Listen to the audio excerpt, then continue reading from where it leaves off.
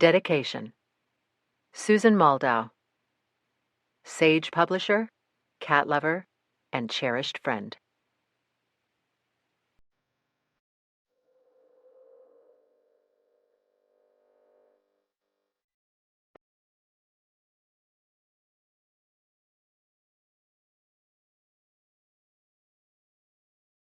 Simon & Schuster Audio presents Bones of the Lost by Kathy Reichs. Read by Linda Eland.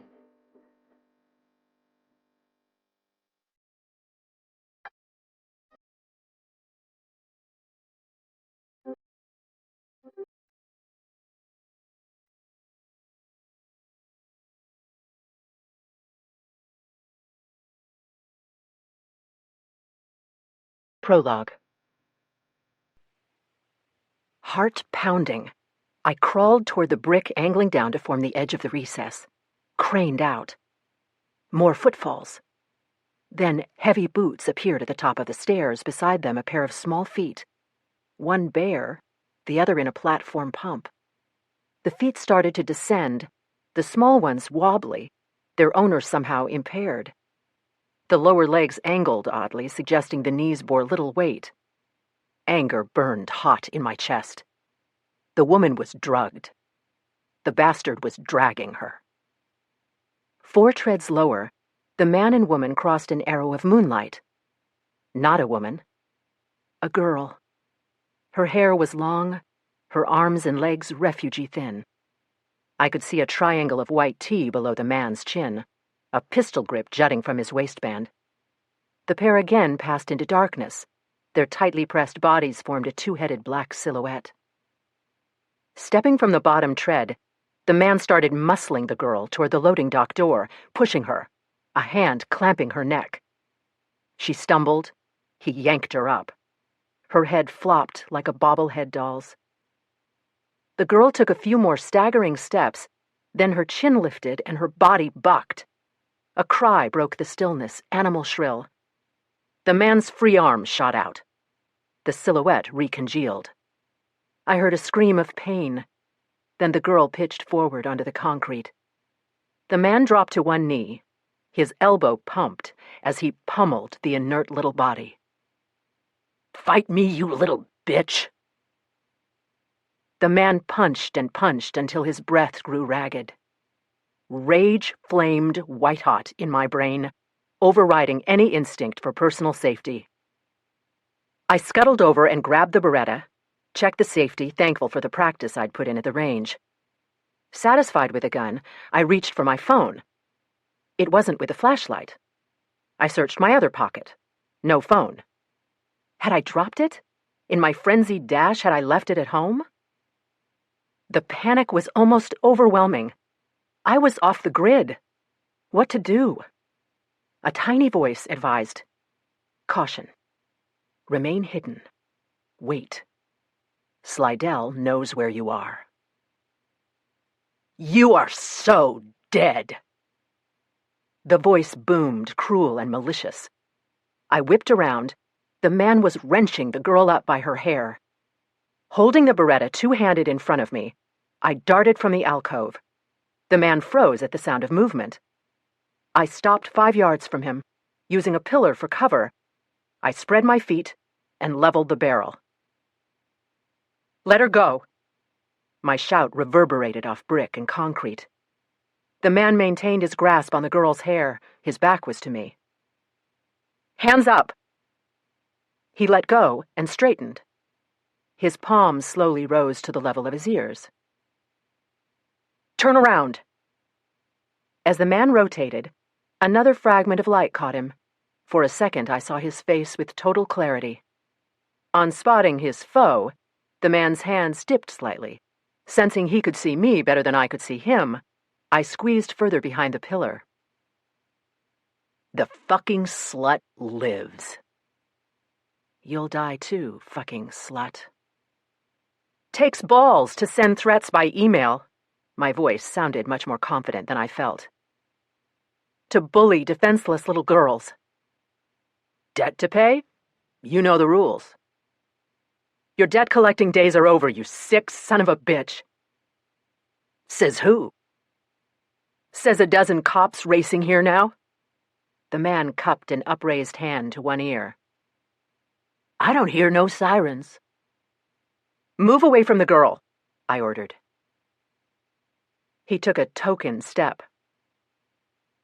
Move, I snarled. The guy's fuck you attitude was making me want to smash the Beretta across his skull. Or what? You're gonna shoot me? Yeah. Cold steel. I'm gonna shoot you. Would I? I'd never fired at a human being.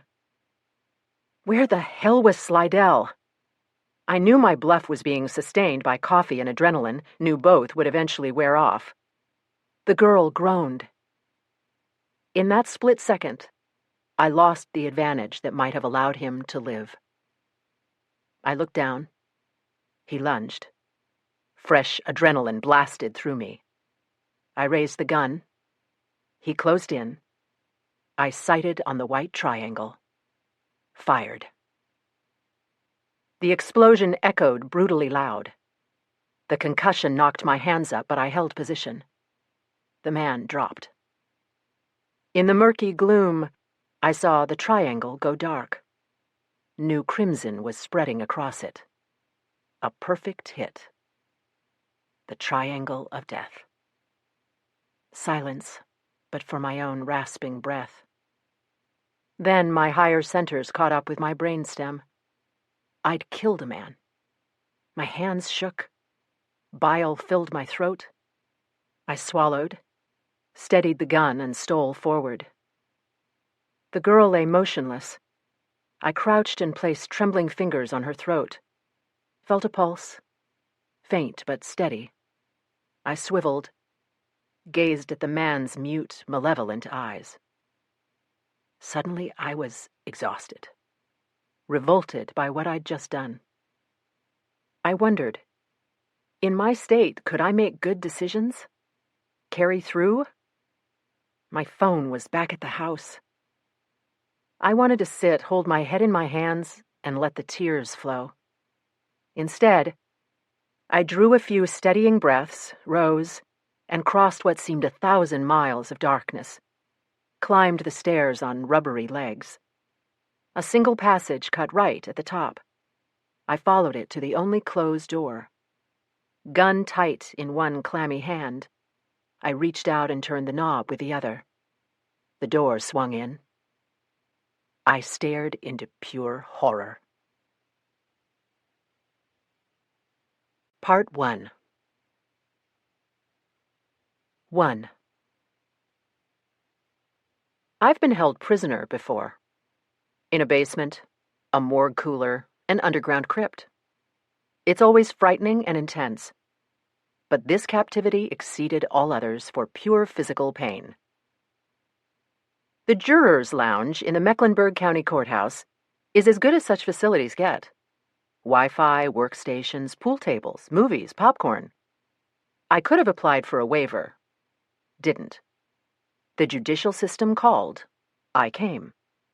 Good citizen Brennan. Besides, given my line of work, I knew I'd be excused from actually serving. When I'd planned today's schedule, I'd slotted 60, 90 minutes max, cooling my heels. Heels. Follow my leap here. In my business, exciting footwear is Gore-Tex hikers that breathe, maybe wellies that don't land you on your ass. Buying, much less wearing, murderous high heels is about as likely for me as finding Giganotosaurus remains behind Bad Daddy's Burgers. My sister Harry had talked me into the 3-inch Christian Louboutin pumps. Harry from Texas, land of big hair and mile-high stilettos. You'll look professional, she'd said. In charge. Plus, they're marked down 60%. I had to admit, the burnished leather and snazzy stitchwork did look great on my feet. Feel great? Not after 3 hours of waiting. When the bailiff finally called our group, I near tottered into the courtroom, then into the jury box when my number was called. Please state your full name. Chelsea Jett, 6 minutes out of law school, $400 suit, pricey pearl choker, heels that left mine in the dust. A new prosecutor, Jett was cloaking a case of nerves with brusqueness. Temperance Daisy Brennan? Make it easy on both of us. Excuse me, pronto. Please state your address. I did. That's at Sharon Hall, I added, just to be affable. 19th century manor, red brick, white pillars, magnolias. My unit is the annex to the carriage house. Can't get more Old South than that. I offered none of that. How long have you resided in Charlotte? Since I was 8. Does anyone live at that address with you? My adult daughter has at times, but not now. The bracelet Katie gave me hung loose on my wrist. A delicate silver band engraved, Mom Rocks. Your marital status? Separated.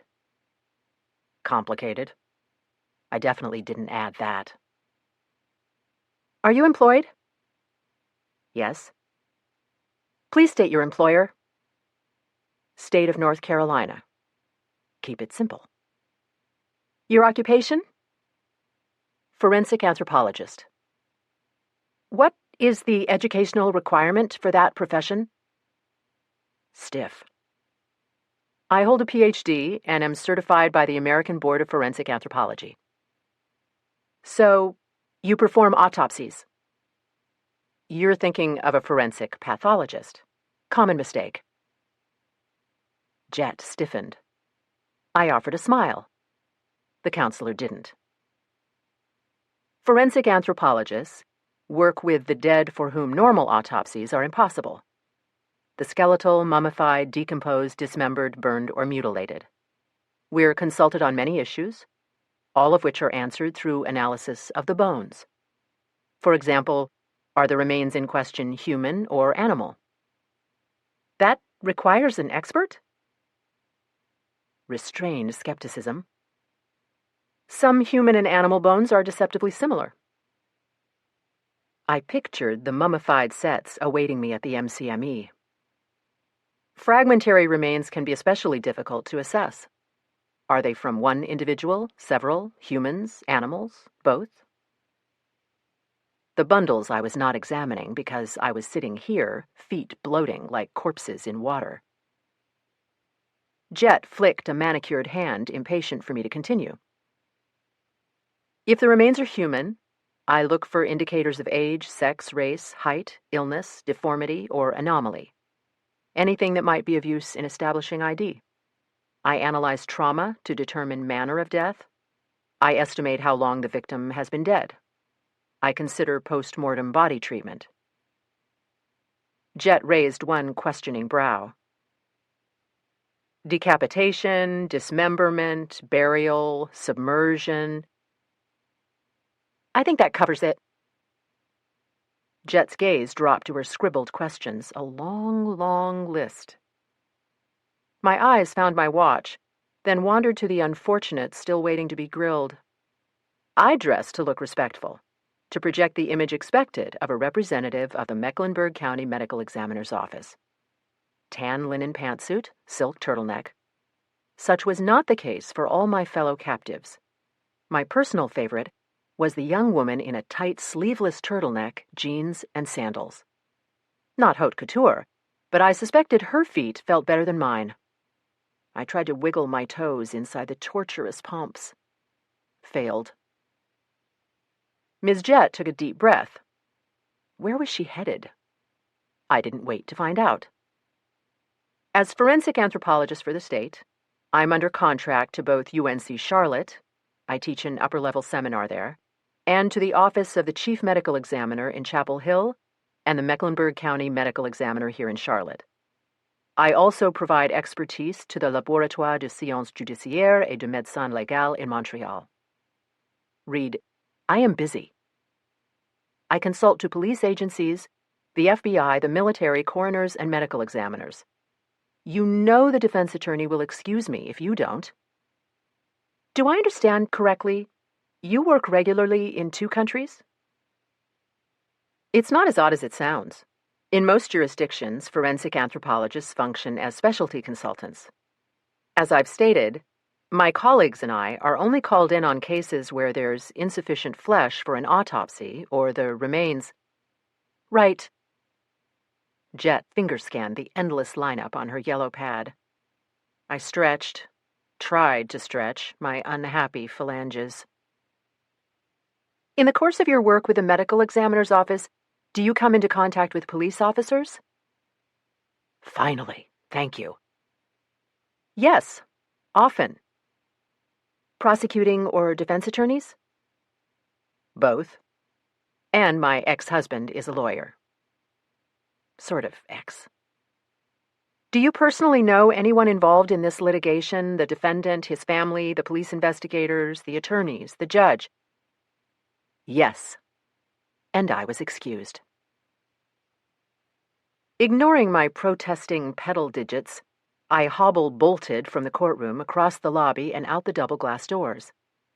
My Mazda was at the farthest corner of the parking deck. Arriving 10 minutes past the 8 a.m. hour demanded on the summons, I'd grabbed the first space I could find, halfway to Kansas.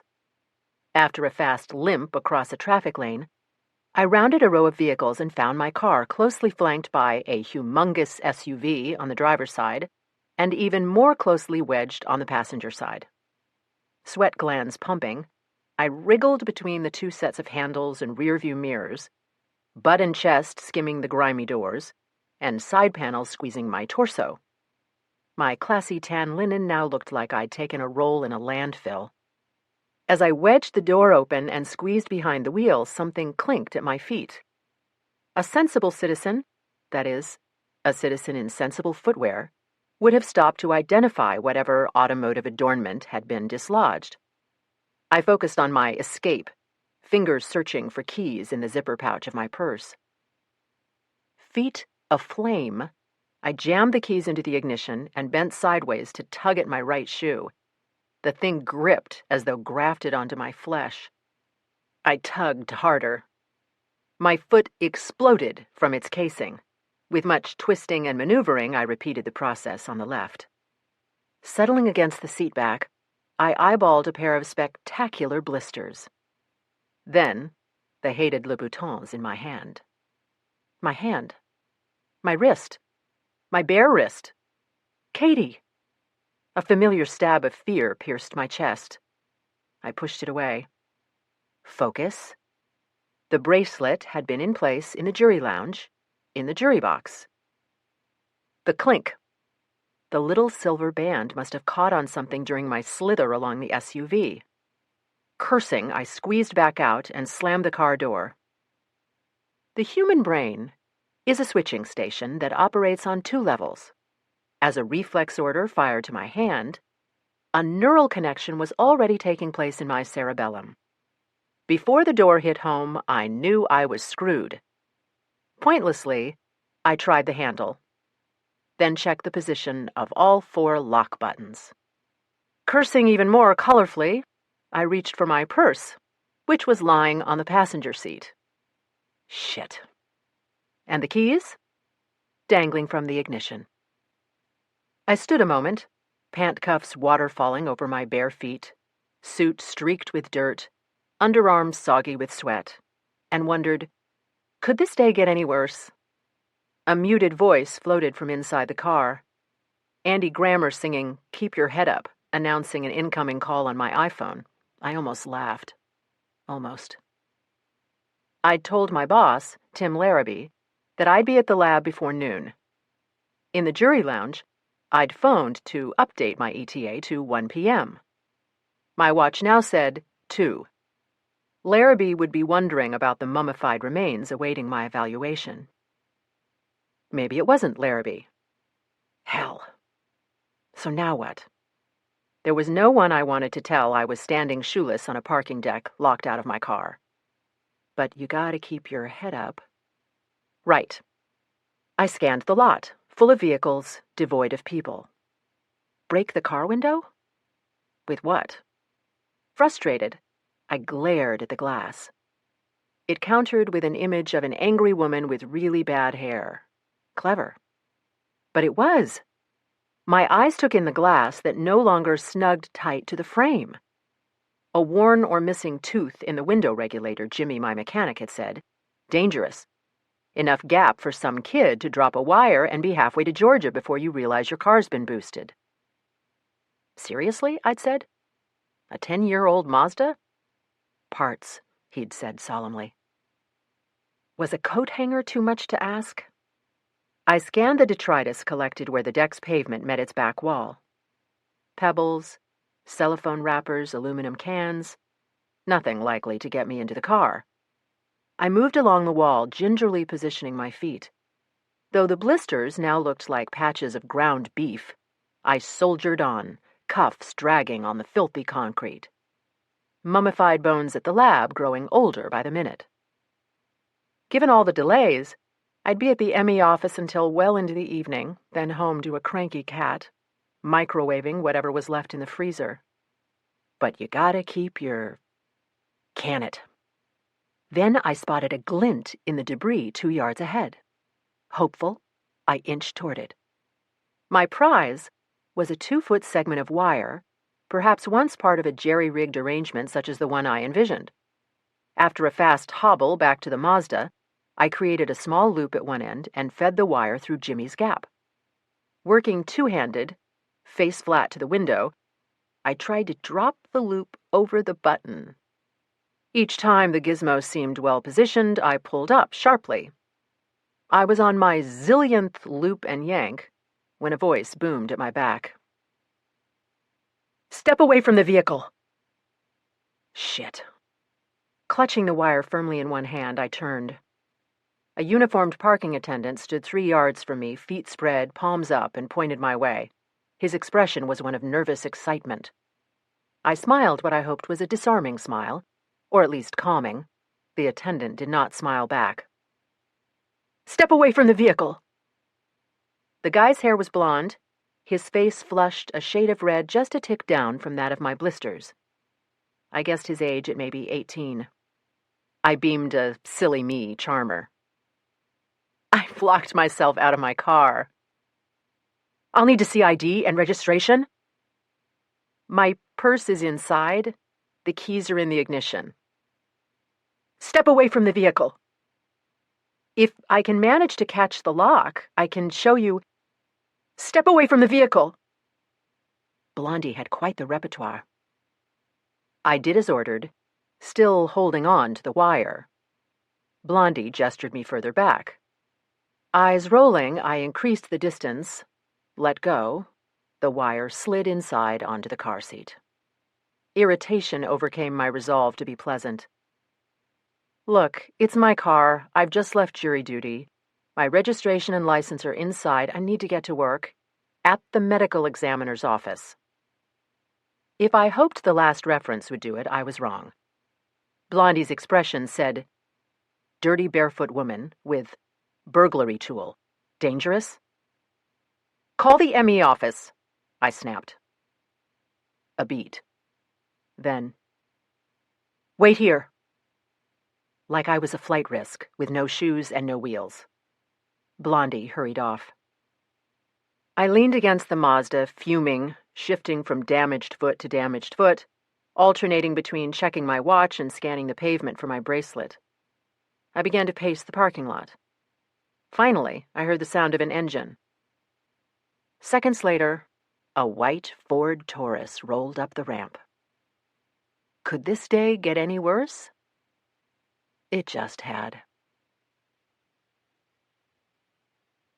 2.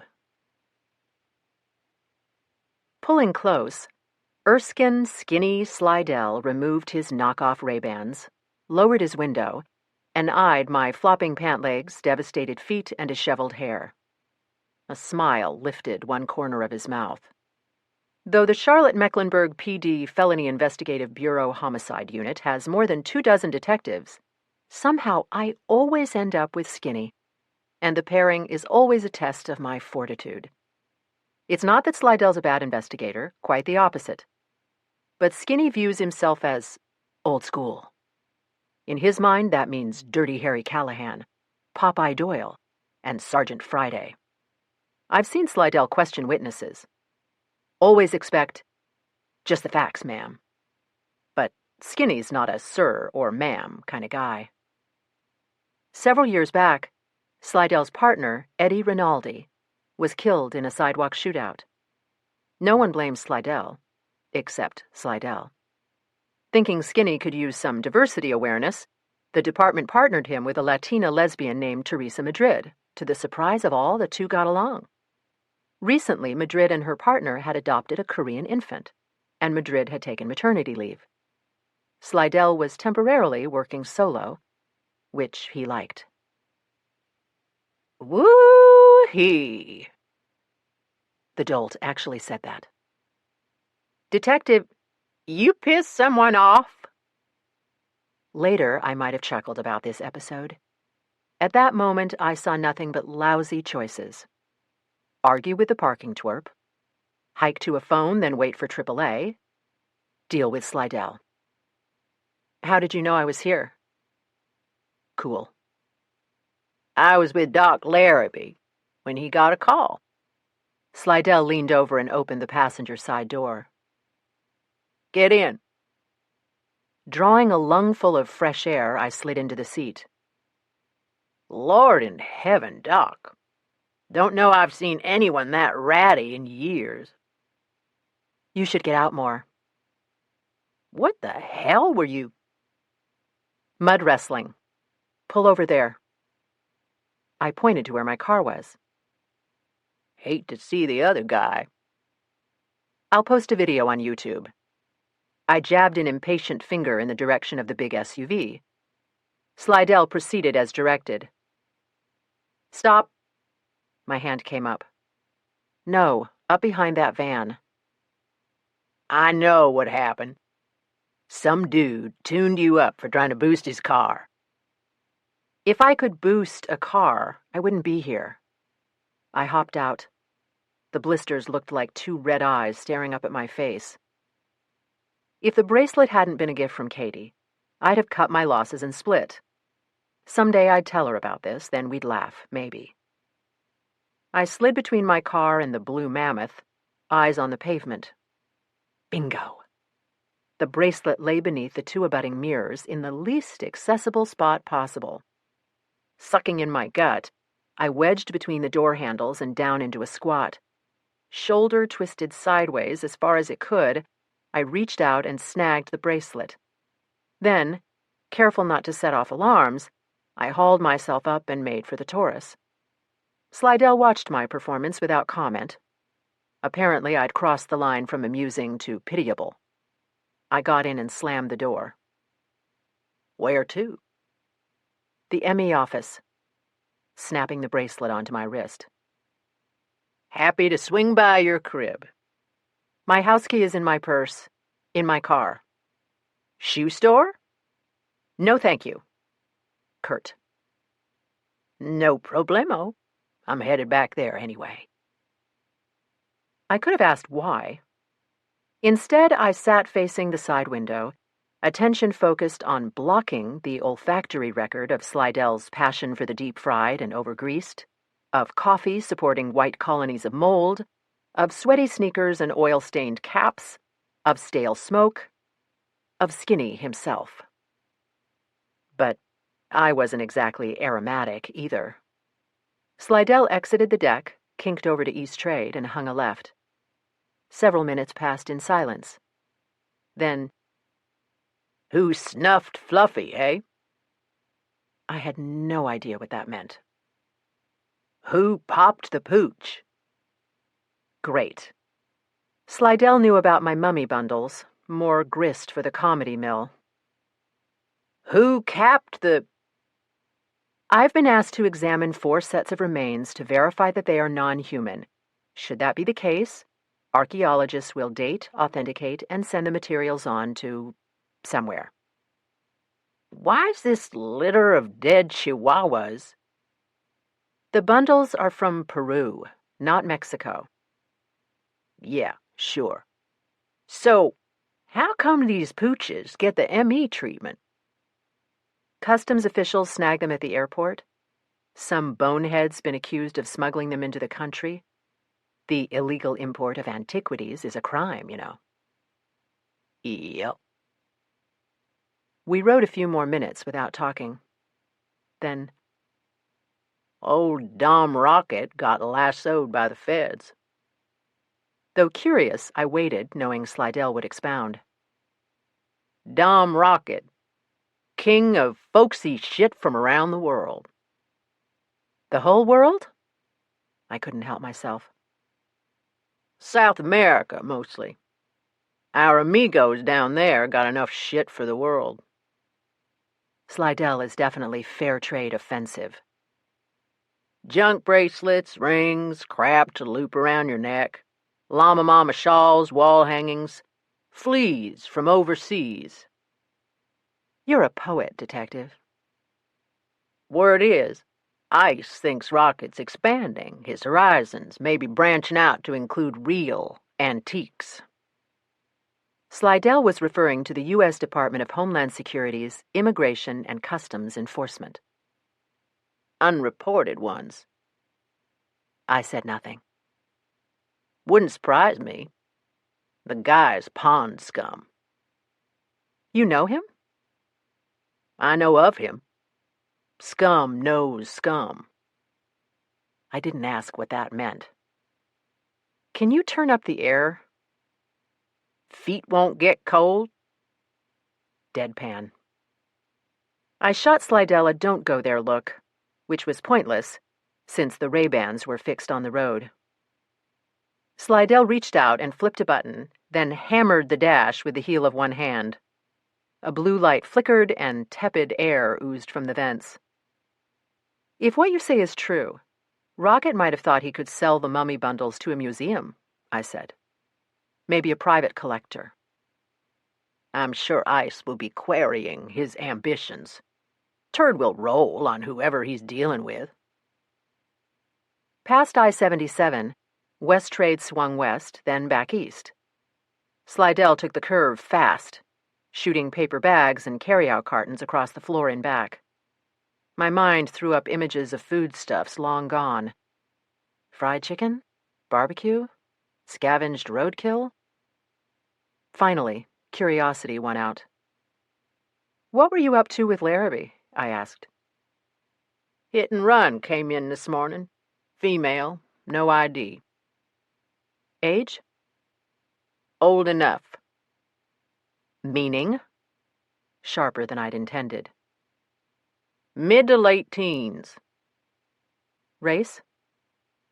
Wetback. You can take that to the bank. No name, but magically you know the girl's Latina and therefore undocumented? She's moving with no ID and no keys. Rather like I was, I thought, but didn't say it. Seconds passed. Where was she found? I asked. Intersection of Roundtree and Old Pineville Roads just south of Woodlawn. Doc Larrabee's putting time of death somewhere between midnight and dawn. What was she doing out there? Mulling aloud. What do you think? I was thinking Old Pineville was one deserted stretch in daytime, let alone in the middle of the night. There was a smattering of small businesses, but none that would attract a teenage girl. Any witnesses? Slidell shook his head. I'll do some canvassing once I'm done with Doc Larrabee. My guess, she was out working. Really? Slidell shrugged one beefy shoulder. Unidentified teenage girl, that's what you know. But you've got her down as an illegal turning tricks. That speed detecting? He mumbled something. I blocked him out. After years of practice, I've gotten better at it. My gray cells offered a collage of images, a young girl alone in the dark on an empty two-lane. Headlights, the impact of a bumper. Story? What? Do you remember John Henry Story? The change of topic confused me. The fire death last April? 6 months back, I'd examined fragmentary remains found in the aftermath of a flea market explosion and fire. I determined the victim was white, male, 45 to 60 years of age. The bioprofile fit John Henry Story, the owner of the property. Story had told witnesses he was going to that location and had not been heard from thereafter. Personal items were found with the bones. A cell phone, wallet, watch, I couldn't remember details. Though the ID was circumstantial, the ME had decided it was enough. Arson investigators had probed and tested, but the barn was so old, the destruction so total, an exact cause for the blaze was never determined. Story's death had been big news. Prominent businessman burned to death in a building with inadequate alarm and sprinkler systems. The media had jumped on the issue of public safety at under-regulated markets and gun shows. Eventually, the press turned to something else, the furor fizzled, and Story's flea market reopened elsewhere. Yep. Skinny's favorite utterance. It drove me nuts. For years, the Mecklenburg County Medical Examiner was located at 10th and College in a red brick box that was once a Sears Garden Center. For years, the city fathers had talked of relocation. For years, nothing had happened. Then, miraculously, the plan moved forward. At a cost of 8 million smeckers, a replacement facility was built on government land in an industrial area northwest of Uptown. Boasting 17,000 square feet, the new building is 4 times the size of the old. Epoxy floors, Corian walls, miles of stainless steel. Instead of only 2, pathologists can now perform 4 simultaneous autopsies. The new setup includes a pair of rooms for analyses requiring special handling due to decomposition or potential contamination. The stinkers. My kind of cases. And the spanking new building is conscientiously green. Sophisticated energy recovery systems, HVAC with air ducts up to 40 inches wide. Though all the action takes place on the first floor, parts of the building had to be 2 stories to accommodate it all. Yet the atmosphere is reasonably peaceful. The office and public areas are done in soft blues and earth tones. The windows are large, and solar shades and light shelves maximize daylight intake and minimize glare. In other words, our new digs are the bomb. I waited as Slidell pulled through the black security fence, circled the flagpoles, and slipped into a parking spot. Killing the engine, he threw an arm over the seat back and a wave of odor my way. Then he shifted to face me. John Henry Story. Had holdings all over Mecklenburg and Gaston counties. Story Motors, Story Storage. Store your stuff with Story. The slogan popped into my brain unbidden. It had been an annoying but effective ad campaign. John Henry's Tavern. The list is longer than my coon dog's tail. You have a dog? You want to hear this?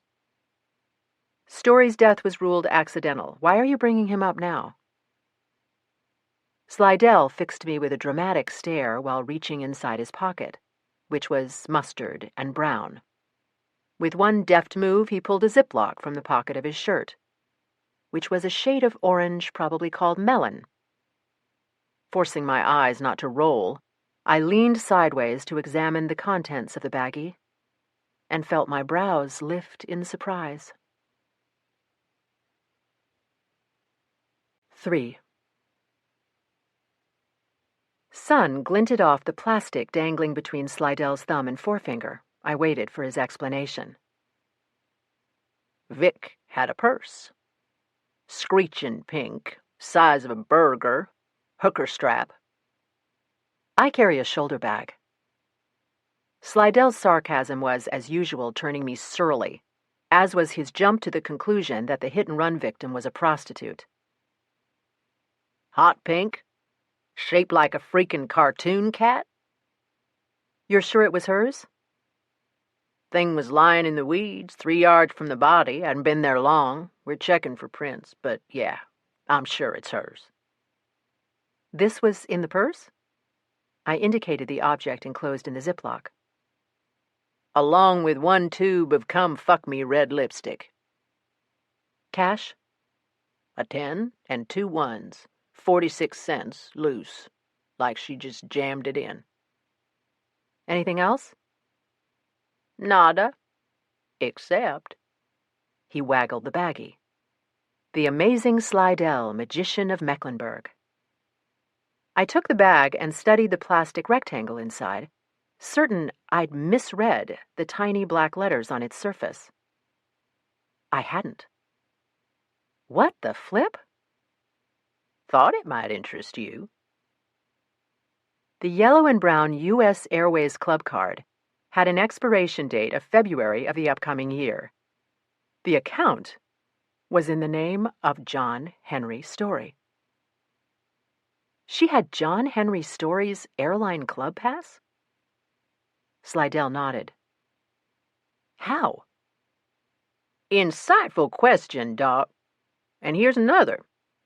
Story crisped 6 months back. Where's his plastic been in the meantime? This wasn't making sense. What we got here is Story dies, but his card lives on, or goes into suspended animation, Slidell said. I checked. Last time he used the lounge was 6 weeks before the fire. Where was he going? I'm working on that. Was anyone with him? One guest. The girl? They don't enter that information. Slidell drew another Ziploc from his pocket. And this was also in her purse. I examined the slip of paper through the plastic. On it was scribbled, Las Clases de Inglés, St. Vincent de Paul Catholic Church. I looked at Slidell. He looked at me and shrugged. I moved to gather my belongings before exiting the Taurus, but of course, I had no belongings. No shoes, no purse, no house or car keys, no phone, no cash, no cards. Another time, I could have called Katie for the spare key she keeps for my place. Oh, God, Katie. Listen, thanks for swinging by for me. I owe me one? Don't worry about it now. Now? Great. I hiked up my pants, eased from the Taurus, and hurried to the vestibule door. Stepping up onto the smooth concrete floor was as close to pleasure as I'd come all day. I paused for a moment, taking relief from the cooling stone. Waiting in my office were scrubs and sensible shoes. Soon I'd be reasonably presentable. As with Slidell, my appearance wouldn't shock so much as amuse those inside. I'd arrived looking and smelling worse. Except for Mrs. Flowers. She would signal disapproval by the briefest narrowing of the eyes, by a flurry of rearrangement of her already meticulously ordered desk. I nodded at Mrs. Flowers through the reception window. After buzzing me in, she motioned me over with a finger waggle. Though Mrs. Flowers has a first name, Eunice, to my knowledge she's never been addressed as anything other than Mrs. Flowers. The name so suits her, I've wondered at times what she'd be called if she'd married a suitor named Smith or Gaspard. She is a peony of a woman. Full-bodied, with pale pink skin that must have seen pampering since the stroller. The perfect complexion's one flaw? Mrs. Flowers colors in the presence of the opposite gender. Blusher or not, Mrs. Flowers has the skill and motivation to keep every document filed and accessible, every report typed, proofed, and delivered promptly, all while answering the phone and triaging members of the public who show up at her window. Given a staff of 3 pathologists, numerous death investigators, the occasional specialty consultant, and myself, it's quite a feat. My word! Mrs. Flowers' upraised hand dropped to her yellow silk blouse. It's a long story, I said. Don't ask, I meant. One carefully plucked brow arched slightly, but she let it go. Dr. Larrabee wishes to see you. Southern as Tara.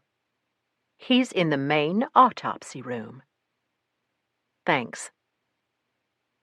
2 small hallways, called bio-vestibules by those who designed them, connect the administrative and public sectors of the building with the autopsy area. I passed through one, pausing briefly to check the erasable board. 4 new cases.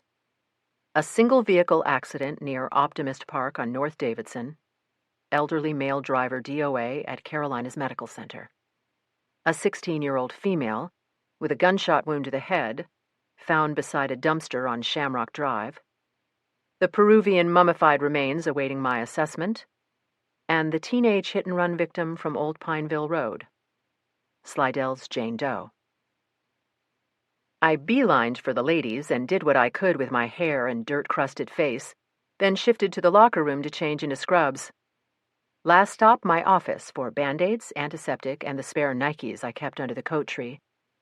10 minutes after arriving, I was ready to roll. When I pushed open the door of the large autopsy room, Tim Larrabee was standing beside one of the 2 stainless steel tables. He wasn't cutting or weighing, not dictating, not even looking down at the remains. Shielding her from me? From Slidell? From the many who would probe and photograph and analyze and dissect her? Odd thought, but true. The cold process had begun, and I would take part. X-rays glowed from light boxes mounted along one wall. Cranials, a full-body series. A pair of boots sat on one counter. Tan vinyl, with high heels and red and blue flowers running up the sides, soles caked with mud. Cheap. And small. Maybe size 5. Tiny feet striding in very big girl boots. Clothing hung from a drying rack. A red blouse, a denim miniskirt, a white cotton bra, white cotton panties with pale blue dots. Slidell stood by the rack, feet spread, hands clasped and V-ing down over his genitals. He wasn't assessing the clothes or the body. He didn't acknowledge my entrance. I felt a new wave of irritation, squelched it as I kicked into scientist mode. First rule. Block mindset. Don't suspect, don't fear, don't hope for any outcome. Observe, weigh, measure, and record. Second rule. Block emotion. Leave sorrow, pity, and outrage for later. Anger or grief can lead to error and misjudgment. Mistakes do your victim no good. Nevertheless, I looked at the bruised and distorted young face, and for a moment pictured the girl alive, slinging her pink kitty purse onto her shoulder. The strap slipping because the meager contents provided no ballast. A dark stretch of road, a hammering heart, headlights. White cotton panties with pale blue dots. The kind Katie favored throughout middle school. Slidell give you a rundown? Larrabee's question snapped me back. Hit and run, not yet identified. Take a look. Larrabee crossed to the X-rays. His face looked drawn and gaunt, even for him, an obsessive long-distance runner with no body fat, and hollows in his cheeks the depth of ocean trenches. I joined him. He slipped a ballpoint out of the breast pocket of his scrubs and pointed at a defect located approximately mid-shaft in the left clavicle, at the 3rd and 4th ribs inferior to it. Stepping to the next film, he ran the pen down the arm, over the humerus, the radius, the ulna, the hand. Yes, I said to his unspoken question. I followed as he moved on, to a posterior angle of the pelvis. He didn't have to point. Yes, I repeated. To an anterior-posterior view of the skull, a lateral view. A cold fist started closing on my gut. Wordlessly, I returned to the body. The girl lay on her back. Larrabee hadn't yet made his Y incision, and except for the bruises, abrasions, and distortion due to fractures, she might have been sleeping. The hair haloing her head was long and blonde, one clump held high with a plastic barrette shaped like a cat. Pink. The kind little girls love. Focus.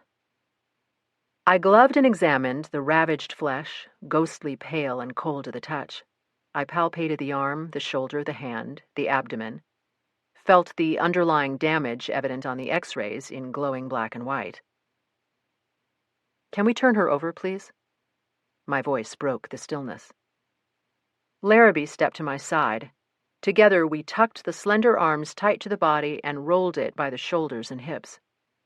My eyes traveled the delicate spine and small buttocks, took in the tread marks imprinted on the flesh of the painfully thin thighs. The fist tightened. "What's this?" I ran one finger over a discoloration on the girl's right shoulder. Maybe 5 inches long, the bruise appeared as a series of dashes. "Hematoma," Larrabee said. "It's a patterned injury," I said. "Any idea what made it?" Larrabee shook his head. I looked at Slidell. He looked back, but said nothing. "May I see the CSU photos?" Stripping off and tossing, not so gently, my latex gloves. Larrabee collected a stack of 5x7s from the counter and handed them to me. Frame by frame, I viewed the desolate spot where the girl had lived her last moments. The photos told the same story. It was no accident.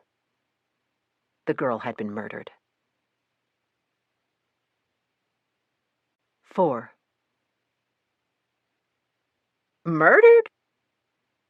Slidell's bark ricocheted off the stainless steel and glass surrounding us. "Legally, that would imply intent," Larrabee said. "Screw legal definitions." I jammed a finger at the devastated body. "Some bastard killed this kid." "What the hell are you talking about?" Slidell was shifting surprised eyes between Larrabee and me. I gestured Slidell to the X-ray showing the left arm bones. Larrabee joined us and offered his pen. I took it and pointed to the humeral shaft, 4 inches below the shoulder joint. "See this dark line?" "A broken arm don't mean the kid was capped." Slidell was peering at the gray and white image, doubt crimping his already dubious expression. "No, Detective, it doesn't." I shifted to indicate the hand. "Note the medial and distal phalanges." "Don't go all jargony on me, Doc." "The finger bones." Slidell leaned in and studied the illuminated fragments at the tip of my pen. "The middle phalanges should look like small tubes, the distal ones like tiny arrowheads. They underlie the fingertips." "Looks like wood shavings." "The bones have been crushed." Slidell made a noise in his throat I chose not to interpret. I moved on to the cranial X-ray. There are no skull fractures, but note the mandible, especially the mental eminence. I would leave discussion of soft tissue injuries to Larrabee. Slidell pooched air through his lips. "The chin," I explained. "How come it's called mental when the brain's up top?" "Some people think with their mouths." Larrabee smiled, almost. My sarcasm was lost on Skinny. "Fine." Slidell's skepticism was turning his tone gruff. "Her chin's broken, her arm's broken, and her fingers are smashed. How's that add up to murder?" "The tread marks on her thighs tell us this is a vehicular death, but it's no regular hit and run.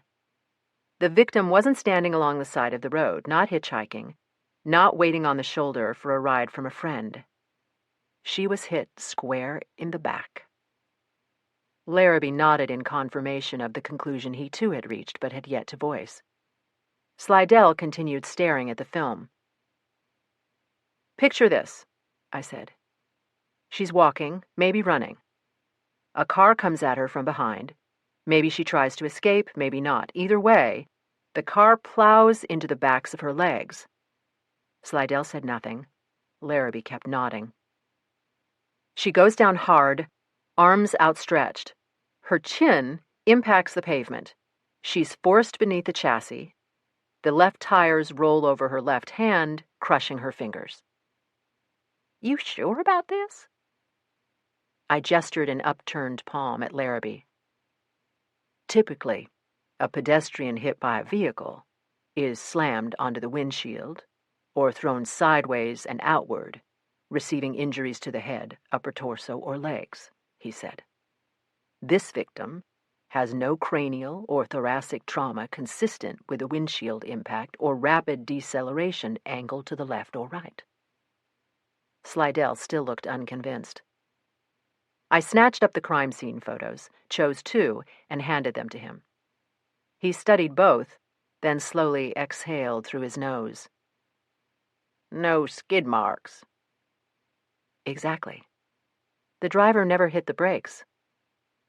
Son of a bitch. I turned to Larrabee. You're putting PMI at 7 to 10 hours? I was asking about post-mortem interval. To be safe. The body arrived here shortly after 9 this morning. Air temp last night dropped to 48. I observed lividity, but still got blanching. Rigor. Whoa. Back it up, Doc. Slidell pulled a pen and small spiral from his pocket and began taking notes. Larrabee indicated the body. Notice the purple mottling on her belly, the fronts of her thighs, the underside of her arms, and the right half of her face? Slidell glanced up, resumed scribbling. That discoloration is called lividity.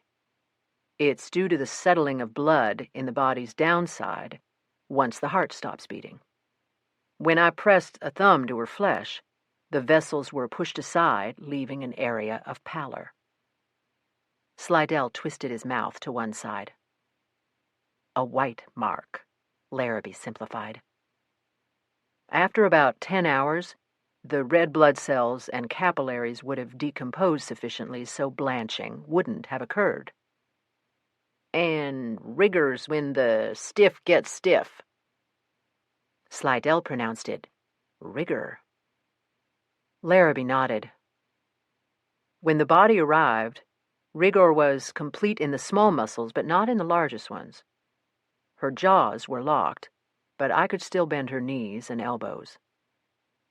So she died more than 7 hours before she got here, but less than 10. Slidell did the math in his head. It took a while. Sometime between 11 and 2. It's not a precise science, Larrabee said. What about stomach contents? Once you get her open. 98% of her last meal would have left her stomach within 6 to 8 hours of ingestion. With luck, I might find some fragments, corn, maybe tomato skin in a rugal fold in the gastric mucosa. I'll let you know. What about vitreous? I was asking about fluid drawn from the eye. Can you test for potassium? I took a sample, but it won't really narrow the range. How close was she to the light rail? I asked Slidell. She was on the shoulder, on the side opposite the railway. How often do trains pass during those hours? Last one runs by there just after 1 a.m. The next isn't until 5 a.m. What about metallic spray? I asked Larrabee. Or oil? Did you find any deposits on her skin or hair, on the clothing? He shook his head. Unlikely airborne residue would travel that far, but I'll double-check. What are you thinking? The presence or absence of train residue might narrow the time frame. Larrabee spread 2 sinewy hands, palms up. Worth a try. I turned back to Slidell. How was she found? A call came in a little after 7 a.m. Teacher on her way to work noticed what she thought was a mannequin, pulled over, thinking she could use a dummy for the school play.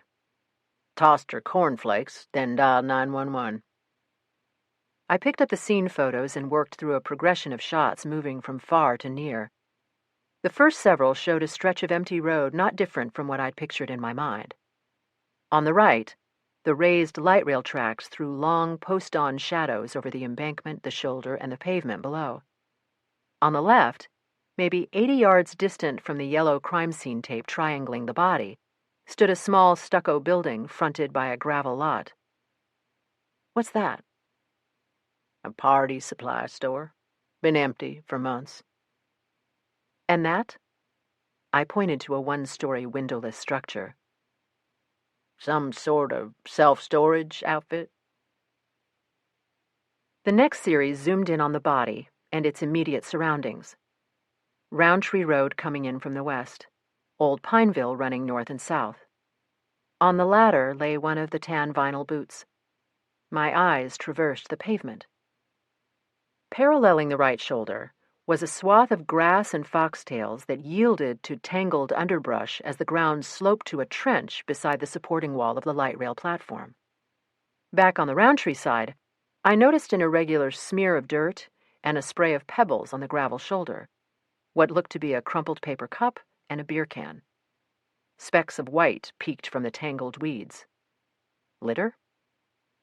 Think there could be anything useful there? Prints on the cup or can, something in the trash? Slidell licked a thumb, flipped pages, and scribbled in his spiral. In the next series, the girl was covered by a red wool blanket, a corner of her skirt and one leg visible along the left side, the limb twisted outward from the hip at an impossible angle. Beside it, not on the foot, was the other boot. The mound below the blanket looked pitifully small. Tracing its contours, I could see that the other leg lay straight, with the foot crooked unnaturally toward the head. One arm appeared to be outstretched, the position of the other was unclear. Bands of anger and sadness squeezed my chest. I drew a deep breath. Who covered her? I knew it hadn't been CSU. No way trained technicians would risk transferring fibers or disturbing trace evidence. Slidell spit thumb pages in his notebook. Lydia Dreos. The teacher? Yeah, I forgot that part. She had the blanket in her trunk. In the next several photos, the girl lay exposed, with the blanket folded inside a plastic evidence bag beside her. Her skin looked ghostly white against the backdrop of oil-darkened gravel, blacktop, and mottled vegetation. A thought struck me. She had no jacket. I sensed Slidell shake his head. It was 48 degrees last night. I added the obvious. No one replied. I moved on through close-ups of the battered face, the crushed hands, the sad little boots. The height of the hamstring bruising will allow us to estimate front bumper height. We should be able to narrow vehicle type from that, Larrabee said. Find any paint on her? None, Larrabee said. But there's a smear on the purse. Black. Could be from the vehicle. I'll send it off for analysis. Any scraping on her back from the undercarriage? No. Do you have a maximum anterior-posterior body width for vehicle clearance? Pelvis 19.1 centimeters, if she's lying flat on her belly. Injuries to the chin and fingers suggest that was the case, I said. What's that in inches?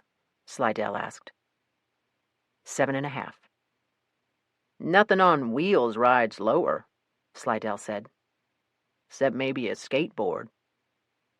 Anything noteworthy about the bruising across her thighs? I asked. 2 inches top to bottom, Larrabee said. No patterning. So no grill, Slidell said. Good one, Skinny. Slidell finished jotting, punctuated his note with a tap of the pen. Then, so let me get this. The kid's running. Or walking, Larrabee cautioned. The bumper slams the back of her thighs. She goes down. Her chin smacks the pavement, her arms fly out, the vehicle rolls over her, crushing her fingers. I could see her in the darkness. A silhouette backlit by double beams fast closing in, lungs burning, heart hammering, goosebumped skin slick with sweat, high-heeled boots wobbly on her feet. So what killed her? Though I see no fracture, the cranial x-rays suggest devastating trauma. When I open her skull, I'm certain I'll find subdural, subgaleal, and intracerebral hematoma accompanied by massive edema in the parieto-occipital region. Slidell just looked at him. A blow to the head caused bleeding into her brain. Slidell thought about that. The kid's hit from behind and goes belly down with her brain busted bad. How'd she end up so far off the pavement? Perhaps the force of the impact? Or... Slidell picked up on something in Larrabee's tone. Hematoma doesn't necessarily cause death right away.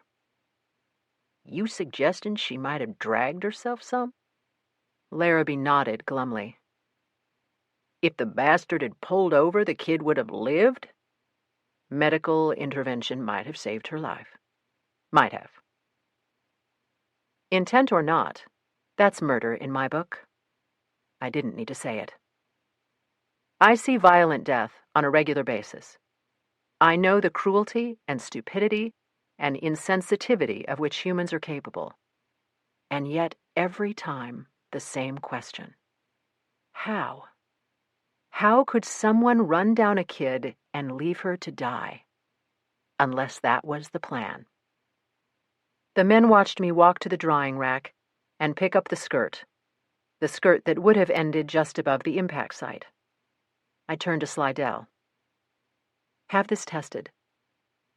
For what? Paint. What are the chances? DNA, parsley. Fucking life from Mars. Just have it tested. Many males are embarrassed in the presence of strong female emotion. Most have mastered the art of non-reaction. The averted eyes, the shifting feet, the unneeded cough. Slidell went to his fallback, the pointless wristwatch check. Larrabee returned to the table and, unaided, repositioned the girl on her back.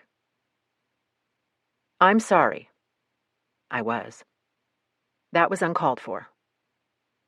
I'm sure you noticed these. Larrabee proceeded as though my outburst had never taken place. I rehung the skirt and walked to his side. Slidell followed. Larrabee lifted and rotated one of the girl's arms. Angry ridges snaked the flesh of her inner elbow. Well, that goes to motive. Slidell was so close I could smell his sweat and hair oil. Kid probably crossed her pusher, and the prick took her out. There's something else, Larrabee said quietly. 5. Kill the lights, please. Slidell clumped to the wall back to the table. Larrabee clicked on a small UV light and directed it toward the girl's inner left thigh. A scatter glowed blue-white on her skin. Semen. As Larrabee slowly moved the beam, some stains fluoresced more intensely than others. Multiple donors? I asked. We'll need DNA to confirm, Larrabee said. But that's my impression. We talking rape? Slidell's mouth was right at my ear. I found no vaginal tearing or abrasions, no sign of anal entry. So we're back to my first guess. I heard Slidell straighten. The kid was on a stroll. I bit back a response. Larrabee thumbed off his flash. Get the switch? Slidell did. Think you can narrow the age estimate? Larrabee spoke to me as the fluorescence buzzed to life. Has Joe taken dentals? I was referring to Joe Hawkins, most senior of the lab's autopsy techs.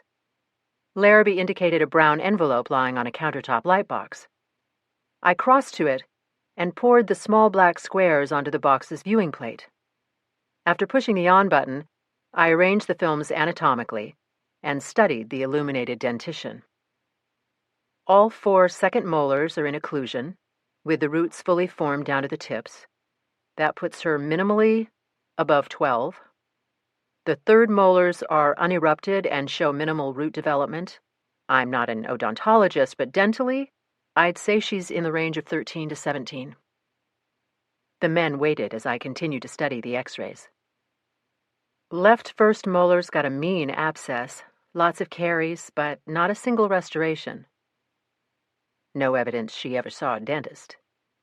Larrabee got my meaning. So I don't bust my ass chasing dental records.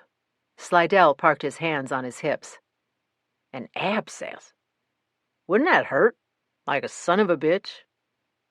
People have different thresholds for pain, Larrabee said. But yes, probably. What are you thinking? Maybe she went to one of those free clinics, looking for drugs or something. Good idea, Detective. Like a mail-order toy, the human skeleton comes with assembly required. Most bones are present at birth, but lack the knobs, bumps, and borders that make them complete. Throughout infancy and adolescence, these fiddly bits, called epiphyses, appear and fuse to the shafts or main bony elements. The fusion takes place with age predictability. I shifted my attention to the skeletal x-rays. More than a decade of working with me had made Joe Hawkins savvy to the exact views I needed. As usual, he'd nailed them. I started with a plate showing the girl's hand and arm bones. Slidell's insistence she was a hooker had my nerves on edge. Knowing it would annoy him, I went all jargony. Petty, but I did. The distal radial epiphysis is in the process of fusion. The distal ulnar epiphysis has recently fused. The rest of the hand bones are complete. I moved to a film showing the shoulder and left arm. The acromial epiphyses are present on both scapula but remain unfused. I pointed to the broken humerus. The medial epicondyle and the distal composite and proximal epiphyses are in the process of fusing. On to the pelvis. The iliac crest is present but still separate. I was referring to a sliver of bone that would eventually form the superior border of the hip bone. The upper leg. The femoral head and trochanter are fused. The distal epiphysis is in the process of fusing. Lower leg. The proximal and distal epiphyses of the tibia and fibula are in the process of fusing. The foot. The proximal phalanges. So what's it all mean? Slidell cut me off. She was 14 to 15 years old when she died. Far too young to catch a hint of what life had to offer. 15 years. She should have had 80. Rotten teeth, needle tracks, semen stains. 15 crappy years. For a full minute, the only sounds in the room were the fluorescence overhead and the air whistling in and out of Slidell's nose. Might be I could work the clothing, track down where it was sold. Slidell shoved his notepad into his jacket. Boots might be a goer. My mind had moved from how to who. Who had left this kid face down on the asphalt? A drunk too impaired to see her in the dark? Too callous to stop? Or a killer fully intending the result? Anything else? Barely trusting my voice. Larrabee gave a tight shake of his head. Nodding to Slidell, I returned to my office, sat at my desk, antsy, uneasy. Slidell was a good cop, but he had a habit of falling captive to defeatist mindsets. Convinced the girl was undocumented, a prostitute, and a junkie, would he devote sufficient energy to finding her killer? Yes, he would, I admitted to myself. Druggy hooker or not, the kid turned up dead on Skinny's patch, and he would look upon it as a personal challenge. Then, why so anxious? Katie?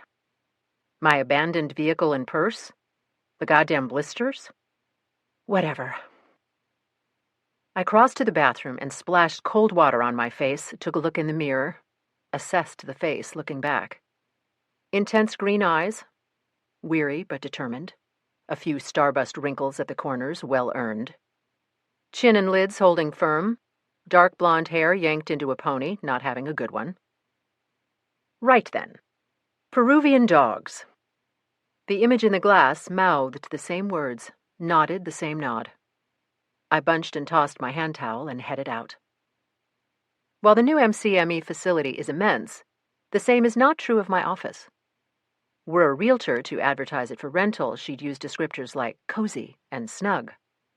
My desk takes up most of the space, file cabinets, coat tree. If Larrabee steps in, it's crowded. If the visitor is Slidell, forget about breathing. I'm good with the square footage. It's mine. No one encroaches. Mostly I use it for writing reports or examining files, like the one lying on my blotter. I sat down and opened the cover. On top was a form requesting an anthropology consult. I skimmed the contents. Case number, morgue number, police incident number, investigating officer, agency. Larrabee was the requesting pathologist. I skipped to the summary of known facts. The brief, hand-scrawled paragraph contained nothing I hadn't heard from Slidell. Suspicion of smuggled antiquities, objects confiscated at Charlotte Douglas International Airport, Dominic Rocket. I moved on to the description of specimens. The items in question were identified as mummy bundles, 4 in number, Peruvian in origin, possibly Inca, likely obtained from a cemetery. My eyes dropped to the final section, expertise requested. The boxes beside exhumation, biological profile, and trauma analysis had been left unchecked. Beside the category Other were 6 scribbled words: analysis and written report, human remains. I set the form aside and thumbed through a stack of paper-clipped photos. In the first 3, the bundles lay side by side, wrappings intact. Though desiccated and discolored with age, each seemed in pretty good shape. Fair enough. The Peruvian desert would have provided a reasonably dry environment, a burial context kind to preservation. The next several photos showed me one of the bundles partially unwrapped. I could see what appeared to be a shriveled dog's head, eyelids closed, fur still covering one flattened ear. I dug back to my grad school days, to a course on South American archaeology, and came up with little beyond the basics. 15th century, the Andes Mountains, Machu Picchu, the Quechua language, Inti, the sun god. I lined up the photos, stared. A gaggle of brain cells coughed up an article I'd read maybe 5 years earlier. National Geographic? The Chiribaya, a pre-Inca population living in the Osmore River Valley, some 500 miles southeast of Lima. The Chiribaya had interred their dogs along with their dead. I booted my laptop, opened Google, and entered a few keywords: Peru, canines, mummies. Yep. The Chiribaya buried their dogs between the graves of the dearly departed, some with blankets and food for the long journey onward. Now I understood my involvement in the case. I was to make sure there were no human bones caught up in those bundles. According to the case board, the dogs were here. I could walk across the hall and unpack them. I didn't. My thoughts kept drifting back to the hit-and-run victim, now under Larrabee's scalpel. My gaze fell on the photo closest to me, on a slash of white, visible below the rolled gum of the unwrapped dog. A tooth. Perfect after centuries. Unlike the teeth of our young Jane Doe. I reclipped the photos and closed the file. Sat a moment. Reopened the file. Checked a name. Picked up and dialed the phone. 6. United States Immigration and Customs Enforcement, how may I direct your call? I asked for Luther Dew, the agent working the mummified dog case. ICE does not offer music to callers placed on hold. Bored and agitated, my mind started playing, what songs would suit? Ricky Nelson's Travelin' Man? Neil Diamond's Comin' to America? Merle Haggard's Movin' On? A recorded voice cut the game short. Special Agent Dew is not available to take your call. Please leave a message after the beep. I left a message. Glanced at my watch. The time was moving on to 5:30 p.m. To be a travelin' woman, I'd need my car. I opened the file again and stared at the photo of the unwrapped dog. What were they called? Chiribayan shepherds? looked like a snoozing spaniel to me. My eyes shifted to the phone, willing it to ring. It didn't, of course. My mind looped back to the Jane Doe who'd recently left Larrabee's table. Had I missed something? Before I could consider the possibility, the landline shrilled its after-hours ring. Dr. Brennan? Speaking. Dew here. Confused, I looked at my watch again. Had I forgotten an appointment? Luther Dew? Returning your call? The voice was high and somewhat effeminate. I pictured Truman Capote in bow tie and fedora. Thanks for calling back so quickly. Non-committal silence. I'm with the medical examiner's office. Yes. I just phoned you at this number. I'm working on the Peruvian mummy bundles. You're the anthropologist? I am. Matching Dew's prim with prim. I wondered if I might have some background on the case. On Dominic Rocket, the importer? Dew gave an annoyed little click of his tongue. Sir? Importers are legal and adhere to U.S. customs regulations. They file proper paperwork. They bring in only what is allowed. None of that applies to Mr. Rocket in the matter of these artifacts. Of these artifacts? Has your agency had other interactions with Rocket? I'm not at liberty to say. All righty then. But I hadn't called Dew to talk about smuggling. His Peruvian dogs were simply my lead-in, a means to schmooze him for what I really wanted to know. Can you share anything on Rocket? I cannot divulge the specifics of an open file. And I don't give a rat's ass about Dominic Rocket. I understand, sir, but mummified dogs are unusual for this facility. I assume you got a peek at the one that was partially unwrapped? More non-committal silence, but a hitch in Dew's breathing suggested he might be thawing. If that pooch opened its eyes and asked for Alpo, it wouldn't surprise me. I chuckled, congenial as hell. He's that well-preserved. Is he? These dogs were quite a score for your department. You wouldn't believe the items we confiscate. Did the prig actually sniff? I'm sure the array is impressive. Take rhinoceros horns. Traditionally, smugglers would grind them and hide the powder inside statues or other hollow objects. Now they're importing whole heads, declaring them as legal antiques. They sever the horns, replace them with synthetics, and think they're in business. How dumb do they think we are? The Peruvian dogs came through Charlotte Douglas, right? Smuggling isn't limited to big cities.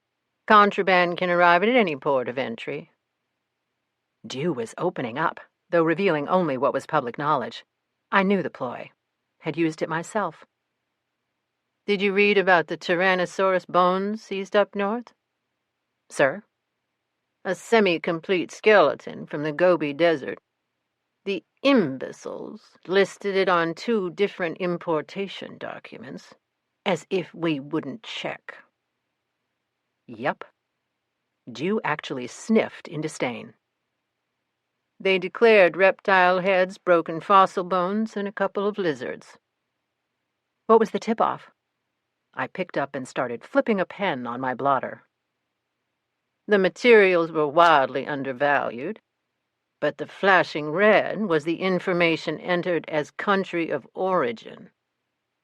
Which was? England. Tyrannosaurus on Thames? Yes. The Mongolians had a giggle over that. Delivered without a hint of a laugh. Good work. The American people don't fully appreciate what ICE does for international relations. I'm sure the Peruvian government is thrilled you recovered their artifacts. Which brings up a good point. Their head archaeologist is quite anxious to have the specimens returned promptly, and he very much hopes your examination can be as non-invasive as possible. Of course. I'm hoping I can see all that I need to with X-rays. There was a long pause. Then, I suppose I can share some facts, since you are involved in the case. The mummy bundles arrived as part of a shipment of pottery. Apparently, Mr. Rocket thought we couldn't tell bones from ceramics. Seems pretty amateurish. Has Rocket been in the import business for long? Since the early 90s. In all that time, he's never been caught with illegal goods? Mr. Rocket has either been straight, careful, or extraordinarily lucky. But the gentleman's luck ran out on this one. The bundles turned up in a random check. What's his explanation? He says he bought them from a farmer who owns the land where his son dug them up. If he's a successful importer, why risk smuggling antiquities? He claims he had no idea they were old. Dew made one of those thinking with your lips or teeth sounds. Deciding how much more to share? Are you familiar with Mr. Rocket's background? Only that he collects and sells indigenous arts and crafts from South America. Have you met him, Dr. Brennan? No. Seen him? No. What the hell? Mr. Rocket is a veteran of Desert Storm, 1990. The first Gulf War. I'm not certain of the whole story. Perhaps a Scud missile, perhaps burning oil. Rocket suffered severe burns, leaving him badly scarred. I said nothing. War is cruel, Dr. Brennan. Mr. Rocket returned to a country where no one would hire him because of his disfigurement. Or so he believes. Still, I just listened. He couldn't find a job. He was frustrated. Then Mr. Rocket remembered the souks of the Middle East, the goods available for next to nothing, jewelry, clothing, household items. He formulated a plan.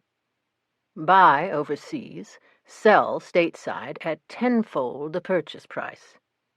Trinkets for the undiscerning. Wouldn't Rocket have a military pension and disability? Of course. But his import business provides a nice subsidy. But the mummy bundles came from Peru. Some time back, Mr. Rocket shifted his focus to South America. Why?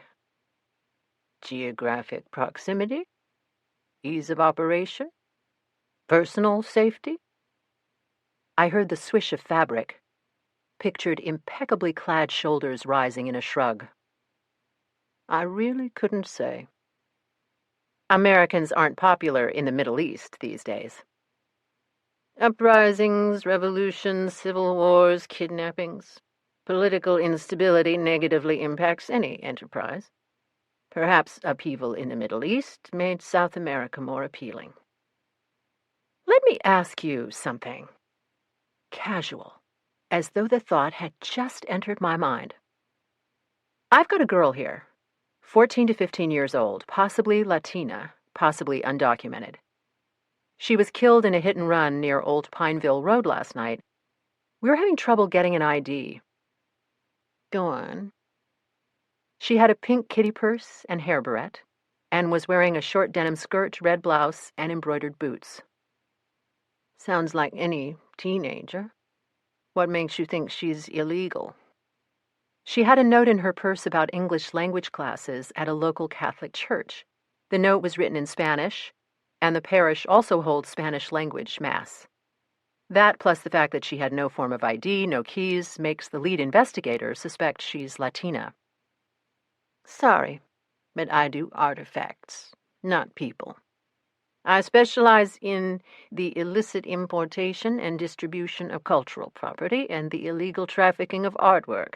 Besides, if this girl has not been determined with reasonable certainty to be illegal, ICE would not be involved. Is there a colleague you could ask?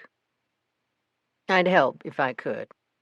But unless you know your victim was undocumented, and even then, Dew sounded distracted. It's not as if we have a list of every person who enters the country illegally. It's quite the opposite. Sorry. Sure. When might you complete your examination of the mummy bundles? Soon. Please keep me posted. Will do. And thanks for your time, Agent Dew. My fingers lingered on the cradled receiver, and my nerves buzzed with frustration. Dew was a dead end. Slidell had his mind glued to a theory. Time to call it a day. A lousy one. Again, the nagging thought. Had I missed something? Without making a conscious decision, I got up and walked to the cooler, my rubber soles squeaking softly in the stillness. Cold air whooshed when I pulled open the heavy steel door, enveloping me in the smell of refrigerated flesh. I flipped on the light. 6 gurneys lined the walls, 3 holding occupied body bags. I checked tags until I found the one marked MCME 580-13, unknown. I was glad no next of kin ever saw this frigid crypt. No mother ever viewed her child stiff from the cold. No husband ever gazed on his wife labeled with digits and letters. I swallowed. Partially unzipped MCME 580-13. The girl's hair trailed like seaweed across her forehead, tangled and yellow. Something wrong with her olive skin and dark lashes and brows.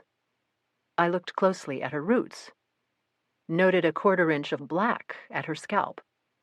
The girl's hair was bleached. Could Slidell be right? On reflex, I brushed wayward strands from the girl's face. The pink barrette loosened and fell to the side of her head. An image popped. Katie, blonde curls in dual ponies, plastic barrettes holding unruly escapees. I retrieved the girl's lone possession and clipped it firmly in place. My hand lingered, as it had on the phone. You have my promise. My voice sounded brittle in the small, icy space. I will find your family. I will send you home. Wanting to take a headshot, I reached for my iPhone. Empty pocket. My mobile was in my purse. In my car. In the courthouse parking lot. The car I couldn't retrieve because I had no ride. The car I couldn't drive because I had no key. Cursing, I rousted up the Polaroid. After snapping the girl's picture, I spent one more silent moment studying her features, then re-zipped the bag. Back in my office, I scanned the photo and emailed it to myself. Then I gophered through my desk drawers, hoping for peanut butter crackers or a stale granola bar. Lunch at the courthouse had been a Snickers. My food quest turned up zip. Great. I'd return hungry and empty-handed to my townhouse, to a peeved cat, and an empty fridge. I was Googling for locksmiths and taxi services when the phone rang again. The call changed my plans. 7. I don't normally tense at the sound of Pete's voice. Janice Pete Peterson's, my ex. Sort of. Long story. I fell for Pete in college. He was wrapping up law school, a post-frat boy charmer. Good mind, good body, good prospects, good talker. Our marriage was dandy for almost 20 years. Might have lasted if Pete hadn't started sharing his charms with other women. That aside, big aside there, once we separated and time soothed the anger and hurt, I grew to like Pete's company again. In the parlor, not the bedroom. Though, truth be told, the old embers can still smolder now and then. Like many former spouses, Pete and I remain permanently linked. There's our daughter, Katie, of course, and pets. When Pete travels, his dog, Boyd, is a guest at my townhouse. My cat Birdie bunks with Pete when I'm out of town. Sharing custody helps on both sides. Over the years, Pete's ringtone has come to signal a discussion of Katie or the exchange of details concerning animal transfer. Occasionally, a request that our daughter wants filtered through her old man, the softy. Tonight was not the ordinary call. Pete never dialed my office line. Oh, God. I saw the girl zipped in the bag across the hall, the girl who'd been left to die on the roadside. I saw Katie. What is it? Has something happened? Fingers death-gripping the receiver. Relax. Katie's fine. Where the hell have you been? I've been phoning you all afternoon. It's a long story. You're sure Katie's okay? I Skyped with her this morning. Night there. Her unit was just back from a training exercise. How'd she look? Wired, tired, bunch of GIs shouting nearby. How much can you tell? 1 year ago, Katie was a researcher at the public defender's office, bored, bitching, but safe in Charlotte, her single joy in life, her boyfriend and absentee landlord, Aaron Cooperton. Out of college and completing a stint in the Peace Corps, Coop had joined the International Rescue Committee and volunteered for aid work in Afghanistan. He was on his way to Kabul to fly home to Katie when an IED blew up his convoy. Katie was devastated by Coop's death. Unaware of her close connection to him, the Cooperton family had excluded her, even barred her from the private funeral they held in Charleston. Katie was left with no closure and no way to grieve. I watched my daughter start her mornings red-eyed and ragged, drag through her days. I listened and did what I could to comfort. Took her with me on a working trip to Hawaii. Nothing helped. It gutted me to see her in such pain. Maybe I should have guessed what was coming. Suddenly, Katie was sparkling again, enthused about life. The dark shadows under her eyes slowly faded, her chin reclaimed its cocky tilt. When she visited, it was no longer for hours, but for minutes squeezed in between pressing commitments. It was Pete who told me she'd enlisted. In a call like this. Katie had kept her plans secret until the papers were signed. "Don't worry," she'd said when finally we talked. "I won't be in combat." Right. On May 14, 2012, the United States Army opened HIMARS, High Mobility Artillery Rocket System, and MLR, Multiple Launch Rocket System, units to female soldiers for the first time. Early the next year, the military lifted its long-standing ban on women in combat. Upon completion of her BCT, Basic Combat Training, Katie requested MLR as her Military Occupational Specialty, or MOS. Following AIT, Advanced Individual Training, she was off to Afghanistan. WTF? I've consulted to JPAC, the military's Central Remains Identification Lab in Hawaii. I can play the acronym game, too. I brought my mind back to the current conversation. But how did she seem? Psyched? Talked about doing the same training as the men, artillery, cannon platoons. Oh, God. She's a tough kid. She'll be okay. You're right, it's just... I know, Sugar Britches. You see violent death every day. Don't call me that. She'll probably end up a general. You think she'll make a career of the Army? That's not what I meant. Why do you suppose she chose not to enlist in an officer candidate program? She's a college graduate. I think it was the time commitment. But Pete hadn't called about Katie. He'd have done that this morning after he talked to her. I waited for him to get to his point. So what's the long story? He asked. Really? I summarized my adventures at the courthouse and was shifting to the hit-and-run case when Pete cut me off. Sounds like your day sucked. How about dinner? What's the occasion? Wary. Can't I ask a soon-to-be ex-wife to dinner? I had a hunch what he wanted. wasn't about to get roped in. No way I'm playing marriage planner for Summer, so don't ask. In midlife, most men lust after sports cars. Pete had set his sights on a trophy wife. Summer was my 50-something ex-husband's 30-something bimbo fiancé. Best in show for tits. DQ for lack of IQ. You know how she is, Pete said lamely. I knew only too well. I'd agreed to mediate for Bridezilla once already, ended up catching flack from both sides. She needs guidance. She needs a muzzle and a tranquilizer dart. I didn't say that. The wedding from hell, postponed twice, now loomed near. At least 5 million people had been invited. School friends, work friends, friends of friends. Facebook boasted fewer chums than Summer. The wedding's in less than 2 weeks. Wait a day. That will change. She's panicking. Give her a Valium. She likes you a lot. Look, Pete, Summer is your problem, not mine. I know. It's just that I have depositions all week and a trial on the docket the instant we get back from Tahiti. I've been running around auditioning photographers, picking up thank you cards, crap you wouldn't believe. Every day there's a new crisis. Typical Pete. For 2 decades, I'd shouldered most of the child-rearing responsibility because his professional calendar always came first. Carpools, dentist, doctor, and orthodontist appointments, gymnastics, ballet, and swim team runs.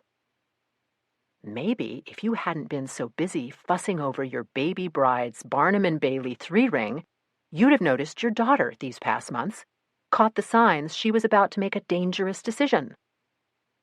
I didn't say that either. I waited, annoyed and anxious to hang up and phone for a taxi. Tempe, are you listening to me? I need the papers. The divorce agreement.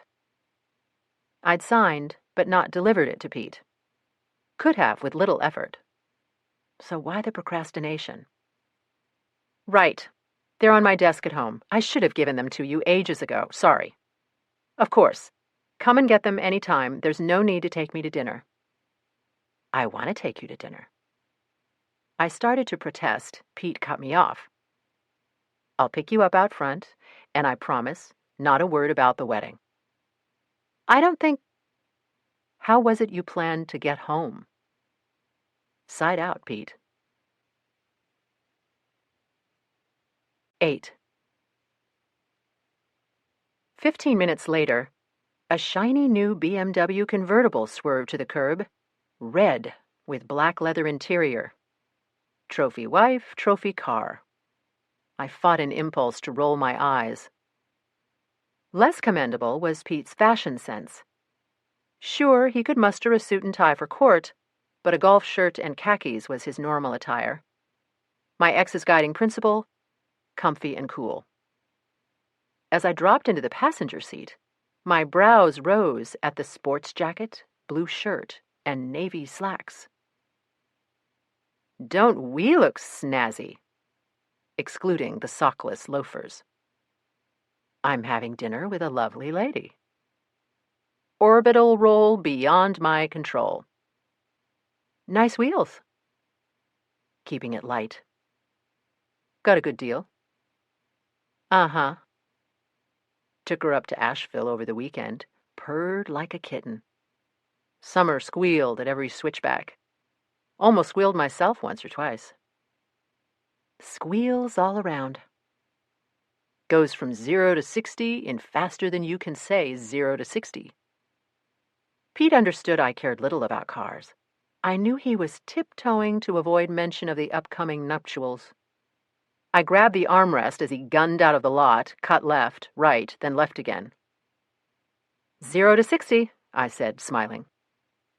Check out the sound system. Pete tapped something, and Maroon 5's payphone surrounded us in a moving cloud of noise that rendered further communication impossible.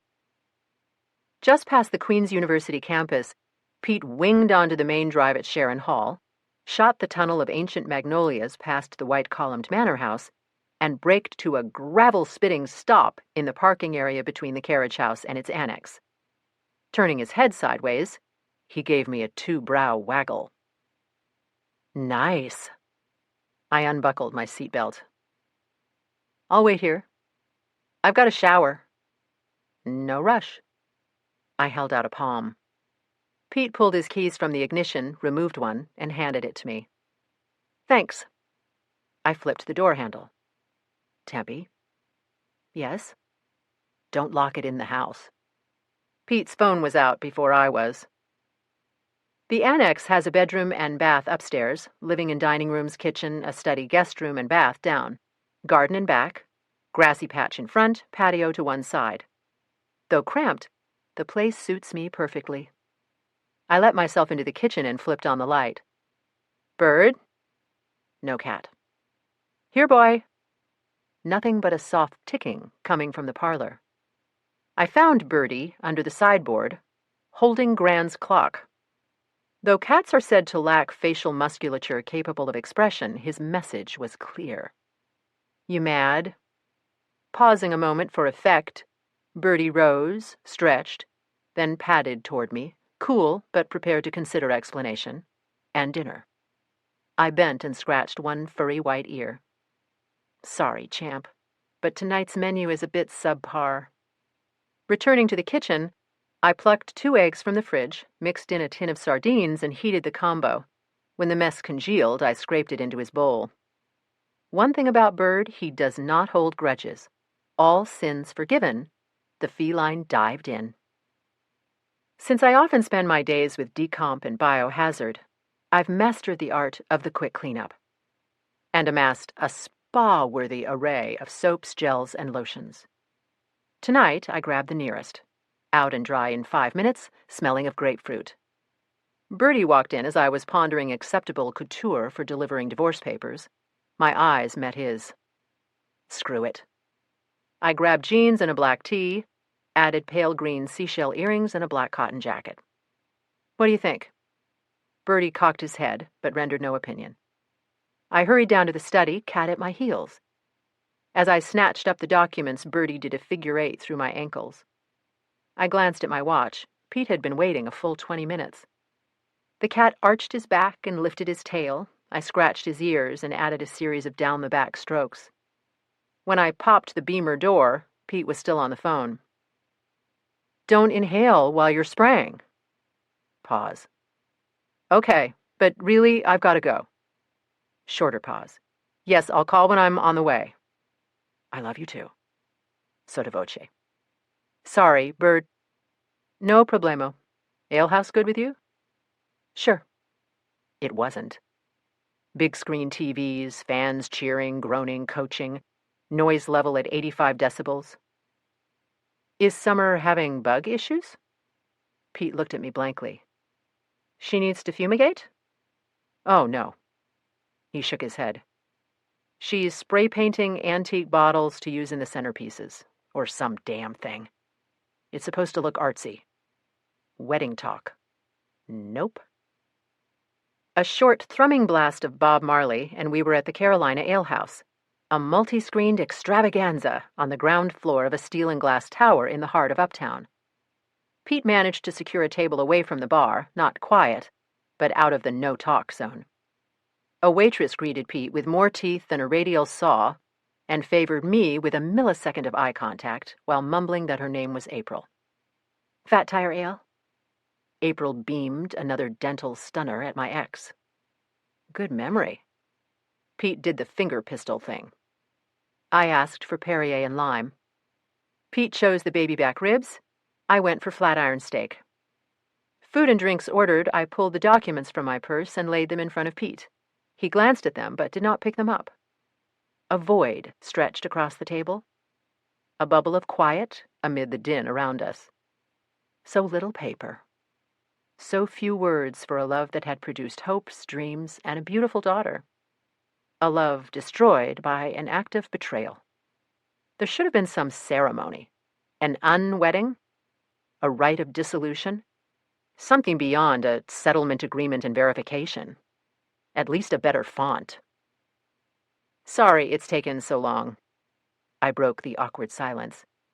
No excuse. I should have... It's not a problem, Sugar Britches. I'll have these filed before noon.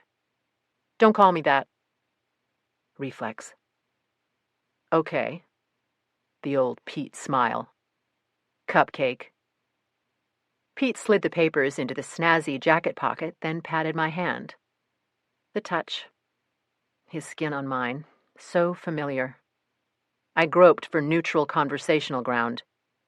Your wrongful death case, barrister? How's it going? I won't know until my doctor gets deposed in the morning. I told him about the criminal misdemeanor trial from which I'd escaped. He told me about a tooth that was causing him grief. Mercifully, April arrived with our drinks. Pete chugged, I sipped. And you? After another awkward pause. How are things with Monsieur le Dick? Monsieur le Dick. Pete's flip name for Andrew Ryan. Lieutenant Détective, Section des Crimes contre la Personne, Sûreté du Québec. My colleague, when I consult to the Laboratoire de Sciences Judiciaires et de Médecine Légale in Montreal. My on and off lover. Off now. Off forever? He's good. Bone. Never speak French, Pete. And don't ask about Ryan. Don't force me to voice my anxiety over his recent coolness, his distance. If Ryan and I truly were finished, the split wouldn't be as wretched as the one from Pete. There would be no bitterness, no angst, no stunned child to whom an explanation was due, no moving out, no division of property, no standing in line at the DMV to record change of address.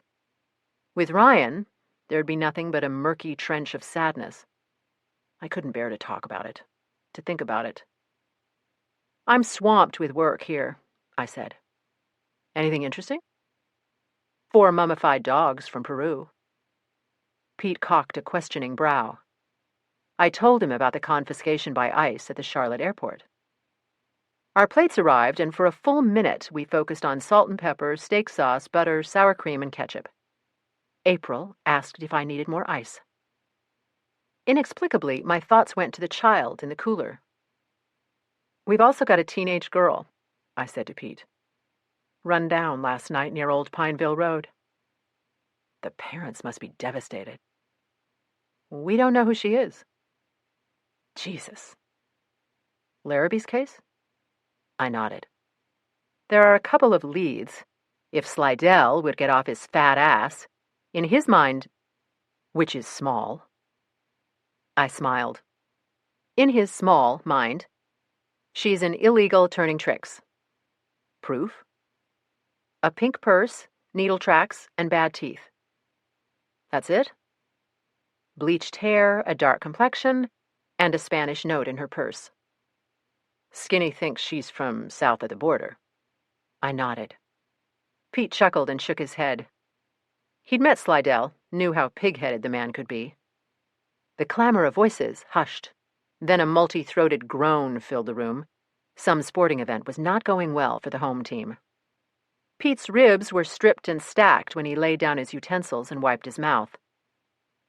Can I roll something by you? Sure. I have a friend, Hunter Gross. I don't think you know him. His nephew, John, is a Marine second lieutenant. Semper Fi, I snapped a salute. Pete had served in the Corps, still kept the Marine flag on a small stand in his office. Every November 10th, he celebrated its birthday with his old OCC buddies. Until a few months ago, John was serving as a platoon leader in Afghanistan.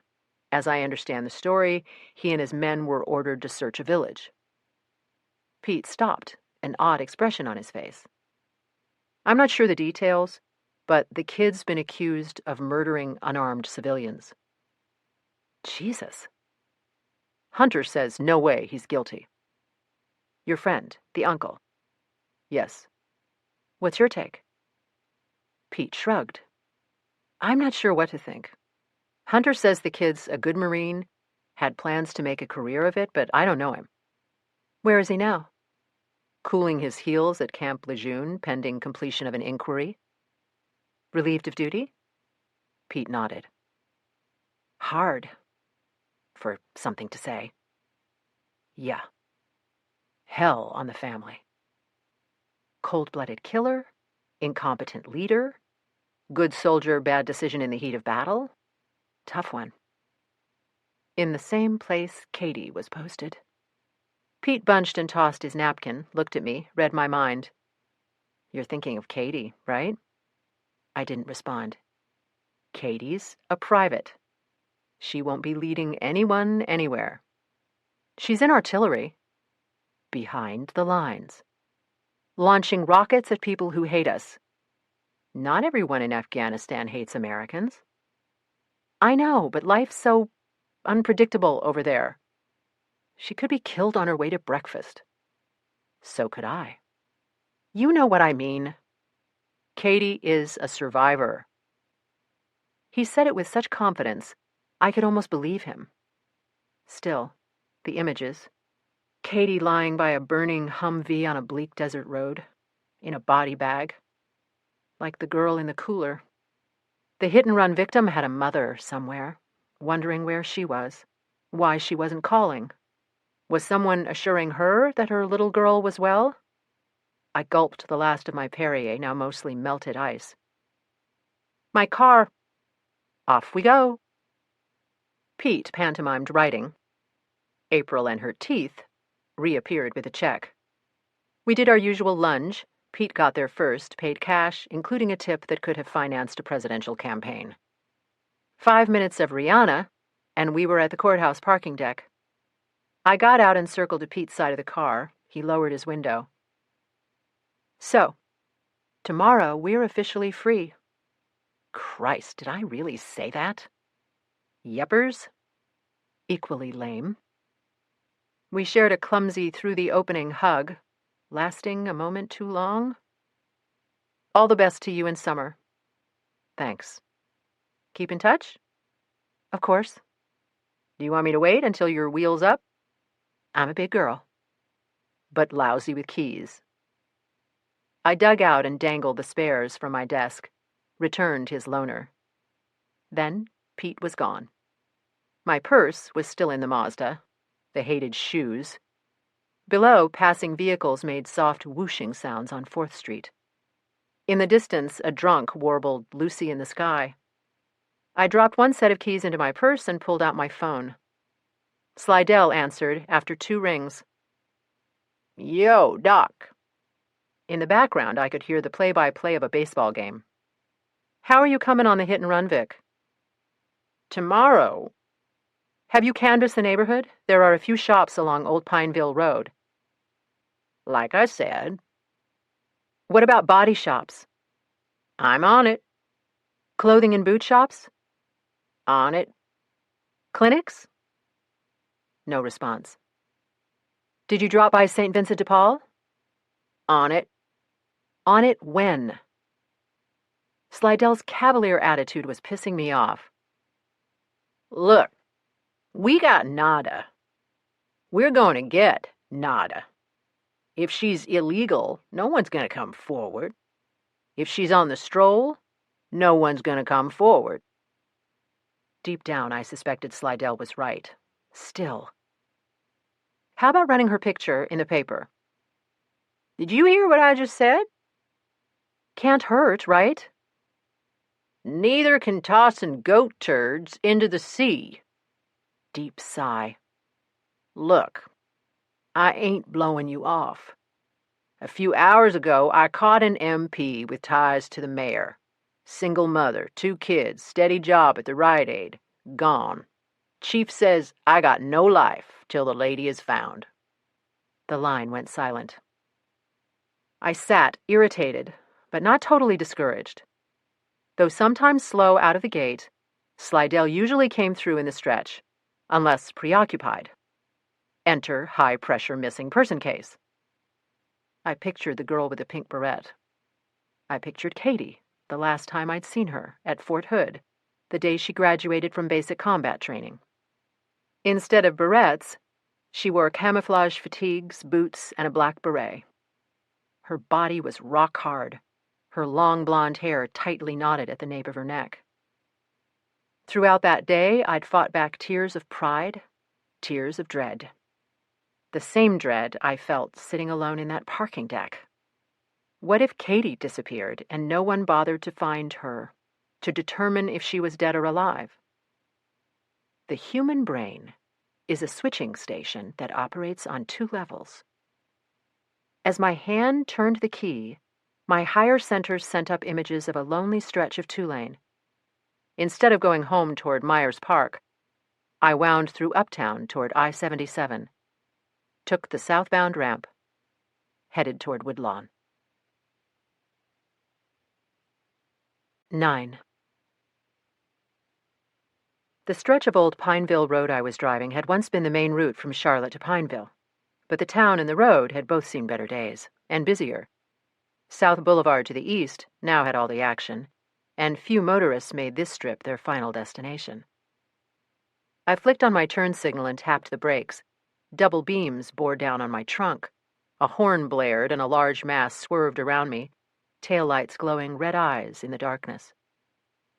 After reversing direction, back toward Uptown, I pulled to the shoulder and studied my surroundings. No sidewalks, no traffic signals. Deadly for pedestrians. Off my passenger side ran a broad strip of weeds and scrub vegetation. Beyond that, the tracks of the Lynx Blue Line, the first and only spur on Charlotte's light rail system. Had the girl come here by train? To what station? Woodlawn, Scalybark? If she descended from a Lynx platform, might someone have seen her? Had she come by car? On foot? Was she alone, with a companion? A kindly stranger who'd offered a lift, a burger, a drink? And above all, why? Why was she here? Larrabee was placing her time of death at somewhere between 11 and 2. What had lured a teenage girl to this isolated spot in the middle of the night, with no jacket, in the chilly weather? I knew the CSU techs had photographed and bagged every scrap of evidence, so why was I here after my long, frustrating, blister-raising day? To see for myself. To hear, to smell, to sense the place. Keys firmly in my pocket, I popped the door. A gust of wind caught my hair and flipped the hem of my jacket. Though summer lingered by day, come sunset the air was already turning cool. I zipped up to my chin. I was more warmly dressed than my Jane Doe had been. Why? An adolescent fashion statement? A rushed departure? Anticipation of an evening indoors? I pictured the high-heel boots and denim skirt. Meaningless. Kids dressed like that to hang out at the mall, attend school, or party with friends. A train whistled softly in the distance. Not the light rail. A freight line on parallel tracks. Norfolk Southern? CSX? Aberdeen and Carolina Western? Had the girl hopped from a boxcar and walked to Old Pineville Road? A long shot, but possible. If the girl had arrived by car, it was doubtful she asked to be dropped here. Did the driver force her to disembark? Why? An argument? The conclusion of a cash transaction? I thought about the semen stains. Was the sex consensual? Was it followed by a disagreement, her slamming from a vehicle in anger? Was she raped, then tossed aside like last week's trash? Was Slidell right? Had the girl tried to turn a trick and been run over by a renegade John?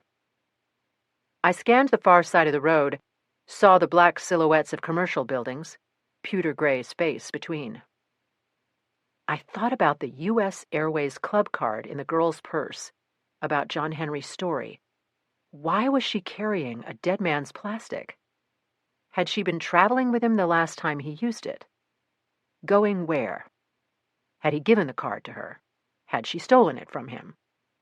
It was nothing she could have used without him present. Why had she kept it? The girl's body was found near the intersection of Old Pineville and Roundtree, a short distance in front of me. Was she running when hit? Standing still? Walking? How far had she crawled after being struck? A truck rumbled by, arcing wide to avoid my Mazda. Note to self. Have Slidell check with truckers frequenting this route. Appeal to motorists driving here late last night. But he would know to do those things. Did the girl see the vehicle that killed her? Did she try to avoid it? Or was she hit before sensing danger? I stood a moment, shivering, listening. The silence was broken only by the tick-tick of a wind-tossed wrapper, a muted car horn. My nose took in the scent of oily cement, exhaust, dry leaves, the way they smell only in autumn. I scanned up and down the pavement. On the opposite side, maybe a quarter-mile behind me, I detected a faint blue and red twinkle I hadn't noticed before. Sliding behind the wheel, I hung a Yui and drove toward it. The twinkle came from a white stucco cube that probably began life as a filling station. Christmas lights rimmed a front window in which faded announcements covered most of the glass. Red lettering on the front wall identified the establishment as the Yum Tum Convenience Mart. The only vehicles present in the Yum Tum's lot were a rusty gray pickup and an ancient red Ford Escort. I parked beside the truck and got out. Through the iron-barred glass door, I could see a single clerk behind a chest-high counter. An alarm beeped when I entered. I noted ceiling cameras, one facing the counter, another in a corner pointed at the door. Both looked old. I guessed they were programmed to re-record every 24 hours, if they functioned at all. Note to self, ask Slidell about security tapes. A man in Bermuda shorts, high-top sneakers, and a Panthers jersey was paying at the register. While waiting him out, I took in more detail. Beer, soft drinks, and milk in the coolers. Racks of salted this and fried that with warnings of health hazards printed on the bags. Donuts under warming lights, glistening like plastic. Hot dogs revolving on a greasy rotisserie. The place was an intestinal terrorist attack. Wordlessly, the clerk handed Bermuda's his change. She had platinum hair, milky skin, and dark goth eyes. The effect was both tough and innocent, like a preteen Halloween mishap. As Bermuda's exited, I plucked a pack of mints and approached the counter. Busy shift? That it? It is. I held out a 10. Were you working last night? I work every weeknight. So you saw the accident? The Morticia eyes rose to mine, narrowed. Sort of. What did you make of it? Why are you asking? I'm with the medical examiner's office. I examined the victim. Like her body? No, genius, her argyle socks. Yes, her body. You're like the coroner? I work for the medical examiner. Like at a morgue? Remove the word like from her vocabulary and the kid would be tongue-tied. Yes. I guess that's cool. She slammed the register and handed me my change. Did you have to go to school for, like, decades? Yes. May I ask your name? Shannon King. Are you a student, Shannon? I gestured at an anthology of short stories lying on the counter. I'm taking some classes at CPCC. That's very enterprising. My English instructor makes us keep a blog. It's a bitch because, I'm here every night, some afternoons. How much can you say about Cheetos and Pepsi? Must make you a good observer. King eyed me, uncertain if I was mocking her. Then, I guess. The accident, for example. I saw a zip. Heard nothing until the sirens. Really? Look, I thought what you're thinking. I said to myself, Shanny, you must have heard something. Tires, whammo, something. I didn't until the sirens.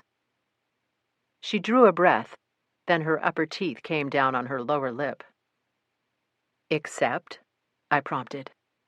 I don't want to sound stupid. Too late. Of course you won't, I said. I'm not sure. I may be, backfilling. Any little thing could turn out to be important. Maybe someone screamed, but not nearby, and it was more like a yelp. But It could have been a passing driver changing radio stations, or a cat. Or a scream. Yeah, a scream. You didn't go out to check? Yeah, I did. The store was totally empty, but there was nothing. Same as every night. Did you see any vehicles slowing or accelerating rapidly? Nuh-uh. It was good that you looked. Listen, I'll try to comb my memory. She shrugged, embarrassed at what she viewed as unbridled enthusiasm. Might help my blog, that's all. That would be good. Or I can ask customers. Be cool about it, did you see that accident Monday night? The way you did with me. I passed her the Polaroid I'd taken in the morgue cooler. Have you ever seen this girl? Is that her? Staring at the photo. The girl that got killed? Yes. Holy shit, she's young. Yes. What's her name? We don't know. We're trying to find out. I wish I could help. She started to slide the photo toward me on the counter, stopped. I could keep it, show it around. You want I should do that? I considered, decided against it. Not with her alone here at night. No way I wanted her alerting the wrong person. I'll talk to the investigator in charge about getting you a copy. What's his name? Detective Slidell. He'll call me? He'll do that. I handed her my card. Please phone if you think of anything at all. My hand was on the door when her question stopped me. What was she doing out here so late? I don't know, Shannon, but I will find out. 30 minutes later, I was home in bed. 10. That night, my dreams were ragged snatches, all forgotten upon waking, save one. Ryan was walking down a shadowy road overhung with dark intertwined branches. His back was to me. I called to him, but he didn't stop. A car approached from beyond, illuminating his long, lanky form in the brilliance of its headlights. Ryan turned. Slowly, his features morphed into Pete's. The Pete Ryan figure came toward me, twirling a folded umbrella. When close, he poked my side with a tip, again and again. I opened my eyes, felt pressure under my rib cage. Reaching beneath me, I felt something hard on the mattress, retrieved it. My Latvian amber ring had slipped from my finger, or I'd worried it off in the night. Either way, one thing was clear. I'd lost weight. Not long ago, the fit had been tight. Stress poundage? I lay a while, replaying the dream in my head. What would old Sigmund think? I pondered the Peruvian dogs, considered the best approach. Then I remembered something far more important. Wednesday morning, Katie and I were scheduled to Skype at 0900, as she'd put it, East Coast time. My eyes shot to the clock. 7:55. I quickly showered, shampooed, and dried my hair. As I exited the bathroom, my iPhone was singing. I reached it too late. The phone icon indicated 2 voice messages. A third landed as I stood with a device in my hand. Seriously? In 20 minutes? I ran through the list. The vet's office had called with a reminder about Bertie's annual checkup. Pete, no message. With congratulations on a successful divorce. Shannon King. It took a moment for the name to click. The clerk at the Yum Tum. King left a number and asked that I call her. Time check, 8:20 a.m. I pulled on sweats, barefooted down to my office, and launched Skype on my Mac. Katie wasn't online. Made sense. I was 40 minutes early. It was only 4:50 p.m. in Afghanistan. Bertie jumped up and nudged my hand from the keyboard. Sorry, Bird. Breakfast it is. The cat followed me into the kitchen and watched as I concocted another feline gastronomic delight. Tuna with instant oatmeal. I vowed to hit the PetSmart that day for a case of canned food and a huge bag of Crunchers. Cat fed, I spooned French roast into the basket, added water, and clicked on the coffee maker. While Mr. Krups did his thing, I phoned Shannon King. She answered, sounded distracted or sleepy. Listen, I'm combing my mind, like we said. How long could that take? Good, I said. But I'm coming up empty. I promise. Tonight I'll be all over this. That's great. I checked my watch. And I was thinking, maybe I could come to the morgue. The morgue? Thank you for offering, but non-professional visits aren't allowed. It's a question of security and bio protocol. But please let me know if you remember anything. Returning to the study, I checked Katie's online status with Skype. Nope. Fair enough. 8:28 a.m. here, 4:58 p.m. there. To kill time, I did a quick scan of my email. 3 donation requests, an ad for a natural way to burn fat, a picture of Harry with an Irish wolfhound and her current squeeze. One was named Bruce, the other Albert. I'd no idea who was who. An exercise after 40 newsletter. Nothing from Katie. Good. No cancellation. Unable to sit still, I raced up the stairs, 2 at a time. Exercise after 40. Returning to the bathroom mirror, I dabbed on mascara and blush, as though Katie would notice. More after 40 exercise down to the kitchen. A refill on coffee, then I rechecked Skype. No change. 8:42 here, 5:12 there. I rolled my chair sideways and plucked an issue of JFS from the shelf above the desk, scanned the table of contents.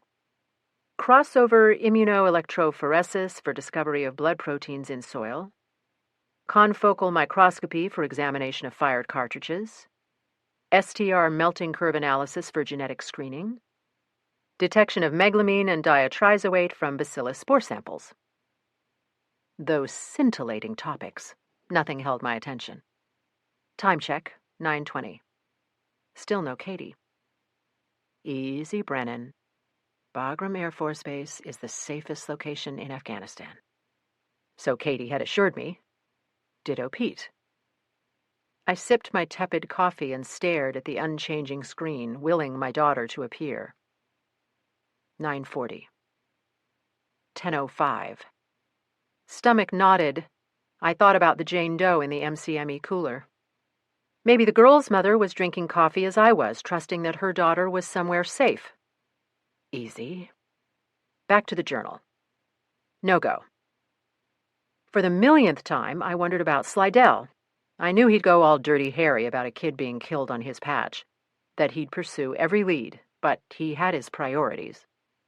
The disappearance of a hard-working single mother who was locally known forced the death of an unknown probable illegal and possible hooker onto the back burner. On screen, the digits in the upper corner changed to 10:22. She's calling from a USO center, I told myself. Dozens lined up for the internet. Troops talking to their wives, their husbands, their kids, their mothers, lingering over goodbyes. Keep busy. Do your job. I reduced Skype to the dock and entered a series of keystrokes. In 2005, recognizing a need to address the dual problems of missing persons and unidentified remains, the National Institute of Justice held a giant meeting in Philadelphia called the Identifying the Missing Summit. Later, a deputy attorney general created the National Missing Persons Task Force and charged the U.S. Department of Justice with identifying and developing tools to solve missing person and unidentified decedent cases. The task force recommended the creation of a centralized databank. The National Missing and Unidentified Persons System, NAMUS, resulted from that recommendation. NAMUS is free online and available to everyone. The NAMUS homepage appeared on my screen with links to 3 databases: missing persons, unidentified persons, unclaimed persons. Hoping someone had reported my Jane Doe missing, I chose the first. Search parameters appeared. I entered sex as female, race as white, age as adolescent. Leaving the category ethnicity blank, I filled in date last known alive, age last known alive, and state last known alive. Then I hit search and got 0 matches. I changed the age descriptor to late teen young adult. Still, no matches. I entered Hispanic Latino for ethnicity. Nada. Changed the age descriptor back to adolescent. Nothing. Disappointed but not surprised, I did the only thing I could. Taking information from my copy of the girl's ME file, I entered her into the unidentified persons database. Physical, medical, and personal descriptors, clothing, accessories, a brief summary of the circumstances surrounding her discovery. There was so little to enter. No scars, no tattoos or piercings, no dental work, no implants, no deformities. Just a normal, healthy teenager, dead. 10:40. Still no ring from Skype. Head to the office and get on with the mummy bundles? I decided to give Katie a few more minutes. I logged into the DOE network, the International Center for Unidentified and Missing Persons. Same result. I was finishing up when my iPhone sounded. Yo, Doc. Slidell was chewing on something. Yes? Staring at a picture of Katie taken 2 summers back at the Outer Banks, wind-tossed and caught by late afternoon sun, her long blonde hair shimmered like gold. Spent some time with the Brain Trust out on Old Pineville Road. These dipshits couldn't find their own assholes if... Did you learn anything useful? You kidding me? Checked out a party junk store, a U-store facility, a garden center looked like it specialized in mold, and a dozen other shitholes holding on by suction cups. Welding shop was my personal favorite. Chick at the desk must have spent a whole lot of time sucking fumes. Could have waltzed the corpse in with me and dumb Bella wouldn't have taken notice. No one recognized the photo? I'd sent Slidell a copy of my cooler Polaroid. No one knew shit. Did you visit a convenience store called the Yum Tum? Yeah, that was a treat. Did you ask about security tapes? Camera's broke, because the owner's broke. Fuckwit actually said that. Did any other businesses have CCTV or security cameras? Maybe one that might have caught the road? Maybe even the accident? Same story everywhere. The tapes are reused every 24 hours. What about the vehicle? Did you get a lab report back on the paint? Oh, yeah. They put it right at the top of the priority list and sent the report over by limo. Did you try body shops? Ask if anyone brought in a car with damage consistent with a pedestrian hit? You been drinking a lot of coffee this morning? Ignoring that, I told Slidell about my NAMUS and DOE network searches. No surprise there. Larrabee sent her through every system on the planet. I checked MP cases. No one's reported a kid missing that fits her profile. How far back did you go? Far enough. Clearly, she ain't local. She could be a runaway. For several beats, no one said anything. I could hear muted traffic noises in the background. Slidell spoke first. The kid's moving under the radar, carrying no paper, no keys, nothing. The odds we hang a name on her ain't real good. What are you gonna do? We've still got to try. Chief's got my balls in a sling with this woman's gone missing.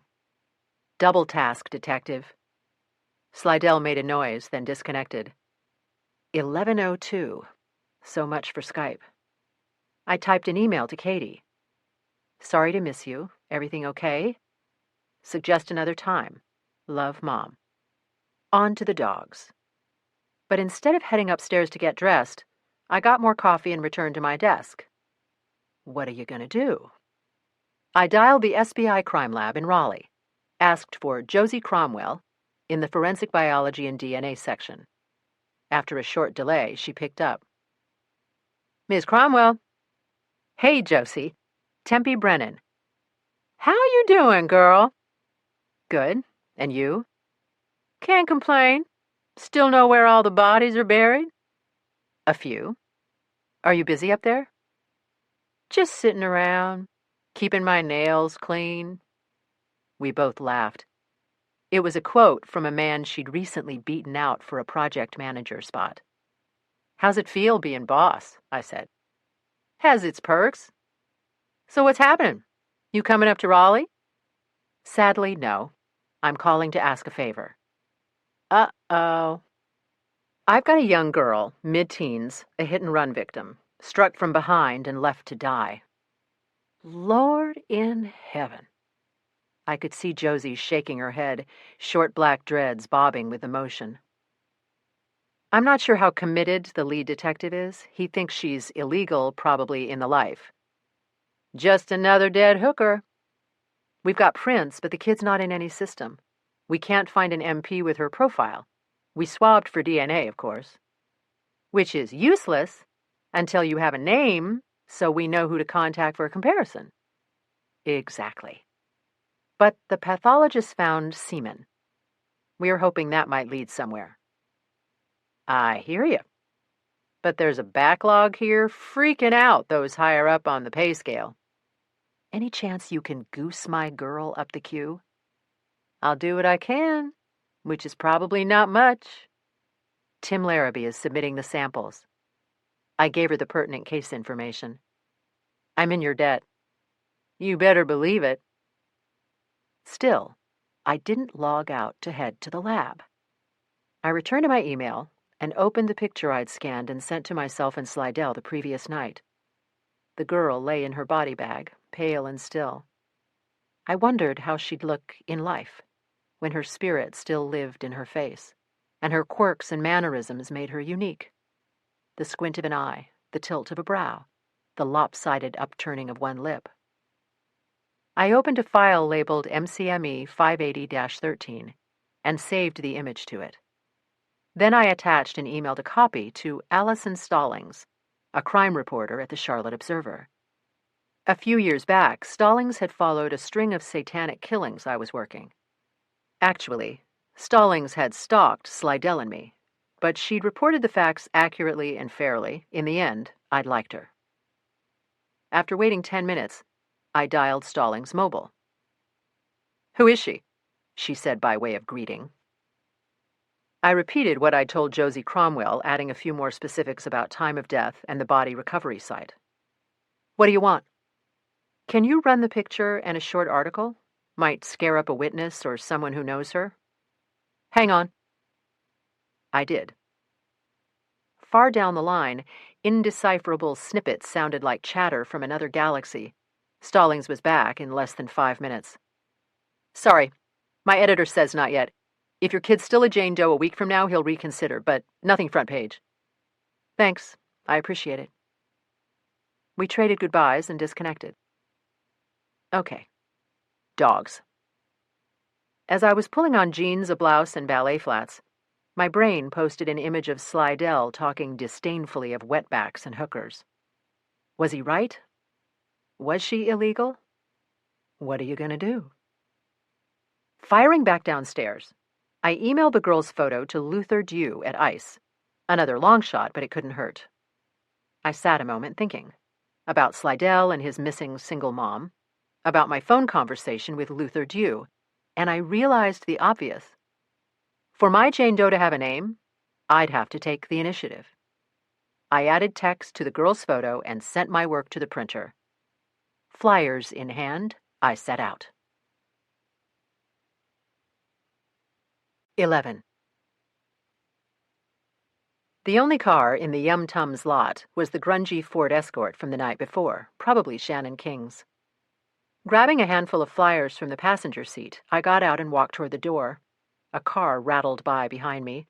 Gravel crunched underfoot. In daylight, I could identify some of the neighbors. A tool and die company, an outfit with its lawns full of cast concrete, a screen printer's shop, a crumbling sprawl that looked like an old Motel 6 converted to apartments. No phone, no pool, no pets. Thanks, Mr. Miller. The Yum Tums front window was blanketed with notices, some fresh, most yellowed and curling at the corners. I stopped to read a few through the grimy glass. Missing cats and dogs, one parakeet, good luck with that. An ad for a wet t-shirt contest at some bar, probably long since belly up. An author hawking her self-published book, Mind Over Weight. Seriously? At Fat Cells R Us? King was behind the counter, thumbing through a copy of OK magazine. The clotted lids lifted when I jingled through the door.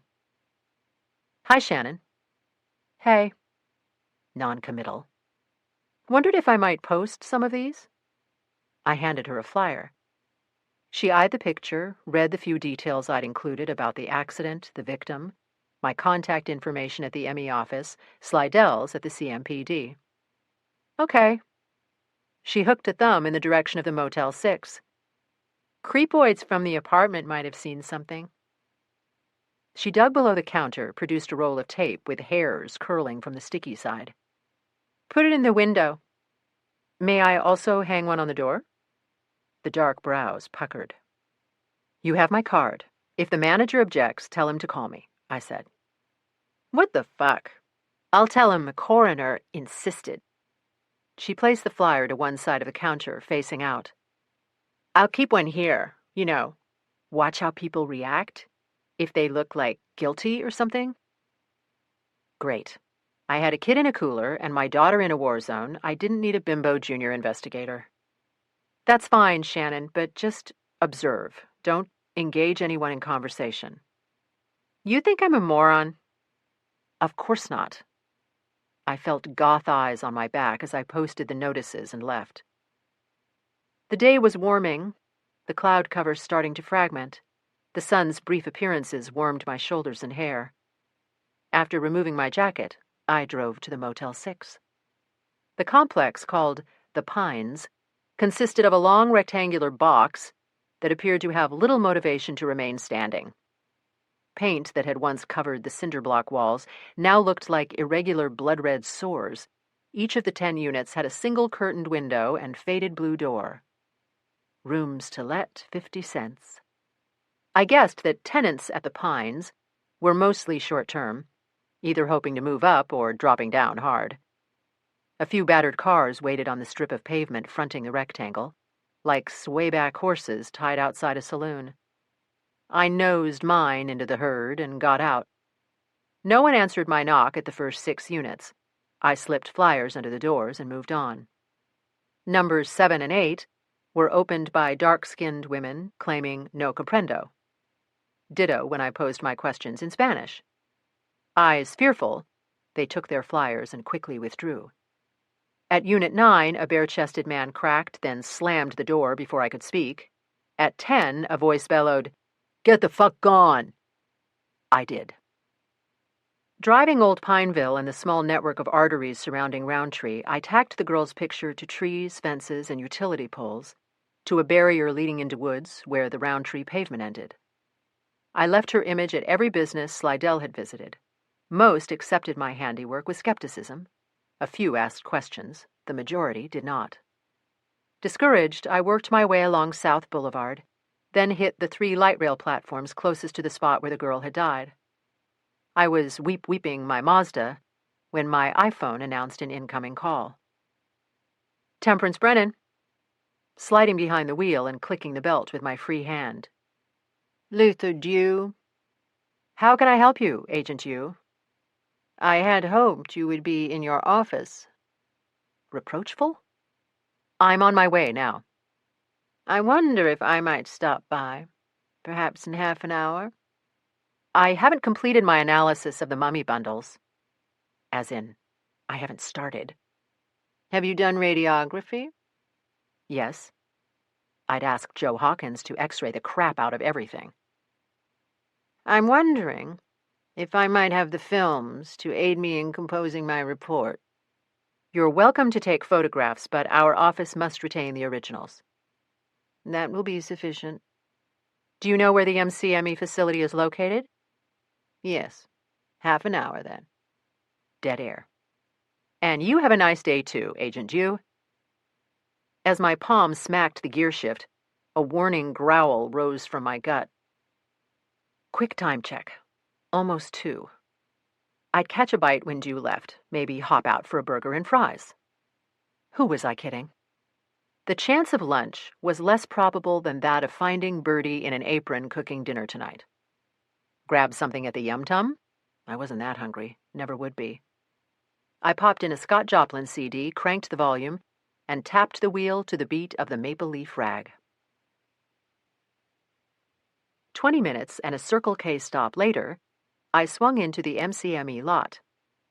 Mrs. Flowers buzzed me through, smiling as always. I waited for her usual decorous briefing.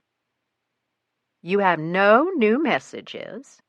Dr. Larrabee is out. No one else has requested time with you. The I in time was 3 miles long. Thank you. Someone from Immigration and Customs Enforcement will be here shortly, Special Agent Luther Dew. The mummified dogs? The pencil brows lifted a millimeter on the powdered forehead. Has Joe completed the x-rays? He placed them in the small autopsy room. Thanks. Please give me a heads up before sending Dew back. Of course. En route to my office, I glanced at the caseboard. Nothing new for me. I was checking my inbox when the phone rang. Great. Your special agent is here. No tremble, no quivery breathing. Point of information. Though as refined as any daughter of Dixie, in the presence of the tall, dark, and handsome, Mrs. Flowers not only blushes, she goes all Marilyn breathless. So, Dew wasn't much to look at. Can you hold him 10 minutes before sending him back? Certainly. In the small autopsy room, each light box held a film, and large brown envelopes lay beside 3 of the 4 plastic tubs. Shifting from box to box, I flicked switches and viewed x-rays of the contents of the first bundle. Good. Removing those images, I moved on through the other 3 series. I was peering at the last film when footsteps clicked down the corridor. I turned. A pink beluga filled the open doorway. No fedora, bow tie, or suspenders. Dew wore a white shirt, blue tie, and pinstripe navy suit. A very large one. I put him at 6'2", minimally 300 pounds. I stepped forward and extended a hand. Tempe Brennan. Luther Dew. Firm grip, but not a testosterone crusher. Dew's eyes flicked past me, came back. Thank you for making time. The high voice sounded wrong, emanating from the supersized body. Of course. Again, Dew's gaze went to the x-rays. I noted that his eyes had oddly violet sclera. Please. I gestured him to the nearest light box. Come closer. Dew's fleshy neck stacked into layers as his head tilted left, then right, to make sense of the superimposed long bones, ribs, and other anatomical parts. It doesn't look human, he concluded. Canine all the way. Note the snout, the teeth, the tail vertebra. I pointed to each. The others are similar? I nodded. Though I've made only preliminary observations. Now there was an understatement. One appears to be a puppy. Dew spent a few more minutes studying the compressed skeleton glowing white on the film. I appreciate your limiting your examination to non-invasive methods. Unless I spot something suspicious, I shouldn't have to disturb the wrappings. The Peruvian archaeologists will appreciate that. Dew pulled out and waggled a small point-and-shoot Nikon. May I? I switched x-rays until he'd photographed all 4 sets. Then he shot pics of the unopened bundles. When he'd finished, we both stood a moment, regarding the dogs. A thought struck me. What the hell? The hit-and-run victim we discussed remains unidentified. Dew looked down at me blankly. The girl that Detective Slidell suspects is undocumented? Would you like to view the body? I really don't see how that can be useful. We're here, she's here. What can it hurt? Before Dew could object, I led him into the cooler, centered the proper gurney, and unzipped the bag. To his credit, Dew didn't leave. Nor did he show any emotion. A moment passed, then, "This is very sad. But I really can't help. Is there somewhere we can talk? I re-zipped the girl and we moved to my office. Dew filled a good hunk of it. I waited for him to divulge what was on his mind. As part of its investigation, ICE has begun examining Dominic Rocket's finances. Dew took my lack of response as non-understanding. We are looking at Mr. Rocket's bank records, purchase histories, tax returns, for example, among other things. The guy talked like he was reading from a training manual. The gentleman has assets difficult to explain by the totality of his pension and disability income combined with the proceeds from his import business. Meaning? I knew what it meant, but it seemed Dew needed feedback. Dominic Rocket may be a larger player than we suspected. You think he's a smuggler? Dew shifted a lot of poundage in a surprisingly elegant manner. These dogs may be the tip of a very lucrative and disturbing iceberg. My stomach chose that moment to voice another notice of need. I reddened. Dew might have. I couldn't tell. His face was already so flushed. But I've engaged you too long. Dew rose. You'll keep me in the loop? I asked. Certainly. You've been very cooperative. Cooperative? What was I, a suspect? Thank you. I pulled a flyer from my purse. Perhaps you'll float a few questions about my Jane Doe? Dew was studying the photo when the landline shrilled. I'm sorry to interrupt. Mrs. Flowers sounded tense. But the caller is insistent and sounds rather upset. An image of Katie flashed in my mind. I'll take it, mouth dry. As I mimed sorry to Dew, the ambient sound on the line changed. Picture on the flyer? The voice was low, the connection awful. Are you referring to the notice about the hit-and-run victim? I asked, baffled. Girl dead? The caller sounded female. Yes, she is dead. Hurt her. Scared. Scared of what? Garbled static. Allward. Ma'am, can you hang up and call me back? Wrong. I had to tell someone. Do you know who the girl is? Click. Dial tone. 12. If you'd like to make a call, please hang up and... I depressed and released the button, then punched in Mrs. Flowers' extension. Busy. Again. Still busy. Come on, come on. The caller had sounded guarded. Did she break the connection? Did someone else? I'm sorry, to Dew. That may have been a tip on my Jane Doe. I understand. This time Mrs. Flowers answered. I apologize, but... The last caller, do you have a number? A pause, then. I do. Dew watched as I jotted the digits. Then, again, thank you, Dr. Brennan. I'll let you know when you can collect the dogs.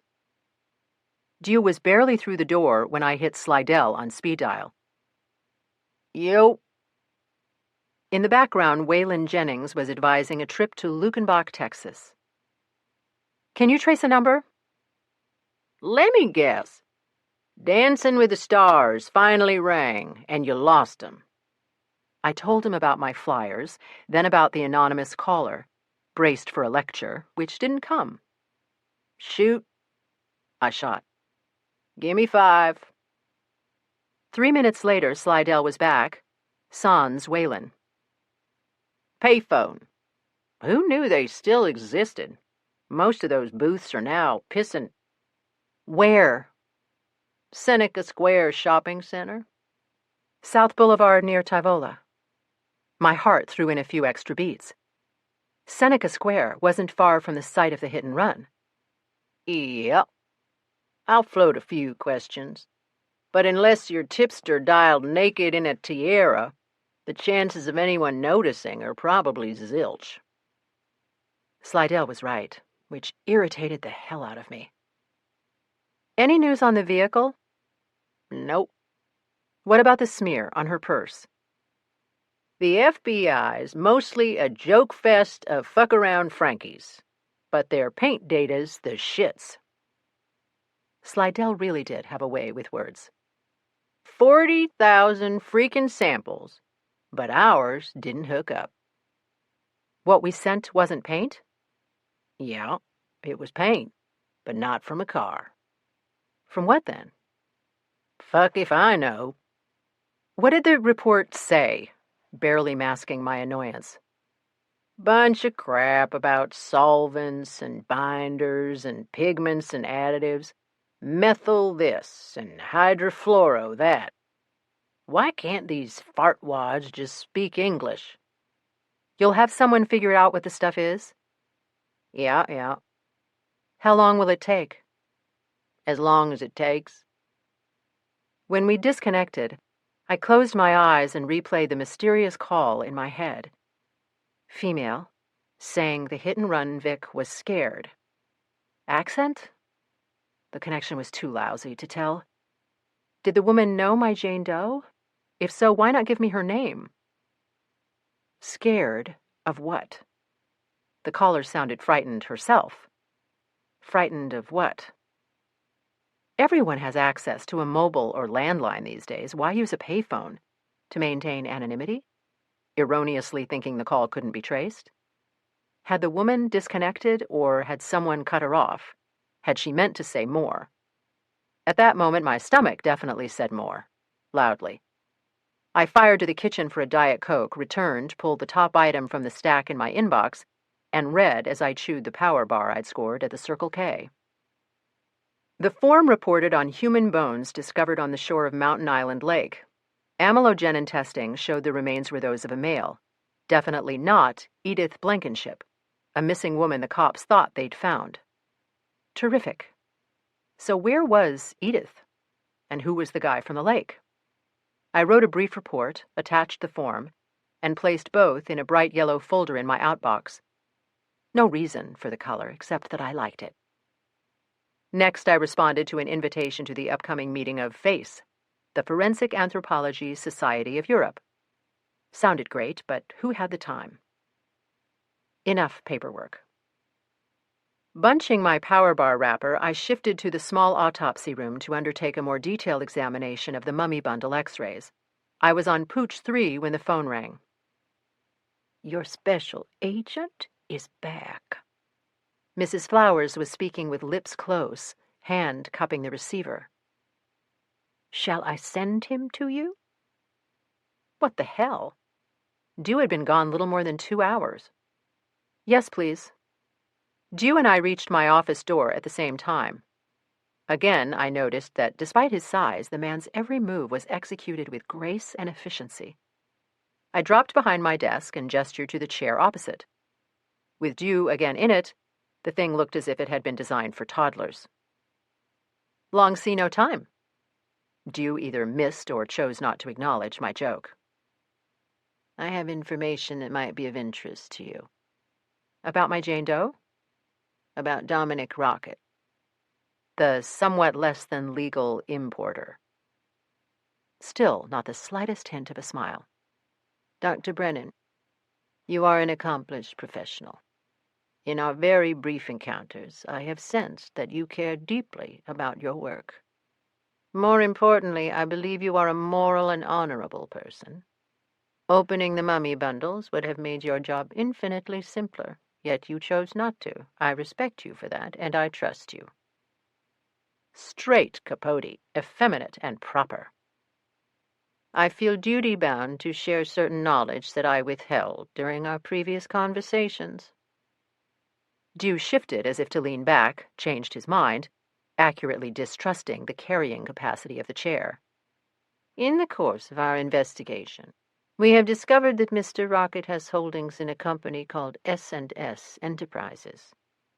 Since S&S is a privately held entity, little information is publicly available about its structure, activities, or shareholders.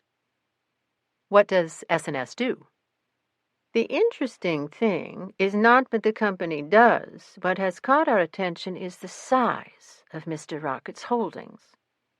Based on what we've ascertained thus far, it seems his interest totals upwards of $100,000. Pretty big bucks. As we discussed earlier, Mr. Rocket's officially reported earnings are modest. Money from his military pension and his import business. Dew nodded. Thus, we must question the source of income allowing such a substantial position. Ice thinks the guy's dirty.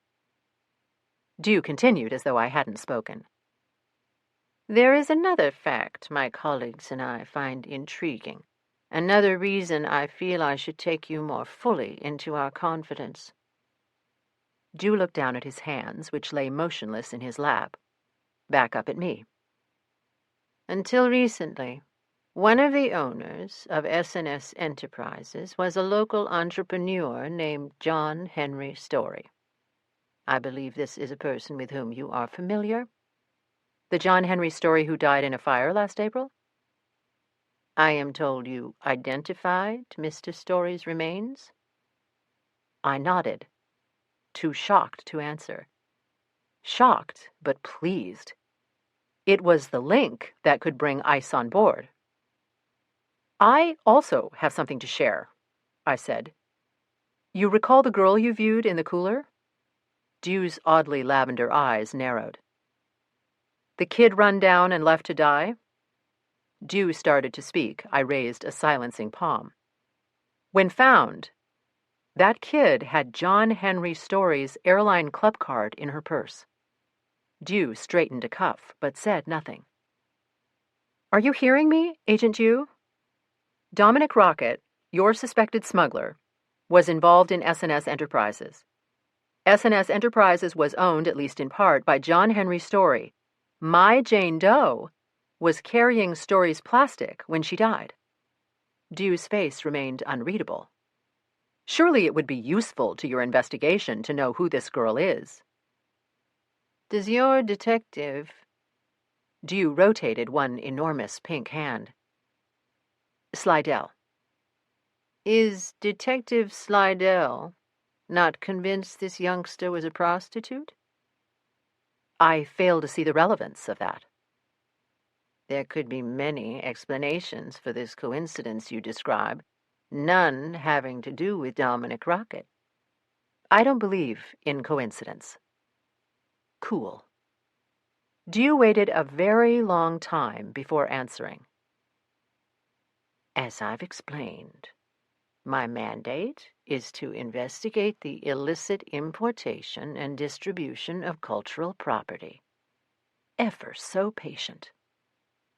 At present, our focus is on Dominic Rocket's financial status as it relates to his potential culpability in such activities. Should it turn out that your victim was somehow connected, I will, of course, reconsider. But an airport lounge card in the purse of a suspected prostitute? Dew tipped his head and raised his brows. Seriously? I fought the urge to kick his prissy but substantial derriere out of my office. Instead, I smiled. Is there someone else who might? At the moment, we are woefully understaffed. Dew rose. For now, regretfully, your girl's case must remain with local authorities. My roommate was in the kitchen when I came through the door. Hey, Bird. The cat sat, curled his tail around his legs, and regarded me with round yellow eyes. I dropped my briefcase, squatted, and stroked his head. He stood and arched his back, looking hopeful, expectant, maybe just hungry. More guilt. I'd yet to buy cat food. Why hadn't I stopped at a supermarket? At least a convenience store. Now I would pay the price for obsessing with work and ignoring household. The cat? Not so much. Knowing the refrigerator was a dead zone, I went to the pantry. Bird nosed through the crack as the door swung open. Placing his forepaws on the bottom shelf, he stretched to his full bipedal height and sniffed. Right. Instant grits it is, with the remaining tuna. Watching the cat devour his second supper of porridge à la mer, I had to smile. After 2 frustrating days, it was nice to please someone. Quick check of my house phone, no messages. Quick check of the produce bins. 1 3-pack of romaine lettuce going brown, 4 shriveled carrots, a cucumber the consistency of Play-Doh. The shelves held orange juice, Diet Cokes, plum preserves, olives, condiments, and a carton of milk 10 days past its sell-by date. The freezer offered 1 frost-covered burrito and a chicken pot pie. While the pot pie heated, I logged into Gmail. Nothing from Katie. Relax. She's fine. No news is good news. Nothing from Ryan. Why hadn't Katie contacted me? Email, text. She knew I'd be crazy with worry. Daily communication wasn't possible, but she'd been so good, and she'd never failed to Skype at a prearranged time. Grand's clock bonged 8. Though tired and anxious, I forced myself to stay busy. The rest of the emails were either ads or matters of no urgency.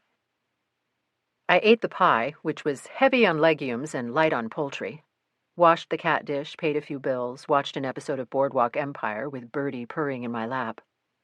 Fought the urge to check Gmail every 10 minutes. At 10, I showered and hit the sack. Sleep? Who was I kidding? No toe testing or tentative waiting. My brain dove straight into a whirlpool of anxiety. Who was the dead girl? Why was she out with no identification or keys in the middle of the night? Had someone removed the contents of her purse? Why lift her ID but leave John Henry Story's club card?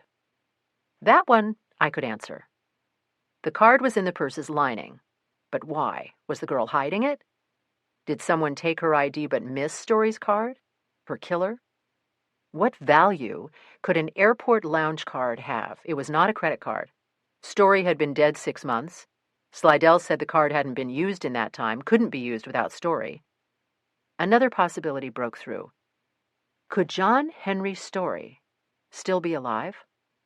If so, had he faked his own death? To gain what? And, more disturbing, if Story hadn't died in that warehouse, whose bones had I examined? I turned on the light and checked my phone for an email or text from Katie. Shit. Lights out. Neurons in gear. John Henry Story was 51 when he died. My Jane Doe was maybe 15. Had Story asked the girl to travel with him? For him? Where? For what reason? The gray cells offered no hypotheses. Somehow, Story's card went from his possession to the girl's purse. The pink purse lying in the dirt by her body. I pictured a deserted road, a sloping shoulder, headlights slashing the post-midnight darkness, and had another thought. Was John Henry Story connected to the hit and run? Had he been the driver? Whoa. Now that was a stretch. A stretch based on zilch, pure dream sequence. Nothing scientific about it. Even if Story had staged his own death, the fire was in April, long before the girl's murder. Giving up on sleep, I threw back the covers and descended to the kitchen. Birdie padded along, confused but willing. I heated a cup of water, dipped a peppermint tea bag, then poured the last of the milk into a saucer. Birdie lapped, unconcerned that his snack was a bit past its prime. As I sipped my tea, my thoughts took another route. Dominic Rocket, the former soldier with the mutilated face, the importer caught with illegal antiquities, the investor in a company owned by John Henry Story. Where did Rocket get the funds to buy into S&S Enterprises? Why that company? When? Before Story's death? Supposed death? Was Story a factor in Rocket's decision to invest? Another coincidence? Right. Did Dominic Rocket know John Henry Story? Work for him, with him, doing what? Was Rocket involved in the hit-and-run killing? Suddenly the room felt chilly. October. Winter really was coming. Soon it would be time to turn on the heat. Placing my mug in the sink, I returned to the bedroom, my feline companion right at my heels. I tucked under the covers, killed the light, and closed my eyes, tried to clear my thoughts. No Dominic Rocket, no John Henry Story, no Jane Doe. My higher centers began another loop. The afternoon's call. Who was the woman on the phone? Assuming the call was legit, what had frightened the dead girl? Was the caller also afraid of this person? Birdie leapt up, circled, and nestled into the crook of my knee. I ran my hand down his back, grateful for his unquestioning loyalty. Flashbulb image. Charred fragments. So fragile, I'd had to spray them with polyurethane before attempting to tease them from the ashy matrix in which they were embedded. John Henry Story? If so, what was Story doing in that barn so late at night? Was he that hands-on involved in the business? Was he having financial difficulties? If so, might he have torched the place? Accelerants flame fast. Did he miscalculate and find himself trapped? But the arson investigators wouldn't have missed that. There would have been evidence of accelerants, containers. I pictured a figure backlit by fire and smoke, panicky movements, flames catching his clothes, his hair, his skin. If Story didn't die in that blaze, who did? A worker? A vagrant asleep in the wrong place at the wrong time? Round and round. Questions leading to more questions. No answers. And where the hell was Katie? 13. I awoke to rain bucketing down outside my window, and a feeling I'd slept too late. Yep, my clock radio said 8:42. Eyes half open, I snagged my iPhone and scanned overnight emails. No update from Katie. Quick calculation. Mid-afternoon in Bagram. She'd be busy. Knowing I should wait, I sent a message. Please check in. Mom. Nothing from Ryan. My sister Harry had fired off a foursome. The first landing at 2:42 a.m., the others had followed at 5-minute intervals. I speed-read to get a sense of the new crisis. For a chuckle, I sometimes visit the website First World Problems. The contents are Harry's life in microcosm. The angsts of Harriet Brennan Howard Daywood Crone. Though I think she dropped Crone when she divorced husband number 3. Or was it 2? New acquaintances are often shocked to learn that Harry and I are siblings. But despite our differences, which are epic, my sister and I share one fundamental trait. She is wired with the same bulldog drive that got me through college, grad school, and decades in a demanding and often heart-rending profession. What differs between us is the focus of our passion. For me, it's the search for truth, recognition, and justice for the dead. For Harry, it's shopping. Shoes, shades, houses, husbands. Deep down, I think the acquisition itself is irrelevant to my sister. What matters is the hunt. Over the years, I've pondered why Harry is the way she is, why I'm the way I am. Cliched as it seems, I've come to believe that our mother owns a big piece of the blame. Looking back, I realize Mama swung on a pendulum beyond her control, one that moved her between wild elation and soul-bleeding depression. With each upswing, she'd take joy in wearing the latest fashion, knowing the right people, seeing and being seen at all the best parties, concerts, and restaurants. With the plunge would come tears, withdrawal, the closed bedroom door. Having achieved all she'd sought, Mama wouldn't give a damn. My mother's moods bewildered me as a child. As an adult, I still don't fully understand. And I worry there are hints of Mama's demons in my sister. I've never discussed my personal issues with Harry. A battle with the bottle, a failed marriage, a daughter who'd volunteered for combat without asking my advice, a long-distance relationship with a man I couldn't get on the phone. Given my record, I was hardly in a position to counsel others. I did listen, however. But this morning, Harry would have to wait. Wrong. The phone rang as I was heading for the back door. How are those stylin' stilettos we scored? I wore them to court. Then threw them out. Bet you wow the lovin' shorts off that jury. Listen, Harry, I've got to get to work. Undeterred, baby sister launched into a tale of woe involving a broken pool pump, algae, and back-ordered parts. Barely pausing to draw breath, she segued into a rant about a guy named Thorny. I thought you were dating an astronaut. Orange curtain. First time I saw the name, I assumed it was a typo. Or a guy named Bruce. Orange had the brains of a budgie. Wait, that's being unfair to birds. Shoulder cradling the phone, I slipped outside and turned to lock the door. Bad move. The thing popped free and dropped to the stoop. Merchandise right there in my living room. What makes men so bloody proud of their genitals?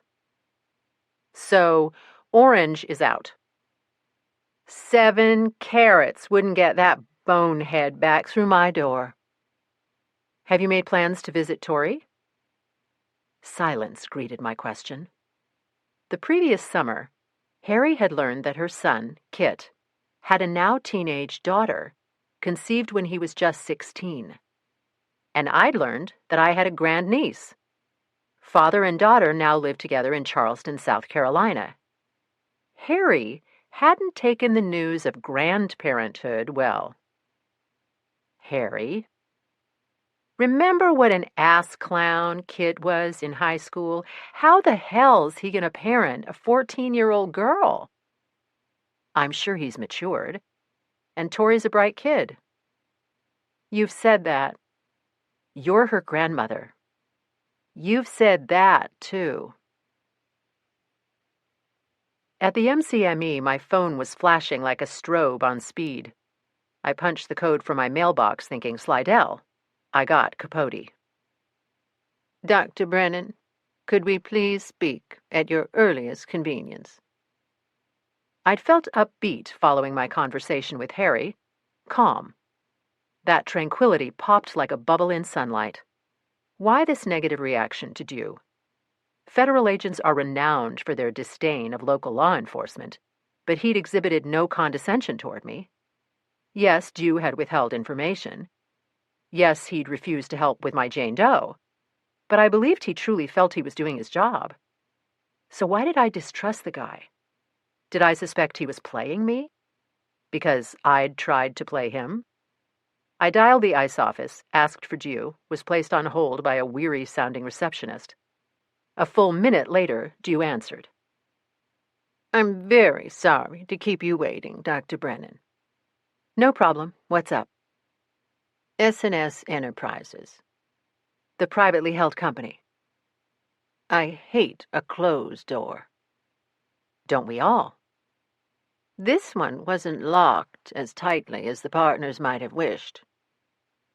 I waited. The entity is a holding company for a number of properties and other holding companies. Fast food, restaurants, convenience stores, a bar called John Henry's Tavern. I heard paper rustle, then Dew continued in his prissy high voice.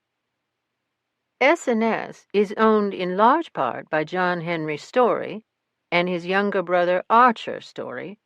Lesser partners include Harold Milken, Grover Farr, and Dominic Rocket. So, Rocket was one of a handful of players holding pretty big cards. Apparently. Whether he bought or earned his way into the partnership remains unclear. What is clear is that at the time of his death, John Henry Story was suffering some serious financial reversals. Wasn't everyone these days? I thought. Was S&S in trouble? I asked. No. But Story wanted to infuse more capital for expansion, and he himself had no available cash. In addition to S&S, Story owned a pizza chain and 4 auto dealerships, which were costing him a lot of money. In the Carolinas? The pizza parlors are here. The dealerships were located in Texas and Arizona. Were? Are you familiar with Saturn? A different kind of car. I still remember the early ads. Pontiac launched the brand in the mid-'80s in response to the success of Japanese imports in the U.S. At first, sales were good. As I understand it, Saturn never really kept up with R&D. So I've read. In any event, sales declined. In 2010, General Motors discontinued the brand. Many dealers suffered significant financial losses. John Henry's Story was one of them. Yes, and the pizza franchise is bleeding money. I leaned back in my chair and considered Dew's update. Which way do you think it went? Story knew Rocket had money, so he brought him in to shore up the SNS capital reserves? Or Rocket got word SNS wanted cash and seized the opportunity to buy in cheap? With either scenario, the question remains the source of Mr. Rocket's cash. Maybe Rocket worked for Story or for one of the other partners and was paid with a piece of the action. Maybe. Does Rocket admit to knowing Story? I've yet to pursue that line of questioning. Starchy stiff. Have you asked him about his interest in SNS? I wish to avoid goading Mr. Rocket into seeking legal counsel. At present, he thinks his only issue will be a fine for failure to report proper value and provenance of an import entering the country. Smart. Don't hit him until you have all the facts. I heard a hitch in Dew's breathing. Here's an interesting fact. The further I delve into the Rocket investigation, the more your name comes up. My involvement with Rocket's mummified dogs, with John Henry's Story's remains, and with the hit-and-run Vic who had Story's airline club card. Precisely. What do you make of that, Special Agent Dew? I am hoping you will give that question some thought. Likewise. I look forward to your report on the Peruvian bundles. Topping my agenda. After disconnecting, I phoned Slidell. Voicemail. Was the man avoiding me? Refusing to answer when my number came up on his screen? Whatever.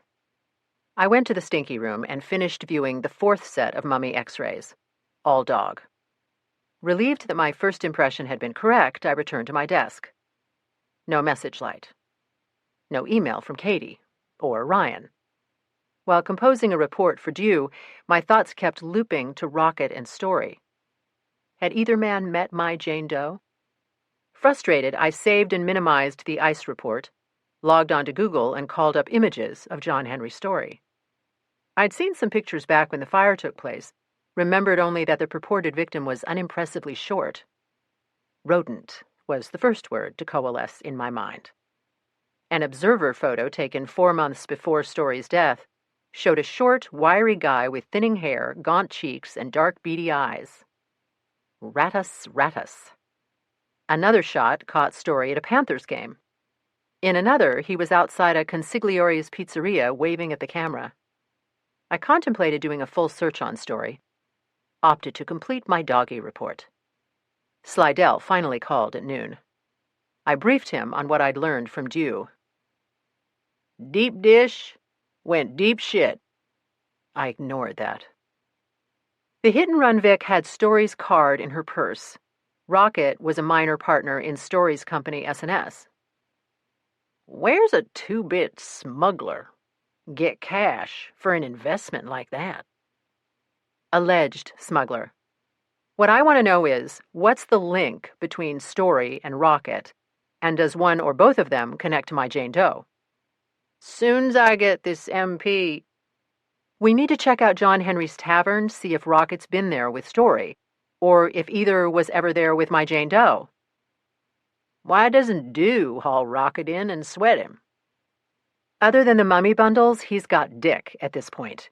Dew's convinced the dogs are just the tip of something big and doesn't want to spook Rocket into lawyering up.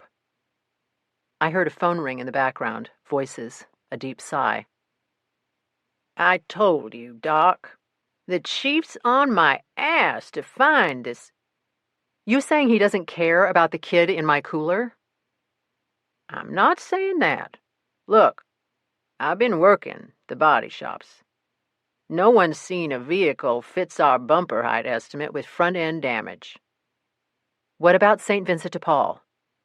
No one at the church ever heard of this kid. Clinics? Ditto. Clothing? Boots? Silence hummed across the line. It's been 2 days, Slidell. He knew as well as I the importance of the first 48. I'm not sure I see the upside of visiting this joint. At least we'll be doing something. Scratching my ass is doing something. Do you know John Henry's Tavern? Yeah. A real slice of heaven. We need to check it out. For what? For whatever is there. Slidell's attitude was cracking my resolve to stay cordial. I'll hang up now, unless you got something else to say. Never mind, I snapped. I'll go myself. No, you won't. Okay, I won't. God damn it. For a full 10 seconds, I listened to air whistle in and out of Slidell's nose. Give me half an hour. 14. South End, just below uptown Charlotte, is a mixed hunk of turf with serious ambitions up the social ladder and climbing fast. The neighborhood dates to the 1850s, when the construction of a railroad line connected the Queen City to Columbia and Charleston, South Carolina. Over the decades, a manufacturing community sprang up along the tracks, fired largely by a booming textile industry. Fast forward to the waning years of the 20th century. Largely ignored by a town viewing itself as the face of the New South, South End had little to offer beyond abandoned mills, warehouses, and a minor league baseball park. But come the 90s, cagey developers saw dollar signs. Today, South End is a melange of condos, lofts, and renovated industrial leftovers housing restaurants, shops, studios, and a broad spectrum of design-related industries. Want a plumbing fixture, fabric, or upscale lamp?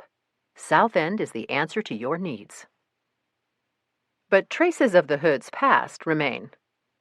The design center of the Carolinas, the headquarters for concentric marketing, and the Chalmers Memorial Associate Reformed Presbyterian Church breathe the same yuppie air as seedy garages, abandoned factories, weed-covered acreage, and a strip club. John Henry's Tavern was located not far from the intersection of Winifred and Bland. Flanking it on both sides were lots with entire eco-zones thriving in the cracked concrete. Opposite was a windowless bunker covered with graffiti and enclosed in chain-link fencing. A sign warned, "No trespassing." Nothing indicated the structure's name or explained the purpose of its existence. Junk covered a raised platform that might once have been a loading dock. Rusty beer kegs, a table made of slapped-together boards, an old piano with a black skull spray-painted on a silver moon on its upright portion. Slidell swung a left into the tavern's small parking area, which may have been paved, or not. A coating of dirt and gravel rendered the issue moot. This place saw a lot of action back in the 60s. Slidell shifted into park and cut the engine. I'd have guessed the 20s. Beach music, shagging, that kind of shit. For a while, the owners brought in truckloads of sand, strung lights in the yard. Young assholes pretended they were at Myrtle Beach grooving to Maurice Williams. When was that? Slidell slid a toothpick from the right to the left corner of his mouth. Late 70s. A smile tugged at my lips. You bust some moves here, detective? Slidell looked at me as though I told him the world was made of Gouda. What was I thinking? Slidell's soul probably had liver spots by his 16th birthday. Who comes here now? I asked. Older assholes. What's that? I tipped my head toward the building across the street. Back in the day, it was a mill of some kind. Been abandoned since the 50s. Rumor was the property was going condo. Project went south, I guess. Now the dump's mostly a pain in the ass 'cause of squatters. For several moments, we both evaluated our target.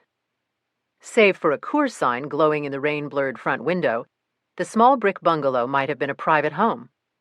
Iron handrails bordered the 2 stairs leading up to the stoop. A chimney jutted from the far end, suggesting the presence of a fireplace inside. The front door, once red, and the trim, once white, were faded and peeling.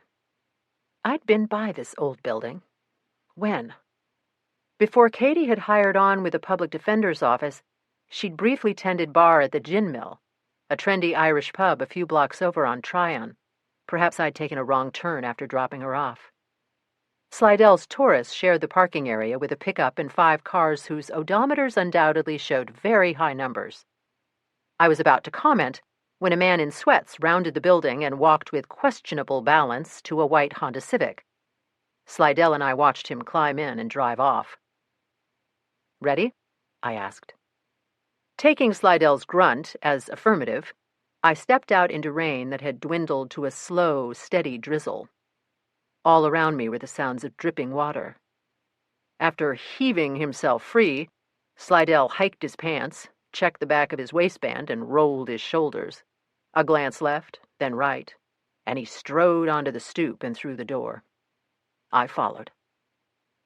As expected, the tavern's management invested little in lighting or cleaning. The air smelled of stale beer, human sweat, grease, and smoke.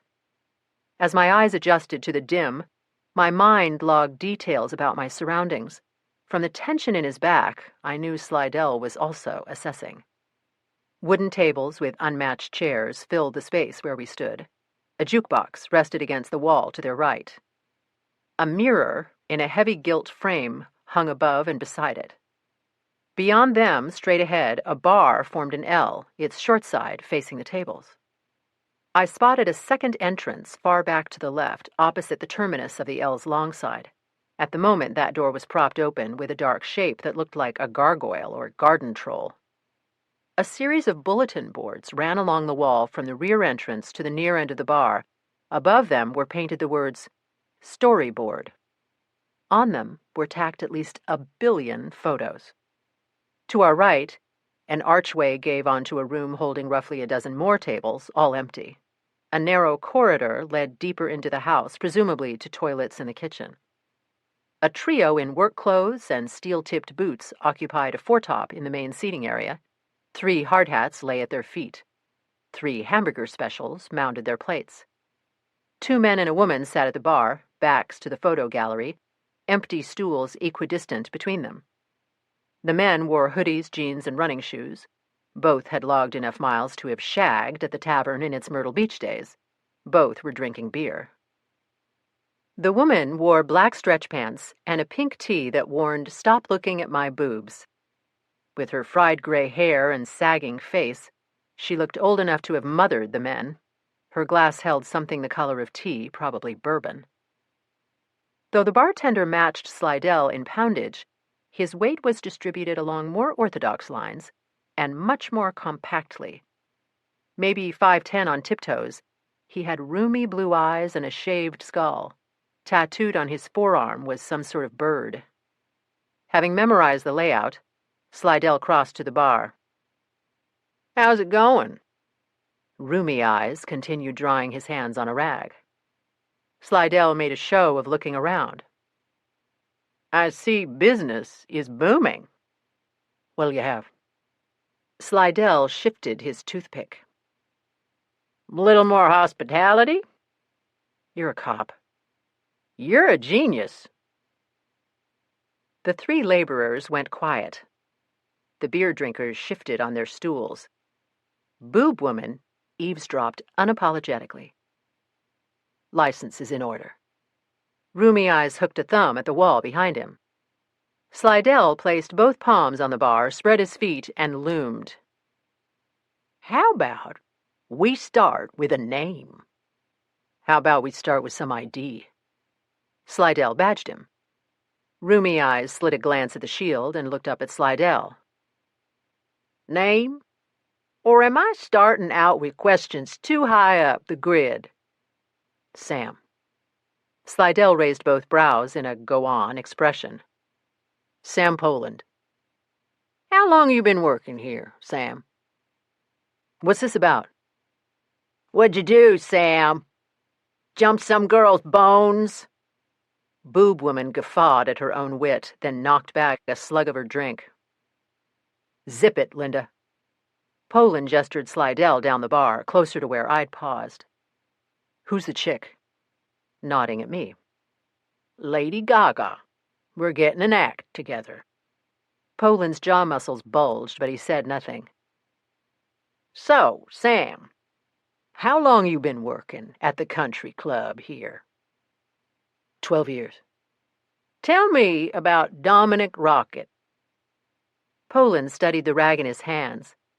Up close, I could see they were red and splotchy. I suspected eczema. I'm talking to you, dickwad. This is harassment. Rocket drink here? Poland shrugged. What's that supposed to mean?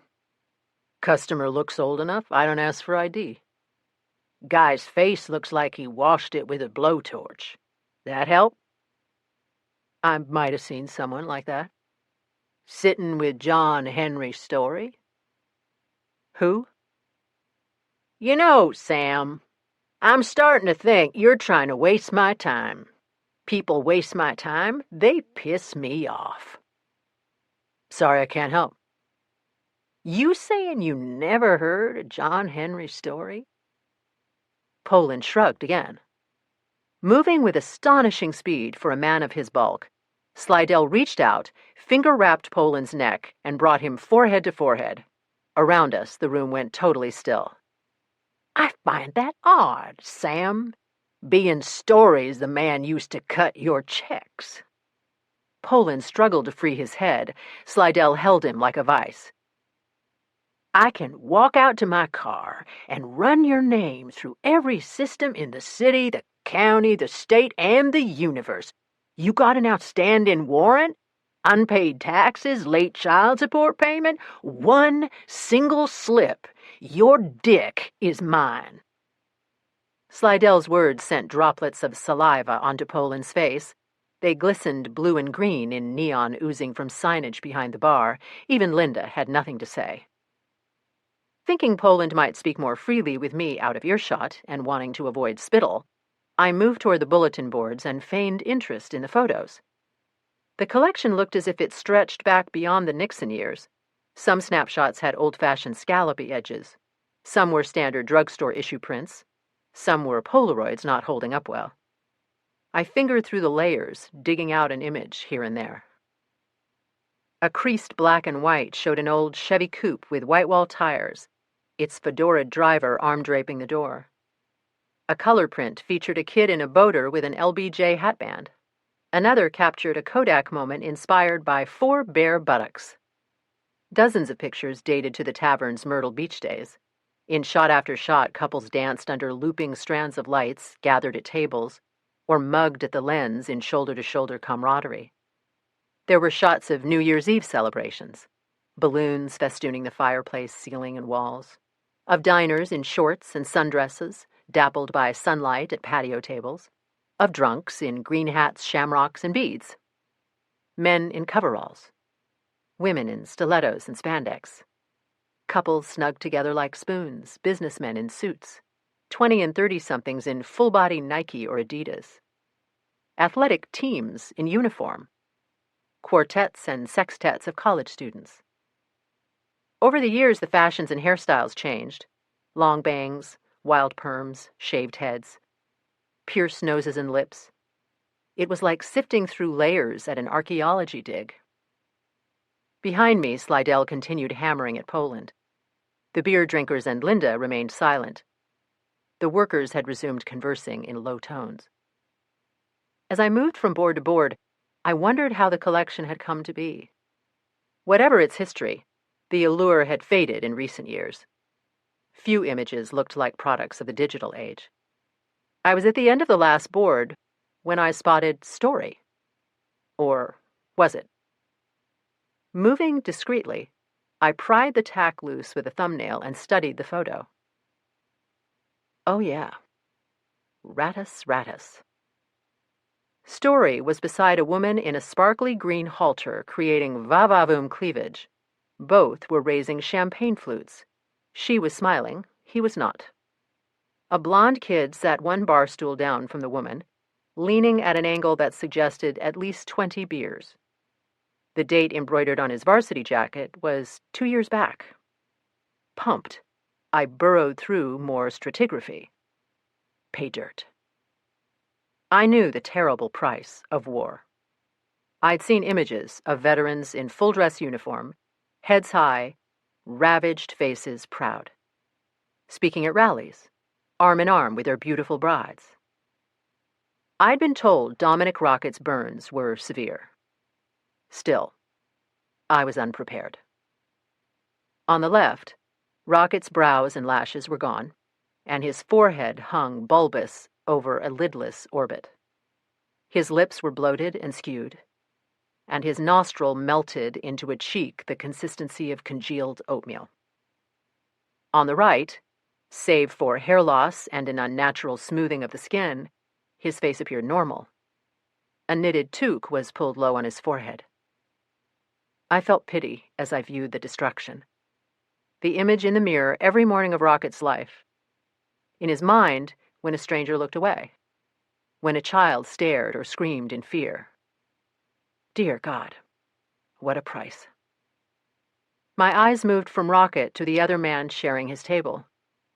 Wiry, with gaunt cheeks and small rodent eyes.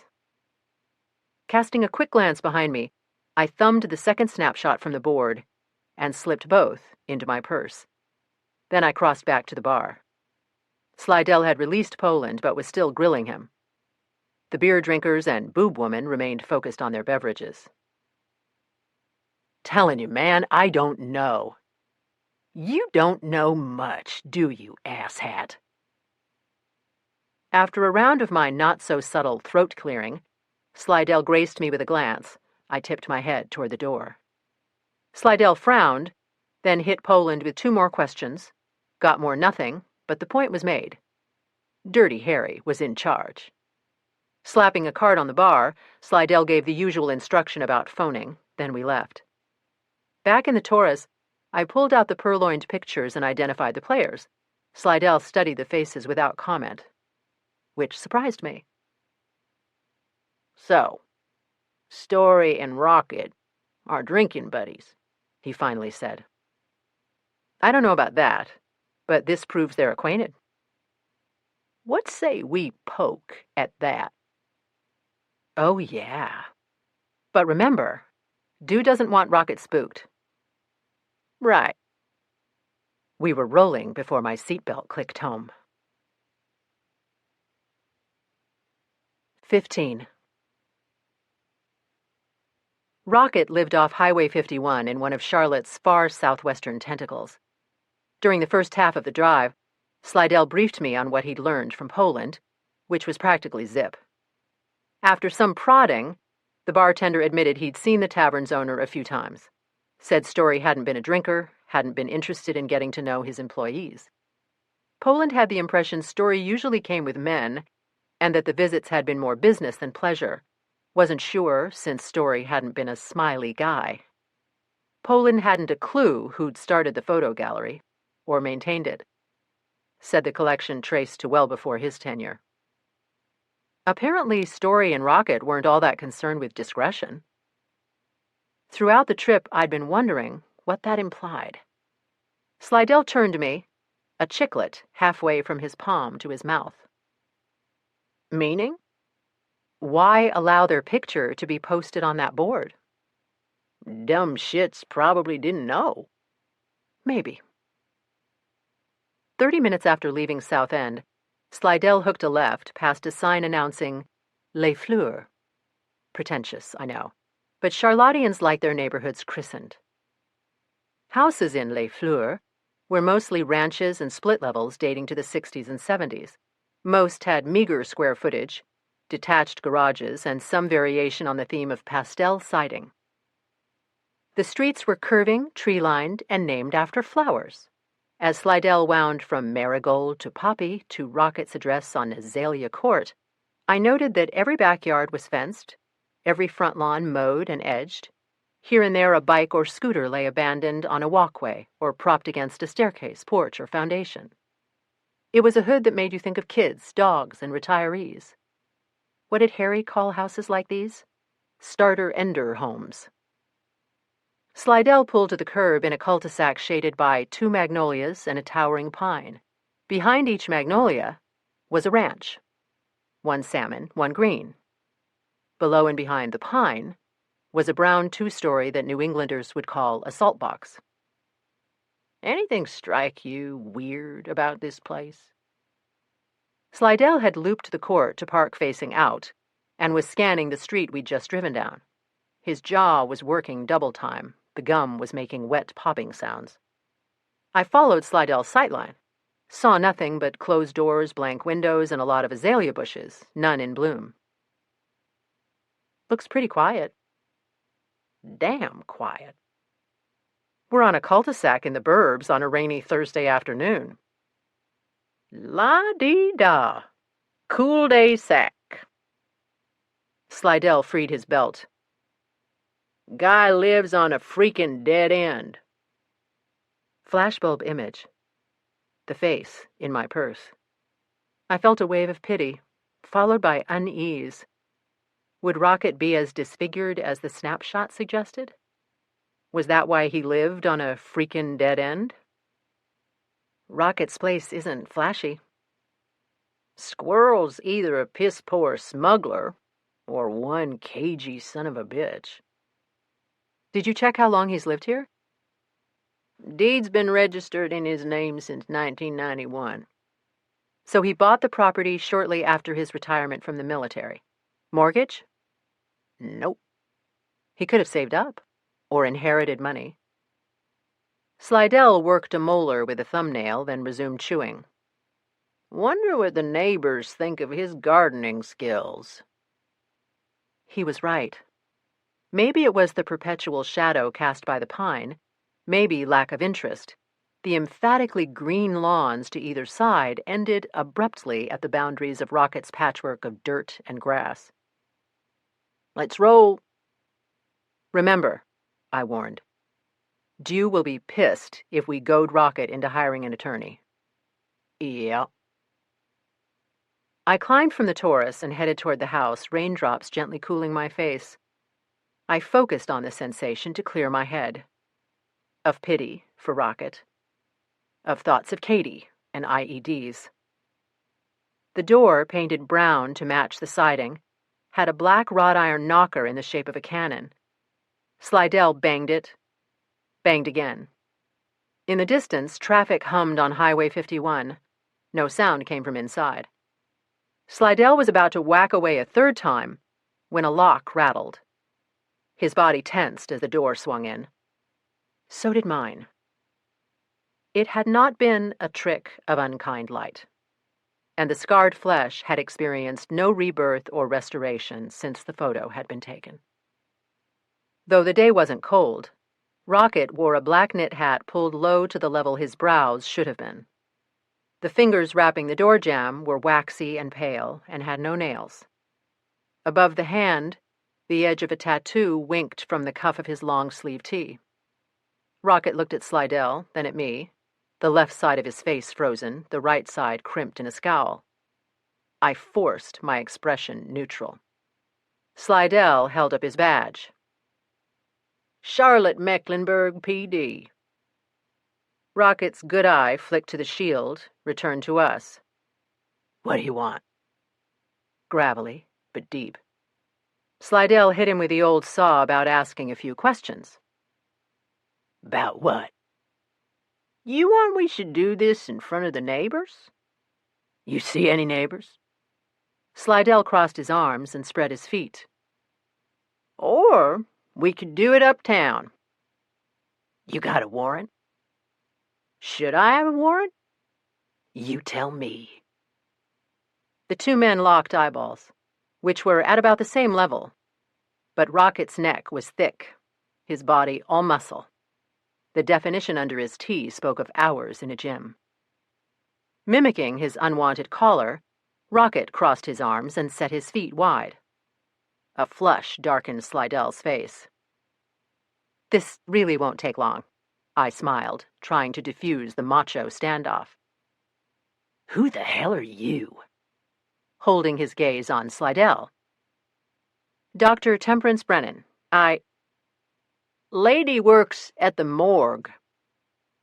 Rocket's right cheek may have twitched slightly at Slidell's response. A beat. Then he inhaled through his good nostril, exhaled slowly. I thought he'd send us packing. 10 minutes. Rocket stepped back. Slidell spit his gum into the grass and entered. I followed into a windowless foyer with checkerboard flooring, folding doors on the left, wall pegs on the right. A knitted cap hung from one, a black windbreaker from another. Rocket led us into a parlor with a picture window that was curtained against daylight. The room's only illumination came from a flat-screen TV the size of a billboard. Sports highlights played soundlessly, bathing the room in jumpy kaleidoscope patterns. A brown leather couch sat opposite the television. Flanking it were distressed wood and iron tables, maybe restoration hardware. Angled beside it was an elephantine recliner. The TV remote lay abandoned on one arm. The room's back wall held shelving half filled with equipment relating to the audiovisual setup, a ship in a bottle, a combo thermometer-barometer device, photos, mostly of men in uniform, a framed patch. I recognized the Marine Corps anchor and eagle embroidered on a red circle at center. The words Desert Storm arced above, and Task Force Ripper arced below. To either side of the shelving lining the baseboard were larger objects: a metal breastplate, a carved tusk, a painted ceramic vessel, a battle axe. Each artifact looked seriously old. I caught Slidell's eye. He nodded. He'd noticed, too. Rocket gestured toward the sofa but remained standing. So did Slidell. So did I. "Clock's running," Rocket said to Slidell. "Save the attitude." Rocket's spine, rigid as a mast, went even straighter. "What did you say your name was?" Slidell. "Fire away, Slidell." "How about we talk stolen dogs?" Something flickered in Rocket's good eye. Surprise? Relief? He said nothing. Slidell waited. At length, Rocket snorted a dry, wheezy sound like air through a filter. "You been talking to that fruit fly? Dew?" Slidell neither confirmed nor denied. "You want me to react?" Rocket asked. "You want to react? Will it get you and Sister White Eyes out of here sooner?" "Might." "Stolen is the wrong word," Rocket said. "Enlighten me." "I bought the dogs from a farmer. Guy was so eager to sell he nearly peed his gauchos. Ice don't look kindly on relic smuggling. I didn't know they were old." "That your hobby? Buying up mummified pets?" "Dew's got no case." I knew Slidell was leading Rocket, getting him to believe we were there because of illegal antiquities. Target lulled into overconfidence, Slidell would pounce. As the men spoke, I glanced across a corridor into what the architect had probably intended to be the dining room. Instead of table, chairs, and buffet, the room held a bench press, weights, chin bar, punching bag, treadmill, and elliptical. "Ice thinks you're dirty," Slidell said. "They got nothing." "Yeah?" Slidell jabbed a thumb over his shoulder. "You get that shit at the Walmart?" "Everything I own is legal and documented. Someone wants to sell, I buy. Someone wants to buy, I sell." "Could be that's the case. But from now on, you hit a border, A latex glove goes right between your cheeks. I'll say I'm a virgin. Ask for gentle. You think you're smarter than me? Slidell's tone indicated tightly controlled anger. Donkey piss is smarter than you. That's when Slidell crossed the line. You got all your tax ducks in a row, asshole?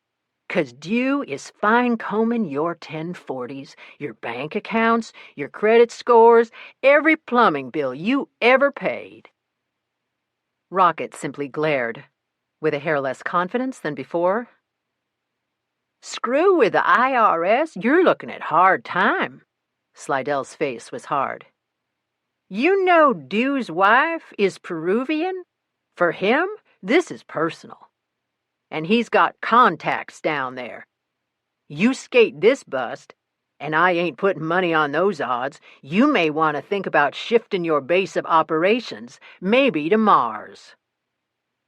I doubted the wife story, and was certain Due would disapprove, but I didn't interrupt. Every penny you ever earned, every dime you ever spent, Due's running his pencil down the columns. He's calling your buyers, your suppliers, subpoenaing their records. Think Farmer Gaucho and his amigos will go to the slammer for you? Only question is how fast they can oblo to save their own asses. Silence followed Slidell's rant. Rocket broke it. Why's my customs beef a concern of the Charlotte PD? My turf, my call.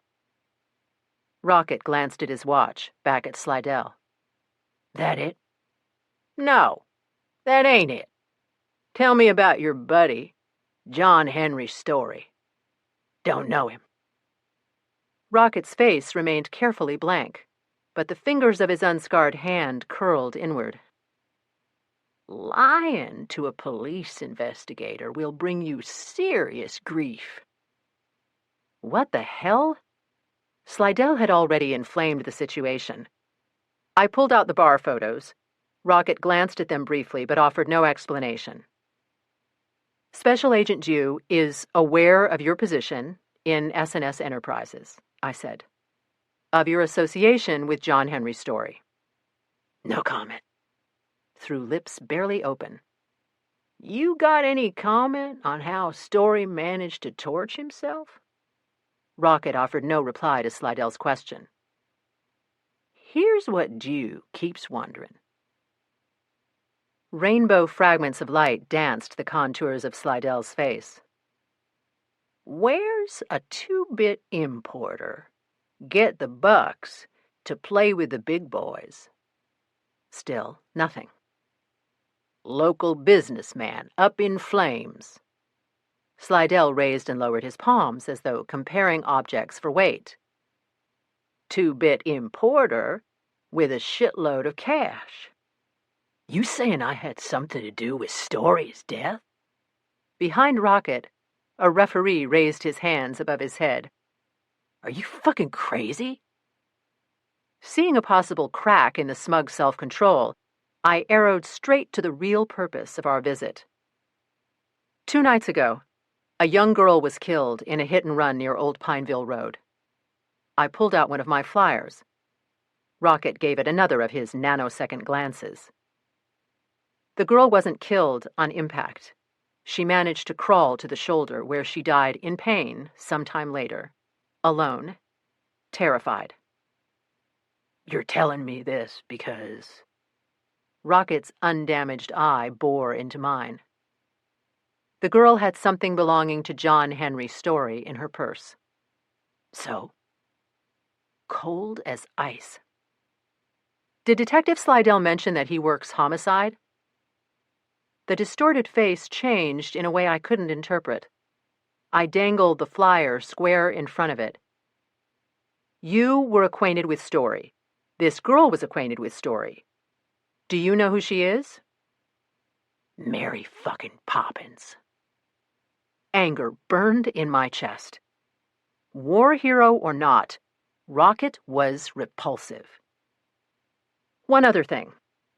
The ME found semen on the girl's body. The samples are being tested for DNA. Rocket shrugged. Test away. The kid's got stories plastic. Stories your partner and drinking, pal, Slidell said, clearly sharing my disgust. You're connected, asshole. Who is she? Get the fuck out of here. Slidell didn't budge. Here's one more fact, Mr. Rocket. My tone was glacial. Yesterday I received a tip. The caller claimed to know the hit-and-run victim. Said the girl was scared. So, something or someone frightened this child. I waggled the flyer inches from Rocket's nose. I will find out what or who that was. With an angry swipe, Rocket knocked the paper from my upraised hand. I retrieved it from the floor and placed it face up on the table. I will not stop until this girl is identified. Detective Slidell will not stop until her killer is caught. You lied to us about knowing Story. You must have had a reason to do so, and that ties you in. And remember, asshole, thrusting his face into Rocket's, Slidell hiked his brows up then down. I'm fucking crazy. Without another word, we walked out and drove away. And that was it. For the next 10 days, I would learn nothing about the girl with the pink purse and barrette lying in the morgue cooler. Part 2. 16. Saturday, I woke with bed linens wrapping me like a constrictor. If I'd been thrashing in my dreams, I remembered nothing. Birdie was nowhere to be seen. I pulled the clock into bleary view. 8:45. When breakfast is late, my cat either chews my hair or rattles a silk plant I keep on the dresser. He's good. Either ploy annoys me enough to get up. Weird that Bird hadn't tortured me into consciousness. Too heavy-handed with the oatmeal and eggs. But I'd bought his favorite on my way home the previous night. Iams. He didn't know I fed him the weight control formula. I rose on one elbow and looked around. No cat. Then I smelled coffee and heard muted music. Good day, sunshine? Puzzled, I pulled on sweats and headed for the stairs. A box of donuts sat on the dining room table, napkins, plates and utensils, butter and jam. In the study, the Beatles were singing about needing to laugh. I pushed through the swinging door into the kitchen. Pete was at the counter, pouring juice from a carton. Sugar britches. Big Pete grinned. I didn't wake you, did I? Is there a non-sarcastic answer to that question? My brain conjured none. What are you doing here? Then, panic, which must have shown on my face. Don't worry, Pete raised a calming hand. Katie's fine. You've talked to her? She's fine. That's not an answer. Pete stowed the carton in the fridge and turned back to me. A smile twitched his lips as he took in my attire and disheveled hair, probably a bed crease denting one cheek. Don't start. I gave him my squinty-eye warning. What? Boyish innocence. It's much too early for a fashion critique. You look terrific, Sugar Britches. Don't call me that. Here. Pete thrust a glass toward me. It's loaded with vitamins. You sound like Anita Bryant, accepting the OJ. She was right. Pete took a sip, clarified. About oranges. Cheers. Pete tapped his brim to mine. We both knocked back our juice. Where's Bird? I set my glass in the sink. Sleeping off the pâté. You gave him pâté? Relax. It was chicken liver, not goose. The vet has him on a diet. He didn't mention that. My eyes were still rolling when the cat strolled in. Pete picked him up. Birdie purred like a Ducati cruising at 80. He likes my ex. Always has. Did you know you've been robbed? What? My eyes flew around the kitchen. Your refrigerator's been stripped. You're hilarious. Seriously, it's empty. I've had a busy couple of days. The hit and run? That why you're here? To make sure I'm eating? Madam, sweeping an arm toward the door, shall we adjourn for coffee and tarts? I will not get sucked into your wedding drama. That's not why I'm here. We both filled mugs, added cream, then moved to the dining room. Pete took the chair opposite mine at the table. Butter and jam? I cocked a questioning brow. You never know. Yes, with donuts you do. I helped myself to a chocolate glazed with sprinkles. Pete took no pastry, didn't touch his coffee. Snooze you lose, I said brightly. Should have bought more chocolate. They're all for you. What, no flowers? It was an old joke between us. Pete didn't laugh. All righty then. As I waited for my ex to get to the point, another possibility entered my mind. Is there a problem with a divorce? Did I do something wrong on one of the form? Everything's in order. Have you filed? I will. The wedding is still on track? Jesus, Brennan, why bring it up? There are some glitches. Nothing Summer can't handle. Summer can't handle stirring yogurt without instruction. I didn't say it. Birdie jumped onto the chair beside Pete. He ran a hand down the cat's back, stared at the motion, distracted. Avoiding? My gut clenched. You're not lying to me, are you? This isn't about Katie, right? Only peripherally. Heat flamed my cheeks. You said... She's fine. Have you heard from her today? No. Then you have no idea how fine she is. Sharp. Pete continued stroking the cat, continued watching his hand do it. Sorry, I didn't mean to bite your head off, I said. Pete leaned back, changed his mind, and leaned forward, elbows on the table. There's a way you can see Katie. We were supposed to Skype. In person. What? She gets leave? Already? My donut froze in midair. Oh, God. Is she hurt? No. Has she been hospitalized?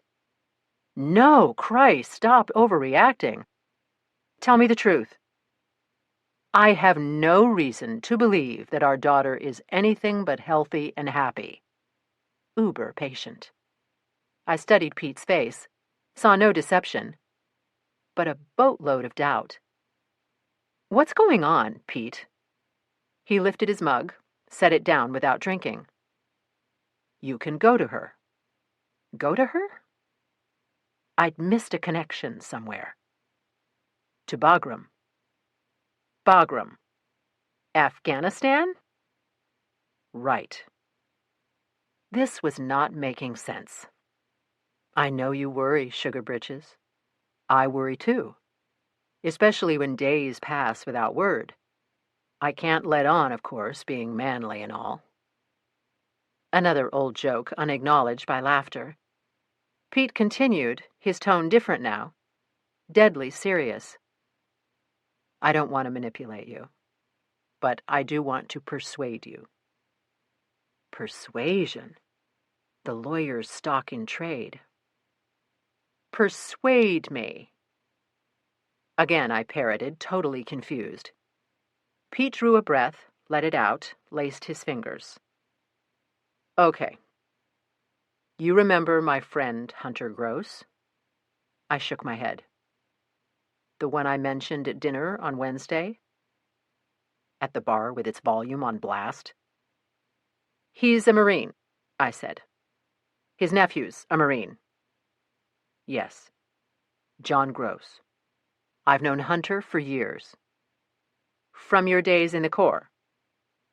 I could never keep Pete's old Marine buddies straight. Pete nodded. Hunter called me again. He's truly concerned about his nephew. Go on. I think I told you, John's at Camp Lejeune awaiting an Article 32 hearing. An Article 32 is the military equivalent of a grand jury. The purpose is to determine if sufficient evidence exists to proceed to court-martial. John's been accused of killing Afghan civilians. The story was coming back to me, which he denies. A court-martial will ruin the kid's career, though that's the least of his worries. If found guilty, he could serve life in a federal penitentiary, or worse. What's he supposed to have done? According to the charge sheet, he shot 2 unarmed villagers during the search of a compound. What's his version?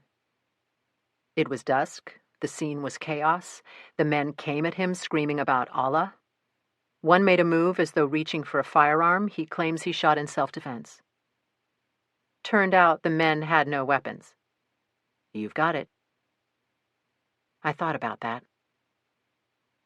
Gross is holding what? An M16? The victims are unarmed, yet they rush him? It doesn't make sense. Heat of the moment? Personal jihad? Pete shrugged. Who knows? There has to be more to the story. Here's what I know. As a lieutenant and platoon leader, John had to make a lot of difficult decisions with serious consequences. Pete paused, perhaps recalling his own difficult choices while in service. One such decision involved a corporal named Grant Eggers. After repeated corrective interviews, John was forced to remove Eggers from his position as fire team leader. Eggers was furious, apparently badmouthed John at every opportunity, but never confronted him. Let me guess. Eggers is the one making the accusation. I went for a powdered sugar frosted. Yes. He says the men weren't running toward John, but away from him. He claims John shot them in the back. Jesus. Yeah. Crazy 10 ways to Sunday. Hunter is convinced his nephew is being railroaded. Why? Uncle Sam isn't exactly beloved over there. 2 unarmed civilians dead, an American Marine the shooter. The locals want blood. Politics. Pete shrugged. Who knows? The solution couldn't be simpler. Pete reached over and brushed a thumb across my upper lip. I batted his hand away. Sugar mustache, he said. Go on. The medical examiner checks the bullet entry and exit points. That's been impossible. Why? The men are buried in a Muslim cemetery. NCIS has repeatedly tried to get access, but the Afghan authorities have repeatedly refused to allow either an exhumation or an autopsy. After a lot of diplomatic maneuvering, they've now reversed their position. I had a sudden suspicion where this was heading. They've agreed to an exhumation, I guessed. Yes. But there's no guarantee they won't change their minds again, so speed is of the essence. The Article 32 hearing has been recessed to allow time for the exhumation to take place. Uh-huh. How well preserved do you think the bodies will be? What was done with them post-mortem? Hunter's intel says the men were bathed, shrouded, and buried. Just laid on their right sides, heads toward Mecca. A year in the ground, no caskets. I'd expect advanced decomp, if not full skeletonization. U.S. experts will only get one shot at these bodies. If base personnel aren't top-notch, John could be screwed. Determining bullet trajectory is not rocket science. You know that. Will they? According to Hunter, this is John's best hope to clear himself. The defense wants a say in who will exhume and examine, and the prosecution has told them to propose someone who might be mutually acceptable. You want me to go to Afghanistan? said with the enthusiasm I reserve for boils and styes. Yes.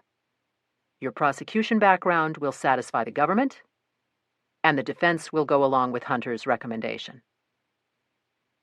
Pete leaned back, eyes intense on mine. He'd presented his case. Now he waited. Deep breath.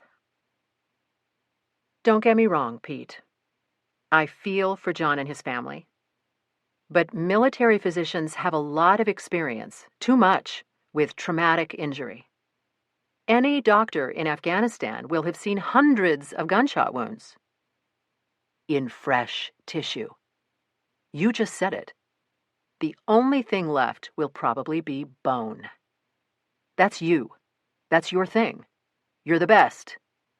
Plus, the Article 32 hearing is in North Carolina. I have commitments. I can't just take off for the other side of the world. You do it all the time. No, I don't. JPAC? Pete was referring to my role as a civilian consultant to the Joint POW-MIA Accounting Command, the military's central identification laboratory in Honolulu. That's different. Those visits are scheduled. That's another reason it has to be you. You know how the military functions, and your JPAC connection is another big reason the government will agree to you as the forensic expert. Pete. He reached across and took both my hands in his. I'm asking this as a personal favor. Please, oversee the exhumation. Do the analysis. This is ridiculous. The logistics would be a nightmare. He smiled. You've already been cleared. By whom? The DOD, the Pentagon, the friggin' White House. Are you kidding me? Pete pantomimed, crossing his heart. Digging up corpses on foreign soil is serious business, especially when they're evidence in the investigation of an American soldier. No way. I pulled my hands free. I've got a teenage Jane Doe in my cooler and no one gives a flip. If I don't press her case, who will? How's that going? Not full out sarcastic, but close. It's going. Clipped. Why was I even discussing this? It's your choice, of course. Stay here and keep pressing. Go to Afghanistan and help an American who's maybe getting screwed. An American who risked his life serving his country. Pete paused to allow the unspoken implication its full impact. Katie. You can do either, Buttercup. But ask yourself, will staying here really help your Jane Doe? Annoying as it was, Pete had a point. Slidell would keep chipping away at the hit and run. Not as fast without me nagging, but he'd do the work. Luther Dew, no nagging needed there. The DNA? I could fly around the world and still beat the results to my inbox. John Gross needs one person he can trust to be impartial and competent. He needs the best. What if I find that these men were shot in the back? Then I will have fulfilled a commitment to a friend, and you will have found the truth wherever it leads. Then Pete, the litigator, brought his argument home. The incident took place at a village called Shanebog. You'll go there to oversee the exhumation. You'll do the analysis at Bagram, where Katie is stationed. Again, it didn't need saying. I'll think about it. Dear God, was I really considering this? Pete passed me the donuts. I shook my head. He placed one on his plate, collected both mugs, and disappeared into the kitchen. On the sideboard, Gran's clock tapped out its quiet metronome. Curled on his chair, Bertie snored softly. Out the window, a mockingbird trilled a Saturday morning air. Pete returned and set coffee before me, took his chair, waited. At length, he asked, "Finish thinking?" No. I was. You'll go, right? When? He pulled an envelope from the back pocket of his jeans, removed 2 papers, and laid them on the table. I glanced at each. Invitational travel orders. An e-ticket on Turkish Airlines. Charlotte Douglas to Dulles International. Dulles to Istanbul. Leaving the next day. 17. The rest of that day was a nightmare of errands, packing, and last-minute arrangements. Ditto Sunday morning. Larrabee had to be notified, Slidell, due, La Manche in Montreal, Katie. I tried Ryan, got voicemail, big surprise there. Message. Gone to Afghanistan. Let him think about that. Not wanting an inquisition, I sent Harry an email, an extremely vague one. I asked a neighbor to bring in the mail and papers, dropped Bertie with Pete, filled a prescription, bought socks. You get the idea. Packing was a challenge. The Weather Channel said it might be hot, might be cold. Terrific. Figuring I could peel down, I erred in the direction of the latter. In addition to jeans, tees, and sweaters, I tossed in my usual crime scene duds. Khaki BDUs, khaki cap, desert boots, gloves. Saucy. I figured my hosts could supply any specialty gear needed.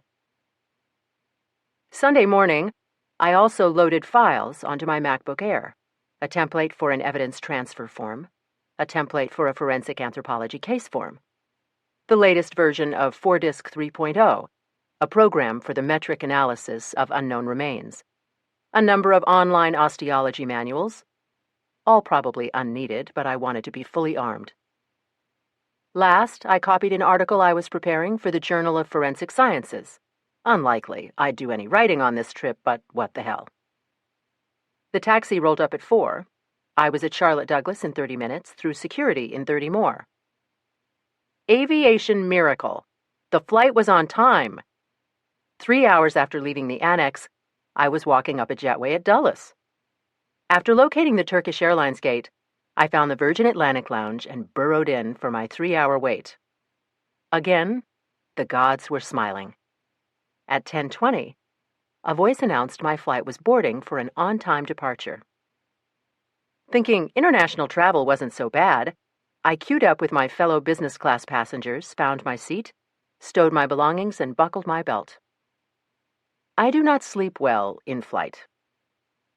For the next 10 hours, I read, ate a reasonably good meal, tried a movie or two, donned earplugs, reclined my seat and tucked under the blanket, sought positions in which all of my limbs enjoyed blood flow, reoriented again and again, raised the seat and turned on the light to read, lowered the seat, dialed up white noise on my phone, tried another movie. Again and again, I thought about Jane Doe, assured myself I hadn't abandoned her. Deplaning in Istanbul, I felt like I'd rode the entire 5,500 miles. The Turkish Airlines lounge was all gold and white, with circular arches separating bars, seating clusters, and food stations. The chairs and sofas would have looked stylish in any posh LA hotel. Wi-Fi, a pianist, even a masseur. I could have lived in that place. I snagged a few hors d'oeuvres, then checked my email. Katie and Ryan remained incommunicado. Not so Harry, now panicked. 24 hours had passed since my departure from Charlotte. Almost none of that time sleeping. No way I was up to dealing with baby sister. I sent a follow-up message as vague as my first. Traveling. Catch up soon. My next flight was aboard a 737 whose interior had never experienced a facelift. I got a bulkhead row, which meant a wall in my face in exchange for an extra inch of legroom. The ride was bumpy. The coffee was Turkish and tasted like tar.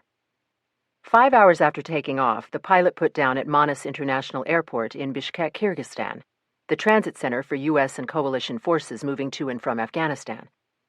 As we taxied through blackness, I attempted some math. My watch said it was 9 p.m. EST. Monday. I estimated it was Tuesday morning in Kyrgyzstan. That's all the precision my sleep-deprived neurons could muster. A master sergeant named Grace Mensforth met me at the terminal. Medium build, brown hair, unremarkable features, the type witnesses rarely remember. Mensforth introduced herself as my Air Force liaison. At my blank look, she explained that though Kyrgyzstan operates the airport, the USAF runs the transit center, thus her presence. How was your flight? Uneventful. Best we can hope for, eh? She swept an arm left. Baggage is this way. Mensforth led me across a cement-floored terminal that looked like the basement of a Stalinist factory. Boy men in 9-foot peaked caps and long wool coats stood with automatic weapons slung across their chests. My duffel was on the floor, a spot of tan in a sea of multicolored leather and speckled camouflage. I waded in and hoisted it free. Give me your passport. Mensforth held out a hand. I'll handle the visa. Thanks. The red tape is unreal. Slowly the baggage area emptied. I stood, cold seeping through my Nikes, jacket, and jeans, fatigue weighing on my body like a truckload of sludge. Finally, Mensforth returned. This is your first trip to the Islamic Republic of Afghanistan? Handing back my passport. And Kyrgyzstan. The Kyrgyz Republic. On to customs. Again, Mensforth arm motioned this way. I wondered if she'd been a maitre d' in another life. Fortunately, the line was short. As we progressed, body length by body length, Mensforth took a stab at conversation. Kyrgyz comes from 40 tribes. Really? We lurched forward. Mensforth interpreted my listless reply as either aloofness or lack of interest. From then on, we waited in silence. 15 minutes after queuing up, I was following my liaison across a pitch-black tarmac.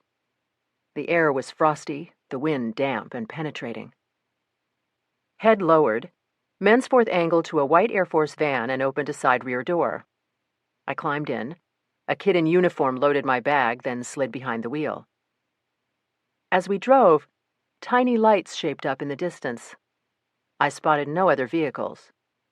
My head throbbed, my stomach churned. Sleep would definitely take precedence over food. The trip to the airbase was mercifully brief, maybe 5 minutes.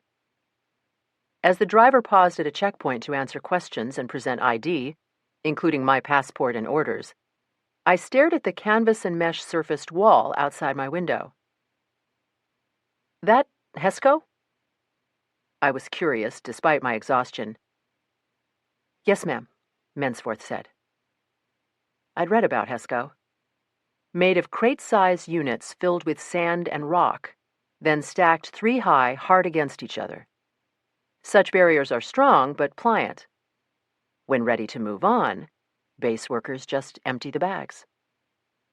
No idea why my brain dredged that up. Finally, docs inspected and stamped, we cleared the gate. The van wound past prefab rectangular structures, enormous quonsets, what might have been a small mosque, a long, low arrangement that looked like a bar. Eventually, we pulled to the curb by a windowless 2-story number measuring about 100 feet long by 30 feet wide. Female barracks. Mensforth hopped out and cut toward a metal staircase on the building's near end. I followed. The kid trailed with my duffel on one shoulder. We clanged up the stairs to a metal door. Mensforth gave me a key. You're in 204. Take the empty rack. The kid dumped my bag and scuttled back down. You may luck out and have the room to yourself. Mensforth spoke in hushed tones. The head's down the hall. I'll collect you at 0800. Though the sky was still dark, I doubted dawn was far off. What time is it now? I asked. 0430. Hallelujah. The room, barely 8 by 10, held 2 wardrobe units and 2 single beds. I lucked out. Both pillows were empty. After opening my duffel, I fired to the head. Back in the room, I peeled off my clothes, pulled on a tee and clean panties, plugged in my iPhone, set the alarm, and collapsed. Church bells bonged. Startled, I opened my eyes. My brain groped. Manas. I clawed the phone, killed the bells, checked the digits. 7:45. Shivering, I yanked on BDUs and boots, grabbed my toiletry case, and trudged down the hall. Quick swipe at the teeth and hair. Different brushes. At 0800, I opened the outside door. The sun was a low white ball in an immaculate blue sky. Frost coated the grass like a dusting of sugar. Mensforth stood at the base of the stairs, a puffy brown jacket draped over one arm. "Good morning." Breath coned from her mouth. "Good morning. Bring my gear?" "Yes, ma'am." I collected my duffel and backpack and clumped down the stairs. "Take this." Mensforth offered the jacket. "You think it'll be that cold?" "Better to have and not need than to need and not have." My mother used to say that. Mine too. We both smiled. I put on the jacket. "Thanks." "Thank Uncle Sam." "Hungry?" "Oh, yeah." "Let's hit the DFAC." A different kid in uniform now manned the wheel of the van, scarecrow thin with buzz-cut hair. As we drove, Mensforth briefed me on my upcoming travel arrangements. "Your flight downrange is at noon, which means lockdown by 0900. You'll be issued IBA at the airfield. Individual body armor." I was looking forward to that. The kid made a couple of turns, then braked by a structure that looked like an aircraft hangar. Mensforth and I presented ID and were admitted to the dining facility. After washing our hands at one of a score of taps, we entered the main hall. The air was thick with the smell of warming food. Sausage, canned corn, tortillas, bacon. Troops in camouflage and workers in civvies filled trays at hot and cold stations, salad and sandwich bars, burger grills, and dairy cases. Men and women of all ranks ate at hundreds of tables set out in rows. Mensforth gave some instruction, which I missed, then left me on my own. I headed to a banquette that seemed to be drawing a decent crowd. My instincts were good. Large metal bins offered standard Midwestern fare: eggs, bacon, toast, hash browns. I heaped my plate, added juice and coffee, then found an empty place at a table by a soft drink cooler. Further down on the opposite side was a man in a uniform I didn't recognize. French? Polish? Beside him sat a 20-something carrying a weapon half her body weight. Banging trays, clanging utensils, and humming conversation vied with football play-by-play coming from wall-mounted screens. Now and then staccato laughter broke through the din. Mensforth found me, and we ate without talking. She'd gone for some sort of burrito with a cheese-like overlay. Breakfast finished, we bussed our trays and headed for the airfield. Flight staging took place in another hangar-like affair with TVs airing yet more football. Troops sat crammed into benches, either on a cell phone or other device, or with eyes closed or numbly resting on a game. Observing them, I wondered, is sport the new opiate of the masses? Others slumped on duffels or slept tucked to the walls. Male or female, all looked weary. And wary. Mensforth led me to a side room in which shelving and bins overflowed with IBA. Personal protective gear is designed to protect your person, which does not mean it fits your person, especially if your person is of the XX gender. Outer tactical vests come in 4 colors: woodland green camouflage, desert camouflage, universal camouflage, and coyote brown, the khaki of the Marine Corps. Mensforth handed me a universal, size small. I removed my outer jacket and slipped into the gray-green beauty. Not bad. Then Mensforth added small arms ballistic inserts to the front, back, and sides, and handed me a helmet. The combined weight came to somewhere north of 40 pounds. I felt and looked like a HESCO unit with feet. And then we waited. I dozed on and off, mostly sat listlessly watching game after game. Wisconsin lost by a field goal to Minnesota. Badgers and Gophers? Really? Oklahoma hammered the TCU Horned Frogs. Okay, maybe small furry mammals didn't make such bad totems. The room grew thick with the smell of sweat, mildew, and dusty canvas, with the scent of exhaustion and fear. At one point, those around me began gathering their gear. Mensforth reappeared and told me to stay put. It wasn't my flight. Mine was delayed. Just past 4, Mensforth finally led me onto a bus crammed with Marines. 15 minutes later, we were standing on the tarmac, outside a plane that looked as if it had been designed to transport shuttles for NASA.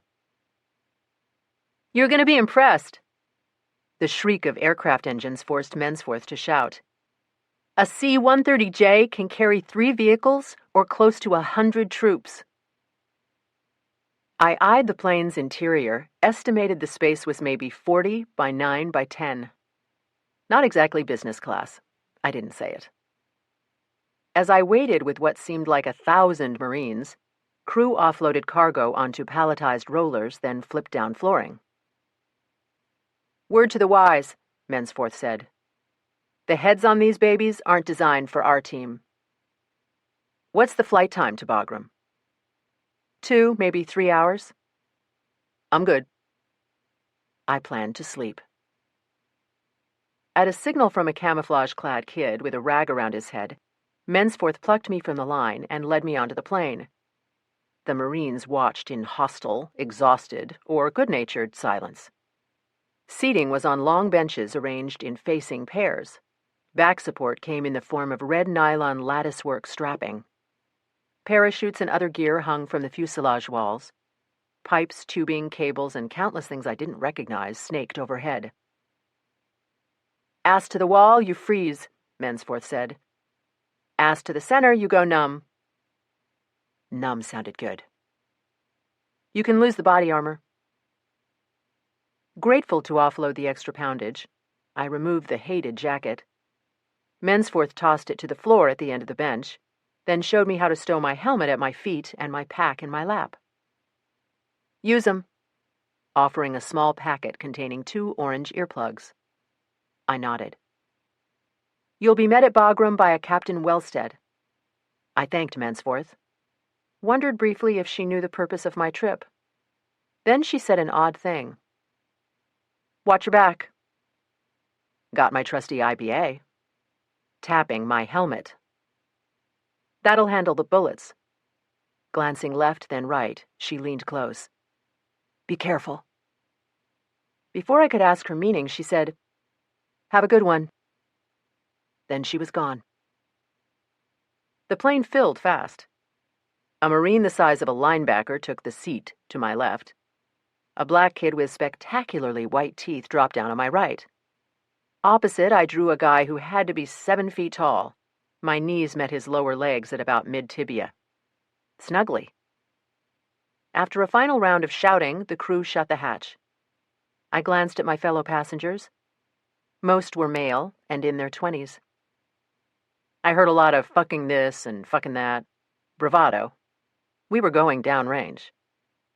In Pete's day, the phrase had been in country. Same idea. Same apprehension. We were heading to war. I noticed a man 3 over and opposite watching me intently. Asian, maybe 18. I smiled. The man looked away. The engines thundered to life. I inserted the earplugs. The ungainly craft lumbered skyward. Finally leveled. I lowered my lids, tried to sleep. We pitched and dipped, engines throbbing out a deafening roar. Icy air blew up my back. Though shoulder to shoulder, shin to shin with my seatmates, a penetrating cold invaded my bones. Before long, I felt desperate to stretch, or at least reposition, knew there wasn't a chance. Time passed. My brain lingered on that border between waking and sleeping. Suddenly, My body lurched at an angle that had to be wrong. Beside me, the linebacker tensed. Adrenaline shot through me. My eyes flew open. The plane was dark as a tomb and plunging toward Earth. 18. All around me was black. My left side was smashed against the linebacker. The kid with the teeth was smashed against me. Knowing it was pointless to fight gravity, I made no attempt to right myself. Then the whine of the engines dropped. Our three-person sandwich unzipped slightly. The wheels hit hard. Hit again with less force. Again. My heartbeat settled. We were rolling on terra firma. After a short taxi, the plane jerked to a stop.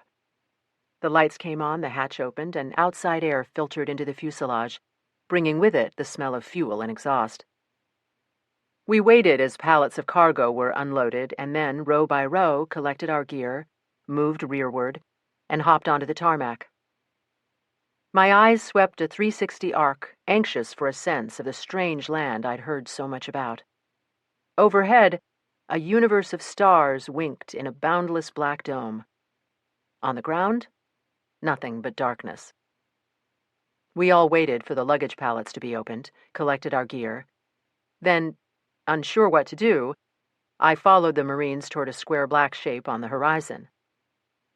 As we drew close, the shape crystallized into a one-story building. Standing at its door were a man and a woman, the former in civvies, the latter in camouflage fatigues and 8-pointed utility cover. The woman was about my age, tall and solid, but attractive in a no-nonsense, no-makeup way. Her dark hair was knotted at the back of her cap.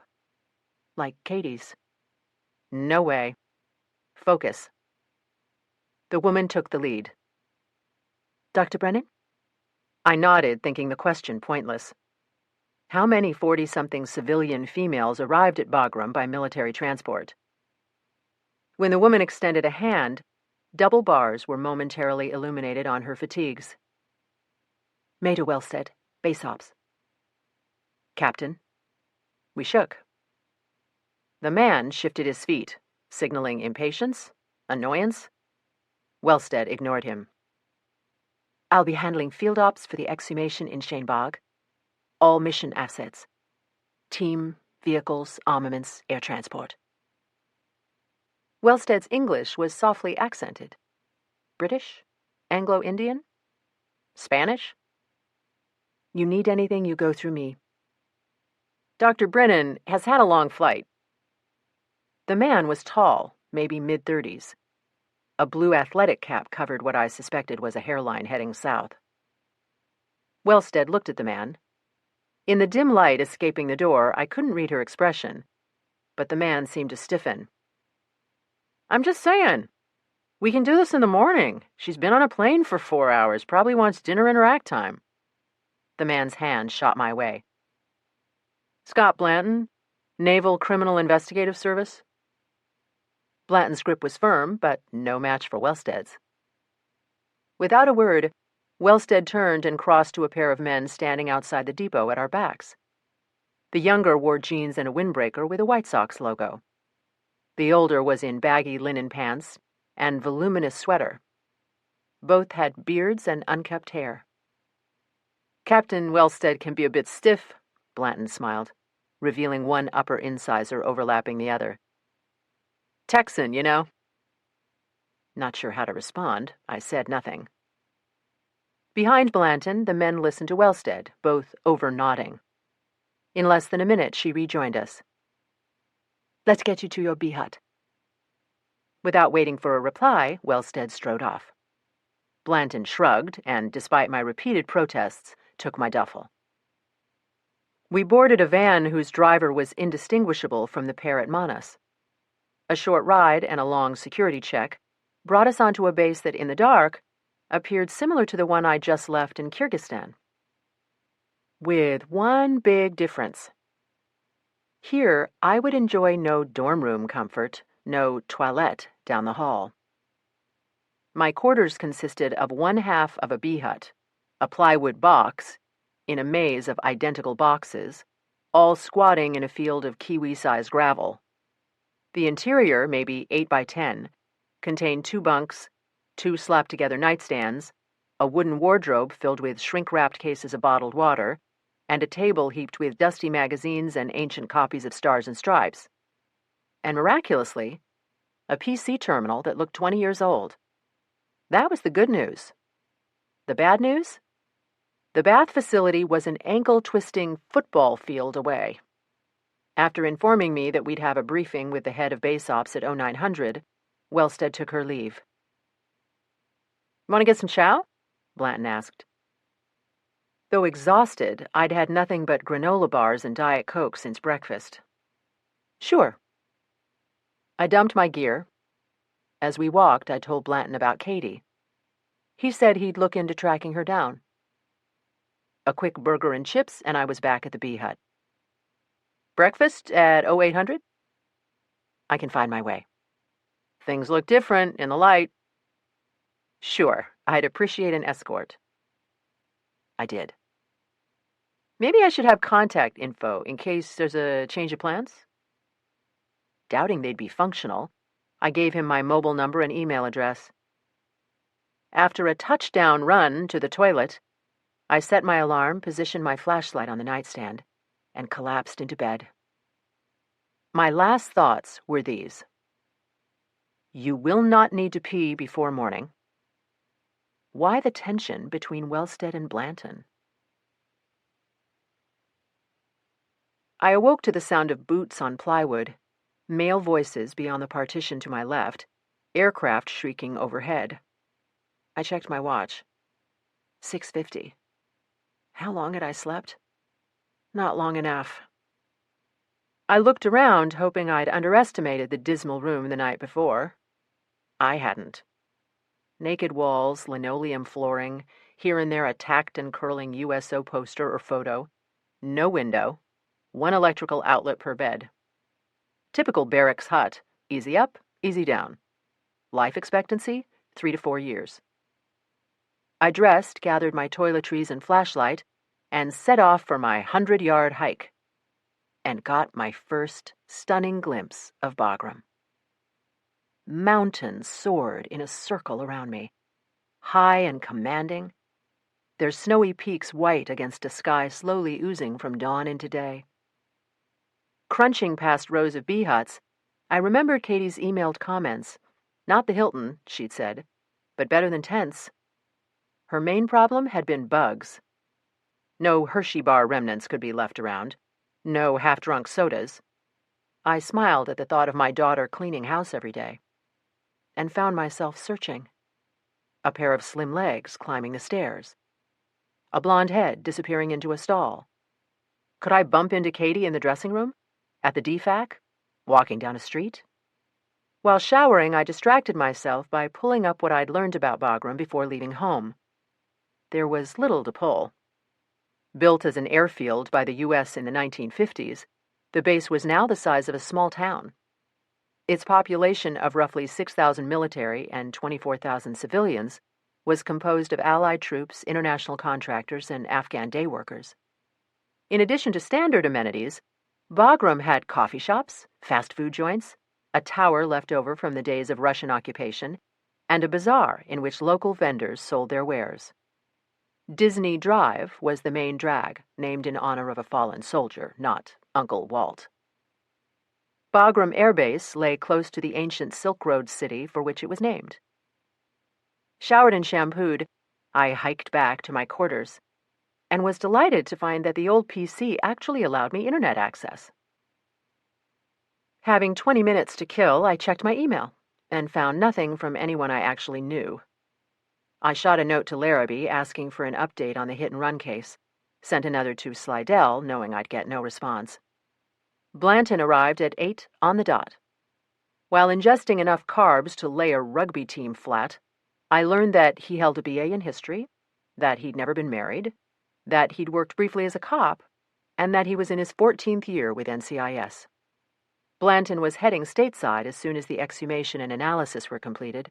Surprisingly, he'd been born and raised in Gastonia. Funny world.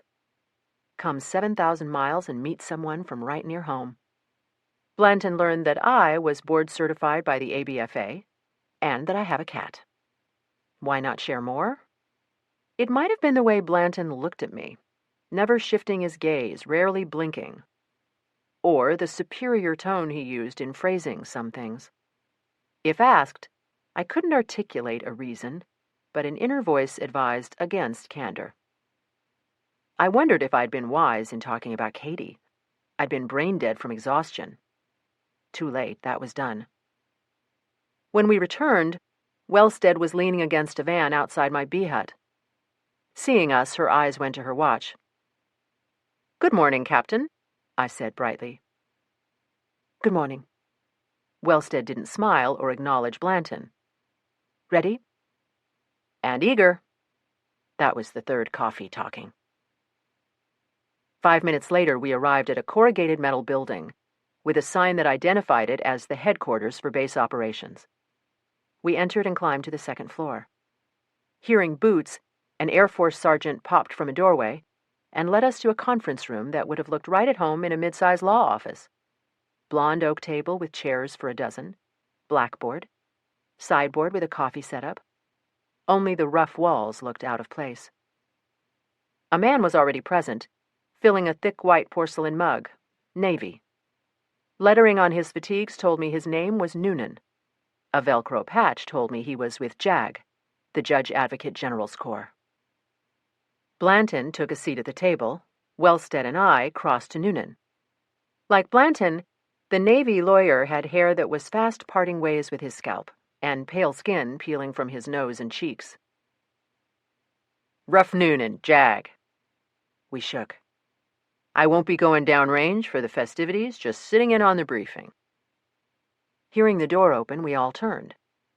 A black woman entered the room, short and large-breasted, with posture that made the most of her stature. Dumping a pair of corrugated brown files on the table, the woman gestured us to sit. "Shall we get started?" Those standing took chairs. "First off, let me introduce myself, Dr. Brennan. The rest of you know me." Quick smile. "I'm Gloria Fisher, Commander of Base Operations here at Bagram. My staff and I are working to facilitate your mission. I trust your travel went well." "Yes."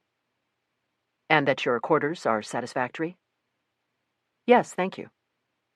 "Captain Wellstead is taking good care of you?" "She's been very helpful. Everyone has been very helpful." "And you've met the rest of your team?" Assuming she meant Blanton and Noonan, I nodded. "Good." Fisher laced her fingers on the tabletop. Her nails, though uncolored, were better polished and manicured than mine. "As you are undoubtedly aware, the tasking for a mission such as this is extremely complicated and sensitive. The unearthing of an Afghan national is of concern not only to the DoD, but to the State Department, even the White House." As Fisher spoke, Blanton eyed me without embarrassment. I met his gaze and, though listening to the colonel, stared back. "Negotiations for this exhumation began almost immediately after accusations were laid. Only recently have discussions proved fruitful. It is my intent that all phases of this operation proceed smoothly and successfully." Apparently no one felt the statement required feedback, or those present knew Fisher would want none. "So, background." Fisher drew papers from the top file. "The incident took place in the village of Shainbag, 12 kilometers east of FOB Delaram.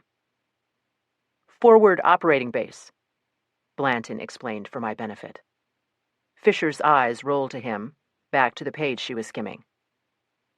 "The accused, Marine Second Lieutenant John Gross, was at that time a platoon commander with the RCT 6th, the 3/8th. Not wanting to interrupt, I made a note to obtain translation later. Intel had it that insurgents were storing illegal weapons in the village. Gross's mission was to perform a cordon and knock. That one I knew. Surround the area and go house to house banging on doors. Here is the full file. Fisher disengaged the bottom folder and slid it my way. Mr. Blanton, I assume you have a copy? Lieutenant Noonan? Blanton and Noonan nodded. Fisher directed her next comments to me. To summarize, on the day in question, a 6-vehicle convoy rolled out of Delaram just before sunset. Upon arriving at Shane Bog, 2nd Lieutenant Gross ordered his men to gather the villagers outside. Then, while some undertook a weapons search, others began interrogation. As the op was proceeding, an RPG detonated on the road outside the village wall, badly damaging a Humvee and injuring 2 of Gross's men. According to multiple witnesses, pandemonium ensued. Fisher speed-read, choosing what she considered salient points. As per Lieutenant Gross's statement, at the time of the explosion, he was covering 2 LNs, local nationals, who'd been identified as possible insurgents. Fisher brought her eyes closer to the file. Ahmed Ali Aksi and Abdul Khalik Rasek. She straightened. According to 2nd Lieutenant Gross, Aksi and Rasek ran at him. Though he ordered them to halt in English and Pashto, both continued in a threatening manner. Fearing for his life, he opened fire. Gross's version differs markedly from that of Eggers. Yes, Lieutenant Noonan, that is why we are here. Recognizing the rebuke, Noonan leaned back, lips compressed so tightly they blanched at the edges. Fisher refocused on me. According to Corporal Grant Eggers, Aksi and Rasek weren't rushing anyone. Terrified by the blast, they were attempting to move away from the road. Several beats passed. The victims' bio profiles are in here? I tapped the folder in front of me. Yes. Rasek was significantly taller than Aksi, and the 2 differed in age. By how much? Mr. Rasek was 52. Fisher gave a tight shake of her head. Mr. Aksi was killed on his 17th birthday. 19. Fisher addressed a number of points concerning logistics, then, wishing us Godspeed, withdrew. Wellstead took over.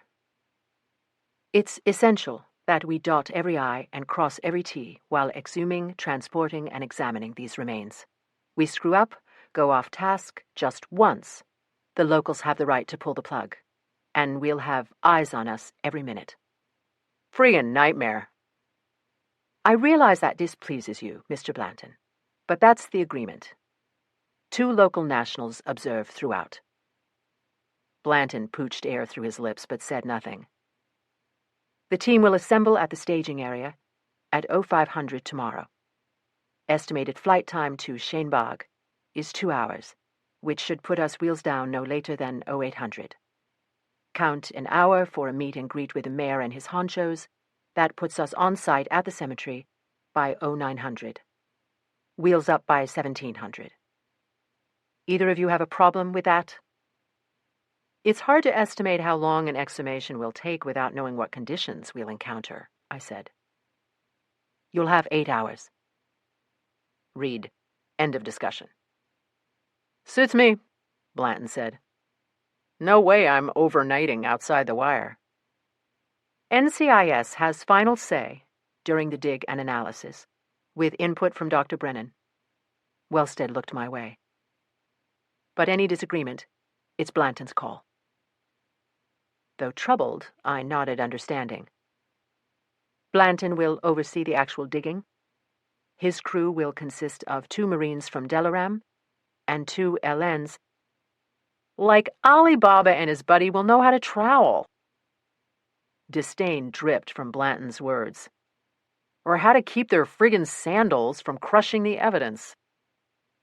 Lack of local participation was a deal-breaker. Wellstead's patience was wearing thin. The Afghans insisted. The Pentagon agreed. Christ! I looked at the NCIS agent, surprised by his contempt for the Afghan people. But was that it? Was it the locals Blanton disliked? Or a malignancy that had taken root among them?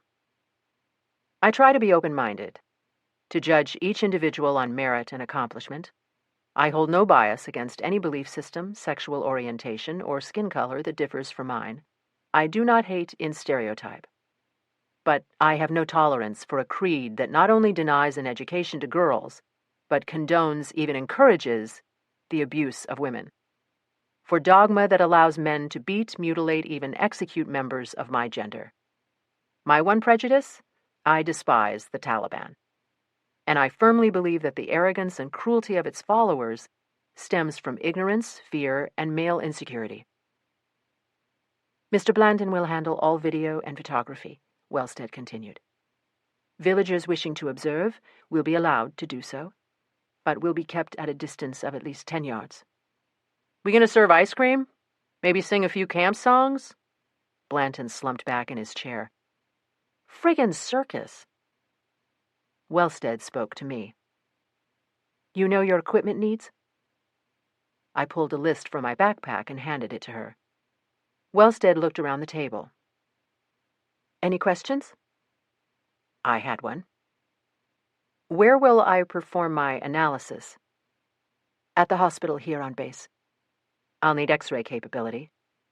All arranged. I had another. Why couldn't we do this today? The Army is providing transport. The Black Hawk is available tomorrow.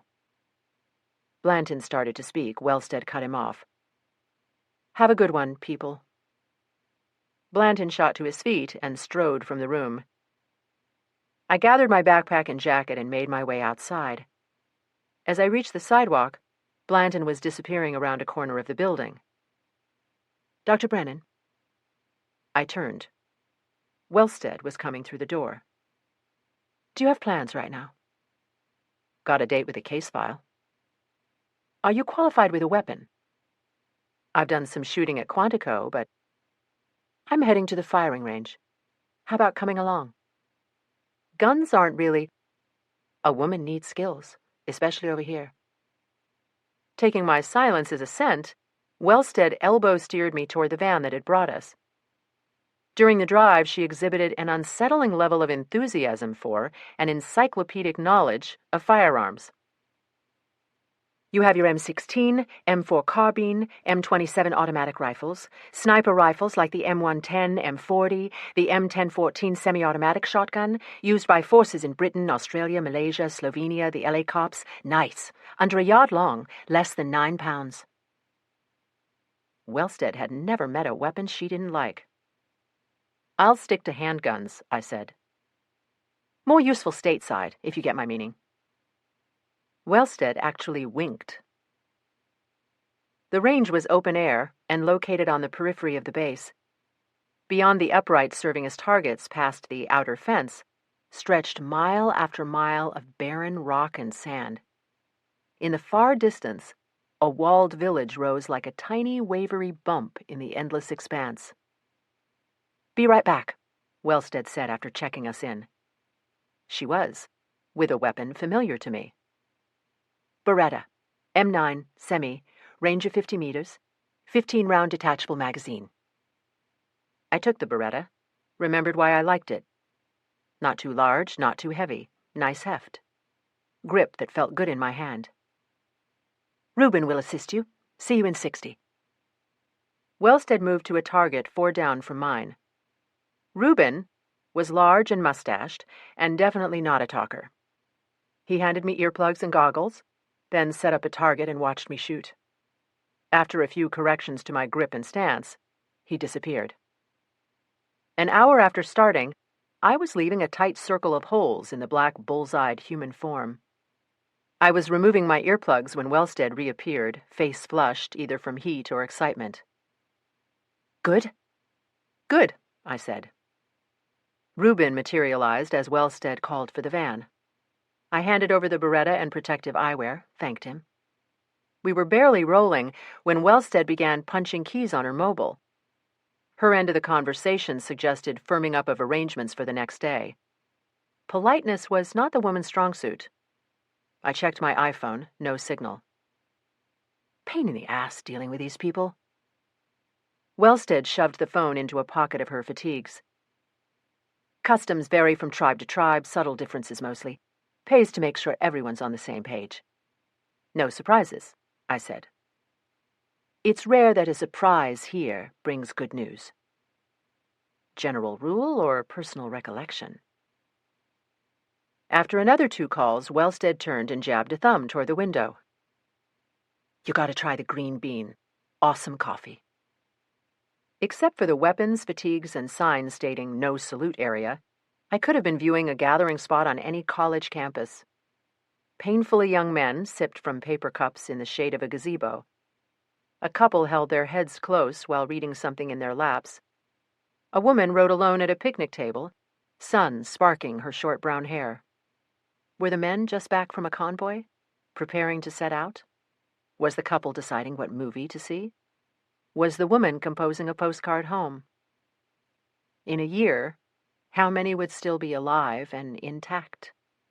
My eyes began their reflex search for Katie, and the guilt surged anew. Cup of Java now? Wellstead asked. I should go back to my quarters and read the case file. And check for messages.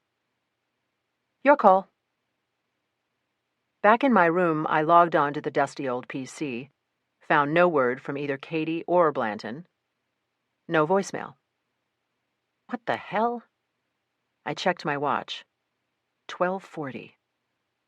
I paced, agitated to be doing nothing, anxious about my daughter. I'd been at Bagram for 12 hours. Where was Katie? Why hadn't Blanton located her? More senseless back and forth across the floor. Why hadn't I brought Wellstead into the loop? I knew Katie's unit, could find her myself. No, a tiny voice advised. For once, I listened. Pulling a bottle of water from the cabinet, I shoved aside papers and magazines, pulled the gross file from my backpack, and began reading. Very quickly, my eyes grew heavy. My mind refused to focus. Thinking food and a little exercise might reinvigorate me, I set out for the DFAC. 40 minutes and an epic salad later, I rounded the corner of my B-Hut row. My pulse quickened at the sight of a pink paper wedged into the door jamb of my unit. I hurried forward, hoping it was a note from Katie. It was. Can't believe you're here. Awesome. Off with unit today, tomorrow. Meet tomorrow night. Lighthouse Coffee House, 10 p.m. Too late for you, old lady? Tee-hee. No comments on my hair. Katie.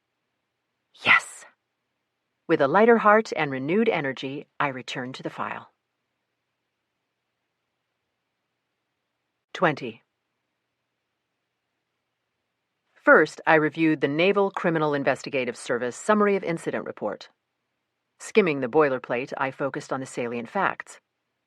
A cordon-and-knock operation in Shane Bog led to a firefight, during which 2 unarmed Afghani civilians were fatally shot.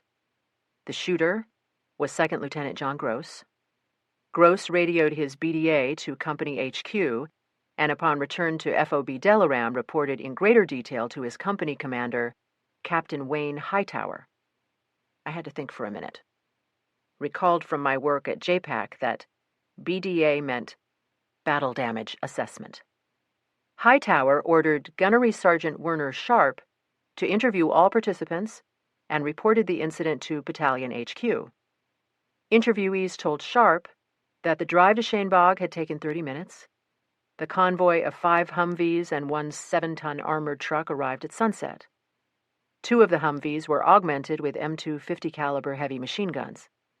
Though historically a friendly village, Intel had reported probable weapons caches and explosive stores. The platoon was on high alert. Shane Bog was bordered on 3 sides by a wall and on the 4th by a steep hill. The front wall had 2 gaps for passage from the road to the village, one at either end. I glanced at the NCIS photos. The place looked like a scene from a Ray Bradbury novel. Back to the summary. Light was fading. 3 Humvees pulled inside the compound, and 2 set up outside the wall, 1 near each opening. The 7-ton positioned between them. Fire teams from 2nd and 3rd squads began banging on doors and rousting occupants, starting at opposite ends and working toward the middle. 1st squad deployed to protect the vehicles and to provide covering fire to the searchers. Lieutenant Gross, armed with an M16 and an M9 Beretta, remained in front to command the operation and to provide additional covering fire. Gross directed Corporal Grant Eggers, a saw gunner with 1st Squad, to also remain at the front with his light machine gun. The first house entered was near the end closest to the lieutenant. 2 AFG males were taken outside and ordered to remain in place. The searchers found nothing and advanced to an adjoining house. At that moment, an explosion rocked the area next to one of the Humvees. The explosion sounded like an RPG. 2 Marines near the Humvee were hit. Automatic rifle fire from the hillside began kicking up dirt at the front of the compound. Lieutenant Gross screamed, "Contact front," and "Engage, engage." He yelled to the Ma-Deuce gunners to sweep the hillside. They tore up the hill, and Eggers unleashed several bursts from his M249. Eggers at that point heard cries of Allah Akbar from his right, and heard the lieutenant open fire. He turned and saw the 2 LNs from the first house twitching and staggering at an angle between the lieutenant and the house, in a direction away from where the RPG had hit. The shorthand was all coming back. AFG was for Afghani, and LN meant local national. When Eggers saw the LNs, they were 15 to 20 meters from the lieutenant, spinning sideways from the impact of the rounds. As they collapsed face down, Lieutenant Gross ejected the clip from his M16 and jammed in another. Eggers turned to fire more bursts at the hill, but no enemy returned fire. The 50 cal gunners were still raking the hillside. Lieutenant Gross yelled to cease fire, and it got quiet.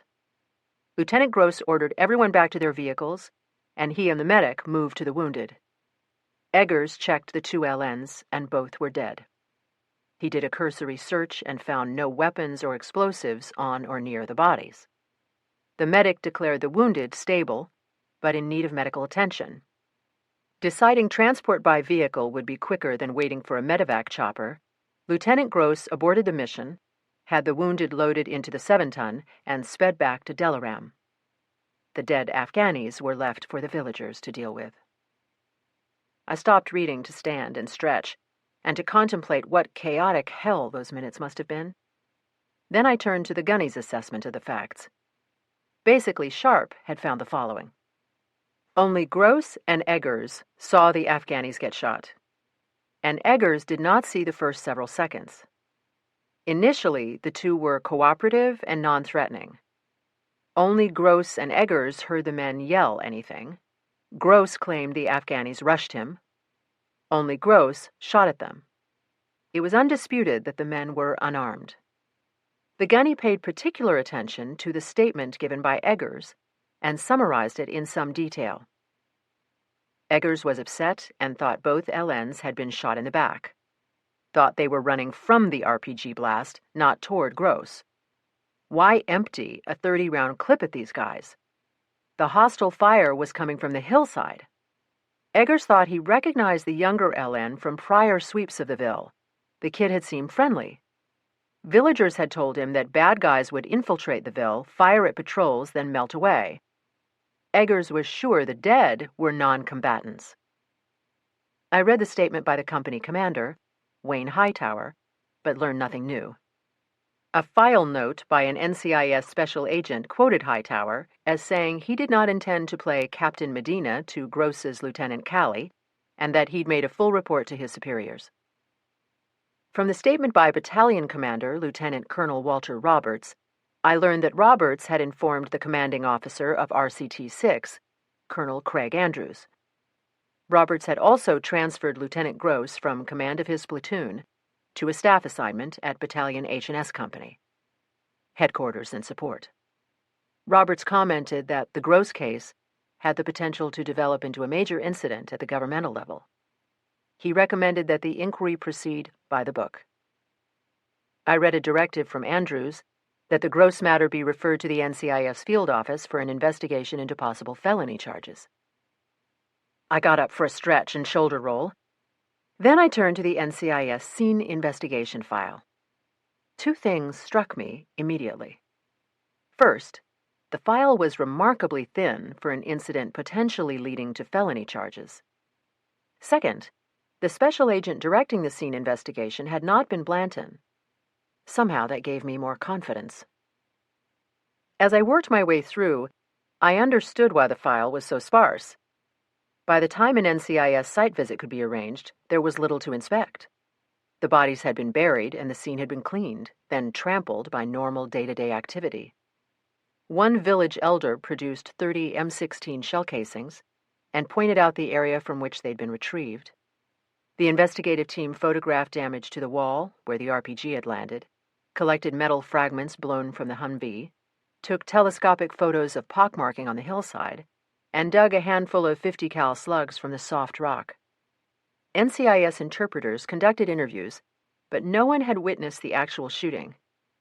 Everyone questioned told the same story. The dead were good men. No insurgents in village. No explosives. No bad weapons, just rifles for protection against thieves. Insurgents on the hill had come, then gone. Marines killed boy. Very bad thing. Permission for an exhumation was repeatedly denied.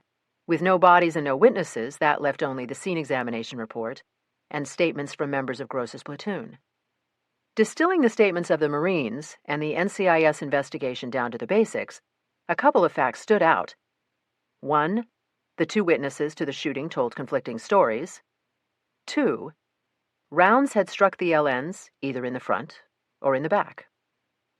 I understood the importance of the exhumation. Wondered what Gross was thinking. Clearly, he knew. Perhaps because Eggers had no stake in the outcome, his statement carried enough weight to compel Colonel Andrews to prefer charges against Gross for murder and for conduct unbecoming an officer. Yep, I thought. Murder surely is unbecoming. I read the DD Form 458s, the military charge sheets. The first identified the accused as Second Lieutenant John Gross and alleged violations of the UCMJ Article 118 and UCMJ Article 133. The specifications under 118 read, that in Shainbag, Helmand Province, Republic of Afghanistan, the accused did unlawfully murder one Ahmad Ali Aksi, an Afghan national, by shooting him multiple times with an M16 automatic weapon. It provided the time and date of the incident. The specifications under 133 referred to the same time and place, but alleged that the accused engaged in conduct unbecoming an officer in unlawfully shooting said Ahmad Ali Aksi. The second 458 alleged identical offenses as to one Abdul Khalik Rasek. Both forms were signed by Colonel Andrews. The chronology showed that after Colonel Andrews preferred charges, RCT-6 rotated back to Camp Lejeune, North Carolina, home of the 2nd Marine Division. Once at Lejeune, Colonel Andrews appointed Lieutenant Colonel Frank Keever as Article 32 investigating officer and detailed Major Christopher Nelson as government counsel and Major Joseph Hawthorne as counsel for the accused. Lieutenant Colonel Keever called the Article 32 hearing into session 2 months after RCT-6 returned to Lejeune. The file contained a transcript of the proceedings. I skimmed through it. Hawthorne made a motion for continuance until an exhumation could be performed. Nelson objected, saying no exhumation was likely. There was discussion, after which Keever denied the motion. The government's first witness was Grant Eggers, now out of the military. His testimony seemed in agreement with the statements he'd made to Gunny Sharp and the NCIS special agents. To satisfy my curiosity, I read the portion of Hawthorne's cross-examination dealing with Eggers' motivation in accusing Gross. Hawthorne: You're a civilian? Eggers: Yes, sir. Hawthorne: Is the reason you did not re-up the fact that Lieutenant Gross gave you a poor performance evaluation and told you that he would oppose your promotion to sergeant? Eggers: No, sir. He did tell me that, but it was not the reason I did not re-enlist. Hawthorne: He demoted you, didn't he? Eggers: No, sir. He reassigned me from fire team leader to saw gunner, but I still had the same rank and pay. Hawthorne: No one else in your platoon said they'd seen the LNs shot in the back, did they? Eggers: No one else was in a position to see it. Hawthorne: Did you actually see rounds strike those men in their backs? Eggers: That's how it appeared to me, sir. They were being spun around by the impact of the bullets, but it looked like they were hit in the back. Hawthorne: Would you describe Lieutenant Gross as a liar? Eggers: Generally, no, but he has a lot at stake here. The second government witness was Donald Drew, one of the NCIS special agents who'd examined the scene and interviewed Marines. He testified an entire day, but added little. The government concluded with testimony from 3 platoon members who said there had been an intense firefight during which they felt in peril, but that the fire came from the hillside, not from the area of the houses. With that, the government rested. The following morning, Major Hawthorne informed Kiever that he'd received word that the Afghans had decided to let an exhumation go forward, and made a motion that the hearing be recessed pending an autopsy. After lengthy discussion, Kiever reversed himself and agreed to a 60-day recess during which Hawthorne was to provide regular updates. Should an exhumation and autopsy be completed sooner, the hearing would resume immediately. Kiever declared the hearing in recess. I turned to the final document in the dossier, a handwritten page that appeared to have been torn from a journal, and my interest level leapt. The journal entry was written by the man himself. July 15, 11:42 AFT. Got into the shit last night. Ambushed on a cordon and knock. AK fire raining down. Usual mooj spray and prey shooting. Burn a lot of ammo, forget about aim. We didn't know what to expect in Shanebog. Patrols had taken heat in the area, harassment by ambushes and IEDs. Intel had it weapons and explosives were stored in the Ville. Our mission was to surprise the LNs at dusk, take the stuff before they used it on us. We swept in, set up, and began to toss the place. Adrenaline was pumping, and my guys were wired. The LNs didn't greet us with love. We'd searched a couple houses when an RPG exploded. 2 of my guys yelled they were hit. Rounds started peppering down from the hillside, AKs for sure. I ordered my men to take cover and return fire. For a while, the scene was all noise. Streaming tracers and flying debris. BA was no hits from the AKs, 2 WIAs from the RPG, no EKIAs or EWIAs, 2 collateral KIAs in the Ville. Our fire, yours truly, the shooter. I paused for more alphabetic decryption. BA was battle assessment. KIA and WIA were easy, killed in action, wounded in action. I decided EK and EW referred to enemy casualties. I see it every time I close my eyes. 2 mooj rushing me, screaming about Allah. Only seconds to react. I figured the fucksticks were wired to blow, gave them their tickets for the A train to martyrdom. The hillside snipers went apeshit, but we had fire superiority. Eventually, they shot their wad and disappeared. WTF, the search found nothing strapped to the dead mooj. Couldn't have known that. Bedlam. Rounds hitting everywhere. Split-second choice, easy decision, my ass over theirs. I keep replaying it in my head. What did I hear? What did I see? Gunfire? Shouting? Some wannabe martyr yelling Allah Akbar?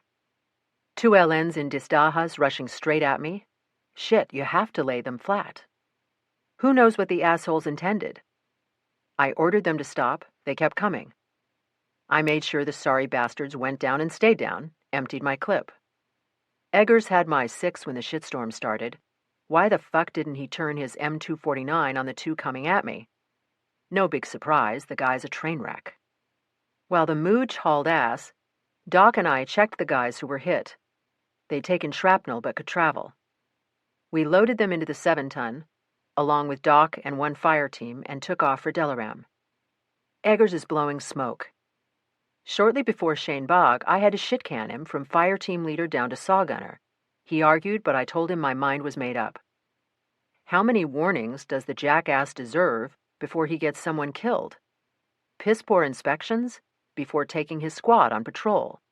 Failures to properly search and secure areas under his responsibility.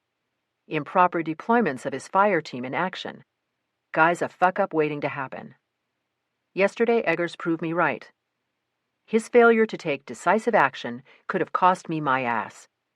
If those moods had been packing, I'd be going home in a box. It's not like I wanted to waste those guys. Jesus, I'm practically puking about it. But it was a righteous kill. They were a clear threat. Eggers doesn't get it. Doesn't think like a Marine, or act like a Marine. Civcas from a mission sucks, but collateral damage is part of war. I don't trust Eggers, and he doesn't like me. 21. The MH-60 Blackhawk lifted off, then banked low between shale and limestone cliffs on the start of its 300-mile run to Shane Bog. That was my best guess of the distance. Wellstead had tried to fill me in, but between the throb of the rotors and the wind whooshing against the airframe, conversation wasn't happening, and lip reading isn't one of my skills. It was early, just past 0600, but after a bad night's sleep, I was ready to move. Wall-to-wall nightmares. Katie's voice calling from darkness amid the thud of artillery shells. Birdie purring from the bottom of a deep well. Other scenarios equally bizarre. The same images looping over and over. I dressed in the pre-dawn darkness, then bolted for a quick breakfast. After donning my IBA, I'd rendezvoused with Blanton and Wellstead at the flight line. The Blackhawk was a marvel of military engineering. $14 million worth of bulletproof steel and Lexan glass, powered by a pair of massive turboshaft engines. We were sharing the bird with a half-dozen soldiers, stoic faces, intense eyes, packed in like badass sardines in a tin. Wellstead said they were going someplace north of Shane Bog to quell a disturbance. She didn't elaborate, and I didn't press. The Blackhawk elevated at dizzying speed and hurtled toward our destination. The sun rose along the curve of the earth, throwing up spikes of early morning light. The land was beautiful, the way Arctic tundra can be beautiful. A narrow river looked like a dark ribbon twisting across the arid emptiness. My gaze shifted to Wellstead, then to Blanton. Something in their posture indicated a deep, mutual dislike. When their eyes met, they immediately jumped elsewhere, like magnets repulsing. The air between them crackled with pent-up tension. I'd sensed the friction yesterday, but couldn't pinpoint the source, only an insistent tickle at the base of my brainstem telling me that something was off. Did they have opposing views on the exhumation? Were they unhappy about being ordered into danger in a village of potentially hostile Muslims? Or was it personal? Forget it. Focus on the task at hand. I glanced out the Blackhawk's side window. The bulletproof glass was scarred with milky slashes where anti-aircraft rounds had hit and ricocheted off. I charted the terrain below, wondered if anyone had us in his sights. Concentrated on putting that out of my mind, too. Thanks to a strong tailwind, we arrived at Delaram early, just before 0800. The Blackhawk's blades whipped up fans of yellow dust as we touched down. Blanton disembarked first, followed by the soldiers. All scuttled across the landing zone with heads lowered, shoulders hunched to the wind. I followed Wellstead off, sand stinging my face and collecting in the corners of my eyes. As the soldiers loaded onto a convoy truck and departed, Blanton waved us over to an idling Humvee with 2 grit-coated Marines, one at the wheel, the other riding shotgun. World's biggest freaking sandbox. Blanton pulled a wry smile. Wellstead breezed past us into the vehicle. Blanton and I joined her in the back seat. The Humvee rumbled down an unpaved road that lay bleached and bone-white from the passage of military convoys. Nothing much to see. Sand molded by the wind into spiny formations. Stunted trees bearing withered fruit. The charred remains of a car half buried on the shoulder. Our driver was young, Katie's age. No, younger. His cheeks were furred with peach fuzz. Shotgun wasn't much older. I wondered what the parents thought of their sons being out here. A trap door sprung inside my head, and suddenly I was seeing the hit-and-run Vic back in Charlotte, the one with a pink beret and kitty purse, the one in a body bag. I glanced right and caught Blanton looking at me. Eyes narrow, maybe even unfriendly. Calculating? If so, calculating what? What angle was there to play? Why would Blanton's goal or that of NCIS be any different from mine, from Wellstead's? Probably nothing. Blanton had made it clear he didn't like moving outside the wire. Maybe he was spooked. God knows I felt removed from my element.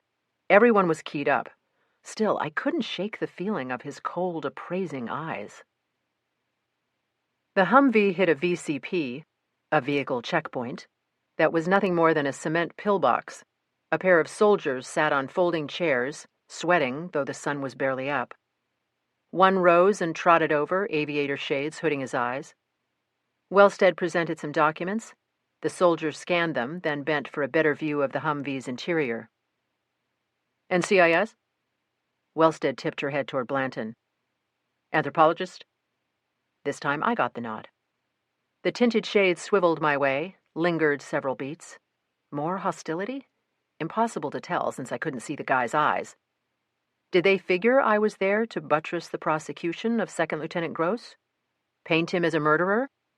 Stir up the locals once again and make everyone's job harder and more dangerous? The soldier waved us through. We're nearly there. Wellstead spoke without turning her head. The village isn't much to look at. Typical of the sort you'll see in this province. Herding, some small-scale farming. Under normal circumstances, you wouldn't find any open resentment. We aren't going in under normal circumstances. No, Mr. Blanton, we are not. Blanton's jaw went rigid. Was the friction due to some jurisdictional jockeying I was used to seeing in Charlotte and Montreal, Army versus Navy, military versus civilian? I found the thought strangely calming. No one spoke for a bumpy 5 or 6 minutes. Then, I won't call these people ignorant, because that's wrong, not to mention potentially dangerous. Wellstead squinted at the heat shimmer rising at the horizon. But the life they lead is simple. We make a point of respecting their customs, insofar as they don't interfere with our own objectives. Which are? I asked. Objective 1 is to protect the free world. Objective 2, our specific goal in this operation, is to make sure that United States personnel acted properly in the pursuit of Objective 1. After several more miles of non-conversational hitching and swaying, Shanebog took shape in the distance. A compound of squat stone structures enclosed within a low stone wall on 3 sides, backed up to a very steep hill on the 4th. Wellstead was right. The place wasn't much to look at, unless your taste in architecture swung towards stark minimalism. But the setting was otherworldly. Shanebog lay at the foot of a prominence, the south side of which rose sharply, maybe 200 feet, to a mesa studded with oddly shaped boulders. The slope, more cliff than hill, was composed of peculiar peaked formations that resembled upright ladyfinger cookies of differing heights. In the hazy morning light, I could make out tiny holes in the rocks, like honeycomb. As we drew nearer, those holes became doorways, windows, and staircases. I was about to pose a question when Wellstead explained. Half the village is built into the hillside. The rock is sturdy enough to provide a solid foundation, but porous enough to tunnel into. Maybe that's how Osama went to ground. These towns are like icebergs. As usual, Wellstead ignored Blanton's comment. Only a small percentage visible. We drove through a gap in the wall, and stopped in what probably served as the village green.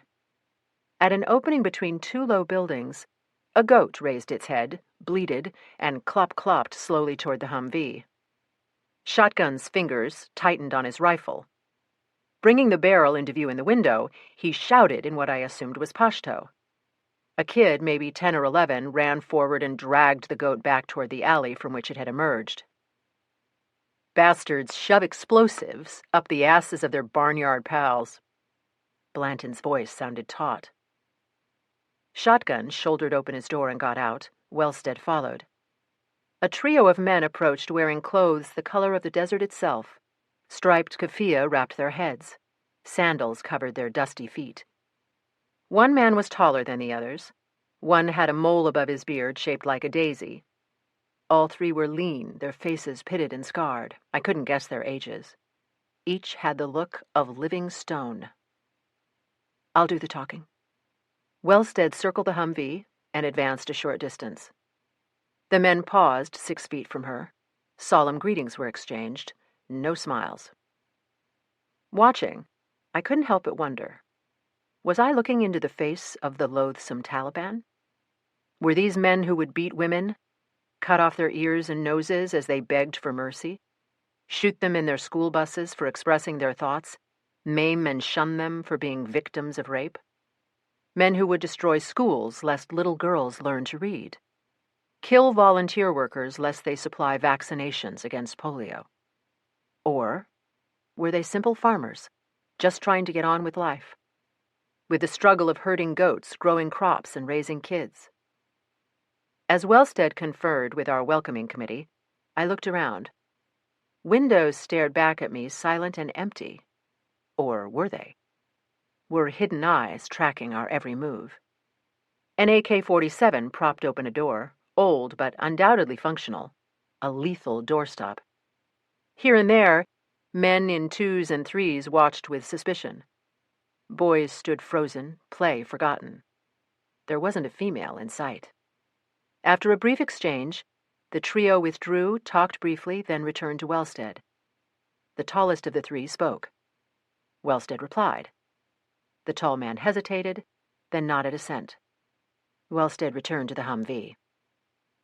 They say there's been tension between U.S. troops and some of the locals, in light of the incident.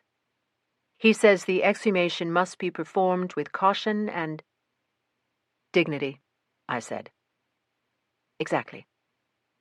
Please tell them I'll treat the bodies with reverence. Wellstead translated. Again the men conversed. Again the tall one nodded.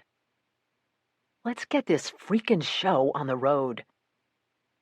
Blanton's eyes were bouncing from building to building, alley to alley, curious face to curious face. Veins were pumping in both his temples. 2 kids were summoned.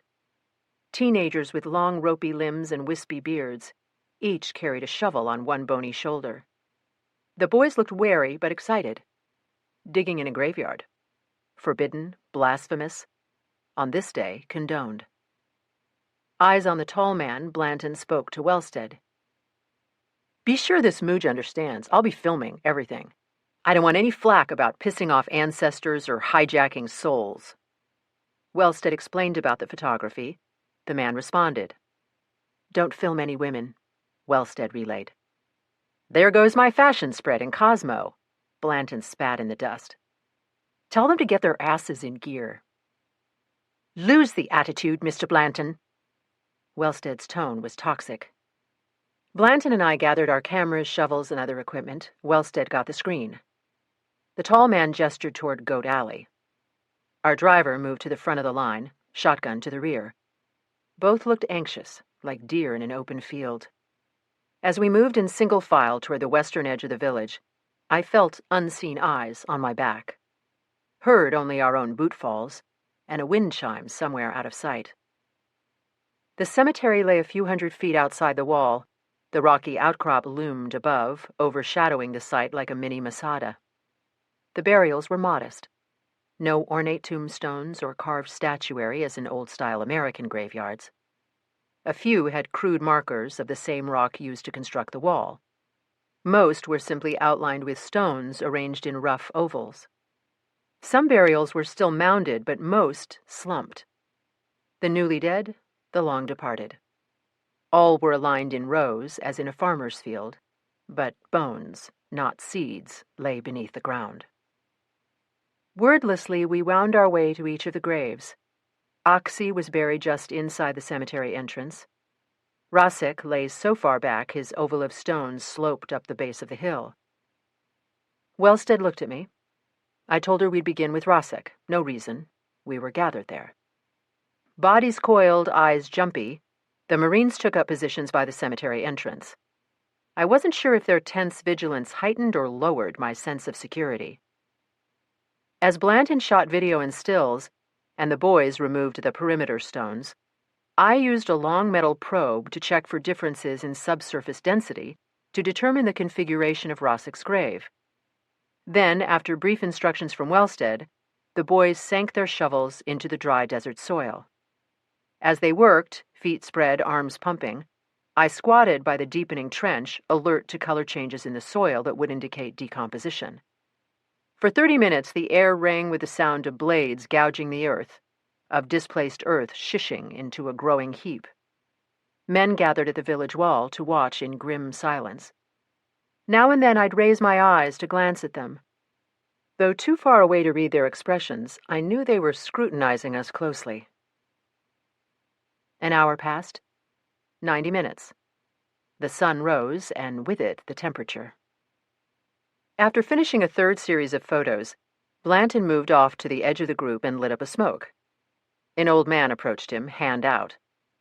Blanton shook free a cigarette and placed it in his palm. Finally, I saw the telltale shift. "Hold up," I said. The boys stopped shoveling. Straightening, they looked at each other, then at me.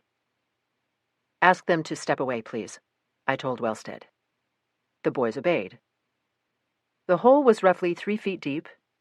At the bottom, a dark oval was emerging from the yellow-brown soil. Poking from it, I could see what looked like fabric. I heard boots, then a shadow fell across the grave. "Found one of our boys?" Ignoring Blanton's question, I dropped to my belly, closed my eyes, and inhaled deeply through my nose. The odor of decomposing flesh is unmistakable, sweet and fetid, like residue spoiling in a trash can. I smelled only soil and a hint of something organic. Either the bodies had mummified, or they had skeletonized completely. Another shadow joined Blanton's. "Need a hand?" "Get the trowel and brush from my pack, please." Wellstead was back in less than a minute. "What do you have?" "Probably the edge of a shroud." "Time for a body bag?" "Yes." Using the trowel, I scraped dirt from around and below the fabric, slowly revealing the lumpy contours of what lay inside. When enough was exposed, I gently lifted one fragile edge. The shroud contained exactly what I'd hoped. I recognized a clavicle, a scapula, some dark and leathery ligamentous tissue.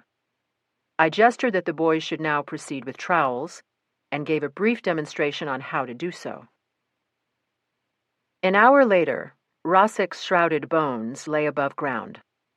I was on my knees zipping the body bag when, far off, I heard a noise. A low buzz, like a honeybee sluggish with sun. I glanced up, scanned the sky, saw nothing. The buzzing grew louder, was joined by the sound of pounding feet. I looked around.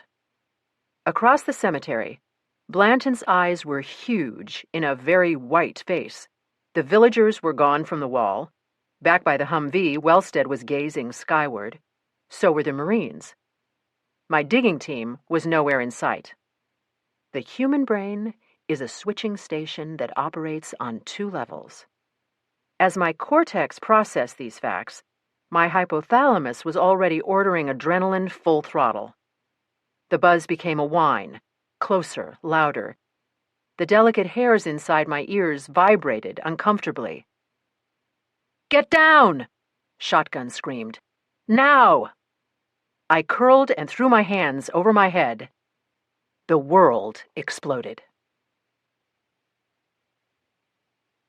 22. I opened my eyes. Darkness. I listened.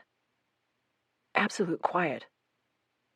By instinct, I'd cupped a palm around my mouth to create an air pocket. And my helmet had helped. But the small bubble of space wasn't enough. My chest was compressed. My lungs squeezed too tightly to function. The heavy armor only made the pressure worse. I tried to breathe. Couldn't. I tried again. Got no air. Panic began to set in. How long could a person go without oxygen? 3 minutes? 5? How long had I been trapped? I had no clue. Again, I tried to inhale. Again, I failed. My heart was banging, pumping blood that was fast losing what little oxygen it held. I tried moving the hand away from my mouth, hit resistance within millimeters. My other arm was numb. I had no sense of its position, the position of my legs. A wave of dizziness flooded my brain. I saw images of the mesa, of the Ladyfinger rocks. Rocks that now imprisoned me like a coffin. How many feet? How many tons? The panic increased. Adrenaline shot through me. Breathe! I tensed my neck and shoulder muscles, bent my head forward as far as I could, then thrust it back. My skull cracked rock. Pain exploded through my brain. But the move worked. I heard the hiss of falling sand, felt a little less pressure on my chest. I breathed in slowly. The dusty air coated my tongue, my throat. My lungs exploded in a series of hacking coughs. I breathed again, coughed again. The dizziness passed. My thoughts began to organize into coherent patterns. Shout? But in what direction? How was I lying? Was anyone out there? Was anyone alive to free me? Had the others also been buried? I blinked sand from my eyes, saw only inky blackness, heard only stillness, no voices, no shovels, no movement. Again, the panic. Think. Forget the rubble, the dust, the deafening quiet. I tried rolling to my left. My right leg was pinned. I could feel a sharp edge pressing the flesh of my calf. I tried flexing my knee. A hot spike ripped up from my ankle. I tried rolling to my right, got nowhere. My shoulder was jammed tight against rock. Rock that moments before had overhung the graveyard. Rock that now buried me like the dead we'd just raised. Think. I willed myself calm. Willed my breathing steady. Willed the bulky armor to rise and fall. In. Out. In. Out. I tried yelling, but my mouth was too dry. I mustered what saliva I could and tried again. My voice sounded dull, muffled.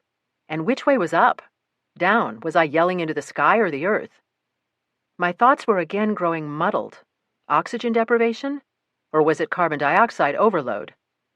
I knew the answer to that once. It was not coming to me now. Questions winged. An incoming mortar? A surface-to-surface missile? Launched by whom? What did that matter? Were Blanton and Wellstead also buried? The 2 young diggers? I closed my eyes, heard only the soft hiss of sand worming through cracks. Why was no one probing, digging, shouting? Had the villagers abandoned us? To let our people get us out or not? Would I die? Of hypothermia, asphyxia? How long would it take? The thought of death filled me with a terrible sadness. In this place, so far from home, so far from the people I loved. Katie, Harry, Pete, Ryan. Yes, Ryan. A tear traced a path sideways across my cheek and dropped to my hand. My addled brain managed a deduction. Dropped. Gravity. I was lying on my right side. The earth was somewhere below it. Dirt, rock, and sky were somewhere above my left shoulder.